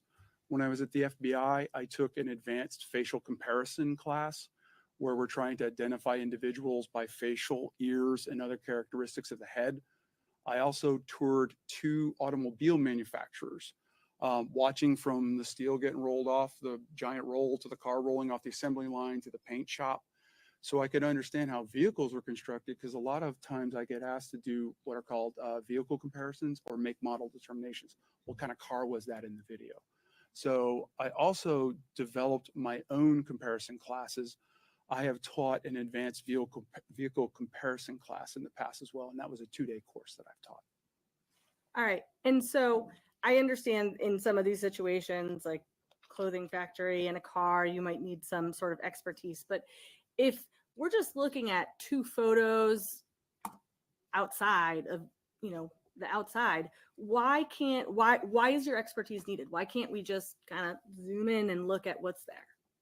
Yes, I have found through my career that, especially now that everybody has cell phones and social media, a lot of people understand video and images, but they don't understand how these things are made, stored, and transmitted. The other thing is I am an independent, objective party in this matter. I'm not involved in the investigation. I didn't go to the crime scene. I'm kind of looking through a keyhole when I do my exam that allows me to be more objective. I also am an advocate for the data. I don't take a side as to my clients' arguments or what they need. I let the data dictate what I can assess and comment on.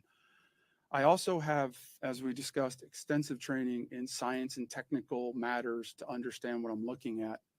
I also follow published scientific methods and industry best practices when I do my exams.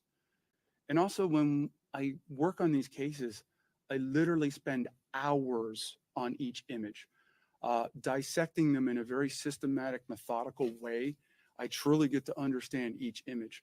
Whereas my experiences with most juries like yourself is you're going to look at the images I show you here for 20, 30 seconds, maybe a couple minutes. You might have the opportunity to review them in the deliberation room, whereas I have literally spent hours and hours. So I have a good understanding. Counsel approach.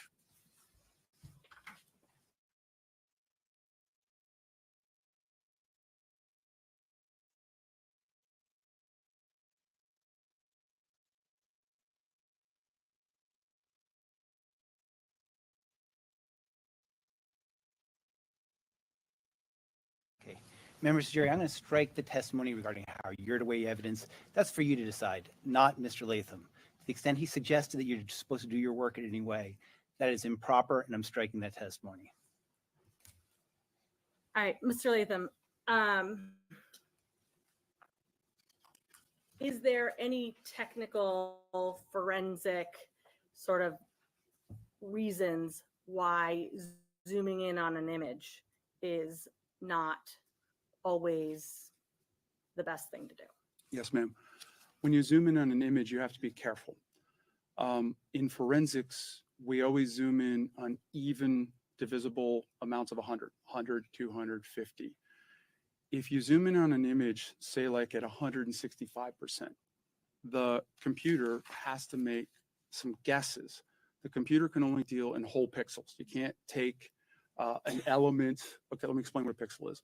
Remember the old light brights as a kid? So he can't say you can. You can't do this. That's Yes, improper. sir. You can talk about how you do your work and what conclusions you can draw from that work, but you can't tell people how they're supposed to analyze material. Yes, sir. A pixel is the smallest addressable element in a picture. If you think of a light bright, you had a light with a black sheet of paper and colored pegs were placed in that and you made an image.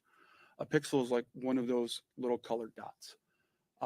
When you resize an image, the computer can't take a pixel and divide it in half if you don't have an even 100%. So what it has to do is it has to guess at what the surrounding pixels are.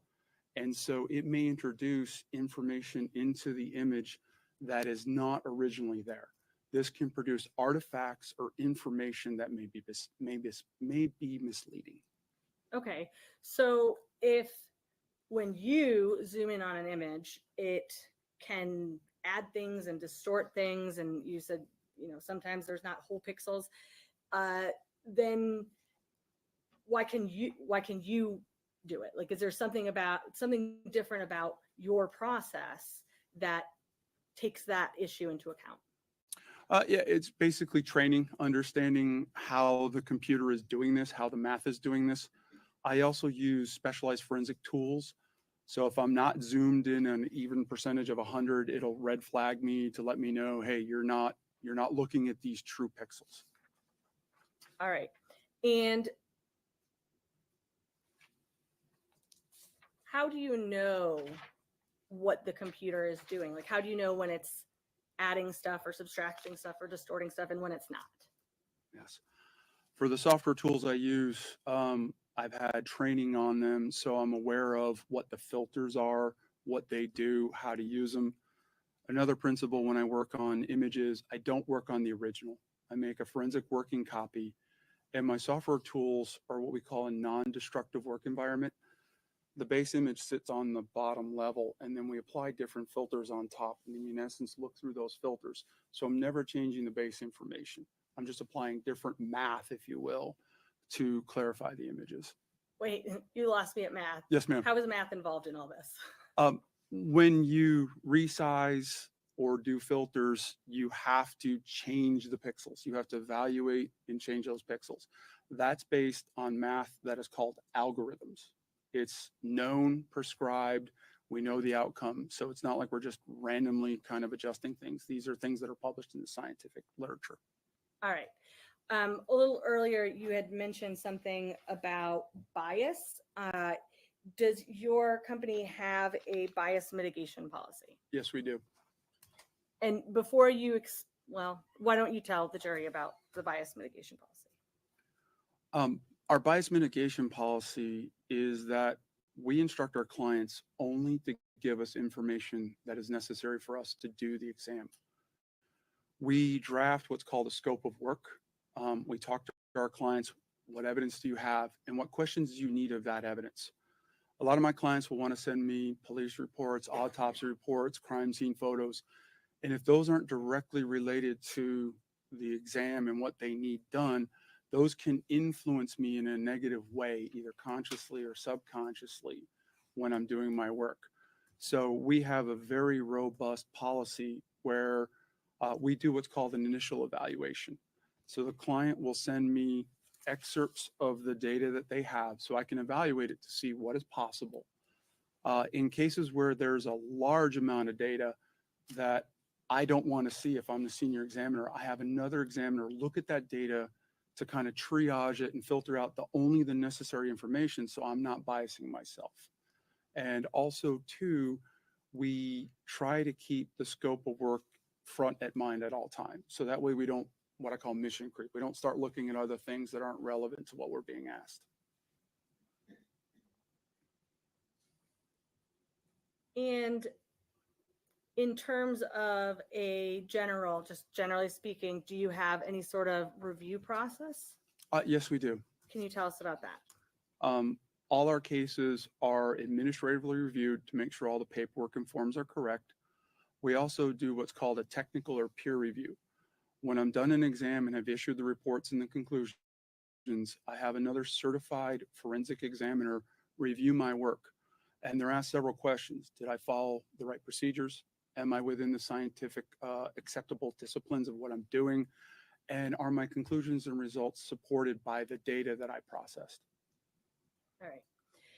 And so we're going to get to what you did in this case.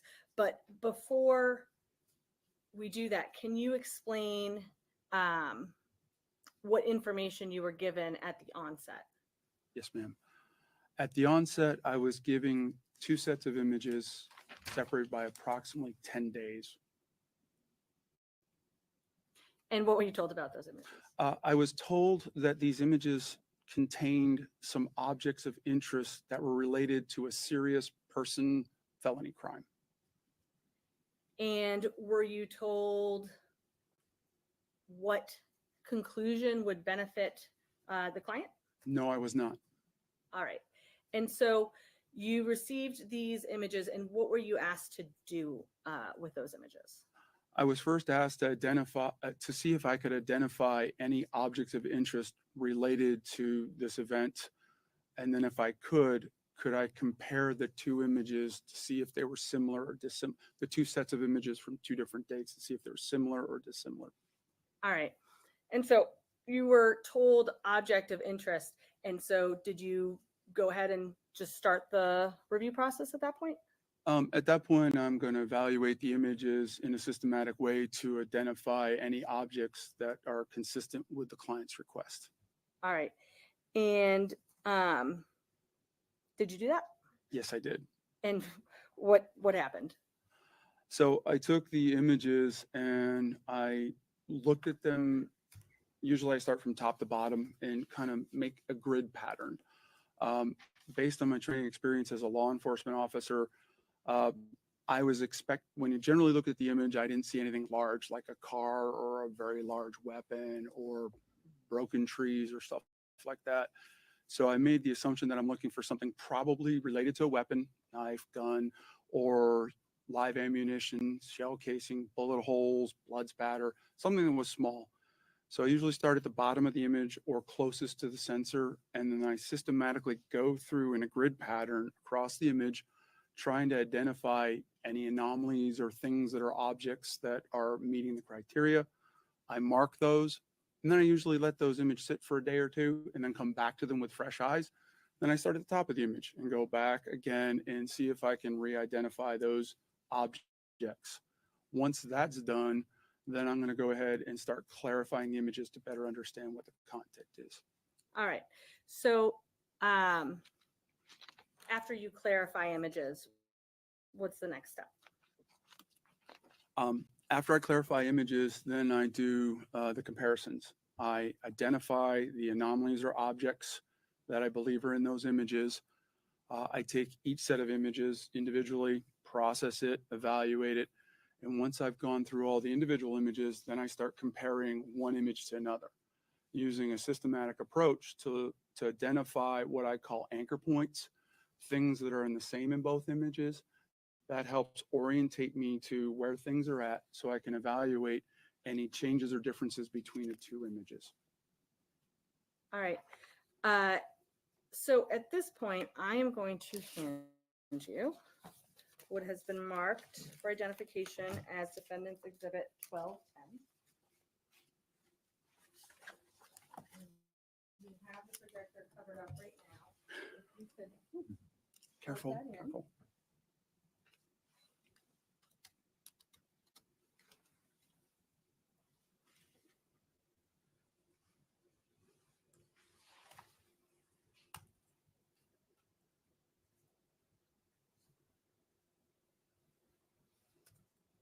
Where is it? There we go. Is that it?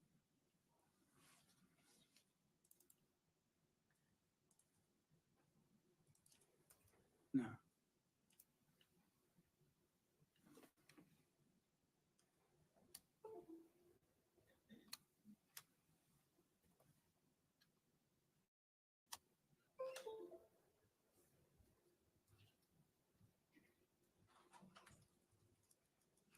Are these the images I just did? Why don't you open them up and check?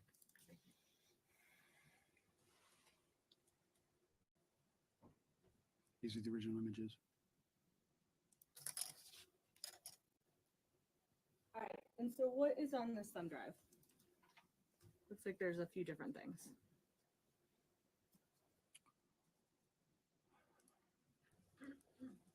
What appears to be is a PowerPoint presentation I produced, 2 PowerPoint presentations I produced, and some clarified images that I did. All right. And if you can go back to your first PowerPoint.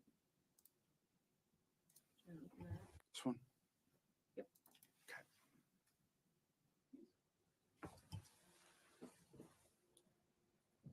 All right. And so what is this file? They're not seeing this. No, no. Okay. Yes, ma'am. This file is my result report from my examination.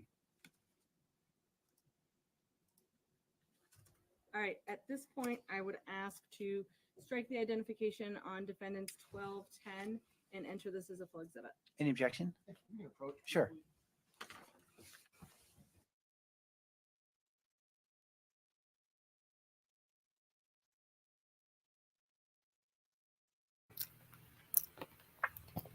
Okay, this case is in New Hampshire, and this older couple who lived in this town went for a walk on some trails behind their apartment building, and they got shot and killed. And one witness who was out walking her dogs encountered somebody. Well, first she heard 5 shots, and then shortly later she ran into a guy that I think she identified as the defendant. There were bullet casings found at a later date after the crime scene was processed that matched a gun that the defendant had, which he wasn't supposed to have as a convicted felon, and also on the lam from Utah for stealing weapons. So he was arrested and is accused of two counts of second-degree homicide. They would say that the bullets came from another time when he was doing target practice or something, and not necessarily from the time of the crime. And I do have a point on that. Apparently, the guy had a substantial stash of Mountain Dew cans. Oh, since he was on the run from Utah, where he fled his probation. He'd been camping in. But the image on the right is a rectangle, whereas the image on the left is that fisheye. Can you explain what you did to the? He was camping out from like April to August when the shooting happened, and he liked to drink Mountain Dew. And I think when they account and hiker, well, he wasn't exactly a hiker. They were quasi hiking. Like, it sounds to me like it wasn't really so much as a hike as a walk. And so that's what this case is about. And it was kind of an intriguing little case, but kind of lost my interest when they took time off and I got busy working in the yard. So let's listen some more since we're still on jury watch, and this is more interesting than twiddling thumbs. The image there? Yes, what I've done is I've cropped out or taken the center part of the image where the area of interest was. I have resized it, made it larger, and I've improved the contrast of that image. What do you mean improve the contrast? If we look on the image on the left, by the base of this large tree, you can see some of the areas are quite dark and some of the areas are quite bright. The tool I used helps normalize the very bright spots and the very dark spots, so it's a more even exposure. And that allows me to understand what's really dark, what's really bright, and we call that contrast, the difference between light and dark.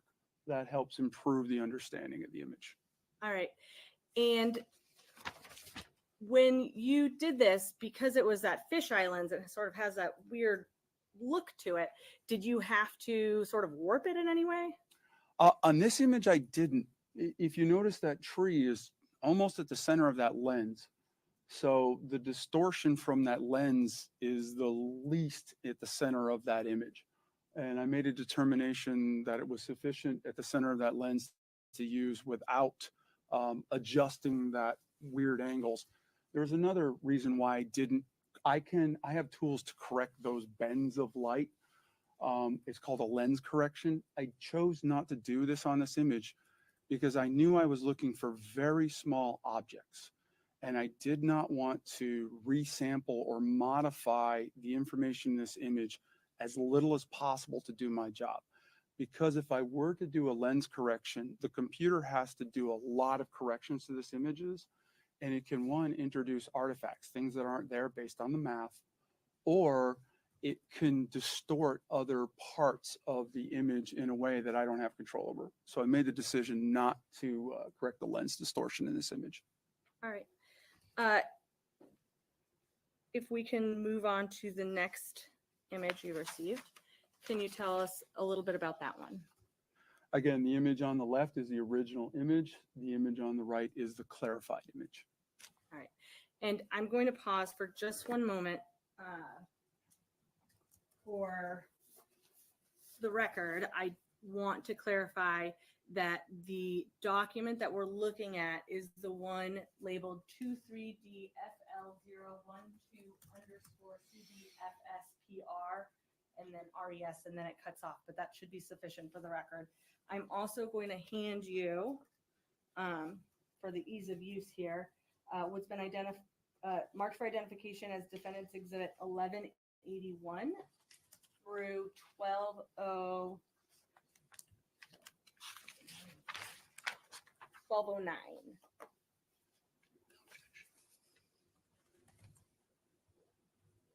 All right. Can you just take a quick look at those images for me?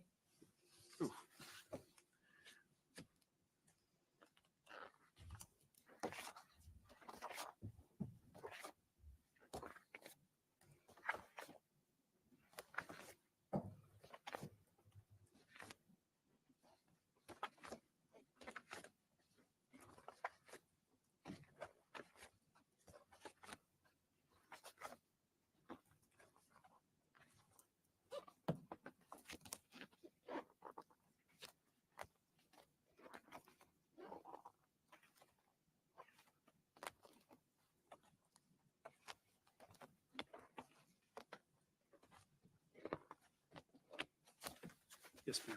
All right, and so what do that big stack of exhibits, where are those?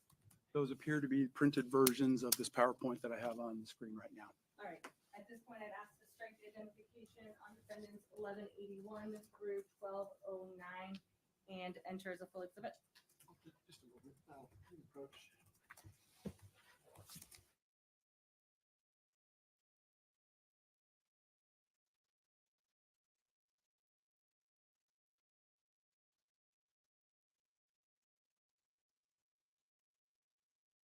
They're all full exhibits.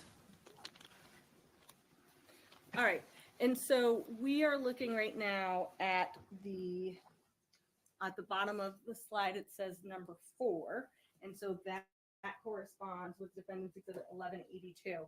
And I think you were just telling us about this image. Yes, ma'am. The image on the left is the unclarified photograph, and the image on the right is a clarified photograph. Again, all I've done to this image is crop the area of interest and I balance the light and dark spots to better understand the content of the image. And you had talked about earlier sort of the perils of having the computer simply zoom in for you. How did you mitigate that in clarifying this image? When I did the resize, it's in even multiples of 100. I'd have to check my case notes, but I believe I generally only do a two-time or three-time enlargement. I don't like to go much larger than that because you start getting weird results. What do you mean weird results? The larger you get, the computer has to apply more math. You can get artifacts in the image if you enlarge things too much. All right, and if we can go on to the next slide. So this is the one that corresponds with Defendant's 1184. Can you tell us, 1183, can you tell us about this image? Again, we have the unclarified original image on the left. We have the clarified image on the right. And again, the same process, enlargement and balancing out the light and dark areas of the image. All right, if we can move on to the next image.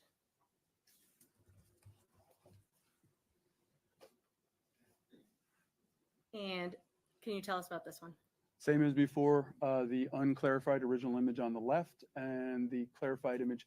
Let me go back to the previous images were taken on the 10th of the month. These are the images from the 20th of the month of May. All right, and you didn't take these images yourself. No, ma'am, I did not. So how were you able to determine the date? There is information contained within the file. It's called metadata. It's data about data. There's information in that metadata about creation date, modification date, access date. So I took a quick look at that information to determine what the image said its date was. All right, and so this image corresponds with Defendant's Exhibit 1184 and 1185. I apologize. There was a double printing of that one. Can you move on to the next image?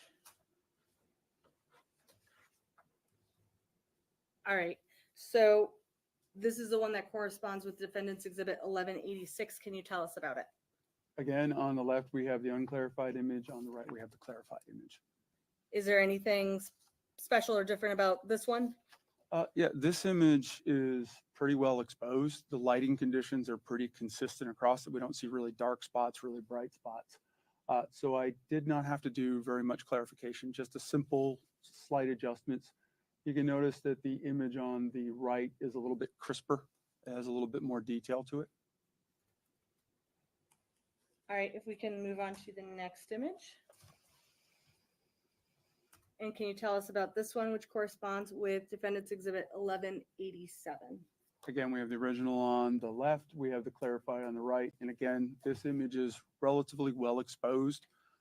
So very little clarification had to be done on this one.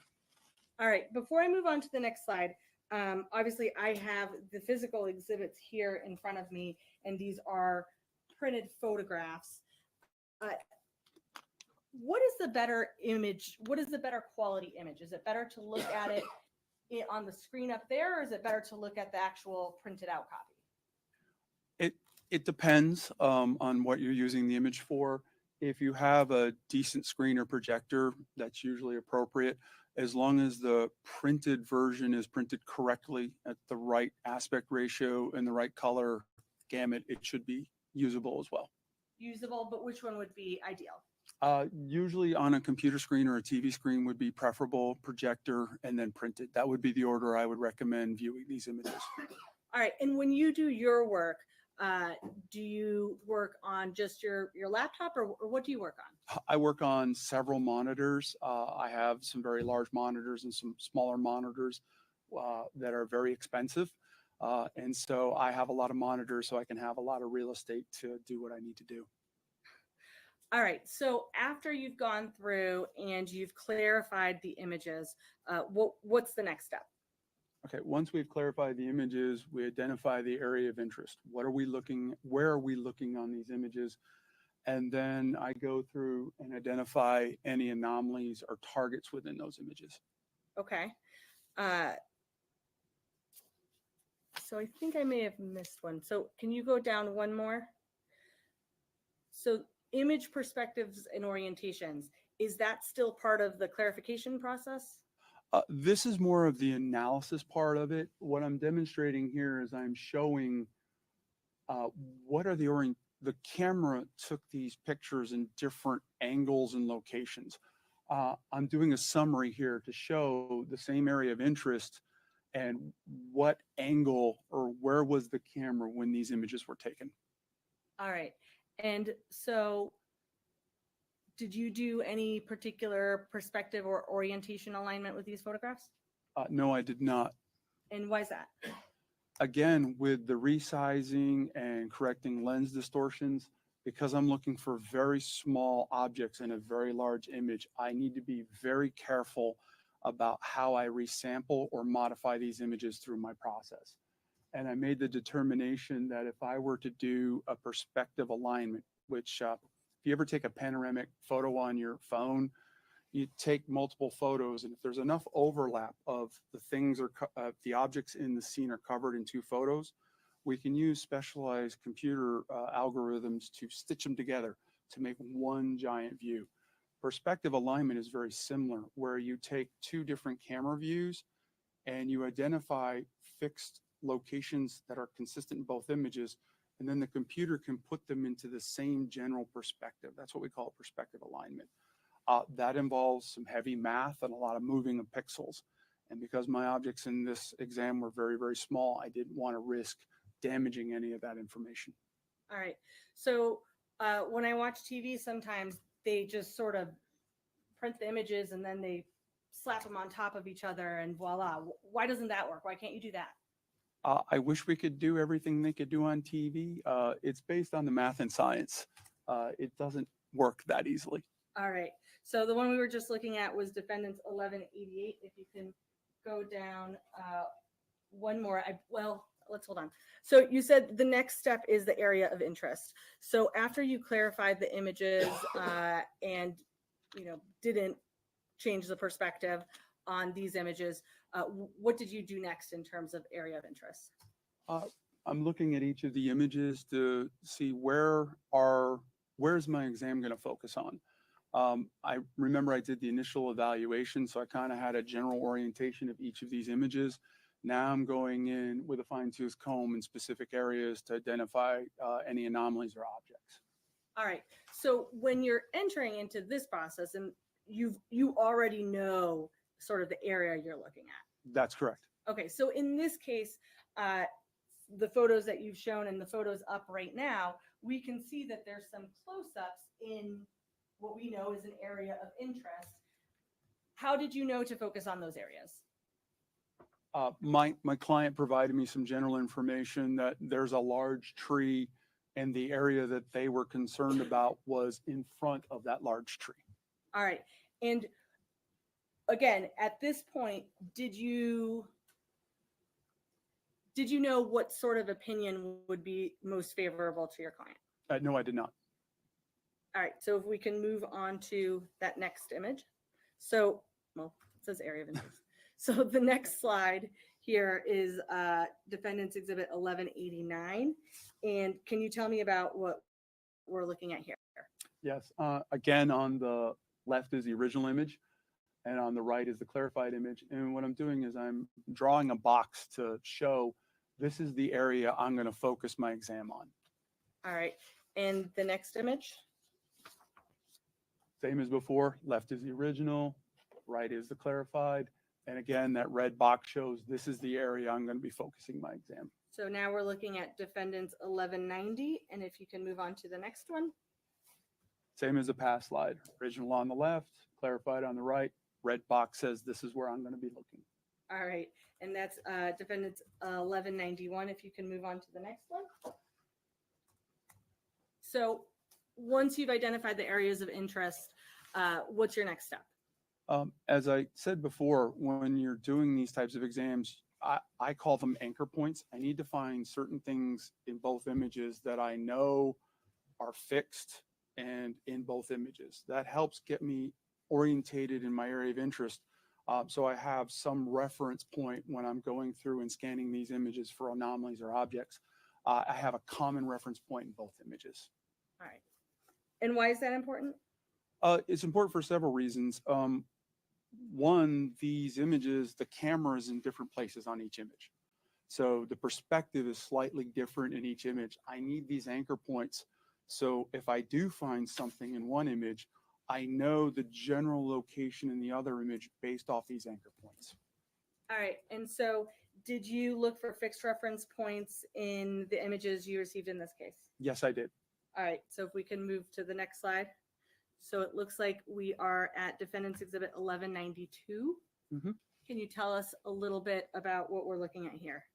Again, we have the original image on the left. We have the clarified image on the right. And those red arrows are pointing to objects that are fixed to some other object or the ground. And what I mean by fixed, it would take a significant effort to move or modify these. These are the more reliable fixed images, fixed reference points, because they can't be easily moved or displaced. All right, and so what's going on with the red arrows we see? The red arrows, do you have a laser pointer, Yes. please? Apologize.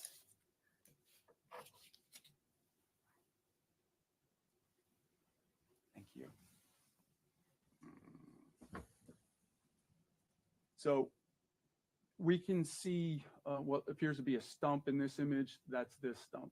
There is a part of the root system here that has a kind of hump to it. There is another set of roots. One has a Y to it. That's this object here. There's another large root here. And I'm calling this a patch of moss that is growing by the base of the tree. Those objects are fixed and not easily moved. How do you know that if you've never been out there? I guess it could be a Hollywood scene that someone took extensive time and effort to mock up a tree root. But based by my general experience of being in the woods, most root systems and stumps aren't very easily moved. All right. And so what happens if you see something in an image and you aren't really sure whether it is fixed or not? If I call those transient objects, things that can be easily moved or disturbed. I still can use them, but I have to be careful.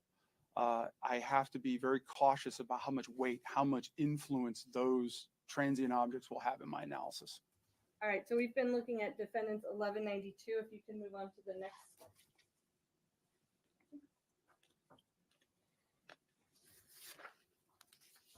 All right. So actually, if we can go back, I'm sorry, back to 1192. Did you identify any objects in this image?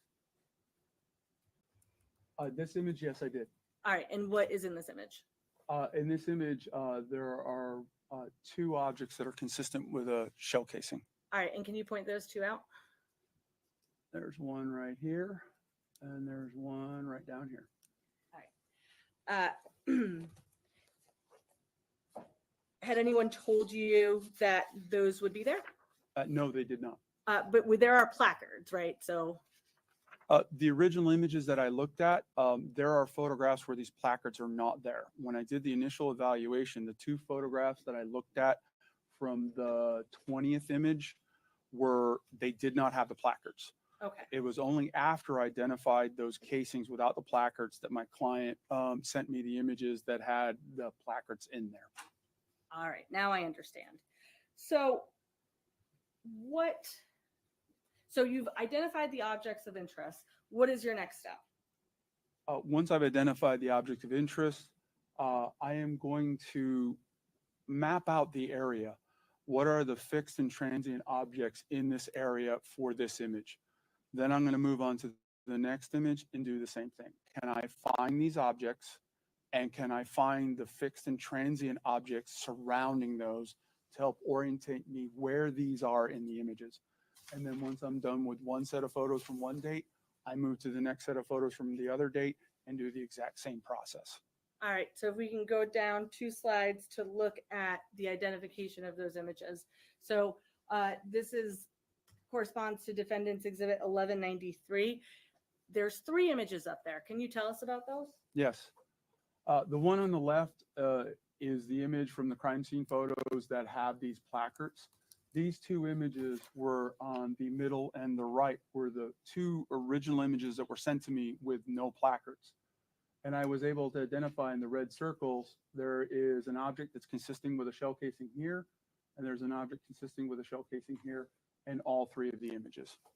Why do you think it's consistent with a shell casing? As an objective observer, not having photographed the scene, not having actually collected these items, they're consistent with. I can never definitively say with 100% absolute certainty what those objects are because I wasn't there, I didn't handle them, I didn't collect them. So the general term I use is they're very consistent with my training experience as to what a casing looks like and would be presented in a photograph or image. All right, if we can move on to the next image.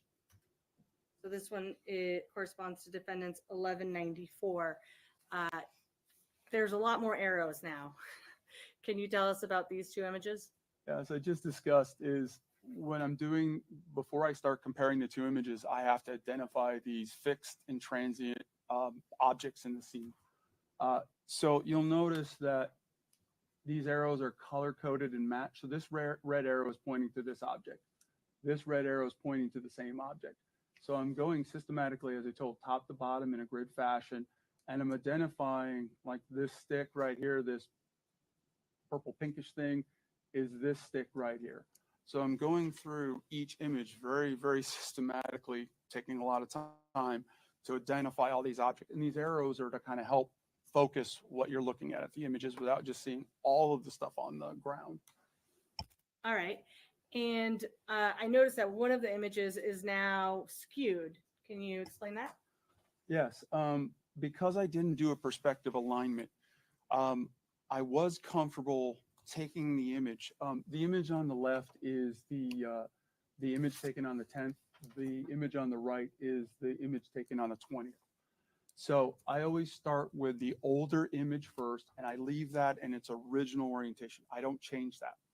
The image on the 20th, which was a better quality image and could better handle some small clarifications, I then rotated that image so certain objects like this stick is in the general orientation. If I were to unrotate this image, this stick would be going off at a different angle. So I'm looking at this root ball, this Y in the root, and I'm rotating the image on the right just slightly. So they, again, the objects in the images are lining up approximately. That helps you visualize all these different objects much easier.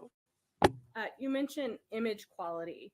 What was the image quality generally of the images you looked at? Generally speaking, the image on the left, the images from the 10th, they were of a poorer quality for several reasons. The first reason is the camera that photographed this scene was further away from the scene. It was also at a what I call a narrow angle. The scene is here. The camera was not very high up photographing down in the scene. The other issue we have is you can see here the sun's poking through the canopy here and it's very bright. Over here, the tree trunk is obscuring the sun. It's very dark. We have a lot of light and dark areas.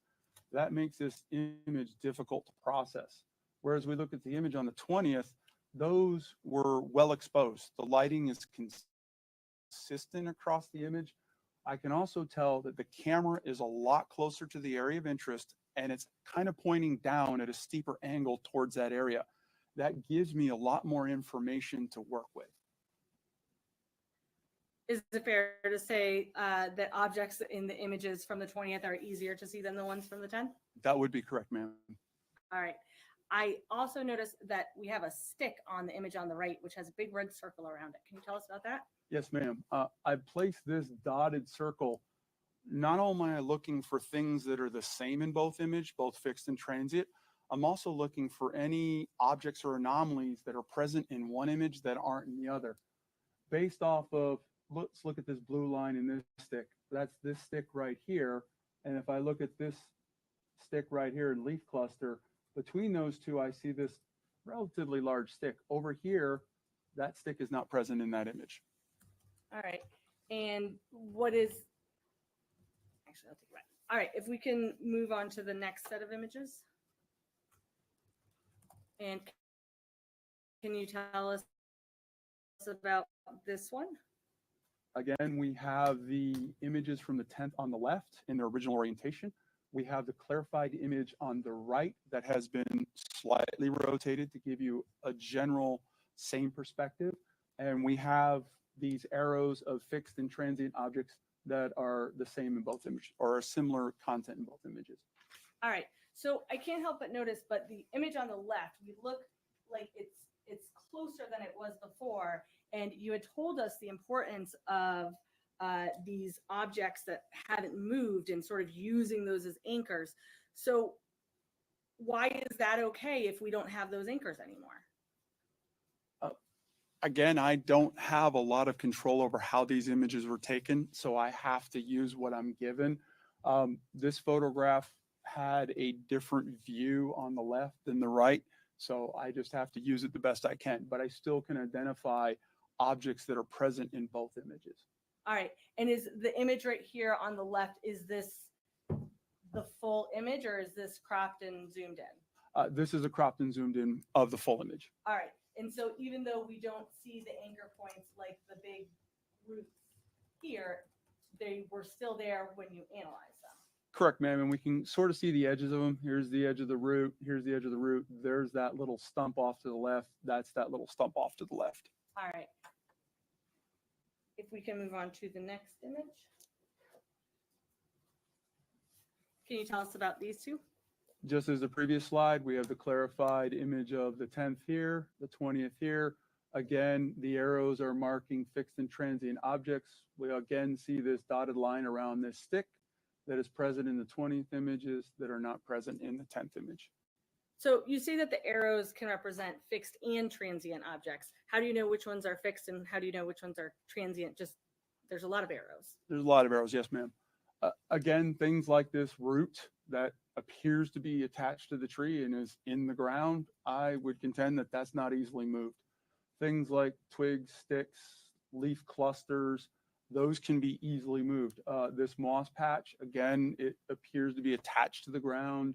That would be more difficult to move that. So I would define that in both images as a fixed object. Things like leaves, sticks in both images, they can be easily moved. I call those transient objects. May I borrow your pointer because I have Yes, ma'am. another question. So we've been talking a lot about these roots and the ones that move and don't move. And so in these images, we have a purple arrow, and that's pointing to what exactly? I'm contending that's part of the root system of a tree, either behind it or the big tree that we're looking at in the image. Okay. And there's also this green arrow, and there's sort of, I guess what I'm asking is, I see this thing here. I don't know if it's a stick or a root, but I see it there and I see it over there. Is that, do you know if it's transient or permanent, or what can you tell me about that stick? I would consider that a transient object. It appears more like a stick just by the bark on it. It doesn't have the same color as the root system. It doesn't have any of the moss on it. I can't 100% confirm that it's buried in the ground, but by its general shape, can I see the pointer real quick? Is if we look up here, we can clearly see that this stick, object, root is not attached to this. It appears like it's hanging over this root system. I can't see the ground below it, so I don't know if it's growing out of there or just fell there. So to be conservative, I would consider this a transient or something that could be easily moved. Without having gone to the scene, without having photographed this myself, I'm not certain of that, but based on some of the information about the space here, I can't see the ground. Again, you can see a little bit of space here. They're in the same orientation, but I don't know if it's fixed or not for certain. All right. And so when you're talking about the fixed root here, I just want to be clear. What you're talking about is sort of this Y, apparently my hand is very shaky, this sort of Y shape that's going over the larger part of the tree. That is correct. And so that's the object you considered to be fixed. Yes, ma'am. Okay.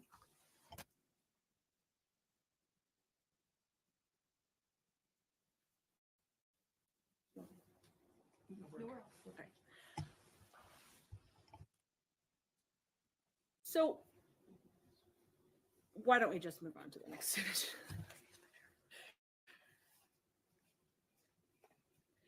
So now that you have gone through all these and identified the different areas, what's the next step?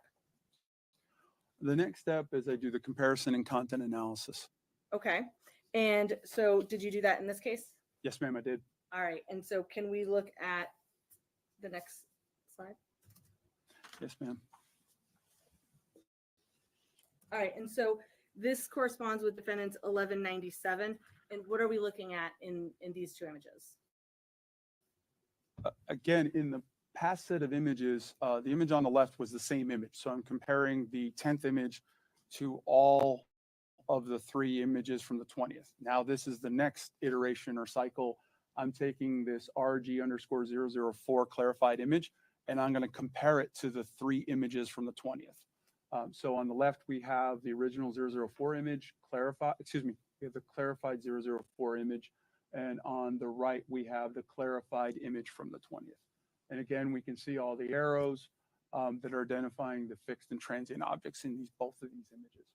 All right. And so at this point, are you actively comparing the 2 images? Yes, I am. Okay. And what sort of comparisons did you make here? Can I have the pointer again? Thank you. Again, I'm looking at the overall orientation. What is the same? Where are the positions of these same objects? What's different in these objects? And where are my targets? I'm evaluating and systematically start at the top. Okay, is this, the stick is here in this image? Is it here? Yes. This root ball Y is here. It's there. And I keep going through the image saying, okay, moss patch here, moss patch here. And as I'm going through systematically, in this general area, I have my first object of interest. So in this general area, I am doing a detailed sweep in this general area. I'm not looking for this object over here because I know it's not likely to be over here, but I'm still evaluating, can I find this object in this image? And then as we get lower in the image, I'm identifying, again, anchor points or reference points throughout the images to help orientate me to where I'm looking. And I apologize. I really should get a second. But so is it sufficient to just say, okay, here's that purple arrow with the Y root, and here's the casing? Can't you just say, okay, so if I start at the purple arrow, I'm going to go down, and then come over to this image and say I'm starting at the purple arrow and I'm going to go down? Does that work? To a point, because remember, the camera captured this scene at different angles between the 2 different dates. Even within the same date, the cameras moved at each picture. So to a certain degree, we can do that. And that's one of the reasons why I rotated the image slightly, so we can orientate them similarly. There is still a perspective effect on this. Is this, if we draw a straight line down here and a straight line, let's say over with this blue line, that will not exactly match up, but they're going to be close. Because the perspective alignment wasn't done, they're not going to be exactly. This root is not going to have the exact orientation. There's also another phenomena going on here, which is the distance of the camera to the scene. The further away the fixed objects are in the background, you can have objects that line up perfectly in the foreground that may not match up in the background. That has to do with the distance to the sensor of the camera, as well as the angle of the camera being different in the different photos. So orientating this way, I can do a general ballpark orientation of, if I see this object and go down, if I see this object and go over, I have a general area I'm looking at. So if I see this object here, go down, I see this object, I'm in the same general area. Okay. We can go to the next slide. All right. And so what are you doing in this image? Because again, we see the images and we see lots of arrows. Yep. Again, this is still the 04 image, and this is comparing it against the 7562 image. This is the image on the 10th. This is the image on the 20th.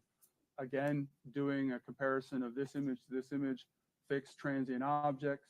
I have my object of interest that I was detected in the 20th image, and I'm trying to find those same objects in the 10th images. All right. And when you're doing this, so it sounds like you're not comparing, well, let me rephrase that. How are you choosing which photos to compare to which other photos? Correct. Generally speaking, I try to keep the same methodology on all my exams, so I do the same thing in the same order. That helps for consistency. So in this case where we have images of 2 different dates, usually the older and lesser quality is the one I don't move or touch. And then I compare the other images to the older or lower quality image. So in this case, we had 3 images from the 20th, 3 images from the 10th, and we had 3 images from the 20th. So I'm going to take the first image from the 10th, and I'm going to compare it against all 3 of the 20th images. Then I take the second image from the 10th and compare it to all three of the images on 20th, and take the third and compare it. So I basically have done 9 comparisons in this exam. All right, if we can move on to the next slide. And so it sounds like this is, again, the same sort of process, the same comparison, but with a new image? That's correct. All right, and so was there anything significant you learned from this particular comparison? Again, we can see there's a lot of similar objects throughout. The 2 key things is I was not able to identify the object of interest, and this object right here, this stick, was not present in the 10th image. All right, we can move on to the next one.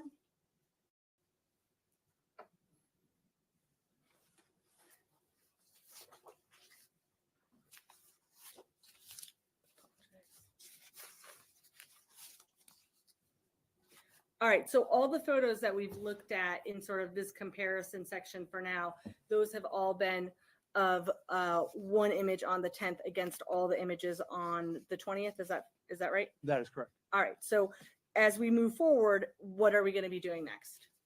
This is the last image from the 10th compared to the 3 images on the 20th. Okay, and we're on slide 27. 27, which is Defendant's Exhibit 1200. And was there anything significant you learned, anything significant new that you learned from this comparison?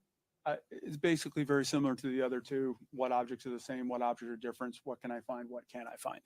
All right, and so then, so was this the final image for image 0005? I believe there's 2 others. Okay. So let's take a look at those.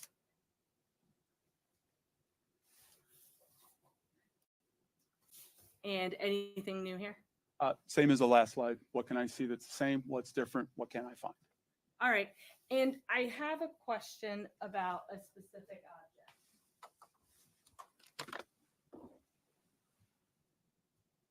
So the image on the right again is where you've located the 2 casings on the 20th. And you've already talked about this stick over here that isn't in the images from the 10th. Are there other objects that are new?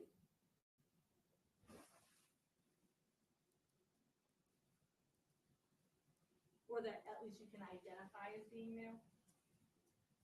I'm not quite understanding what you're asking, ma'am. Okay, I apologize. I will withdraw that question. All right, can we look at the last image for 0005? All right, and so now we're looking at the image with the placards, yes? Yes, ma'am. And what did you gather from this particular comparison? Just as a previous comparison, fixed objects, transient objects, object of interest, objects, 2 objects that are not appearing in the 10th image that are in the 20th. All right, so after you went through and you compared all of these photographs, did you reach any conclusions? Yes, ma'am, I did. And can you tell us about those? I basically came up with several conclusions. The first one was that there are objects that are the same in the 10th and 20th images and are consistent throughout all the images. There are some objects that are present in the 20th images that are not present in the 10th images. And I was not able to definitively identify objects that were consistent with casings in the 10th images. All right, so I don't want to oversell this. So are you saying that there were no casings there on the 10th? That's not what I'm saying. All right, so can you, I understand there's more nuance here. Can you explain what you're saying then? Yes, ma'am. In science, we can't prove a negative. Just because I can't find something in the images doesn't mean they're not there. There are many reasons why I may not be able to find these casings in the 10th image. My job isn't to speculate on why I can't find these objects of interest. What I've done here is spent a significant amount of time on the 10th images, clarifying them, evaluating them, comparing them, giving the best attempt I can based on my training experience to find these objects. At the end of my analysis, based on the quality of the image, the distance the camera was from photographing the scene, and the overall lighting conditions, I was not able to identify objects in the 10th images that were consistent with any casings. All right, and if you can move forward through slide 31. And what are we looking at? This is basically a summary slide. So again, I have the 10th image on the left, and these are the 3 images from the 20th. So I showed you slide by slide of each of these, and now I'm showing you one image compared to 3 other images. So this is a summary slide. All right, and so this is essentially the summary for the 10th image ending in 1-2. That is correct, ma'am. All right, and can we move on to the next one? And is this also sort of that same summary slide? That is for the 04 image. All right, and then if we look at 33. Same as before, the 05 images on the left from the 10th, and the 20th images, the 3 20th images are on the right. All right, and so I sort of bungled the question earlier, but in terms of differences in the images, are you saying that the only differences between these images are essentially you can't identify shell casings and there's that one stick? No, there were some other differences between the images. All right, can we go to the next slide and talk about the other differences? Yes, ma'am. There on the, again, orientation on the left are the 10th images and the 3 images from the 20th. When I went through these images, I noticed a cluster of sticks in this, approximately in the center of the image. One of these sticks on the left has a curve. Another stick is curved in the opposite way. And we see this stick that is crossing it that has a bend in it. It goes this way and has a sharp bend. I then went to the 20th images and I can see this same cluster of sticks, a stick going from left to right, a stick from right to left that crosses, and I have this weird bent stick.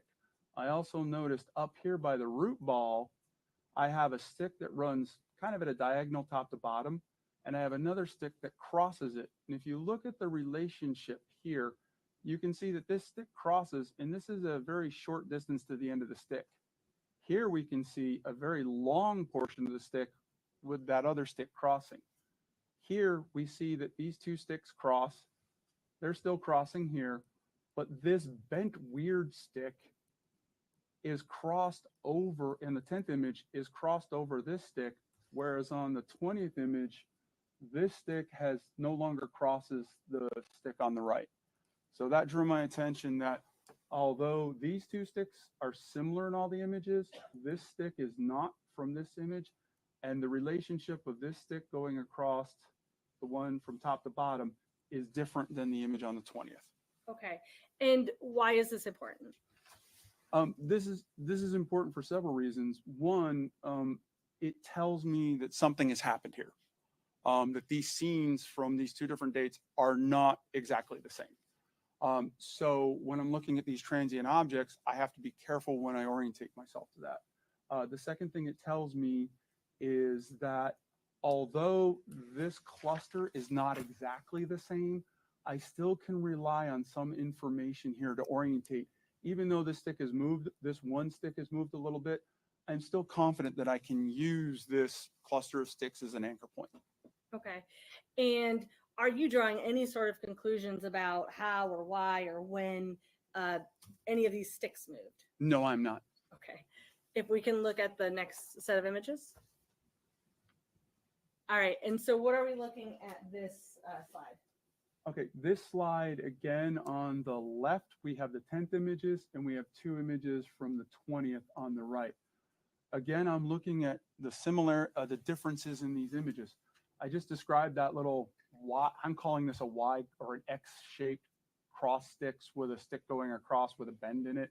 Again, I can see these 3 sticks are present in all 3 images, but their orientation is different. This stick that goes across the right stick of the X has moved in the 20th images.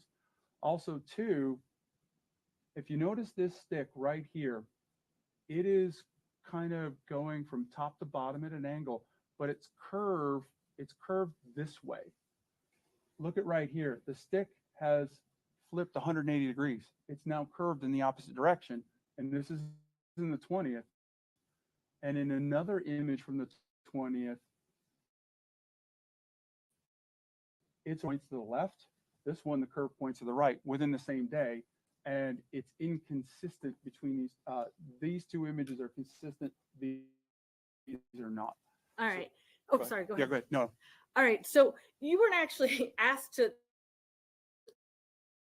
compare images from the 20th to the 20th. How did you come across this then? I've spent a lot of time with you. When I identify these inconsistency or anomalies, I want to point them out because it's important to understand what is the composition of this scene. I don't have an explanation as to the why, but I need to identify, but I've observed this difference. All right. If we can move on to, so just for the record, this corresponds with Defendant's Exhibit 1207, and you're on, we've been talking about slide 36 about the change in the direction of the stick in the yellow circle. All right, so what are we looking at this slide? Again, we have the 10th image on the right. And again, here's our stick that we identified in the previous image. Again, I'm saying the curve points to the right. Here, we can see the curve points to the left. Here, we can see in the 20th image, the curve points back to the right again. And again, in the 10th image, we don't see a large stick here that we can identify this larger stick in both the 20th images. We can go on to the next slide. And what differences is this slide meant to illustrate? These are differences, again, in different areas of the image. Again, we have the 10th on the left, 20th on the right, 3 20th images compared to a single image. Up here in this corner, we're identifying some sticks and objects that this leaf cluster and this stick, the leaf cluster looks to be similar, but I'm missing a stick here, and some of these are not in the same position. Again, I have a general area where I can see a lot of debris on the ground, leaf litter, sticks, twigs. Here, I can actually see the bare ground. The composition of this area is not the same in both the images, and I can see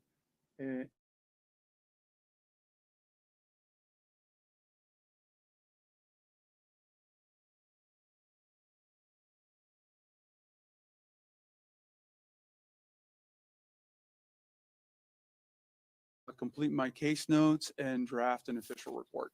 All right, and you did that in this case? Yes, ma'am, I did. All right. I had asked you earlier about the information that you had about the case going into your analysis. I think you had said, well, just remind us, what did you know in terms of what the charges were in this case? Initially, when I did the initial evaluation, I didn't know what the official charges were. Okay. And at some point, did you learn what they were? At some point I did, yes. And was that before or after you had provided your report? I believe it was just after I provided my report, I found out that this was a homicide. Okay. And I had asked you about whether or not you knew if the presence of casings in the 10th images would be beneficial or detrimental to the client's case. At what point, did you at any point learn what the answer to that question was? No, I didn't. Even to this day, I still don't know the importance of this analysis to either side. All right.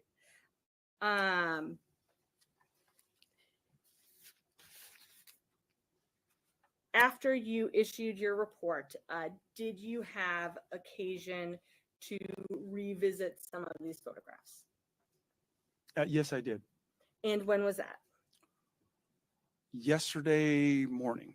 That might be a logical time for our afternoon break. I was waiting for a logical time of breaking, unless you think there's one or two questions before we do it. Okay, why don't we take about a 10-minute break, then we'll resume.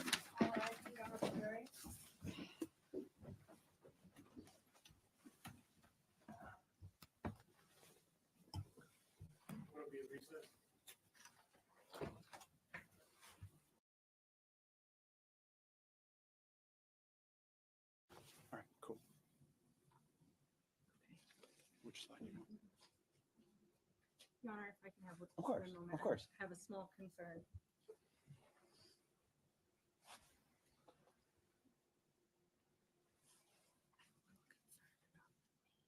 No, how about we just do this? We go to full presentation, we're good, so I'm sorry. Yeah, that was an impromptu thing. I didn't know what to call it. My apologies. All right, so you testified that you had occasion to revisit the images, and that was yesterday morning. What were you asked to do? I was asked to evaluate an anomaly in the 10th image that another individual had claimed was an object of interest in the 10th Counsel would image. approach.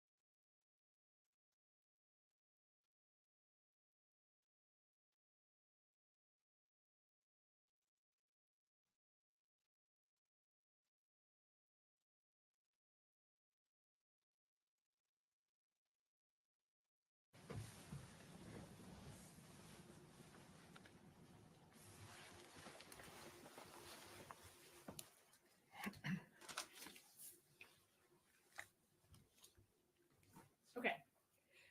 So, and you went back to look at some, you call them anomalies? There was an area in the 10th image that was identified that needed further scrutiny. All right, further scrutiny. And so, were you in New Hampshire at that point? I was in New Hampshire, yes. All right, and do you travel with all of the equipment that you use in these analysis? No, I do not. All right, but do you travel with some equipment? I have the bare minimum on my laptop, and I have an external monitor that I can use in a pinch. All right, and so you were asked to re-scrutinize some images, and were you able to do that? Yes, I was. Okay, and so you put together some additional slides looking at those. I think did you call them anomalies? I call them anomalies or targets of interest. Okay, so if we can open up that, we can dim the lights, thank you.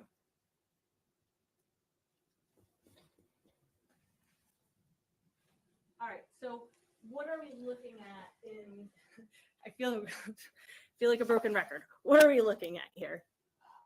I feel like a broken record as well.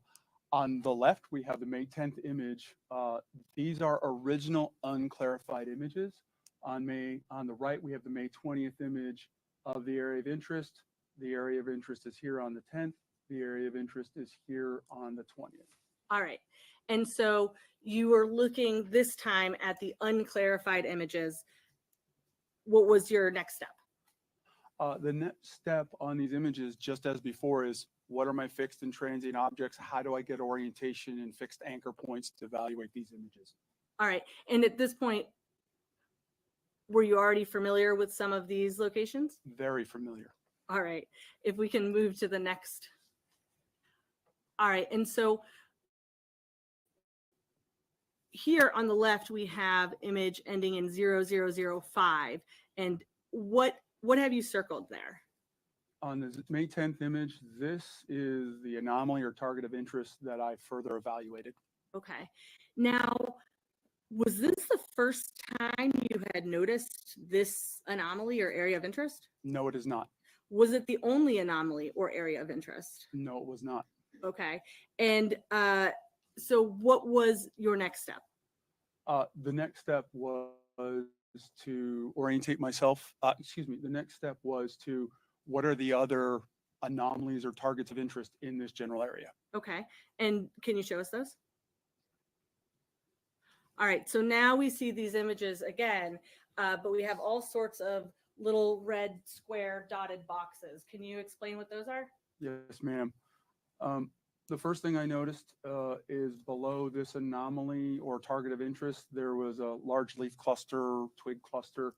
I also noticed I was looking at how this object is reflecting light, and I was looking in the general neighborhood, are there any other objects that reflect light of a similar shape and size that are in this view?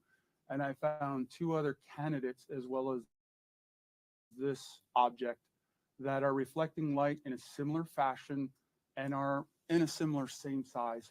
And I also identified this large leaf cluster below this object of interest. All right. And so we're looking at the non-clarified images. Are these were these same anomalies present in your clarified images? Yes, they are. Okay. And so what were you doing? If you've already looked at them before, so what did you do then? Well, when I originally processed this case, these targets anomalies were identified and I eliminated them as potential candidates. So I did not include them in my report. There was insufficient quality or information to include those in possible candidates. All right. And can you show us how you did that? Can you walk us through that? Yes, ma'am. So in this slide, again, I'm not going to keep repeating this. The May 10th images are on the left. The May 20th images are on the right. These are all unclarified, unprocessed. These are the raw images. I identified the anomaly target on the left. From my previous analysis, I knew that this object was consistent with a shell casing on the right. So I noticed it's easier to see on the 20th image. There is a stick that runs at a slight angle top to bottom, and I'm drawing.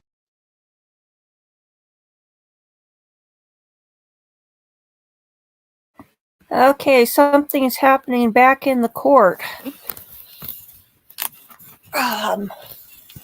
Just a sec.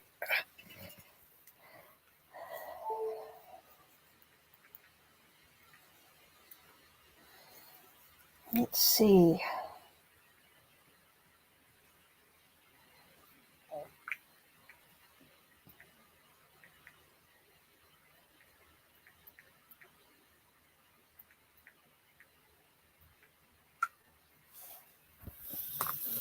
Fingers crossed it's a verdict.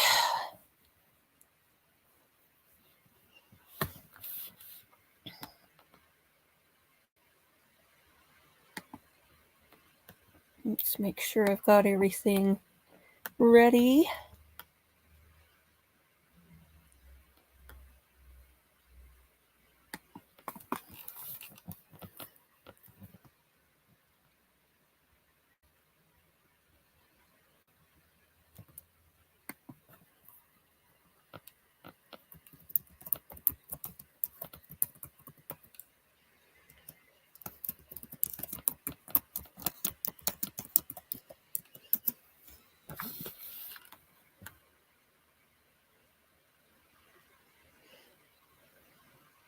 Now the defense, or the prosecution, is talking to Shanti's son a bit.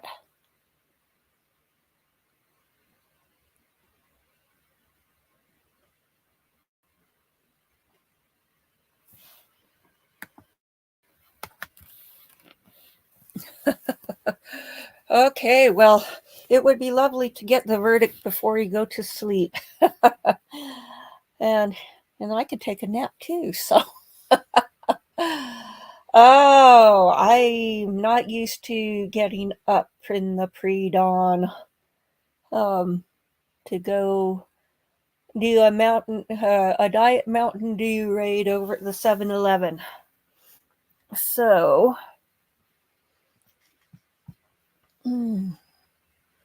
let's see, do we have more people over on the defense side? Everybody's standing up, so the jury must be coming. Oh, well, he's not standing up. Well, the prosecution's not standing up. Doesn't look like the judge is at the bench yet either.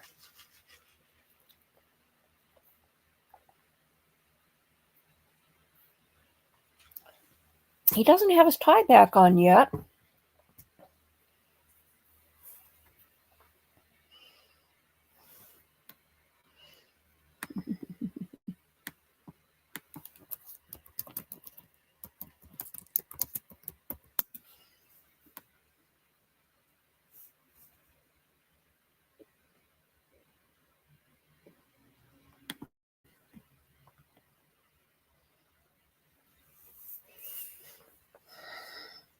Maybe he knows he's hung, so as long as the jury's not hung, right? It's interesting that the deputy back there is wearing rubber gloves. I guess that's because he probably just took the shackles off of David Tronnes. Looks to me like Tron, but they seem to be pronouncing it Tronnes, so come on. Give us a verdict.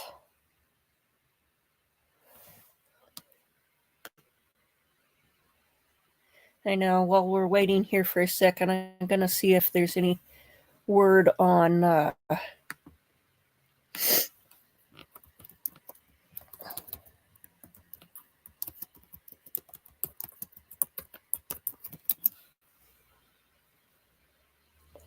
see if there's any breaking news. Let's see, news anytime.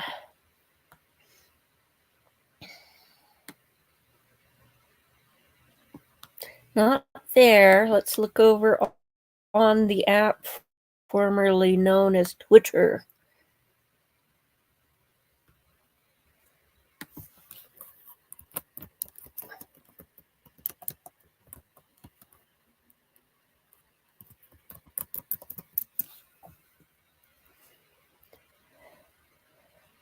It is a verdict.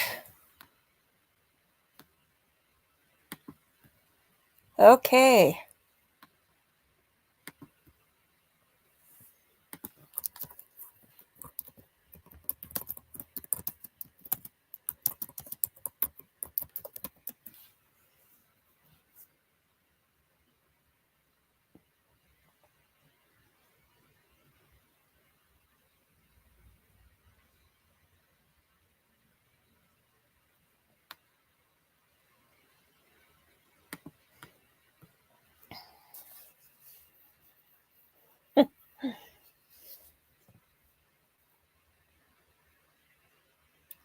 There.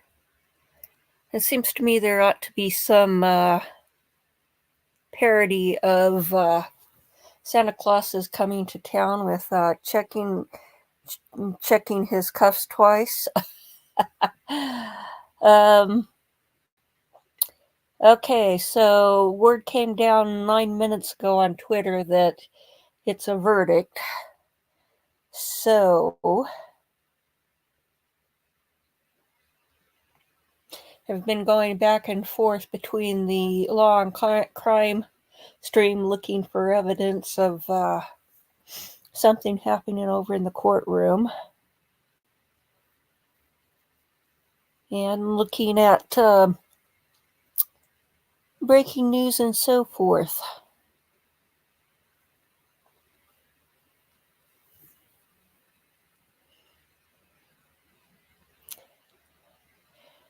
Well, I'm pretty sure that it is a guilty verdict, but whether it's murder 1 or 2 seems to be the question, since they were asking about premeditation earlier.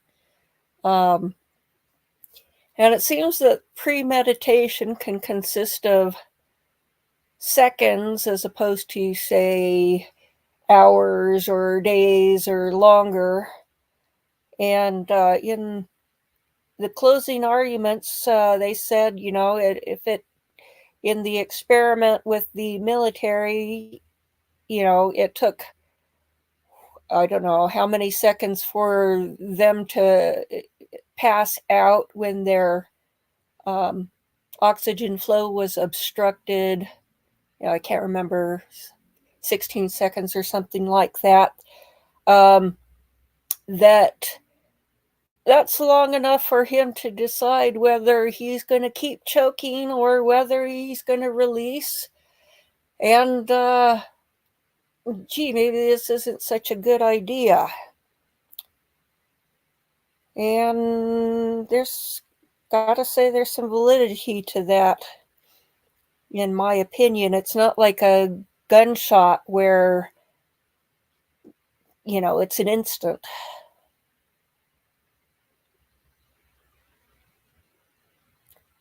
Plus, there seem to be some other wounds too, so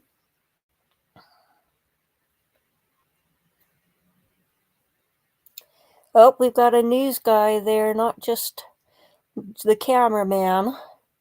It does seem like the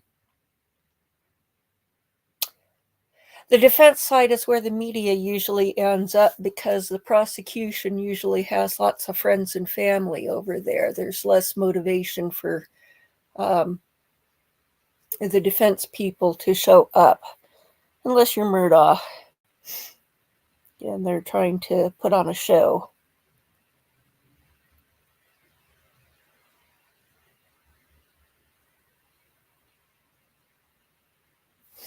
Okay, I know. I'm going to go change.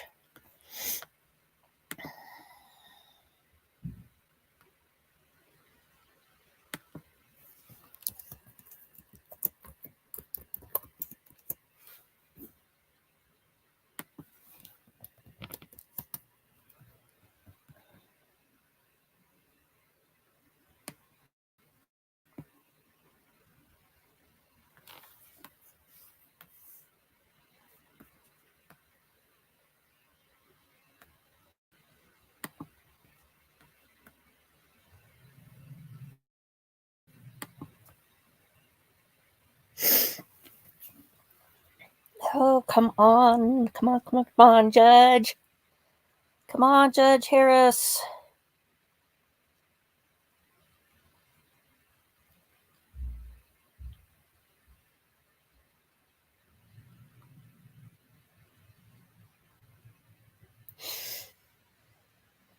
He hasn't looked like the most confident person today.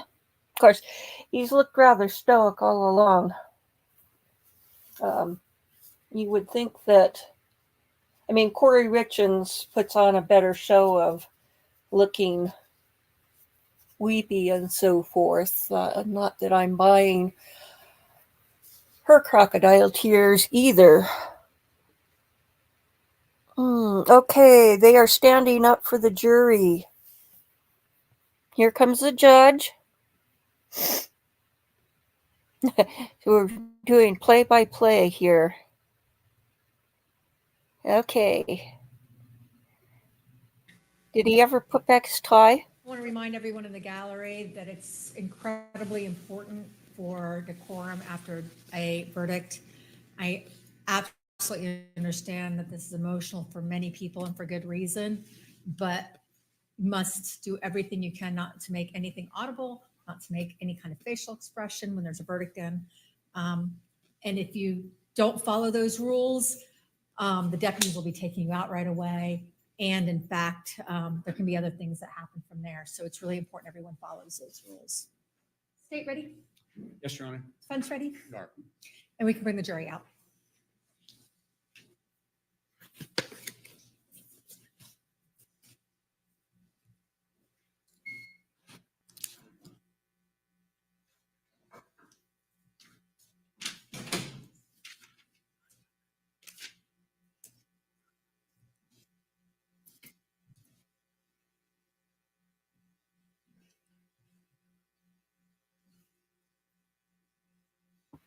And it looks like he's completely forgotten his tie. I guess it's too late to try to look good for the jury at this point anyway.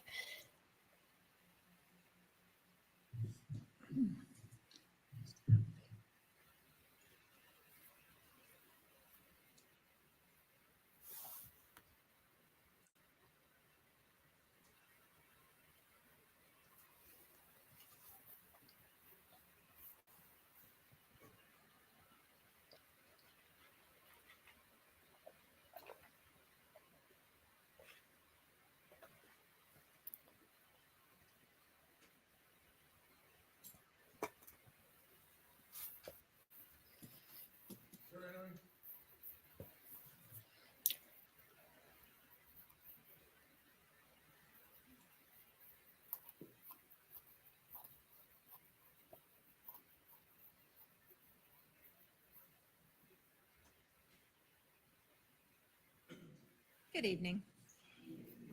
It's my understanding you've reached a verdict. Will you hand the verdict form to the court deputy, please?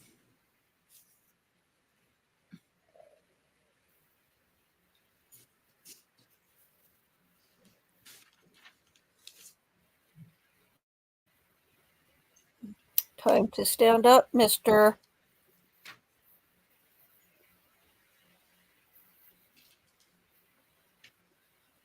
State of Florida versus David Tronnes, case number 2020 CF 12472 AO, the Circuit Court of the Ninth Judicial Circuit in and for Orange County, Florida. Verdict reads, we, the jury, find the defendant guilty of first-degree murder as charged in the indictment.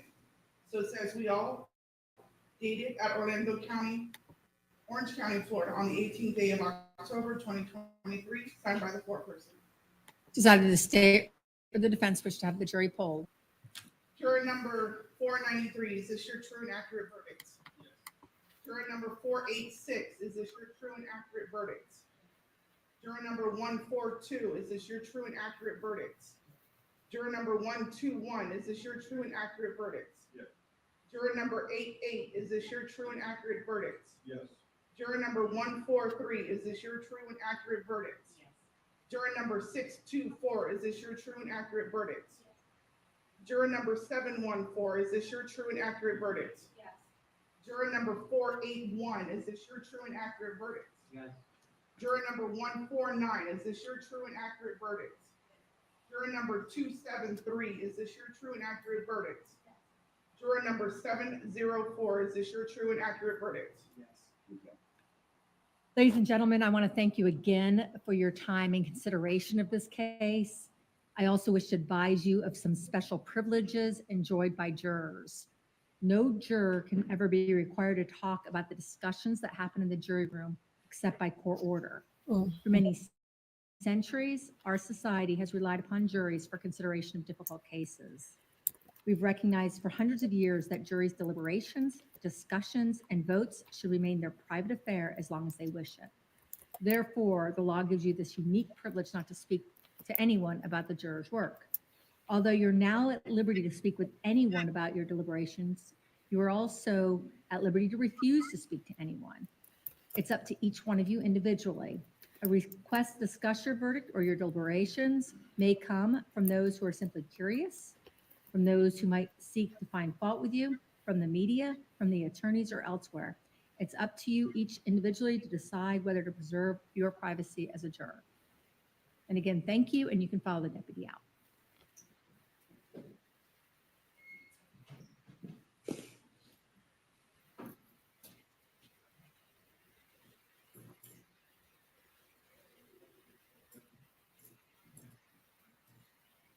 Okay.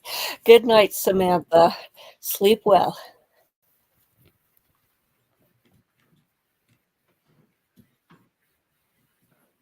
Any legal reason not to proceed to sentencing? Not from the state. I can't express one, Your Honor. I don't believe we've got much option here. All right, thank you. State witnesses? Yes, Jeffrey Dow.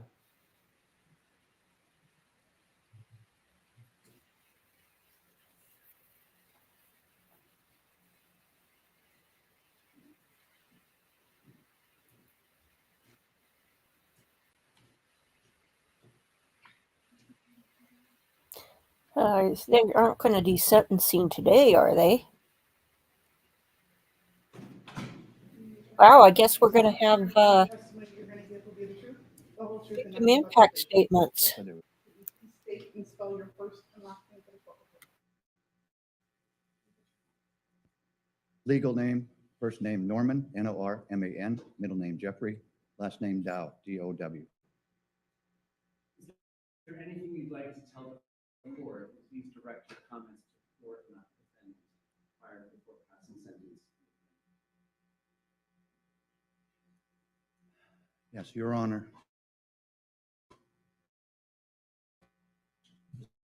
This has been a long, long, long time for us to see justice done. What has done to me, my daughter, and what I go through every day.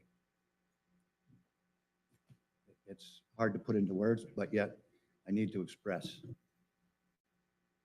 I suffer so much with PTSD. This has affected me so much that it withdrew me from my grandson. Every time I thought of Shanti or my grandson, the last time I saw my daughter, we were together. So every time that I think of Jackson, it brings to my mind my daughter, and it upsets me. And all I can pray is that now that we can go forward from this day forward, and we can rebuild our relationship that we had. I suffer so bad when I was a happy-go-lucky person, laugh, joke all the time with everybody. Now, I am in constant anger. That, not really anger, but I just lash out at sometimes at anybody or everybody for no reason at all, because I am so angry and deep inside, hurt with the injustice that was done to my daughter. That's about all I mean, I could probably, that's all. Thank you. Defense, any questions? No, Your Honor. Thank you, sir. James Cooper. Jackson Cooper.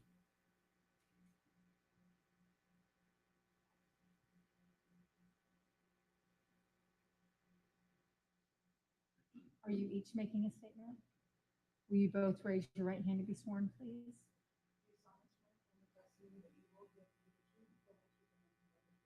I do.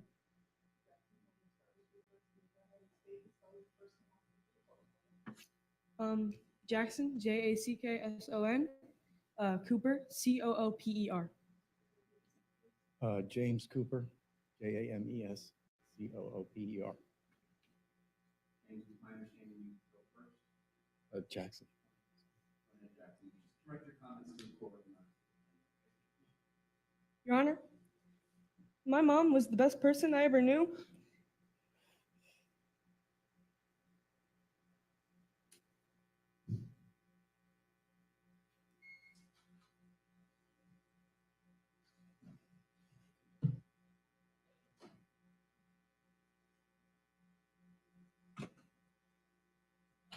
She worked a lot, but she never put her family over work.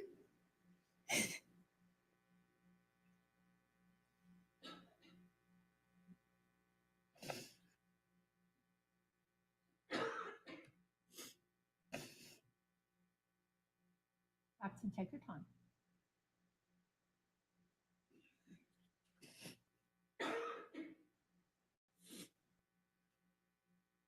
Hold on 1 second.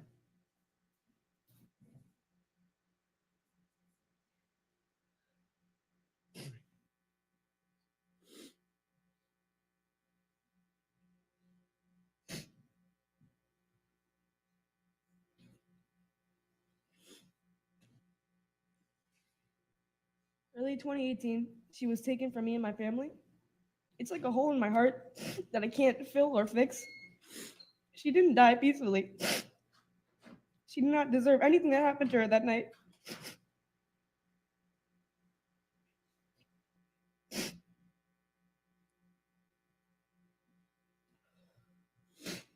My family and I have been waiting for about 5 years for justice. I miss her so much. I would have never thought the day before was the last time I would see my mother alive. I miss the times where we would go to Universal, or just the simple times like walking the dogs or going to the park.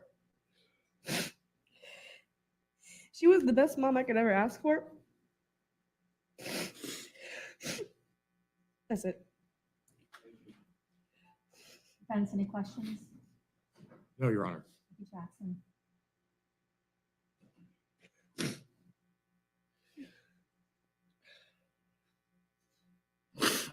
Your Honor, when Shanti and I were married, we tried for years to have a child with no success.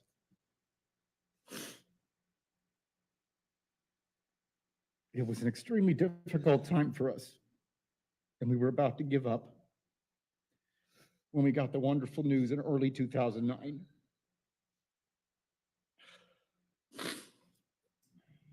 We did our best to raise him together, but as you know in life, it is not without its curveballs and heartaches. And when we divorced, as difficult as it was, one thing we never fought or wavered on was raising Jackson the best we could.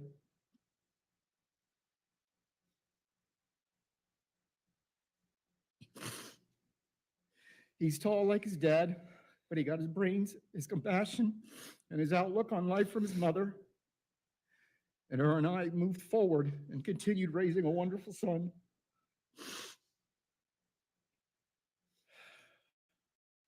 When this parasite came into our lives, he took something from us, and most importantly from Jackson. And what he took is not replaceable. It is something that I struggle with every day. He lost a good parent.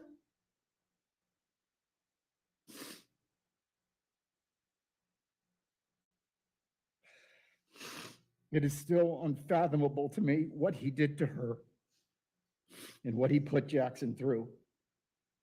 He knew and he saw firsthand how special their bond was, and he still tortured him and brutally ripped her from this world, our lives, and Jackson's. As I've struggled to understand, to this day, the only word I come back to is evil. Only evil would do what he did to her and Jackson when he had the choice not to do what he did. For every wonderful achievement he experiences, as young children do when they grow up, it bothers me as we experience these moments that not only is she not here because of this parasite, but that I have to think of what he did during these wonderful moments.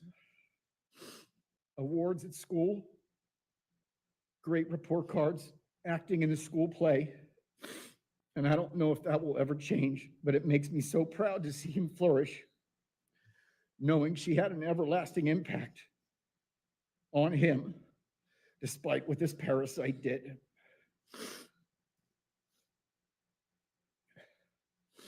After today, her name will be spoken every day by someone who knew her and loved her. She will be remembered and thought of every single day because of who she was and is. People will know her, will look at him and know she is inside him and smile. And because of all this, she will never be forgotten, and she will always be with us.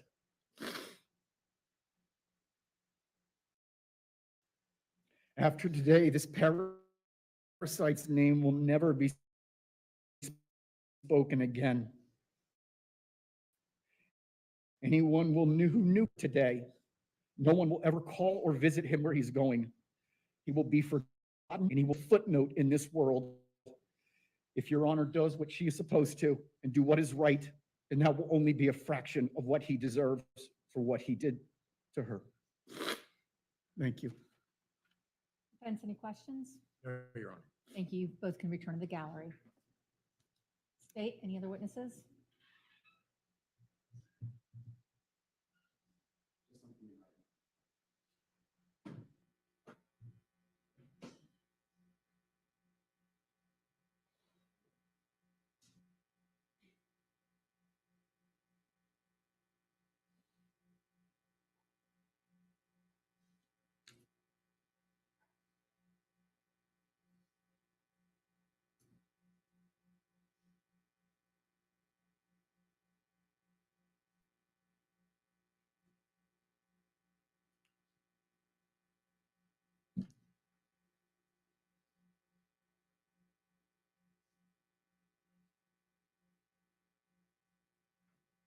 reading an impact statement from one of her friends, Melissa Brzezinski.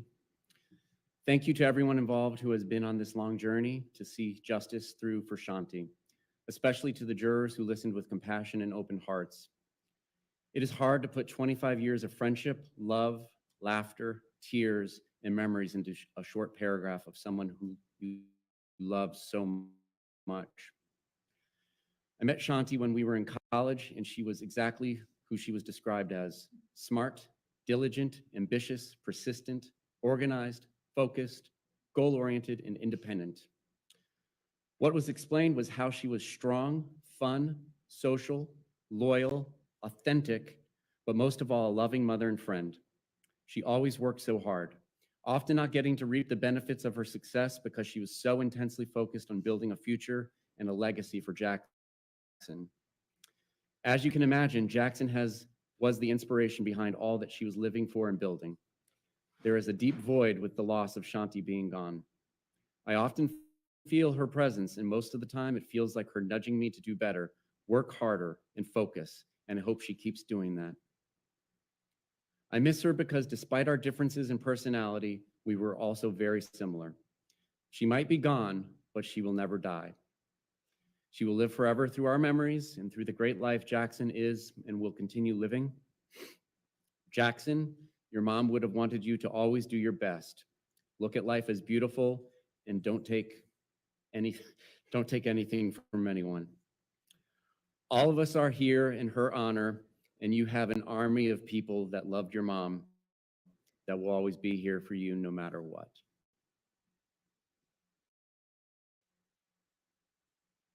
Thank you, State. Fence, any witnesses? I'll give them a chance to talk last. Do you have any other witnesses? No. All right. And then State argument? There's only one score sheet is required.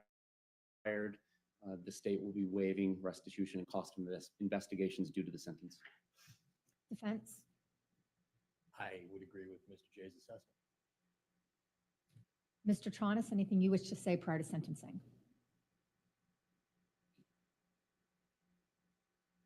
I think you just said no, is that right? Then in this case,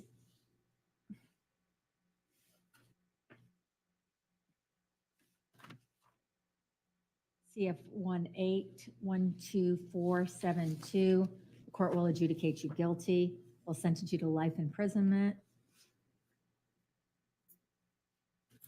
with credit 1877 days, impose all the statutory required court cost fees, cost of prosecution,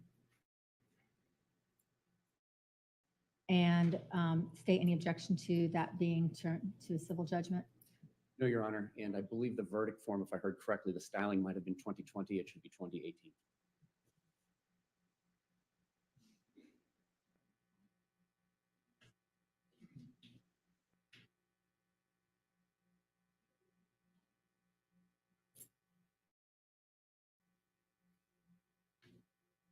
Defense, it does say 2020 on the actual case number. Any objection to me modifying it on writing? I'm just writing it in blue pen and then initialing it. And that's, of course, with the minimum mandatory. Anything further, State? Your Honor, thank you. Defense? Sir, you have 30 days in which to appeal the judgment and sentence. If you can't afford an attorney will be appointed to represent you. Any appeal must be in writing. Any questions? Anything further, State? Your Honor, if I could approach the DNA order. Thank you. Any objection to the DNA order?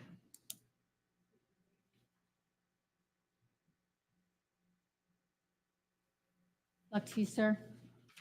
And the court will be in recess.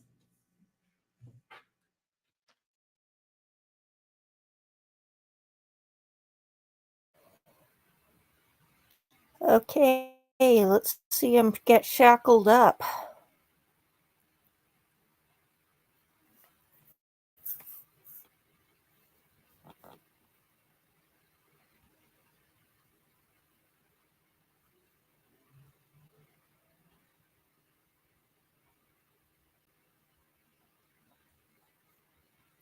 A lot of relieved people there.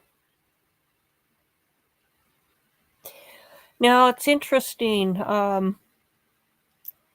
Since the Murdoch, since I did the Murdoch case back in the spring, the only trial that has had any kind of defense case mounted was Taylor Shabiznes, who, of course, pled insanity.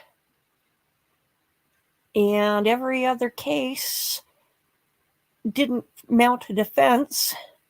And every single case has been found guilty. So it doesn't seem to me that it's a very sound tactic. I'm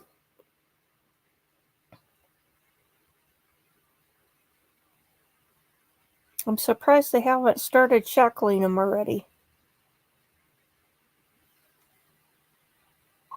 I want to see that, and then we'll call it a day. And looking for what if there's a short trial to do between now and I want to do the Suitcase Sarah trial, which is in November. I'm not sure what the starting date is. Looks like they've got him to need him to sign something, or maybe it's the deputy signing things.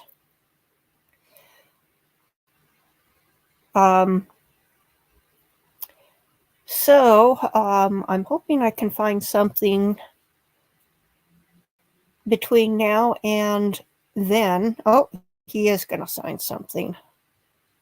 Oh, and he does have handcuffs on. I didn't see him put them on. I guess it was when they were showing the family.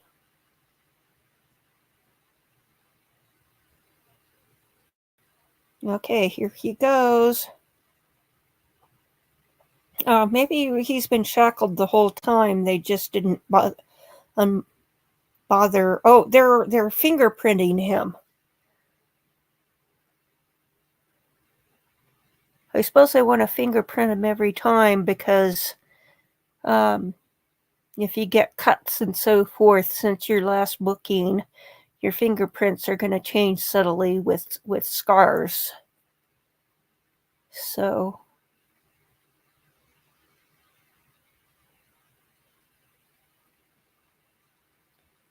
it's something I've not seen before one of these trials, but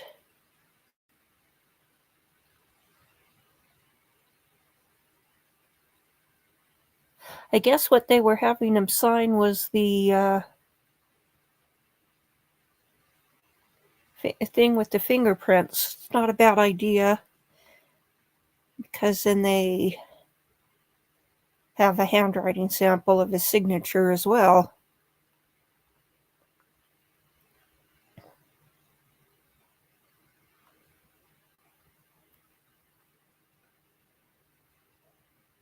I was fingerprinted once for a security check when I was working at the air traffic control building here in town through the FAA. And so I guess I'm in the system.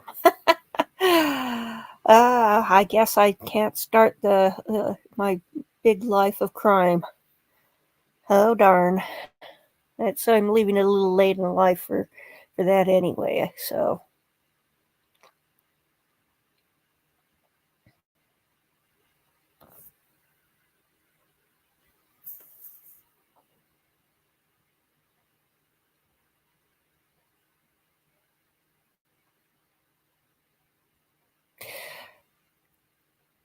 Having the shackles on explains why he didn't put the tie back on, because he couldn't put it around his neck.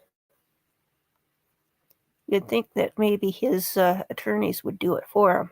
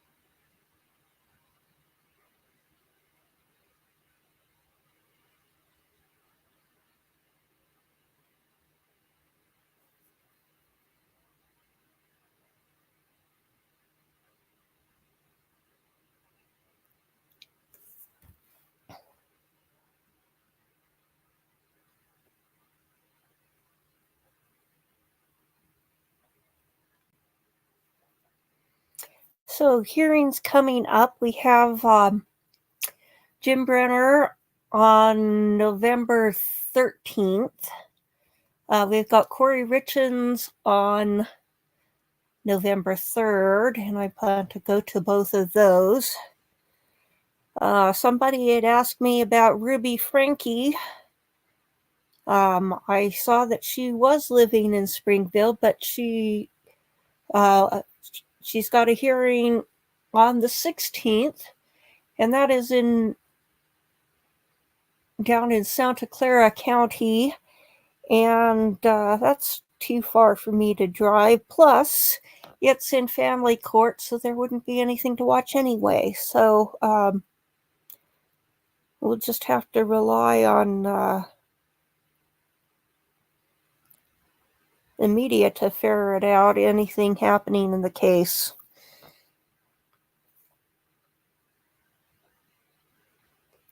So, Jared Lysick doesn't have a hearing scheduled. I'm not sure what's going on that. I may give the court a call and find out when the next hearing is, or did something happen, like he pled guilty or a plea deal, or did they dismiss the case? As I'm surprised, because I think that his hearing was supposed to be on August 31st, and it's been 6 weeks and no sign of a new hearing. And, because the docket is published online 30 days in advance. So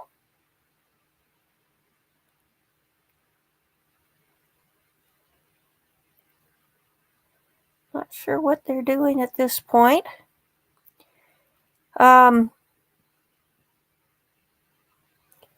There's one other guy that I was thinking I might hit when he comes up for a hearing. James, what was his last name? James Tolliver something, the dentist who killed his wife. Okay, there he goes. Bye-bye. And there we have it. Okay, well, I bid you all good night, and hope we see you again soon when we've got another court case to do. So until then, bid you good night. Bye-bye.